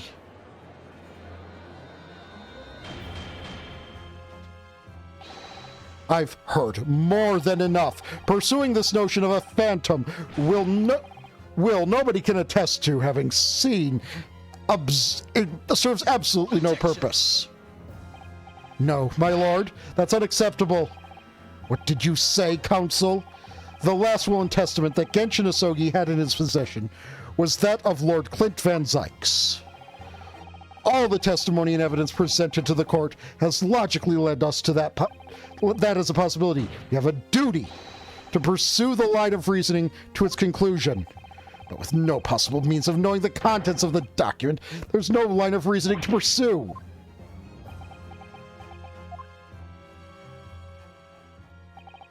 The reason why Lord Clint Van Zykes, a man of high noble standing, would have chosen death. Information so secret, people in the judiciary would be willing to negotiate the jailbreak of a condemned killer. Oh no. The only explanation that fits those facts is an unthinkable truth that turns absolutely everything on its head.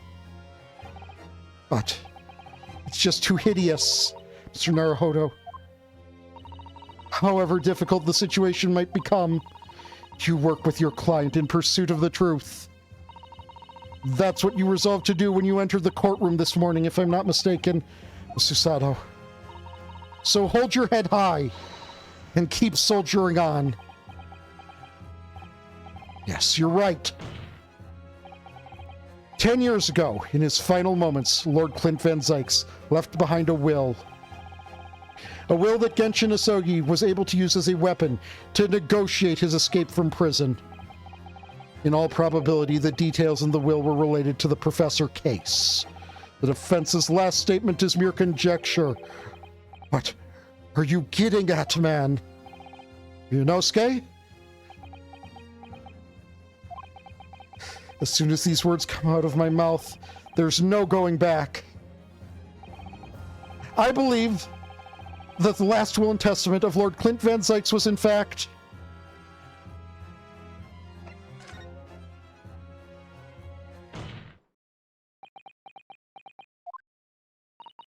You can do this, Mr. Naruhodo.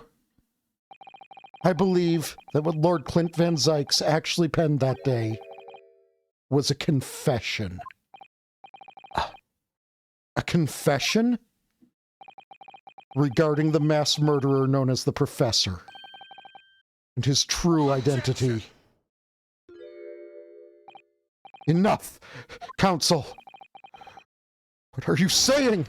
Do you even realize? A confession about the true identity of the Professor. That would mean...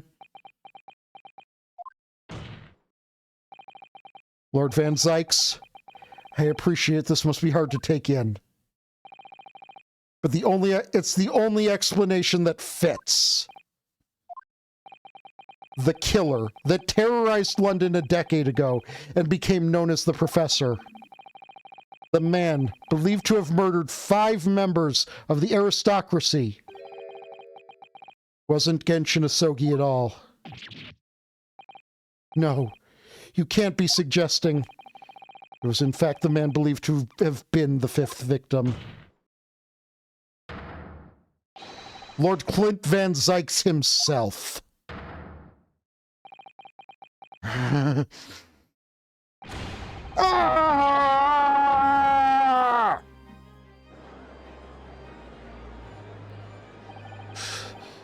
It's finally open, is it? Pandora's box. The great Van Zykes family? They've been thoroughbreds of the British judiciary for years, and Lord Clint Van Zykes, he was a paragon of justice in the capital. But he was actually a mass murderer, a perpetrator of atrocities of the vilest nature. If the general public ever found out, law and order could be over... My brother. Oh, this is too awful. Poor Lord Van Zykes. I wonder, though, did he never suspect Mr. Naruhodo? Lord Barrick Van Zykes is a brilliant prosecutor. Is it conceivable that he didn't realize what his oldest brother really was?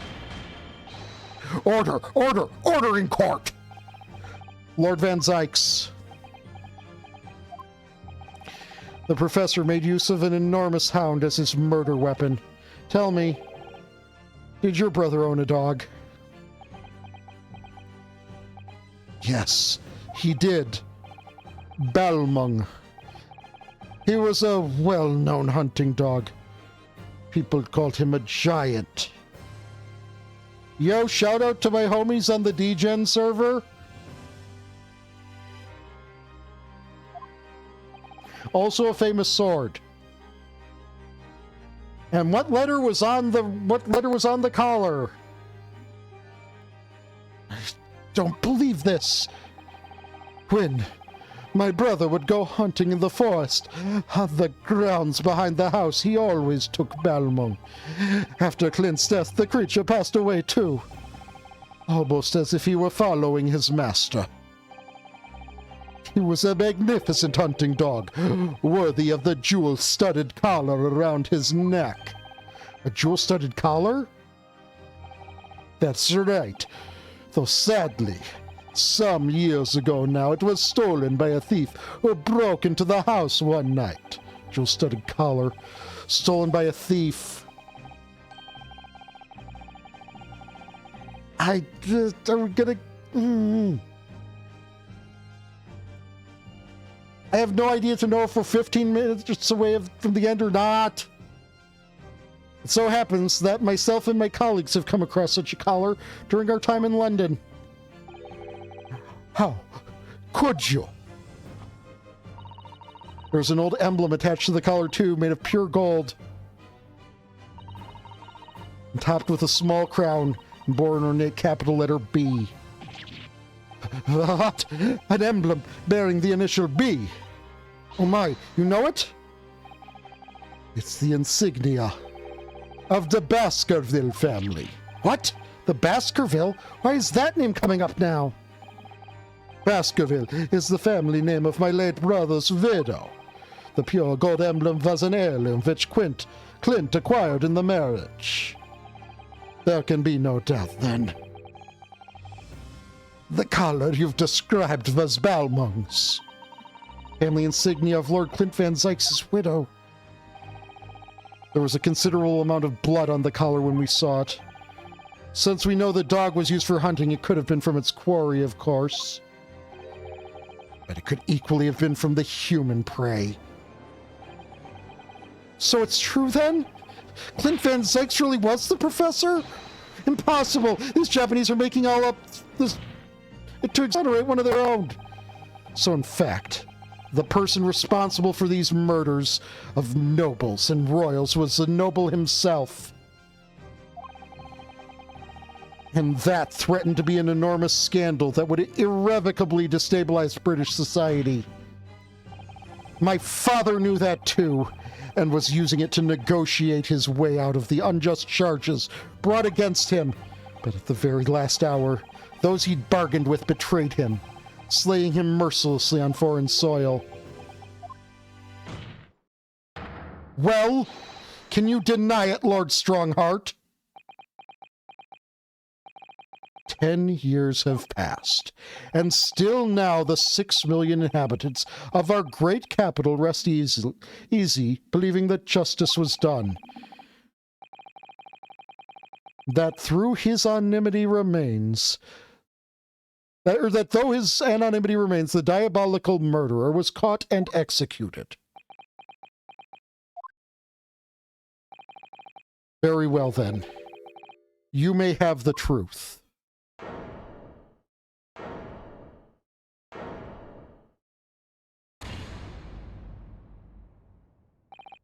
Tell me then. Tell me what Clint really was. Lord Clint Van Zykes was too pure of heart.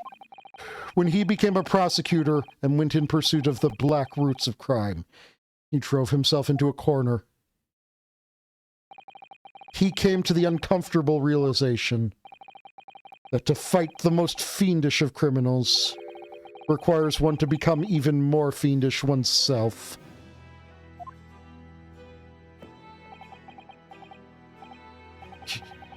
Clint.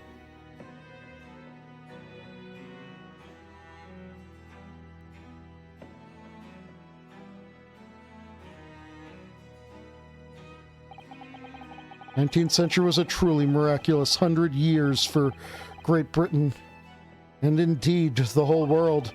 New industry, new technology, and with the birth of the Metropolitan Police Service, new law and order.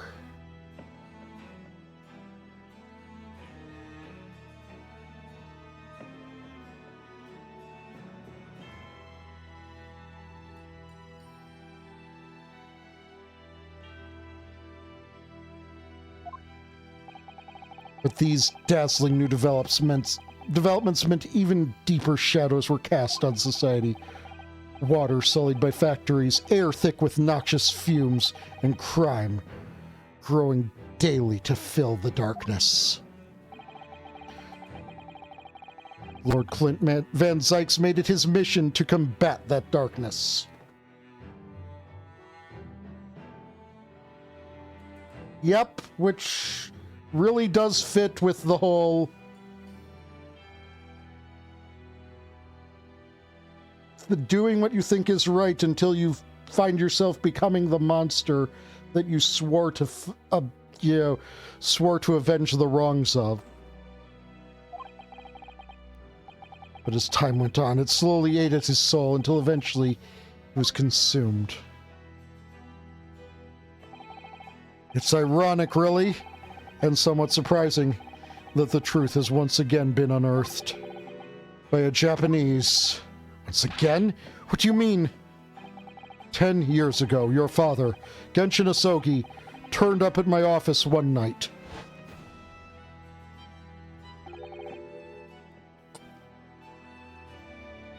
The professor. Yes, beyond all shadow of doubt, you must issue a warrant to search his home at once. Don't be absurd. The man comes from one of our country's most illustrious families. He's a paragon of justice here in the capital. Yes, that's the point. That's why none of you British can see it. He's using his noble status as a diversion whilst he commits these atrocious crimes behind the scenes. Do you have evidence? Nothing definitive as yet. But he keeps an enormous savage hound on the estate. We need full support of the judiciary for this. We're up against a member of the aristocracy. So a large family estate has a fierce guard dog. You should know that's commonplace here in Britain. I'm sorry, but I can't possibly put Scotland Yard onto this based on the tenuous accusation of a visiting student.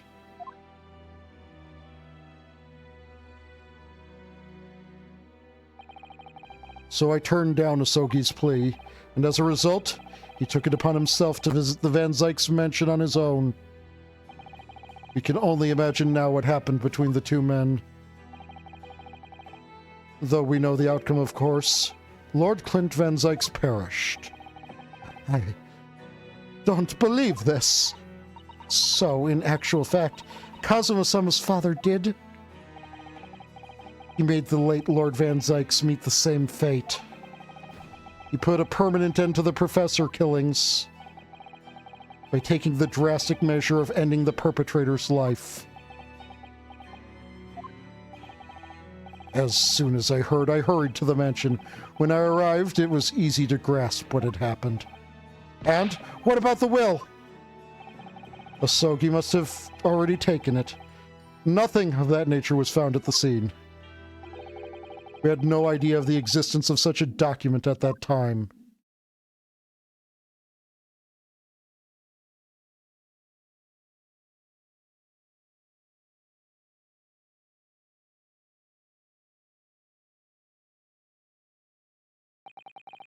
I was the only person who knew the true identity of the professor, so I resolved to keep it a secret, and to guard the secret to the bitter end. So you're admitting to it? That you were behind it all? It was you, then, who pinned the crimes on my father. I did what needed to be done in order to protect the law and order of the British Empire. Even if that means employing an unforgivable ruse. Then it was you who arranged this fabricated evidence. I ordered that detective to take care of it, whilst keeping the truth from him, naturally. Gregson. Obviously, he opposed me at first. You off your rocker? You can't do something like that. There's no question that it was Asogi who murdered Lord Van Zykes. No, sorry, why am I doing this in the Van Zykes voice?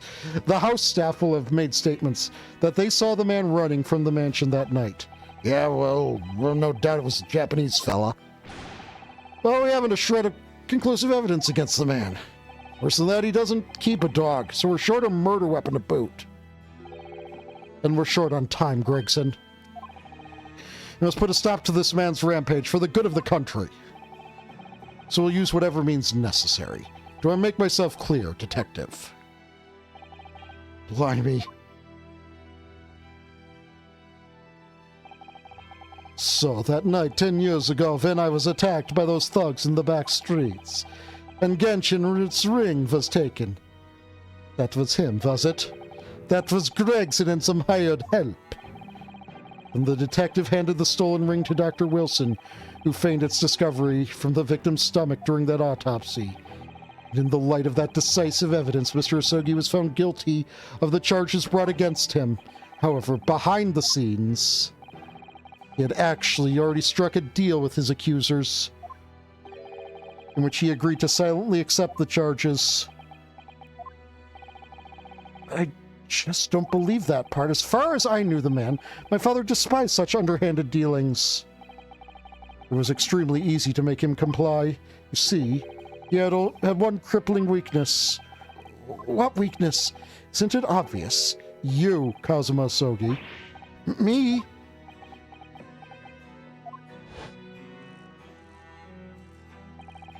Perhaps you have no desire to return to your homeland, Asogi. What?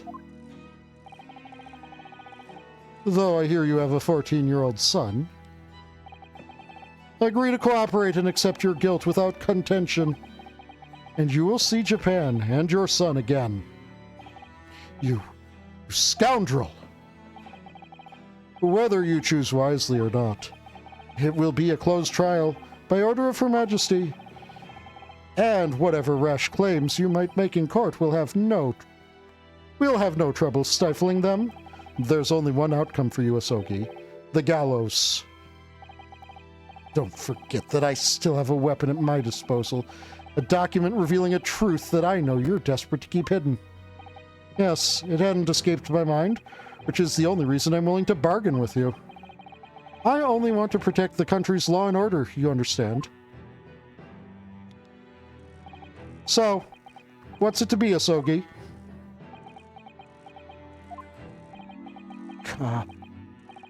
Kazuma.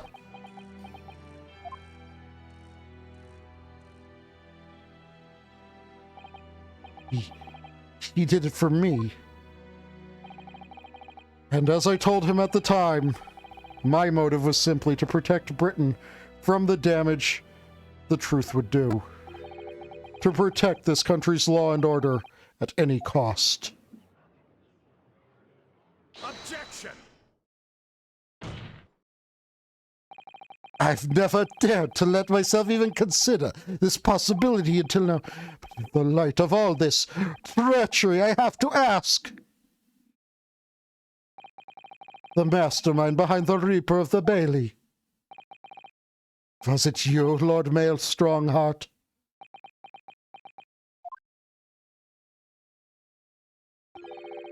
A rather brilliant idea, wouldn't you say, Lord Barak Van Zykes?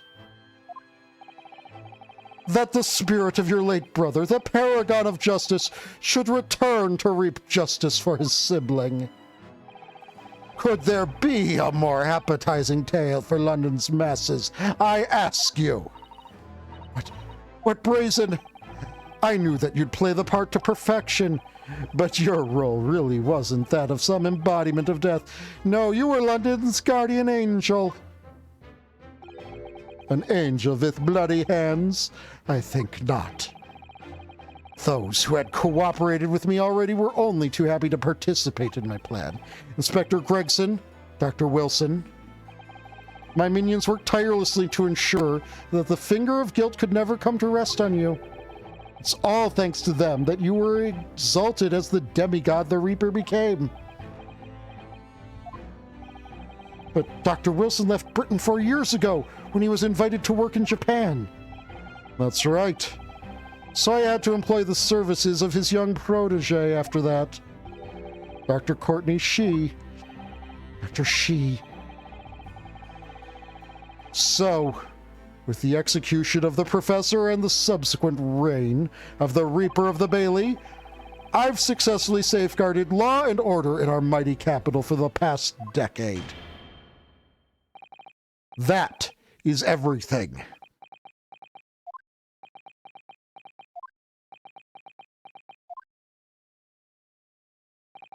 My lords, ladies, and gentlemen, I do hereby confess, it was I who sired the concept of the Reaper. However, let me say in my defense, it was all for the preservation of law and order across the entire empire. Lord Strongheart did it? An unforgivable collection of crimes, but still, all those who died at the Reaper's hands were rotten to the core anyway. It was all in aid of keeping London safe. There is no one left who can reveal the precise truth of what happened 10 years ago. Therefore, this trial can go no further. Now, I would like to entreat all those present. Beyond these four walls, nobody need know the truth. Even Her Majesty must be protected from this. I trust you all appreciate the importance of my request. It is, of course, for the good of the country. Can he do this? Can the trial really end now? No, there's one murder that hasn't been accounted for yet, Strongheart. I have one last question. For the accused, Lord Van Zykes. What? Of course, I know that you're a highly accomplished prosecutor, so I find it hard to believe that you didn't have any doubts at all. That you never suspected your older brother. Yes, the same thought occurred to me.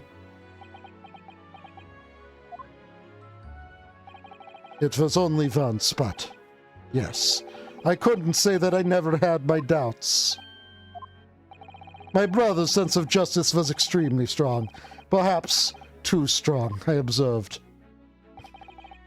At that time, there were only members of the aristocracy who were bleeding the country. Or there were members of the... Not only, there were members of the aristocracy who were bleeding the country dry for their own gain. And since they were nobles, they were untouchable. For my brother, it was a source of great turmoil. And coincidentally, at the same time, the professor began his terrifying reign. During the time of the professor's killings, my brother did not appear to be himself. And that made you suspect? Yes. But it was only once, no more. Only once, really. Clint wasn't the culprit. That was my conclusion at the time, and I still believe that now. You have any evidence to support that idea? The third victim was the Lord Chief Justice at the time. It was he who had recognized my brother's potential and trained him as a prosecutor. No matter what the circumstances, it's unthinkable that my brother could have killed his friend and mentor.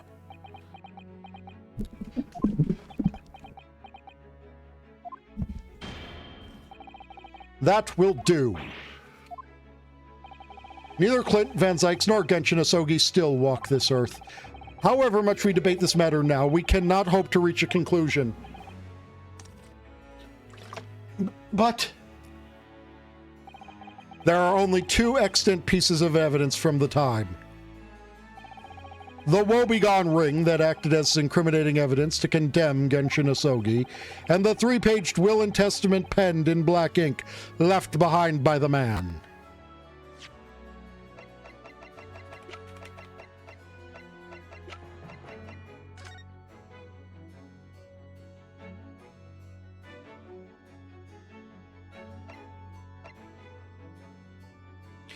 Van Zykes, I understand this is your specialty. Can you help me with this? How many pieces of paper are there here? Let's see. 1 piece. 2 piece. 2 pieces of paper.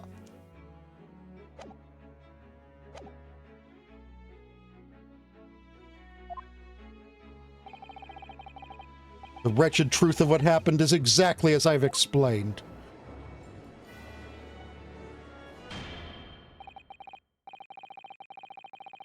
Later today, I will present myself at the Ministry of Justice for whatever sanction is deemed appropriate. That is all. Court is adjourned. Objection!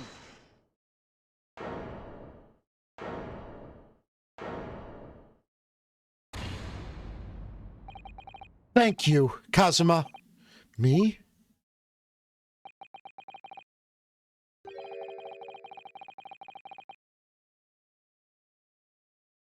If it wasn't for you, I wouldn't have made this 11th hour discovery. What discovery? My lord, I'm afraid I must insist the trial continues. I beg your pardon. As the court has been reminded today already, we must stop at nothing to uncover the whole truth. And to that end, one particular statement made by somebody in this courtroom moments ago revealed a very subtle contradiction. What contradiction? But all I did was ask the accused one simple question. Well, it began with Lord Van Zykes and his recollection about his brother. Lord Strongheart didn't permit the defendant to speak at length. He merely pointed out we can draw no further useful conclusions here. So what on earth is the contradiction? And one of them definitely said something contradictory. It's time to identify who. I totally caught this before I was even being prompted to. It was Lord Strongheart, I'm sure of it. Something he said was slightly off. Come on, Ryunosuke. Think back to his words. Find the problem.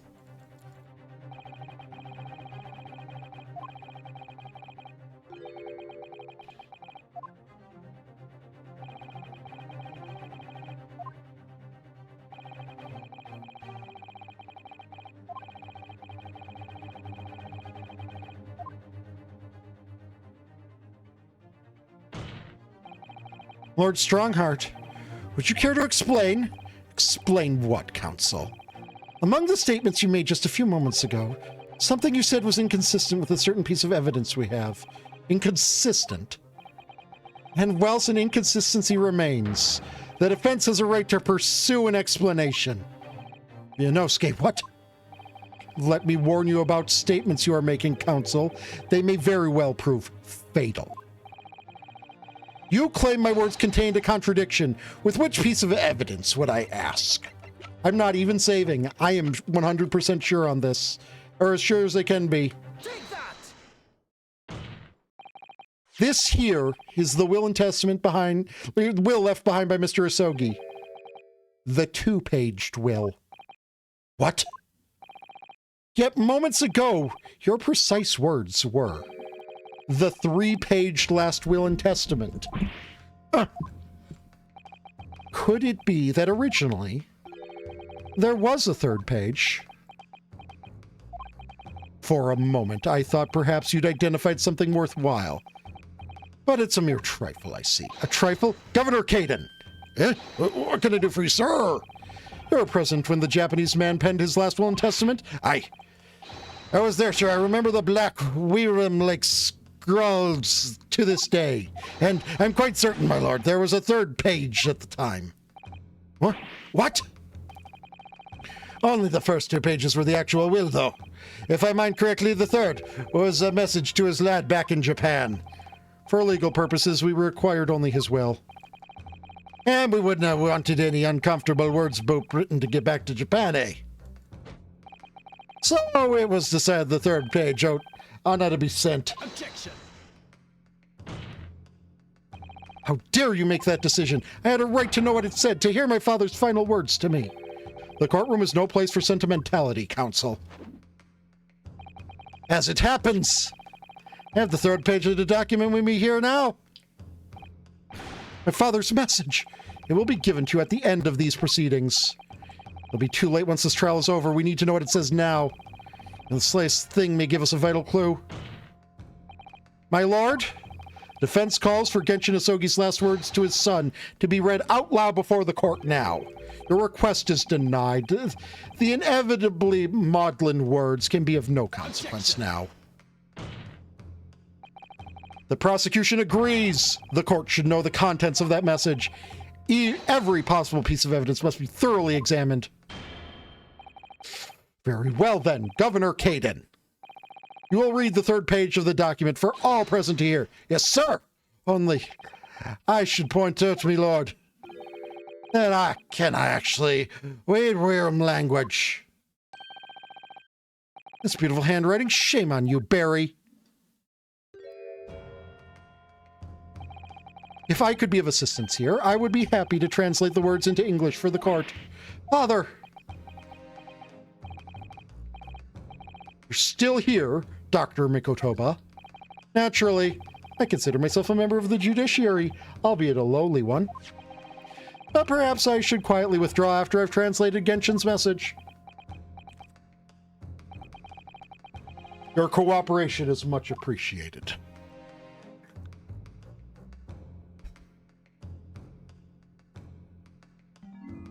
Kazuma, the truth is shrouded in darkness, a darkness only our clan's great sword can pierce. Mighty Karuma, twist thy head and watch them fall, all thy mortal foes. It's in the hilt!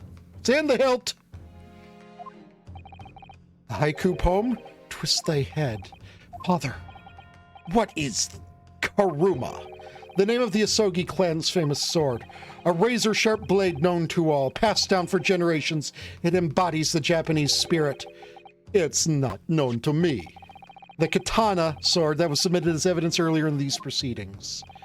The one worn by the prosecution counsel when he confronted Inspector Gregson.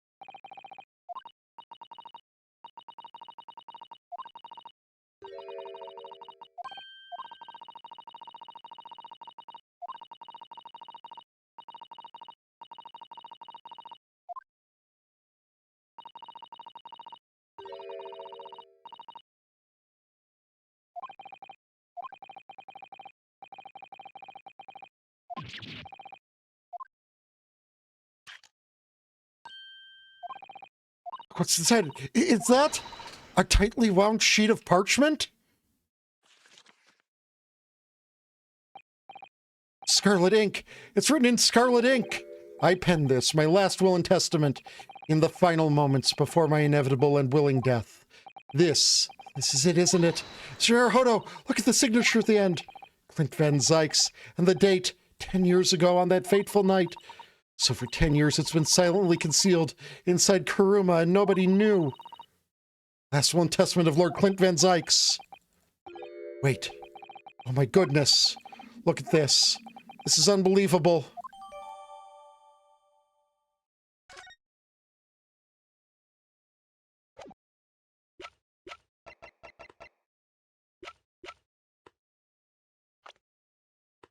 We don't even get to examine it, huh? As the presiding judge here, I've been accommodating as possible of the will of the courtroom. However, despite all that, no new information has come to light.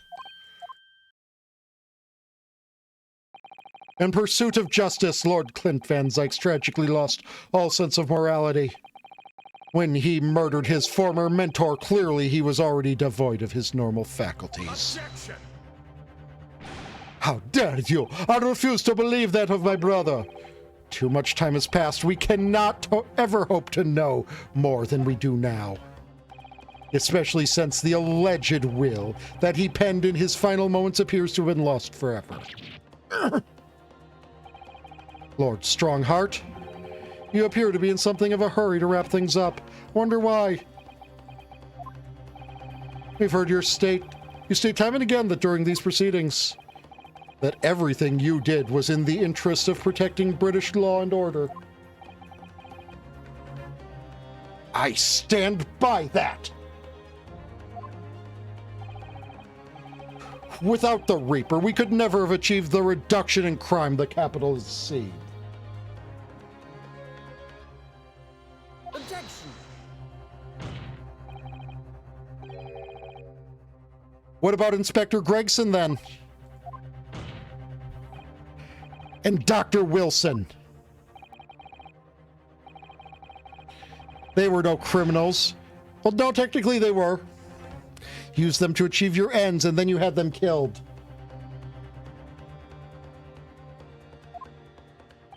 However you dress it up, there was nothing fair or just about that. Lord Strongheart, what exactly is it that you're hiding?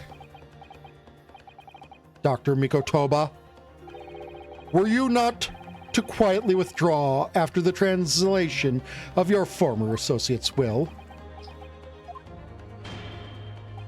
In this courtroom, no argument carries weight unless it is supported by evidence. And it would seem that the defense has no more evidence to present.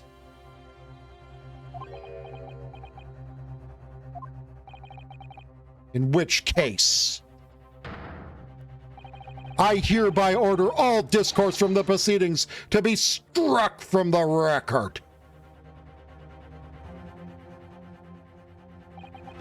This is my last chance. Mr. Naruhodo, I have to present some decisive evidence now, or it's all over. But can I? Yeah, I sure fucking can. Wait, my lord.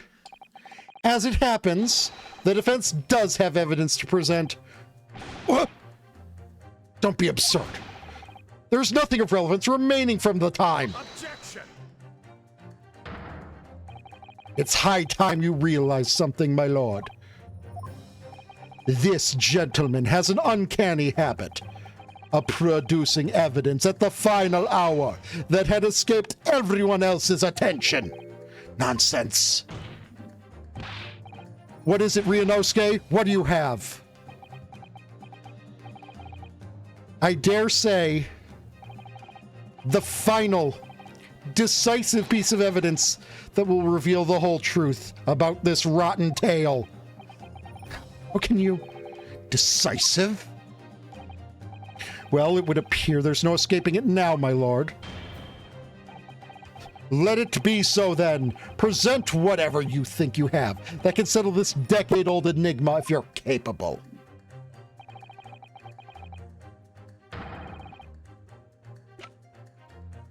Take that! There is a single piece of evidence that can clarify what really happened 10 years ago. The last will and testament of Lord Clint Van Zykes. Ha! A wonderfully astute observation, I'm sure. But in case it had escaped your notice, that document was lost long ago. That's right, it was. Only, it was found about 2 minutes ago. I have it right here. Discovered just moments ago.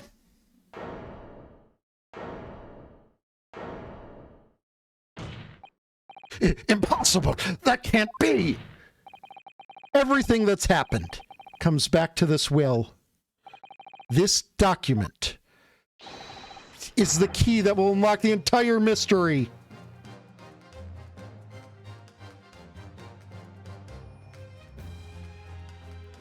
Van Zykes knew Strongheart was the professor.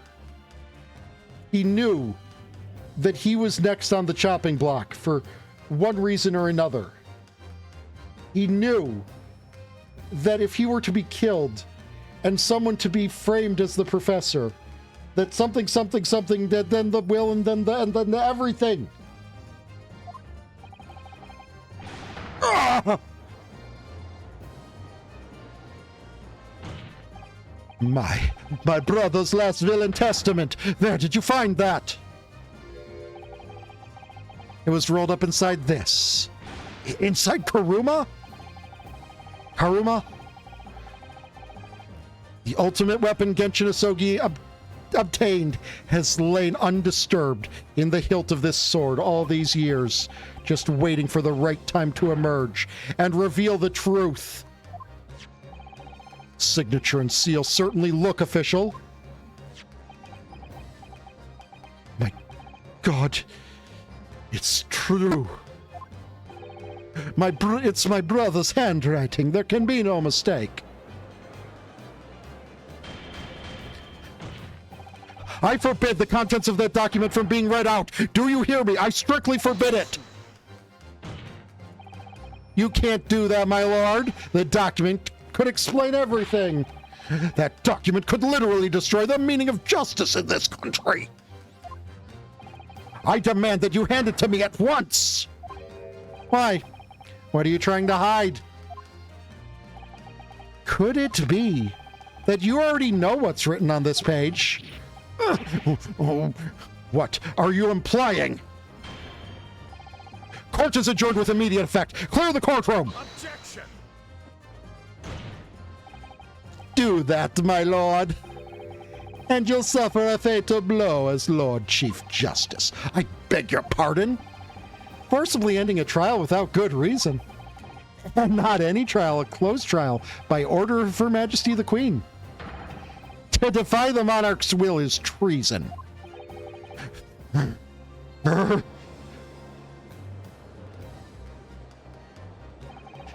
Lord Clint Van Zykes really did pen a will that day. It's exactly as the young Japanese man said. Read it out, now! We have a right to hear what's in that will, a right, and a duty. Well, my lord, it would rather appear as though proceedings aren't going to go quite as you'd hoped.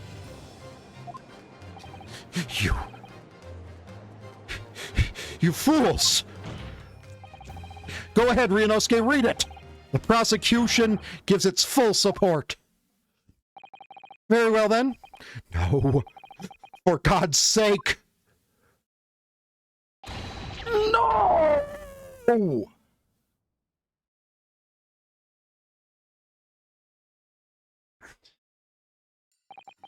I penned this, my last will and testament, in the final moments before my inevitable and willing death.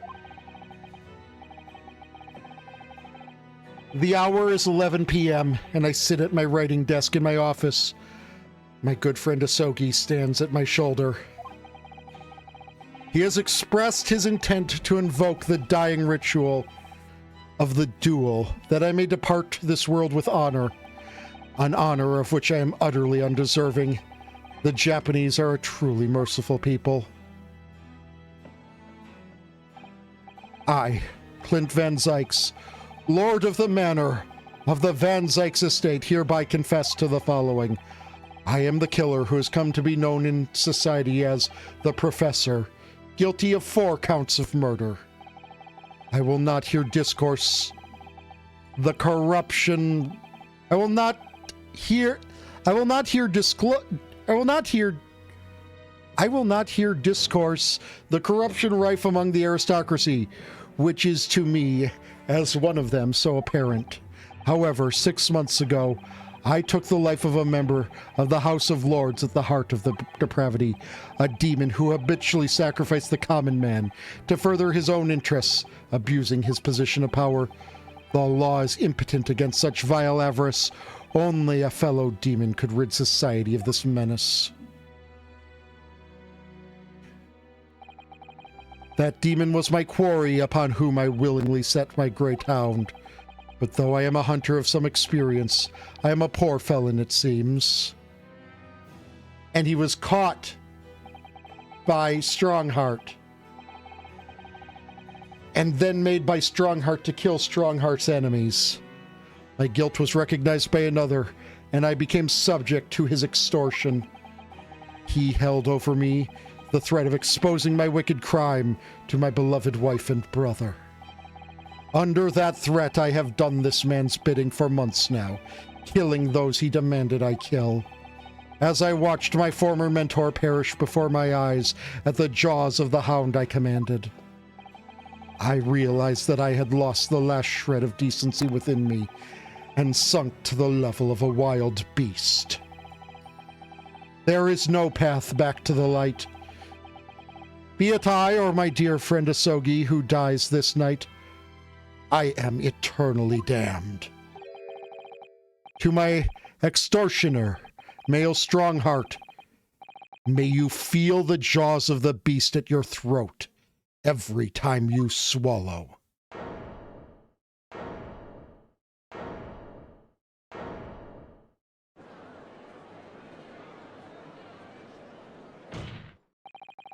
So now we know, yes, Clint Van Zykes was a murderer, but somebody was directing him and naming his victims.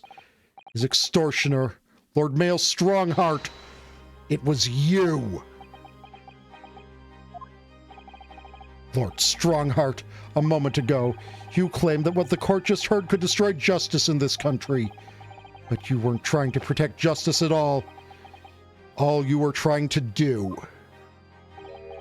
was conceal the secret of your true nature and the countless lives you've sacrificed up till now.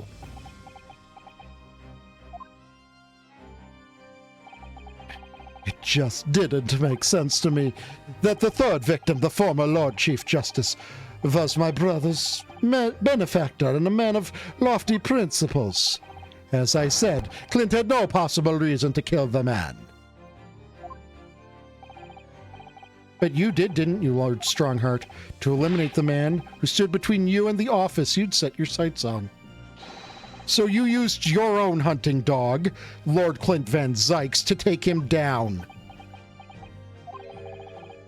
It had to be done. London's unsavory shadows are deep, and the arm of the law fails to reach their depths. Crime must be cut off at the roots. But the Lord Chief Justice at the time couldn't see that. He was weak. Lofty principles, you say, tantamount to cowardice, if you ask me. Which is why I took his place, in order to fight the crime he was allowing to spread like wildfire. By murdering the man. The Reaper. The Professor. The name makes no difference. As I've explained countless times already, it was done for the furtherance of law and order in London. Are you going to legitimize the murder of my father now, too? Ah, Genshin Asogi. Well, that was unfortunate. I had fully intended to send him back to Japan as we'd agreed. I don't believe you. It was you, wasn't it? You killed him. No, it wasn't me who took your father's life. Then who? On the night following his mock execution, I went to Lowgate Cemetery at 3 in the morning with Jigoku. Judge Jigoku? There had to be a collaborator on the Japanese side to manage Asogi's treatment after his repatriation. Jigoku had a fierce ambition. It made him easy to manipulate. 10 years ago, after he'd stood trial for the destruction of the witnesses' stand, I had words with him. When I told him the position of Minister of Foreign Affairs could be his, he couldn't agree fast enough. Seishiro, you fool! As you know, Asogi escaped the prison in a closed casket and was subsequently interred. We intended to dig him out of the grave before he had run out of air. But sadly, all did not go to plan. There was an unexpected visitor to the cemetery with his own ideas about digging up graves. A man who witnessed what nobody was supposed to see. Enoch Drebber. Of course, I knew grave robbers frequented London cemeteries, but that grave on that particular night. Alas, if people find out the convict wasn't really executed, the scandal will rock the very foundations of the Empire. What do we do? Shoot him, Mr. Jigoku. Shoot Asogi at once. He can't live now that this has happened. He has to go. What are you talking about? You had an agreement. You promised he could return to Japan. Everything has changed now. The truth got out because of this. Both of us would be finished forever.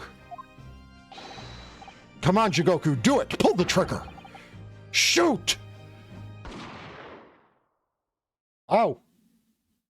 If only he told him to shoot Drebber, like everything would have, you know, worked out just as he'd hoped. Could have buried Drebber in the grave?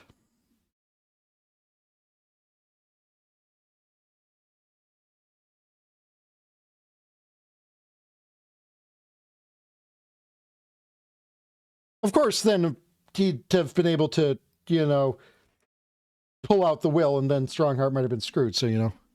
Joko shot Asogi from the shadows. The grave robber was so close, the blood sprayed over his coat. He fled as fast as his legs would carry him. Then Jigoku and I put Asogi's body back in the grave from which he'd just emerged. When I later learnt of the Waxworks model's presence at the scene as well, the Waxwork modeler's presence at the scene as well, I made her swear to two things: never to remove the professor's mask, and never to speak of the events of that night.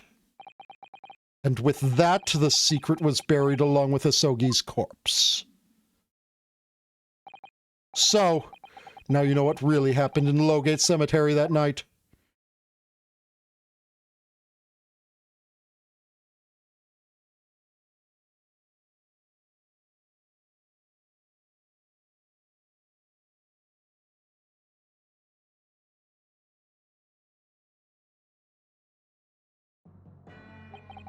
It was Jigoku, your Japanese acquaintance, who killed Asogi in the end, you see. He claimed to be the man's friend, but when push came to shove, he pulled the trigger.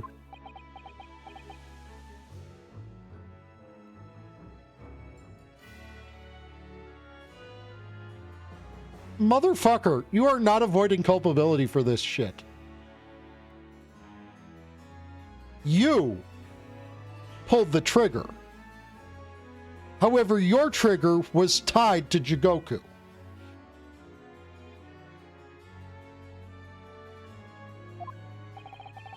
Just before Mr. Jigoku left the courtroom earlier.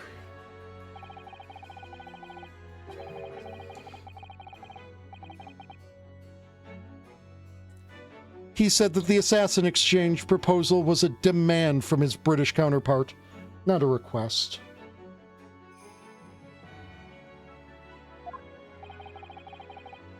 So you coerced him too, using what happened in the graveyard.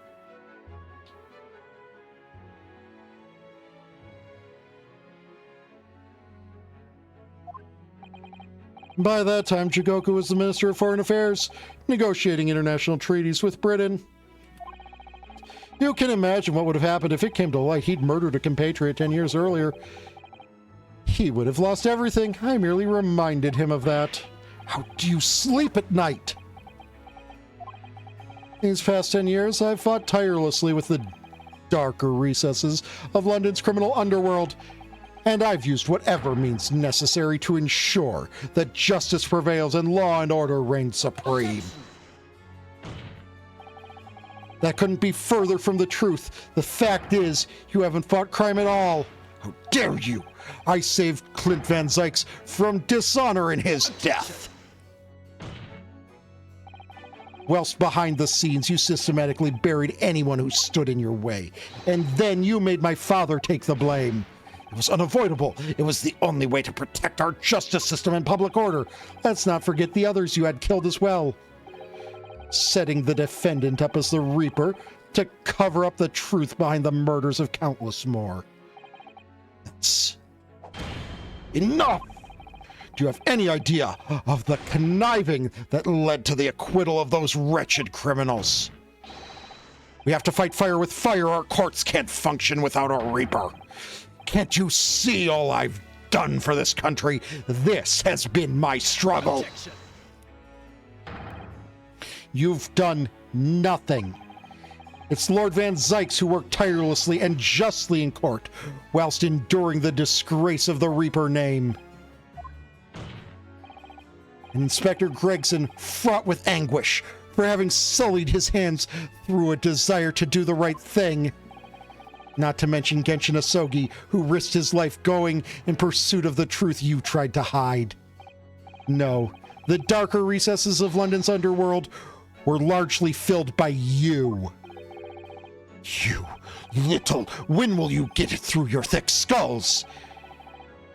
That it was all for Queen and country? I'm tiring of that excuse. You've consistently twisted the truth for bargaining power to make others do your bidding. Nothing more. People who willingly twist the truth and coerce others have no right to call themselves part of the judiciary. I strongly suggest you don't ever talk of justice again.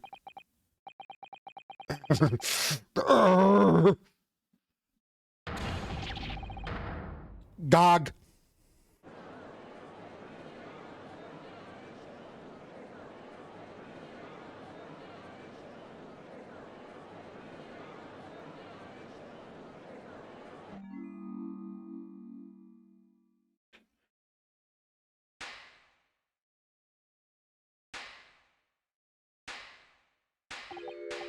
Well, well, well. Dear me, my good fellows, dear me. A well-deserved round of applause, I think, for our quite marvelous performance. What are you talking about? Those delightfully grave expressions, that's the beautifully pronounced Queen's English. Really, our friends from the Far East are quite the picture of industriousness. You fraud, keep your mockery. Please don't misunderstand. It really is exactly as you've both said. What are you trying to say? I have occupied the darker recesses of London's underworld, and how did you put it? Done nothing?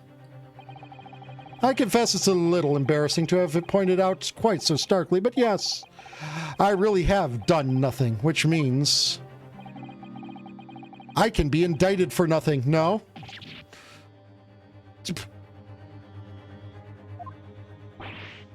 Everyone in conspiracy to commit murder gets the chair, dude. It's true, personally, I've committed no crime. I've merely been surrounded by fools who've acted very rashly indeed. You can't get away with that. You've consistently preyed on people's weakness. And what? Threatened them? Are you sure it wasn't just bargaining?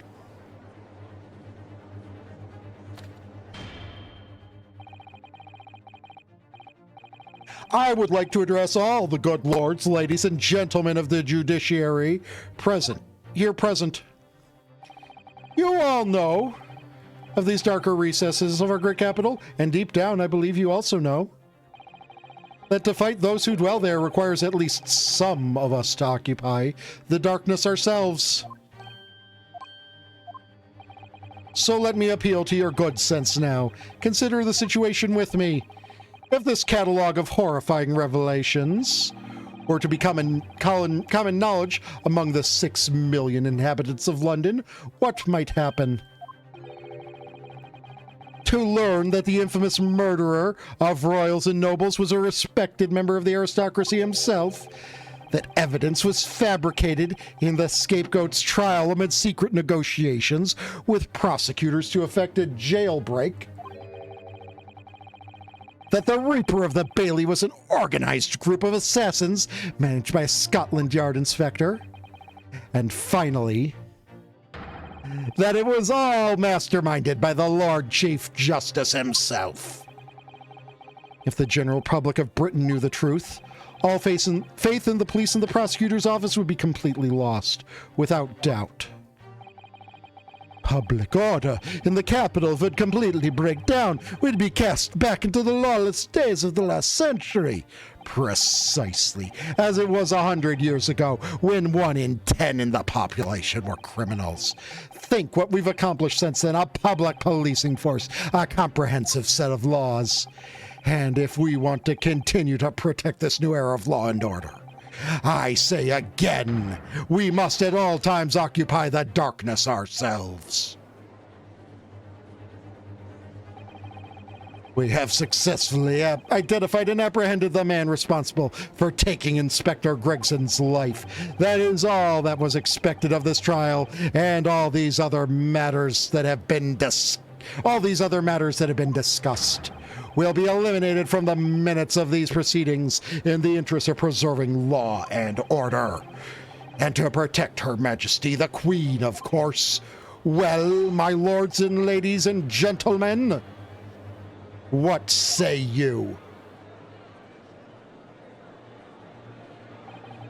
He has a point. The things Lord Strongheart has done are quite unforgivable. But on the other hand, isn't it our duty to maintain law and order in the capital? You can't deny that the threat of the Reaper over the years has done wonders for the crime rate. And by fair means or foul, that's all thanks to Lord Strongheart.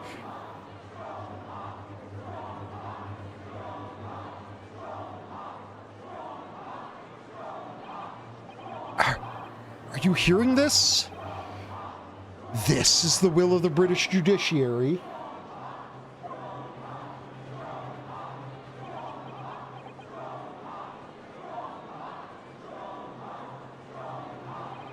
For your rousing response, friends, I express my heartfelt gratitude. Therefore, in accordance with the overwhelming wishes of the court, the record shall be erased. You have to respect the man's ability to turn a situation to his favor. Lord Strongheart really is a master of manipulation. You've conclusively proven his guilt, yet still he manages to evade justice.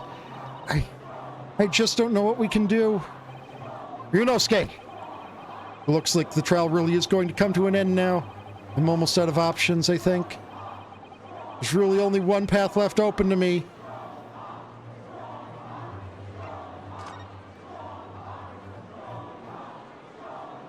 It's not really an evidence, but... yes, as I know only too well, the only thing that carries any weight in court: evidence. But Mr. Naruhodo, what evidence is there to use at this stage in the trial? I have an idea. I don't know whether anything will come of it, but If there was ever a time for using this particular item we have among the evidence, it's now. And then we whip out the gun and shoot Strongheart.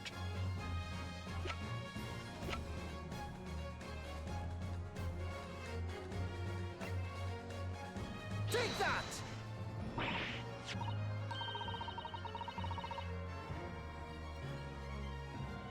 I'm like, yes, Mr. Sholmes asked if you had that with you earlier. We've exposed all of Strongheart's wrongdoings now. I've no doubt that Mr. Sholmes had already deduced exactly how the truth would unfurl. So I think it must be time for the great detective to take center stage, don't you? Yes, absolutely. Let's take the hair by the ears then and heave. All right, here goes. Heave. Ow, ow, ow, ow, ow, ow, ow. My dear fellows, must I remind you every time, a gentle tug will suffice. Mr. Sholmes, you're looking in quite the wrong direction, Mr. Naruhodo, because I'm over here. Mr. Naruhodo, it's Mr. Sholmes. And he's a McFucking ghost. No, wait, what? Why is he a ghost? I wasn't expecting you back, Sholmes. Delighted to be here again, Lord Strongheart. Why do we have holographic projectors? What is the meaning of this? Bailiff, seize him. Put that man in irons. This is a closed court. You've been warned once already, man. What the? We can't get a hold of him, my lord. We just go right through him. I'm afraid your efforts are wasted, you see. The great detective you see before you is composed entirely of light and shadow. An image, if you will. Mr. Naruhodo, I must congratulate you on your fine deductions. Mr. Sholmes, what on earth is... Are you familiar, I wonder, with the invention known as the telephone? Well, yes, I hear that some public telephones have been installed recently in Tokyo. The sound of the speaker's voice is converted to an electrical signal and transmitted instantly to another place. Quite. Sounds are transmitted. So could not images keep them company, I mused. Iris and I did some modest experimentation to develop such a device specifically for this very day. Modest experimentation? Mr. Sholmes, what a modest description. No, seriously, what you're doing is like something that we're still working with today. And somewhat incidentally, I thought we might just as well transmit an entire scene. Somewhat incidentally, Mr. Sholmes, now you're being immodest. Do you mean to say you're not actually here, Sholmes? Yeah, they...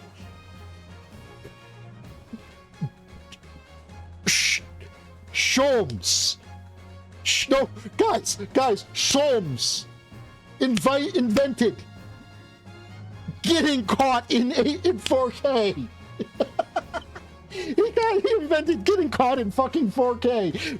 My guy, Strongheart. I get the feeling the busiest square in London is having a bit of a tizzy right now. Why don't you look outside? I recommend looking for torches and pitchforks.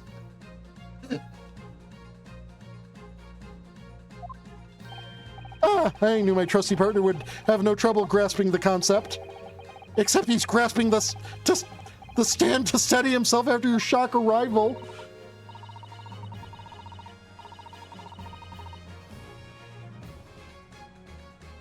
Poor father, I would have hoped he might have been forewarned, being the great detective's partner. Leave my courtroom at once. Get out, or I swear to you. Dear me. You, on the other hand, Strongheart, appear to have a very poor grasp of the situation. Allow me to reiterate, I am not here. Which would, I hope, lead naturally to one asking, where exactly are you? The very question I was awaiting. I am at present enjoying the air in a rather splendid garden. I don't suppose this garden might happen to be at some sort of place, perhaps maybe a Buckingham Palace, perhaps. A garden? Not just any garden, you understand. A garden at Buckingham Palace. Ring, ring, ring, ring, ringing. Hello? Oh, it's the phone. Tiger fucking called it. I can see the future!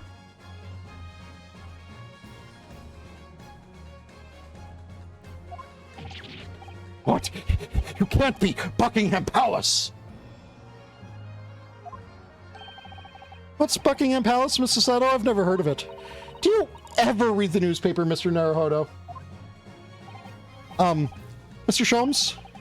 Is Iris with you there? Ah, well, now Iris is currently enjoying some tea. With Her Majesty. Her Majesty? Not just any Her Majesty, you see. Her Majesty, the Queen of the British Empire. What? What on earth is this all about? Buckingham Palace is Her Majesty the Queen's residence in London, Mr. Naruhodo. Order! Order in court! I demand immediate silence! Her Majesty the Queen, you can't be. I mean, no. This is some sort of unforgivably distasteful trickery by a third-rate detective with a fourth-rate deck, that's all! Unforgivably distasteful trickery. What an apt description. A closed court session attended by elite members of the judiciary is a rare event. I presumed that Her Majesty would be more than a little curious about the proceedings. So I decided to show her everything. From start to finish. You showed her? Indeed. By dint of the Herlock Sholmes remote cinnamon graph. Meddling. This is some kind of nightmare. Just as I appear to be standing before you, regaling you with talk of my latest invention. No doubt you've inferred that the reverse is also true. You don't mean. Her Majesty has seen and heard every moment of the proceedings. I assumed there would be no objection. After all, every trial in this country is conducted under the auspices of Her Majesty, as you know. You!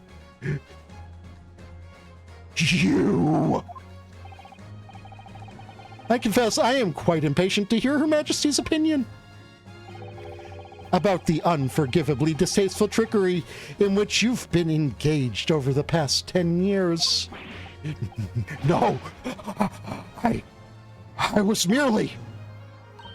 Oh, sorry to keep you all waiting. Vicky and I have so much to talk about. Iris, there you are. In fact, I have a little message here from Her Majesty. A message? Well then, if everyone is sitting comfortably, ahem.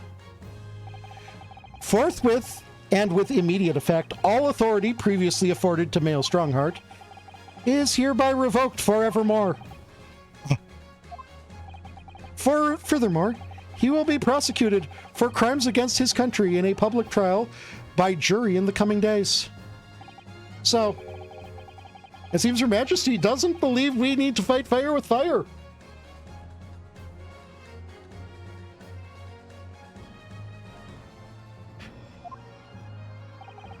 Justice in this country needn't be administered from the shadows at all. Male Strongheart. The darkness you fostered to conceal your despicable actions these last 10 years is a thing of the past now. After today, your brand of law and order has no future, because no longer are you the Lord Chief Justice. In the eyes of the law and Her Majesty the Queen, you are nothing but a criminal.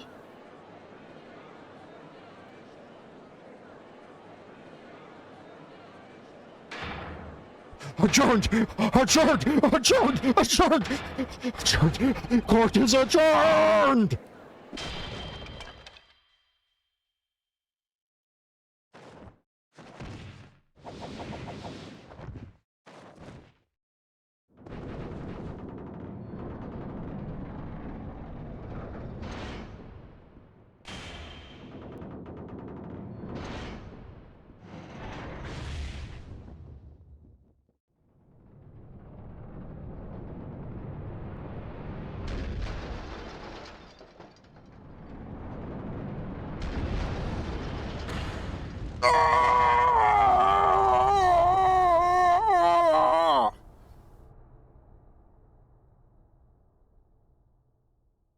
Judge in the courtroom being like, you see, I told you the giant flaming scales were going to eventually become a problem. Lord Clint Van Zykes left a will in which he confessed to everything. When those words came out of Asogi's mouth, it deranged me completely. I knew I must do everything in my power to contain the situation. But I couldn't find the damn document. I searched his cell, but it wasn't there. Which precipitated the jailbreak plot, I presume. What do you mean? The need to obtain that will was all-consuming. I was sure that if I facilitated Asogi's escape, he would emerge with the will somewhere on his person. But despite searching his limp body in the cemetery that night, it still eluded me. Never even crossed my mind that it was concealed in the sword's hilt.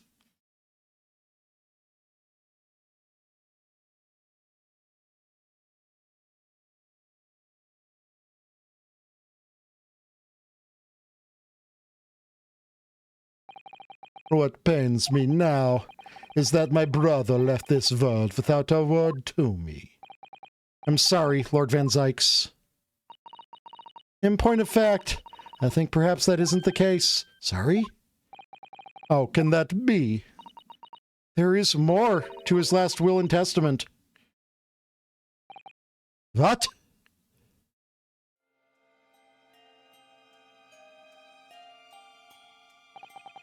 As I confront the prospect of my demise, I feel bitter regret for my younger brother. Barak, you have always looked up to me, and now you follow in my footsteps to become a prosecutor. It is my fervent wish that my unspeakable deeds should not hinder your advancement. I ask not for understanding, for none could understand my depravity. I ask only for forgiveness.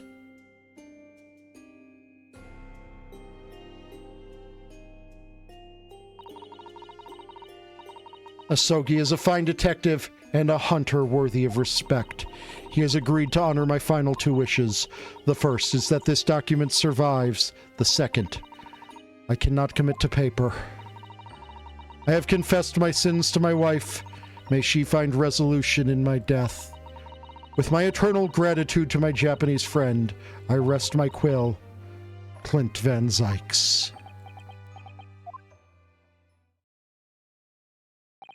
Clint.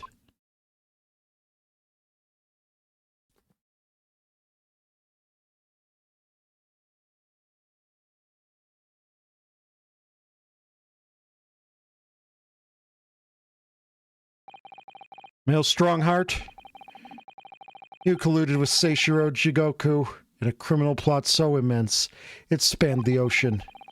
And you cold-heartedly murdered all those who knew the truth about what happened 10 years ago. But why did you set about that now, a whole decade later? To ascend to the very peak. These last 10 years made me realize being the Lord Chief Justice wasn't enough. Short of becoming Her Majesty's Attorney General, I could have no real power to effect the changes needed in this country. And for that promotion, I needed to ensure no remnants of the past remained. How could you? I like everything to run smoothly in the exact manner that I prescribe, like a well-oiled machine. And I was just a step away. And for your ambition to succeed, did it even bother? Did you even bother to count the number of brilliant people you had killed? Mr. Reaper, are you not forgetting something? Such as... You very much adopted your usual prosecutor-like demeanor in this proceeding now.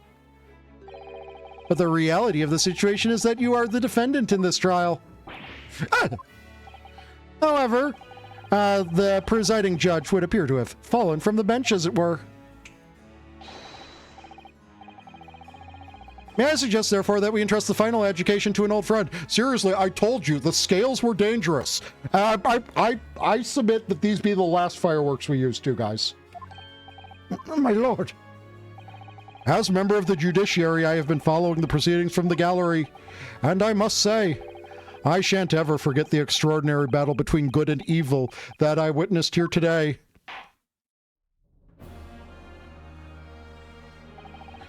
The darkness that has blighted justice in our lands these past 10 years has at last been dispelled, thanks in no small part to the efforts of a bright young star from the east. Defense Counsel Naruhodo. Yes, my lord? On behalf of everyone here present in the Old Bailey. Oh my fucking god, really? You're too kind, my lord.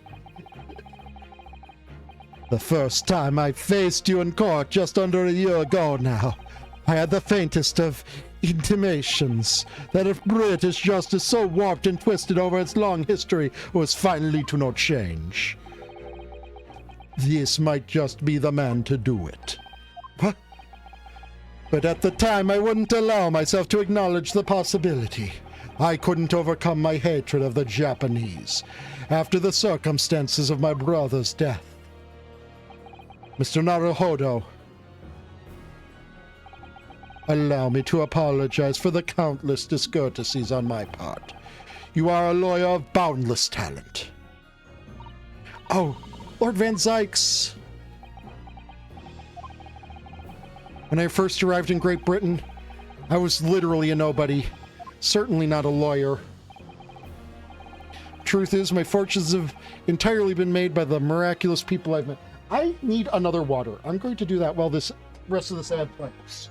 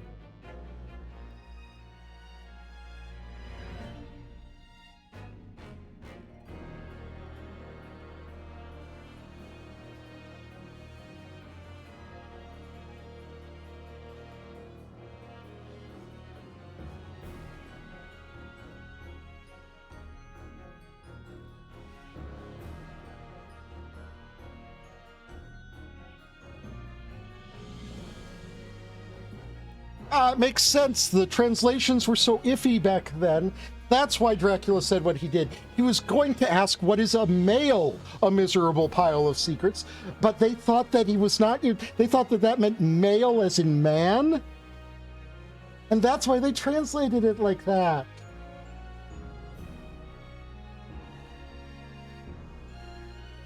It all makes sense.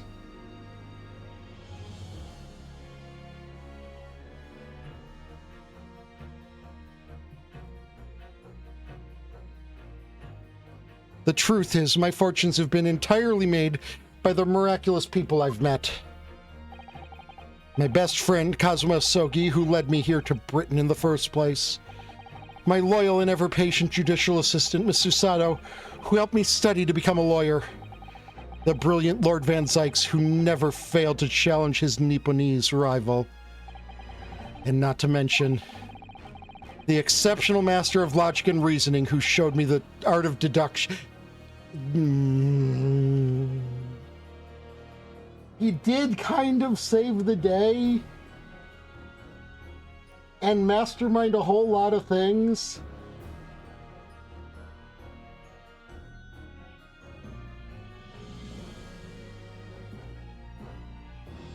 But he's also still Sholmes.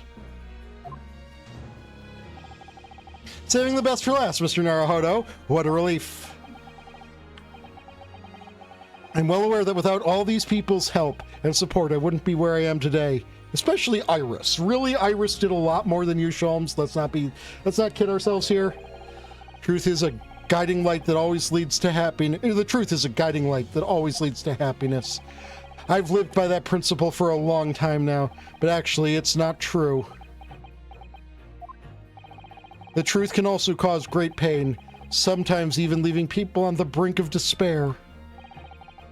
And for that reason, there are those who feel the need to hide the truth, who do it instinctively even. But as soon as we allow our eyes to settle on something other than the truth, the darkness takes hold. And from there it grows until eventually it makes us blind to the guiding light of the truth altogether. So that's why it's my belief that we must all resolve to never avert our eyes from what is just and true.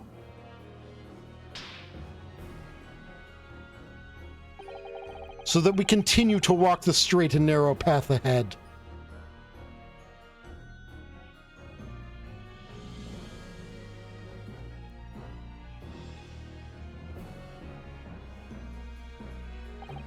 Well, I must excuse myself now. But before I go, Mr. Naruhodo, let me compliment you on your grand opus. Without your beautifully composed case against Lord Strongheart, Her Majesty would have been unable to act. Thanks to you and your fellows, the haunting undertones corrupting British's justice system have been silenced.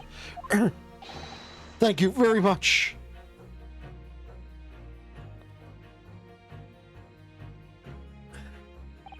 So, until our paths cross again somewhere, well then, it would appear that this long trial has finally come to an end. Holy shit, was it a long trial, alright? My apologies for any anxiety caused, my lord. I'm quite sure we shall meet again here in this courtroom before long, Prosecutor Baroque Van Zykes. In conclusion with these proceedings, I hereby declare the defendant, Baroque Van Zykes, not guilty. Release the confetti! All the smoldering fires have been put out, right? Okay, good. We don't want the confetti going up. Last thing we need is to add fuel to the fire. That is all. Court is adjourned.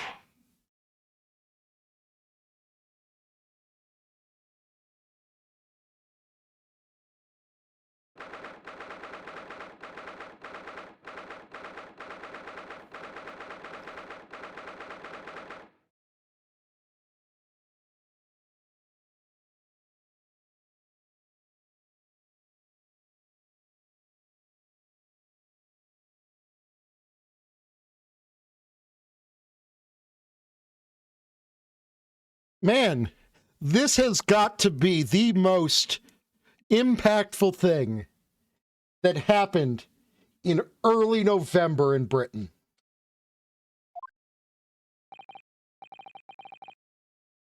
It really is all over.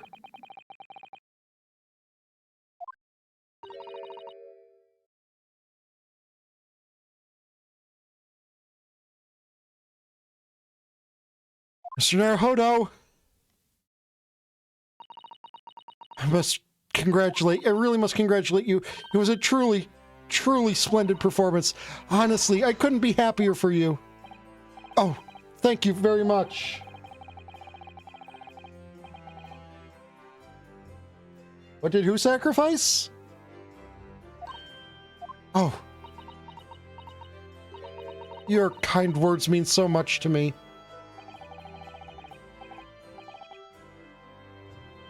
Exactly. That's how it goes.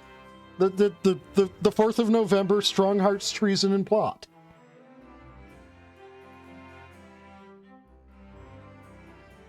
It really was a very splendid show, that, Naruhodo. I'd have thought that you'd be smiling from ear to ear, but you look rather glum. Well, of course I'm delighted about the verdict, but in exposing the truth, I'm afraid I've caused my client a great deal of pain. I'm really not sure that's what a lawyer ought to be doing. You know, there were two things that he needed to say at the end, one of which he wouldn't write down. I wonder. Oh, well, in that case, I'm quite sure that when you see Lord Van Zyke's smiling face, everything will seem much better. Yeah, he's still got resting bitch face. Mr. Sato? Everything seems worse. He has a face like thunder. Oh dear, I really shouldn't have presumed.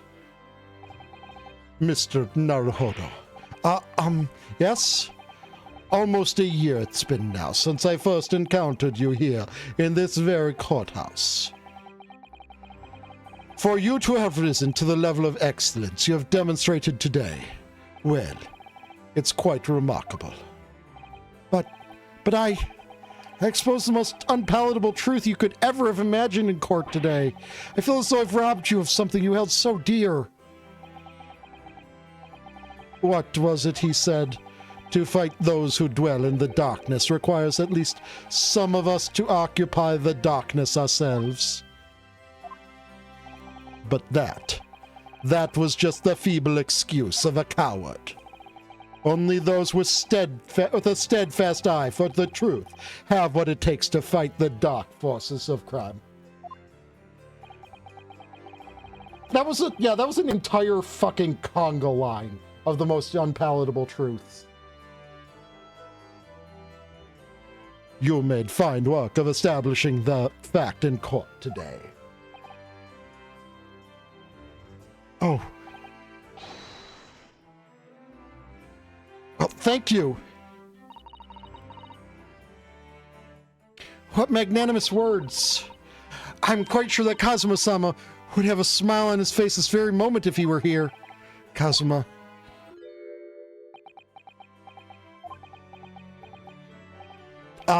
Mr. Sato? There's another face like thunder here. Oh my, and he really was here. Lord Van Zykes? Allow me to congratulate you on your acquittal. Congratulate me or curse me. You failed to bring down the Reaper. No, we kinda did. I owe you an apology. No, it is I who should apologize. Your father, Genshin. If I had been stronger, then perhaps. I made an unforgivable error of judgment. I can offer no excuse. You presented the evidence you had? That was... you... My guy, you were the gun. I need people to understand this. There are people who legitimately look at the Saw movies and think, oh, Jigsaw didn't actually kill anyone. No! Van Zykes, you were Strongheart's gun! That's all you were. Were you a gun with slightly more agency than the typical gun? Yes.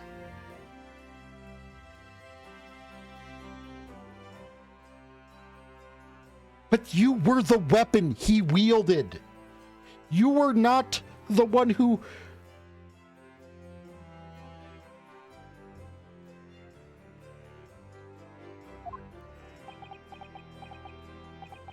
And I can offer no forgiveness. That said, I suppose you fought for justice and truth. For that, at least, I can't withhold respect. Your words mean more to me than you could know. I will hold them dear. Kazuma-sama, I must say, there's one thing that's still bothering me. What's that? The will that Lord Clint Van Zykes wrote before he died with my father.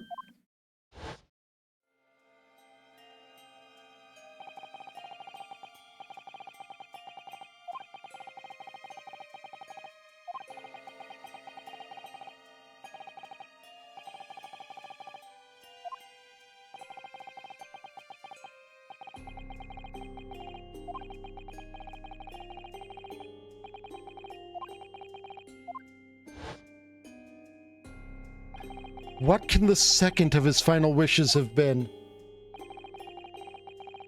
That your father agreed to honor, you mean? I think perhaps... I might be able to shed some light on that. What? Father! It was 10 years ago, as you know.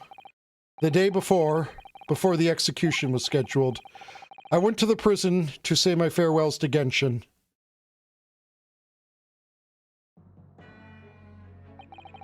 Why aren't you putting up more of a fight, Genshin? If you only agree to it, Seishiro and I would gladly petition the government. We've been through this already. You don't need to worry about me. Anyway, Yujin, I have a favor to ask of you. Something of great importance. You're one of my greatest friends, Genshin. Whatever it is, consider it done. I'm going to tell you an address. I need you to go there at once, in secret, and telling no one. You should find a lady of the gentry in hiding there. A lady of the gentry? She's not in a good way, and she's with child. The birth is imminent. As a medical man, I'd like you to attend to her. Please, you're her only hope.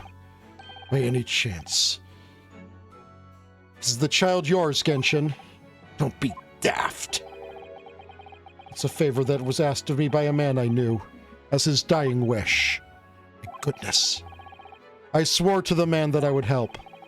That I would do whatever I could for his wife and his unborn child. But if something should happen to me, I need to ask you the same favor. You're the only person I know that I can truly rely on. And so he left the child with his partner and dear friend. What did you say? If something should happen to you. Tomorrow night, you're going to be...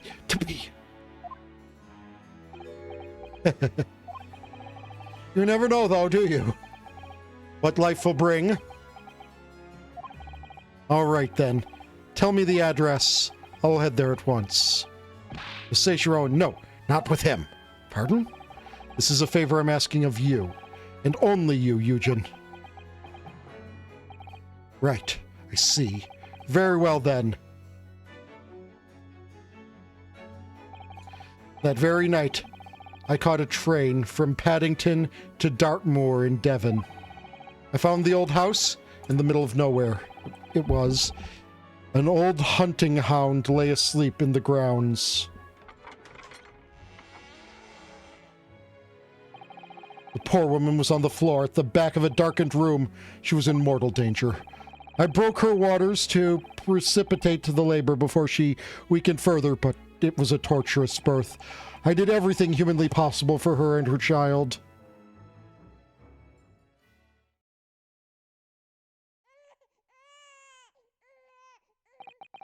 And in the end, I was lucky enough to welcome a new life into the world. But tragically, my efforts to save the mother's life were in vain. I held the healthy newborn girl in my arms and wept for longer than I care to remember. Eventually, in something of a daze, I looked around the room.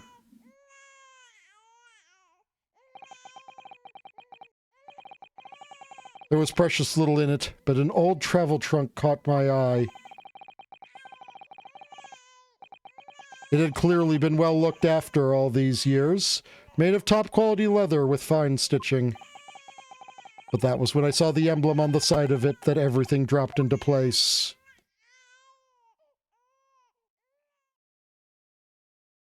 B for Baskerville. Baskerville? You mean the woman was the wife of Lord Clint Van Zykes? That's right. The newborn was his daughter. But that makes no sense. Why on earth wouldn't Clint have entrusted the child to my care in that case?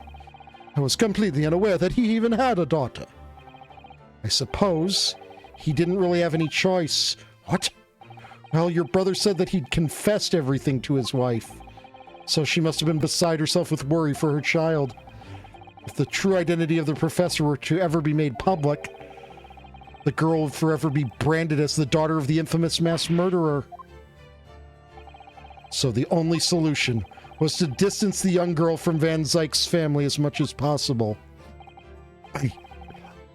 I don't believe it.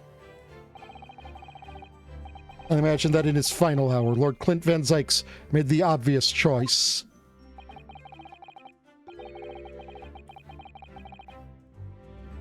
He would have thought to himself, this Japanese man here is someone I can trust.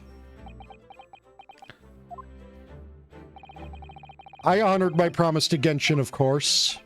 However, only a month later I was summoned back to Japan. And without disclosing the parentage of the child, I couldn't obtain permission to take her with me.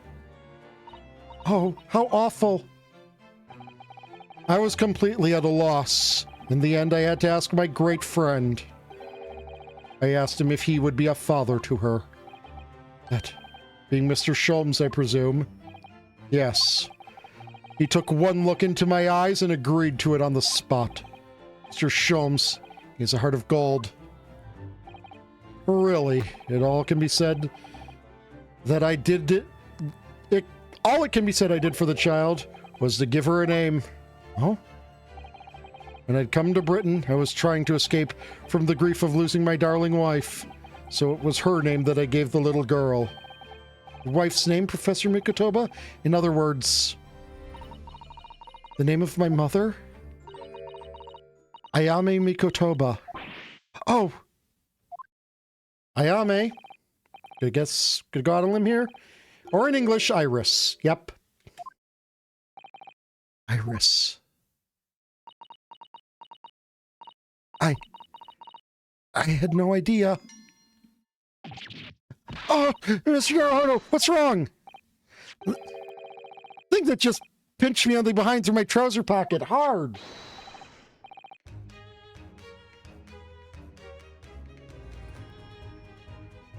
Ah, my dear fellows, can you hear me? Mr. Sholmes, is that you? Ouch! Yes, yes, we can hear you. You see what excessive tugging can do? Let that be a lesson to you. Mr. Sholmes, we weren't able to thank you properly before. You were simply marvelous. Your checkmate move was a stroke of genius. Indeed it was, wasn't it? I surpassed myself, I feel. It had become apparent to me that to stop the Lord Chief Injustice would require such measures. Bruno, Susie! Oh, Iris. I'm so pleased. What a wonderful outcome. Her Majesty Queen Vicky said she thought my special blend was delicious. Oh, I'm sure she did. After all, no one brews a more delicious tea than you do, Iris. Let's have a party to celebrate.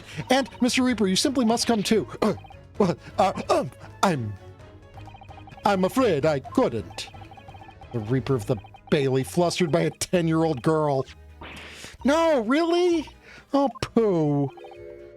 But I give you my word that I shall present myself at your residence in the near future to express my gratitude.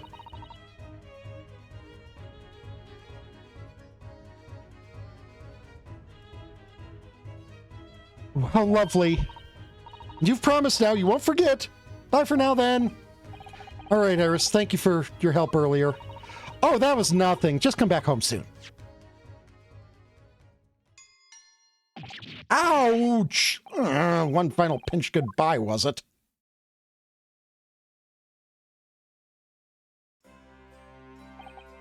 Well, I think I ought to be leaving.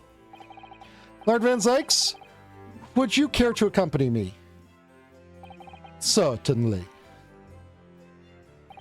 Mr. Naruhodo, allow me to once again express my deep gratitude to you. I believe you saved my life. No, I definitely did.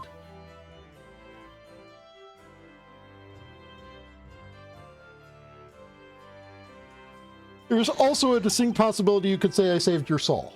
Wait, Lord Van Zykes. Yes? What are you intending to do now? Well, clearly I shall have to resign from the prosecutor's office. Oh no! I intend to publicize the full truth about the Professor case. Once that's done, the Van Zykes family will be ostracized completely from London society. Surely not.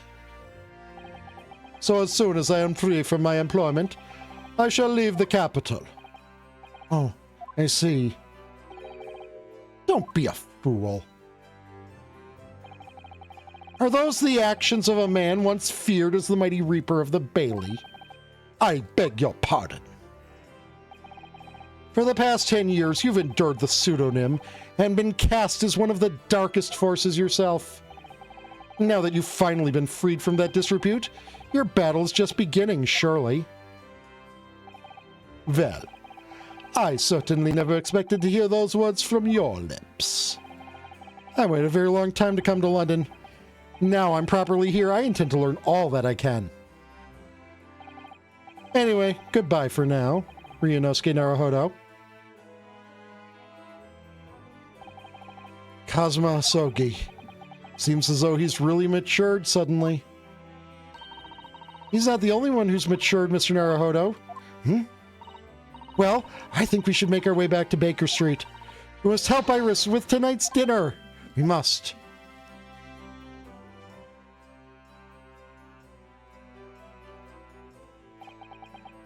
It was then that I came to an important decision about my future.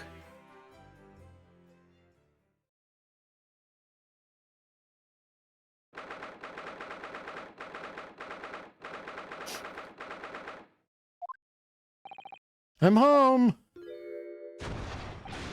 About time you got here, we've been waiting ages, Otto. But what are you doing with that colorful piece of history? It's a party, isn't it? Gotta go off with a bang. I mean, fireworks ideally, but you ain't got fire. Smoke's the next best thing, ain't it? There's a girl on Fresno Street who could help you with that, I think. Right? I'll remember that. You don't have to reload that thing every time I speak. You really must hear this. It's quite the extraordinary thing. I assure you, it will defy your expectations. Take down every detail, Mikotoba. Ah, the world-famous great detective regaling his partner with a tale of adventure. Sight to behold. Would you care to hazard a guess? Where do you suppose the fiendish runaway had concealed himself? Would you believe? Inside the trunk I found abandoned in his cabin. I would believe it, yes. I say, Mikotoba, I detect not a hint of surprise. I wonder why that is, Maybe because I was there at the scene as well, Sholmes? What? You were? Then why the deuce didn't you say so before? Oh my fucking god, Sholmes. You mental lemon.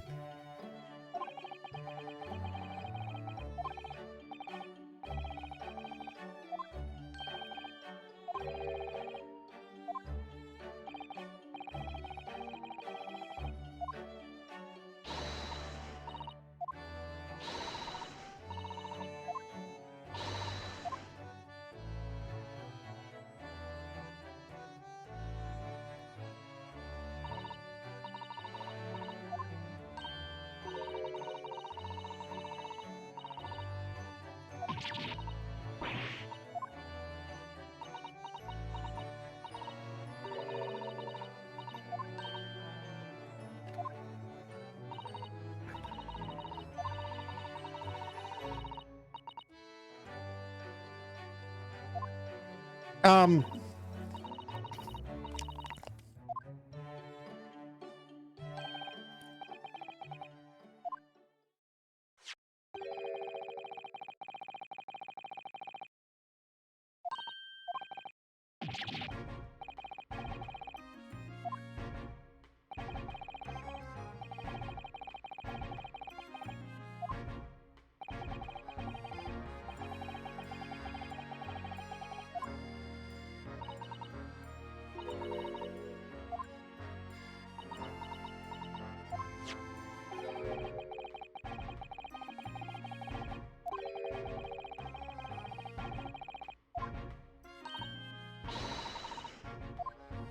come on, Gina.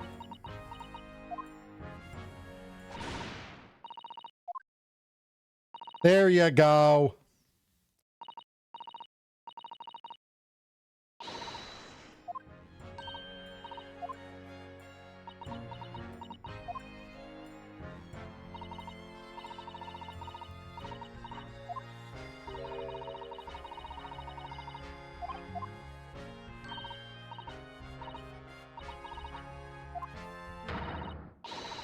Law isn't the path you need to travel down for that one.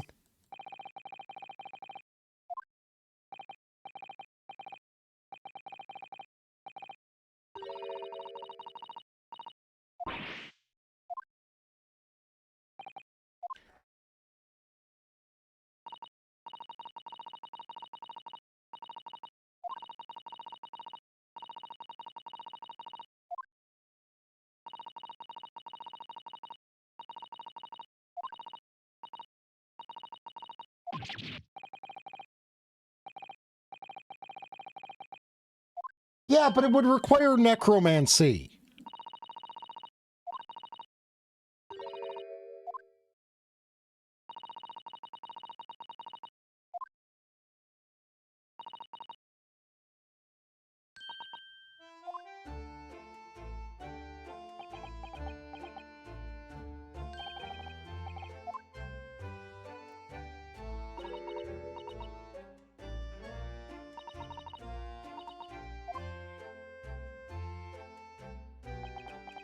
No, keep calling him Hurley.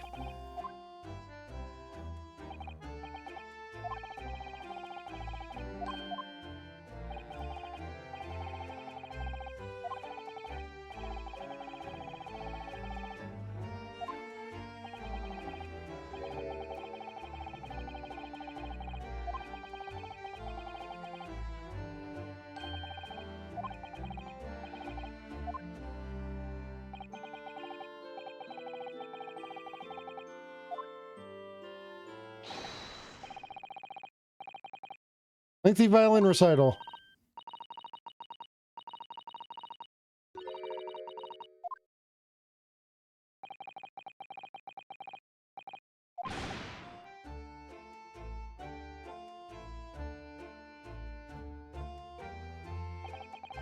Even if it's the most troubling of cases, even reeling from the most shocking of revelations, returning in the evening to the suite of rooms, there's always warmth and happiness to be had. The home of the world's greatest detective, and my home too, with my greatest family.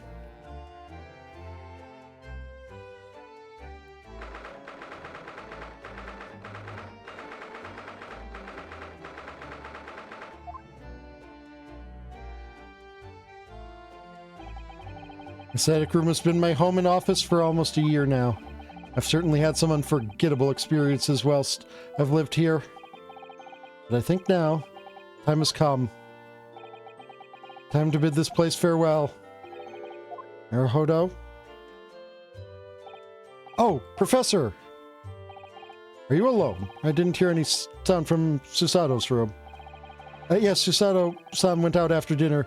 She took a carriage. Something about an important matter she needed to take care of. Ah, I see. I wanted to thank you for what you did earlier. Huh? With Iris, I mean. And the subject of her father came up. Or Clint Van Zykes. I made up my mind many years ago never to tell her who her real father was. It's what was agreed with Genshin, after all. Or Clint Van Zykes' final wishes before he died, you mean? Yes. I've had to take some rather drastic steps at times to protect the secret, you know. Calling Susato back to Japan 6 months ago, for example. That's why. When I read Soseki-san's report about his final days in London, my heart nearly stopped. Stumbled across the crux of that terrible case, the dog's collar. Oh yeah, he did recall, so this explains why he recalled her.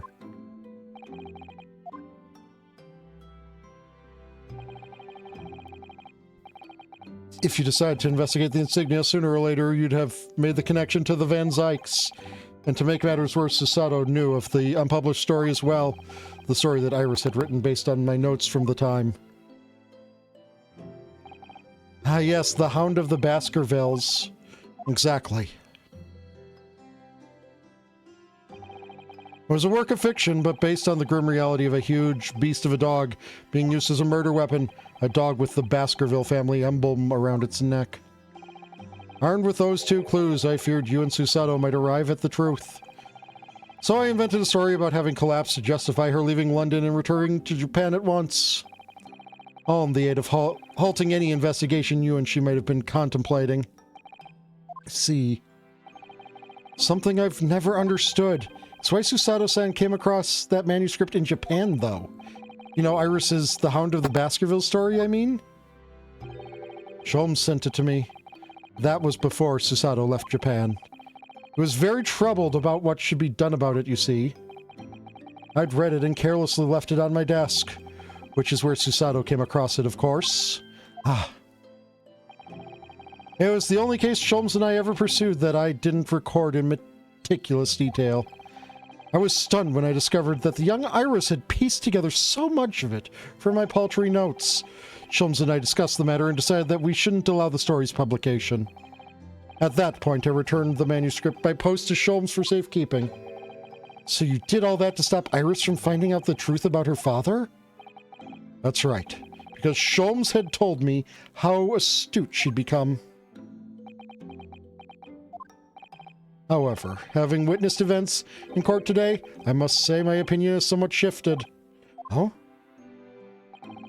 I think at some point in the future, the time will come for Iris to know the truth. And when it does, well, I believe it will be for the best. I think so too. Actually, Professor, I wanted to talk to you about something too. Judging from that expression, I'd say you've come to a decision, have you? Yes, I have. I will be returning with you to Japan. Are you quite sure? I'm really only here as a substitute for Kazuma. But he's here in Britain now, as originally intended. Locum student in Naruhodo really doesn't have a right to stay, I think. I see. Looking back now, when I first arrived here in February,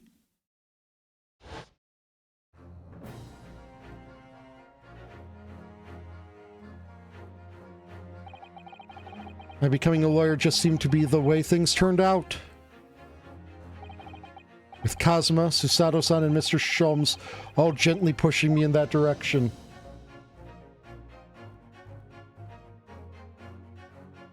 Night, Thomas. I would love to call it a night, too. Spent the past part of a year immersed in this world, but always aware of a seed of doubt inside me.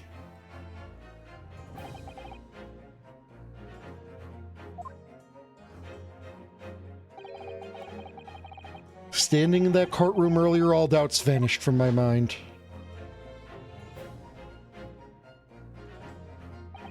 I was totally focused. I was sure of my belief in my client, and I was sure I could see the trial through.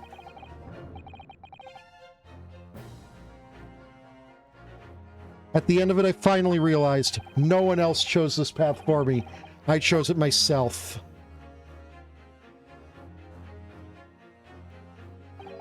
The path of a defense lawyer, eh? Yes, that's what I am now. That's what I'll be going back to. That's what I'll be going back with Japan to you as. And that's the path I'll be following for the rest of my life. Well, it sounds like you've made quite a resolution there.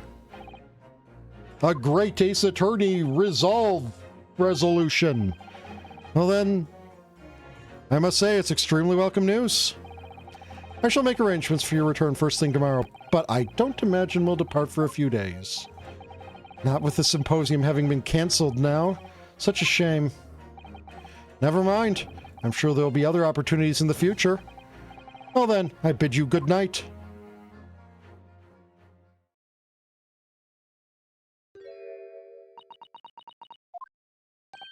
Susato-san. I just wanted to let you know I'm back.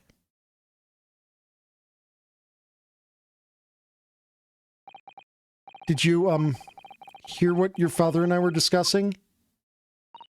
I'm sorry, I did, yes. I couldn't help but...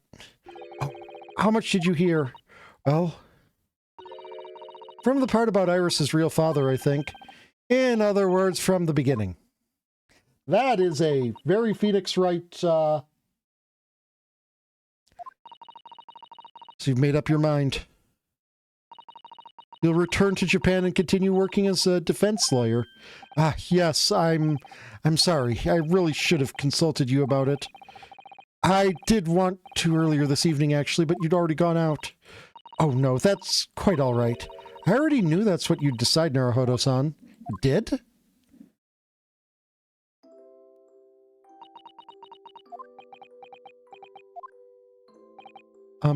Susato-san? Yes? I suppose this means it has to be farewell soon. I suppose. He'll be a great help to Kazuma going forward. I mean, I know he's a brilliant lawyer, but he's new to the British courtroom. He'll certainly benefit greatly from having a brilliant judicial assistant at his side. I'll do my very best. I wish I could say it, but I just can't.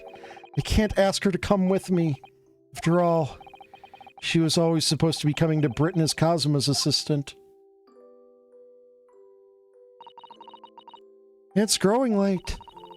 We should both try to get some sleep. I'm sure you must be exhausted after today. Oh, yes, you're right. Before I retire, let me just say one more time. You really were quite splendid in court today, if you ask me. Anyone who thinks of you as a substitute or locum should be ashamed of themselves. Susato-san. Thank you.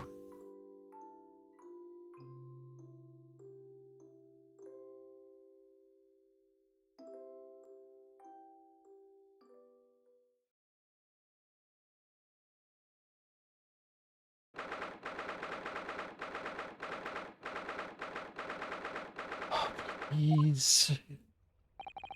I can't believe this day's finally come. You're really leaving then, Runo? I'm afraid so, Iris. Thank you so much for everything. I don't know what I'll do without your wonderful cooking and delicious tea. Oh, I wish you weren't going, but you have to come back and visit. Say you will. Of course, I promise. Well, it was a very brief reunion, but it was a pleasure to pursue a case with you again after so long. For a while, at least, it felt like old times. Yes, I suppose on reflection, there's something to be said for it, having a little fun once in a while. I'll just go and say goodbye to the professor as well, I think. All right, Iris, you do that.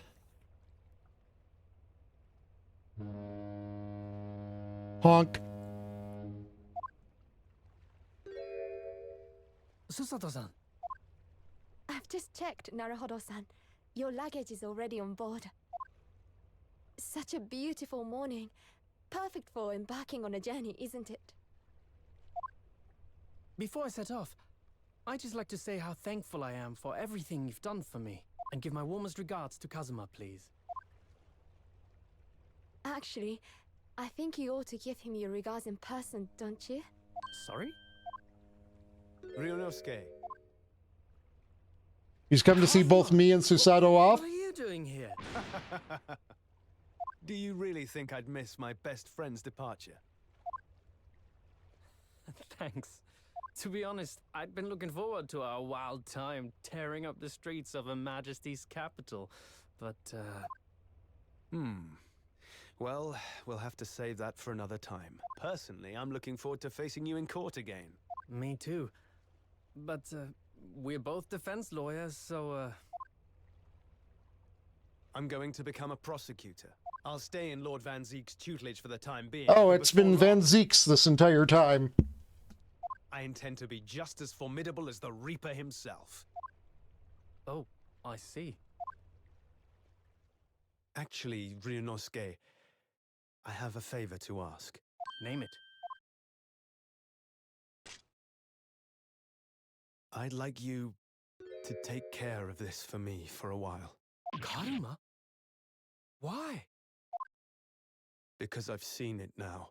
I've seen what's inside me. The demon that reared its ugly head that day.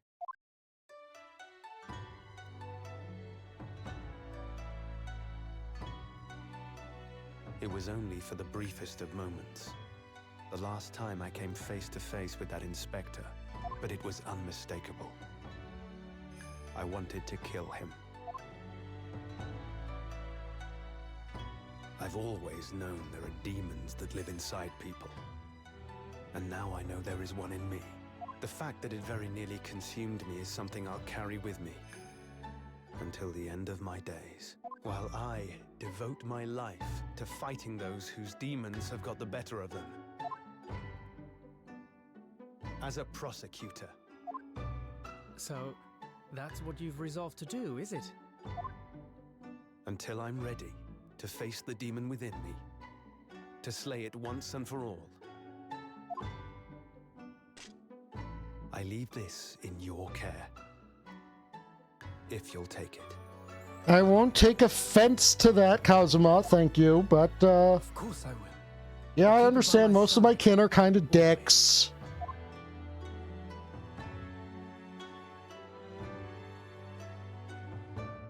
Until we meet again, then. You have your path to follow, and I have mine. Naruhodo-san?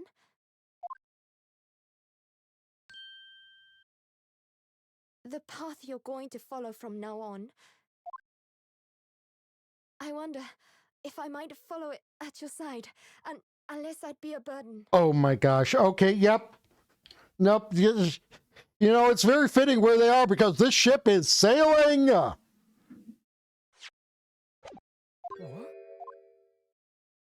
I mean, I would very much like you to come with me. But aren't you...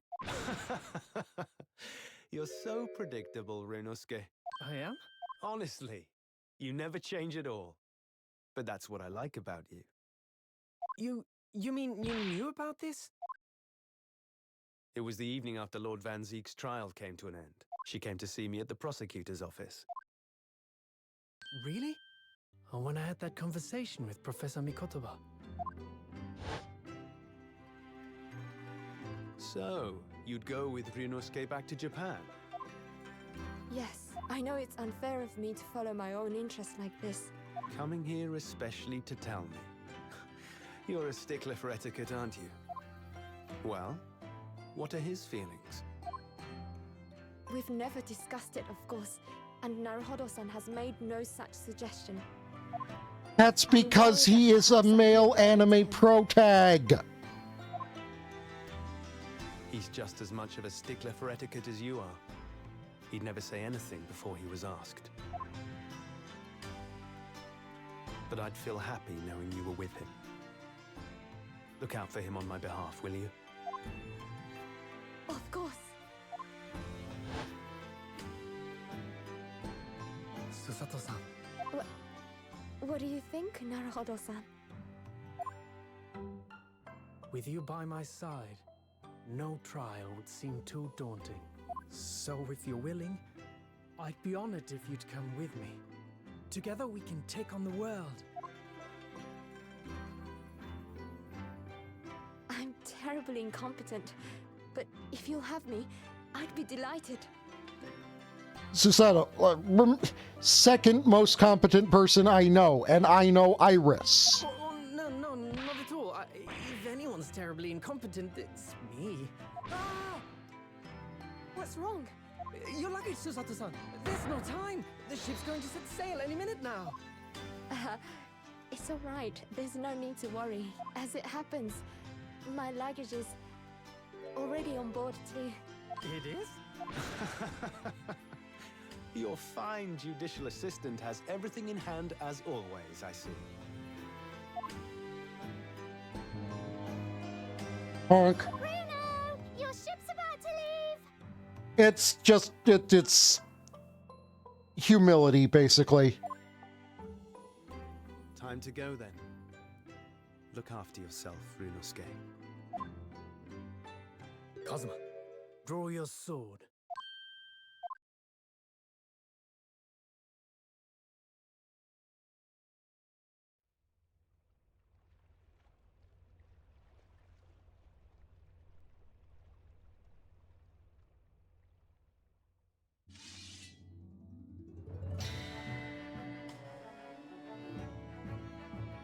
One day, when our paths cross, once more, we'll fight a duel of words across the courtroom. A day I eagerly await as a lawyer. I've been waiting to hear you say that, partner.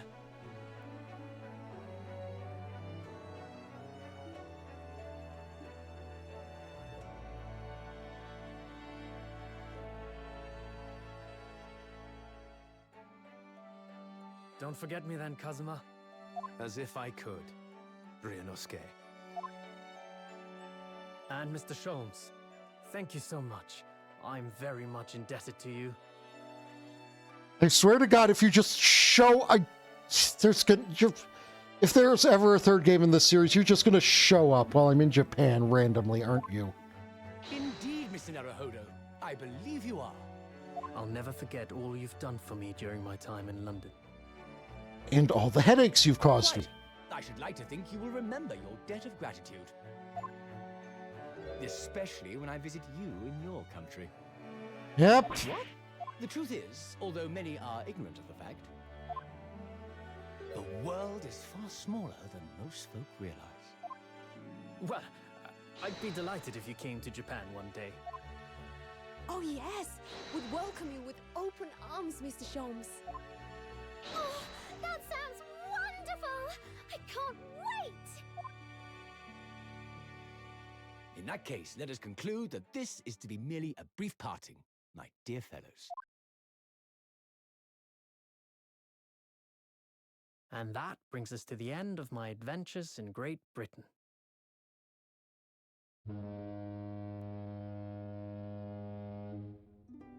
A peculiar twist of fate brought me halfway around the world those many months ago. But that was just the start of my journey. Who knows where fate will lead me next? Still, I'm confident this won't be my last meeting with the friends I've made in London. And when we're together again,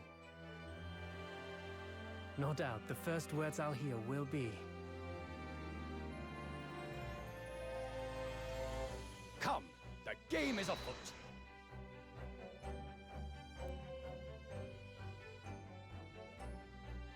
The ship, with our friends from the east, sailed steadily towards the distant horizon. But Sholmes's face was alight with joy. The times may change, but a steadfast friendship will remain true, Wilson. We have but to gently close our eyes, and we are with our companions once more.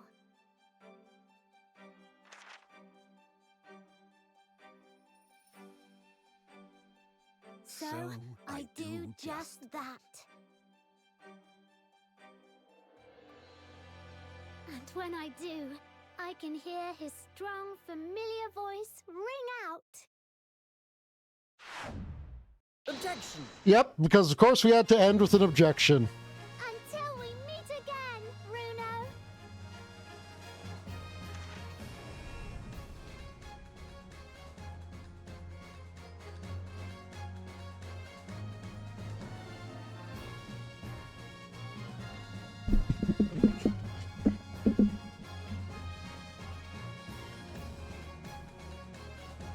We're not sitting through the ending credits, I'm sorry.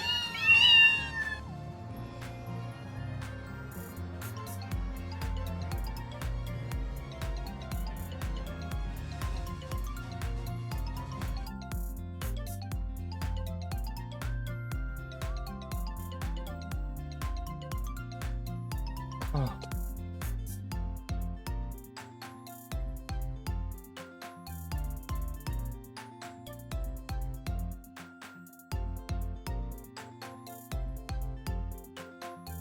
You're all wonderful.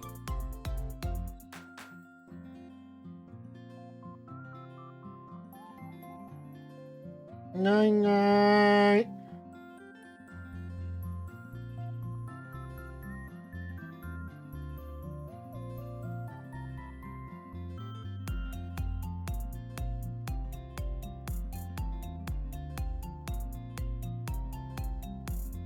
Stay cute, everyone. Mwah.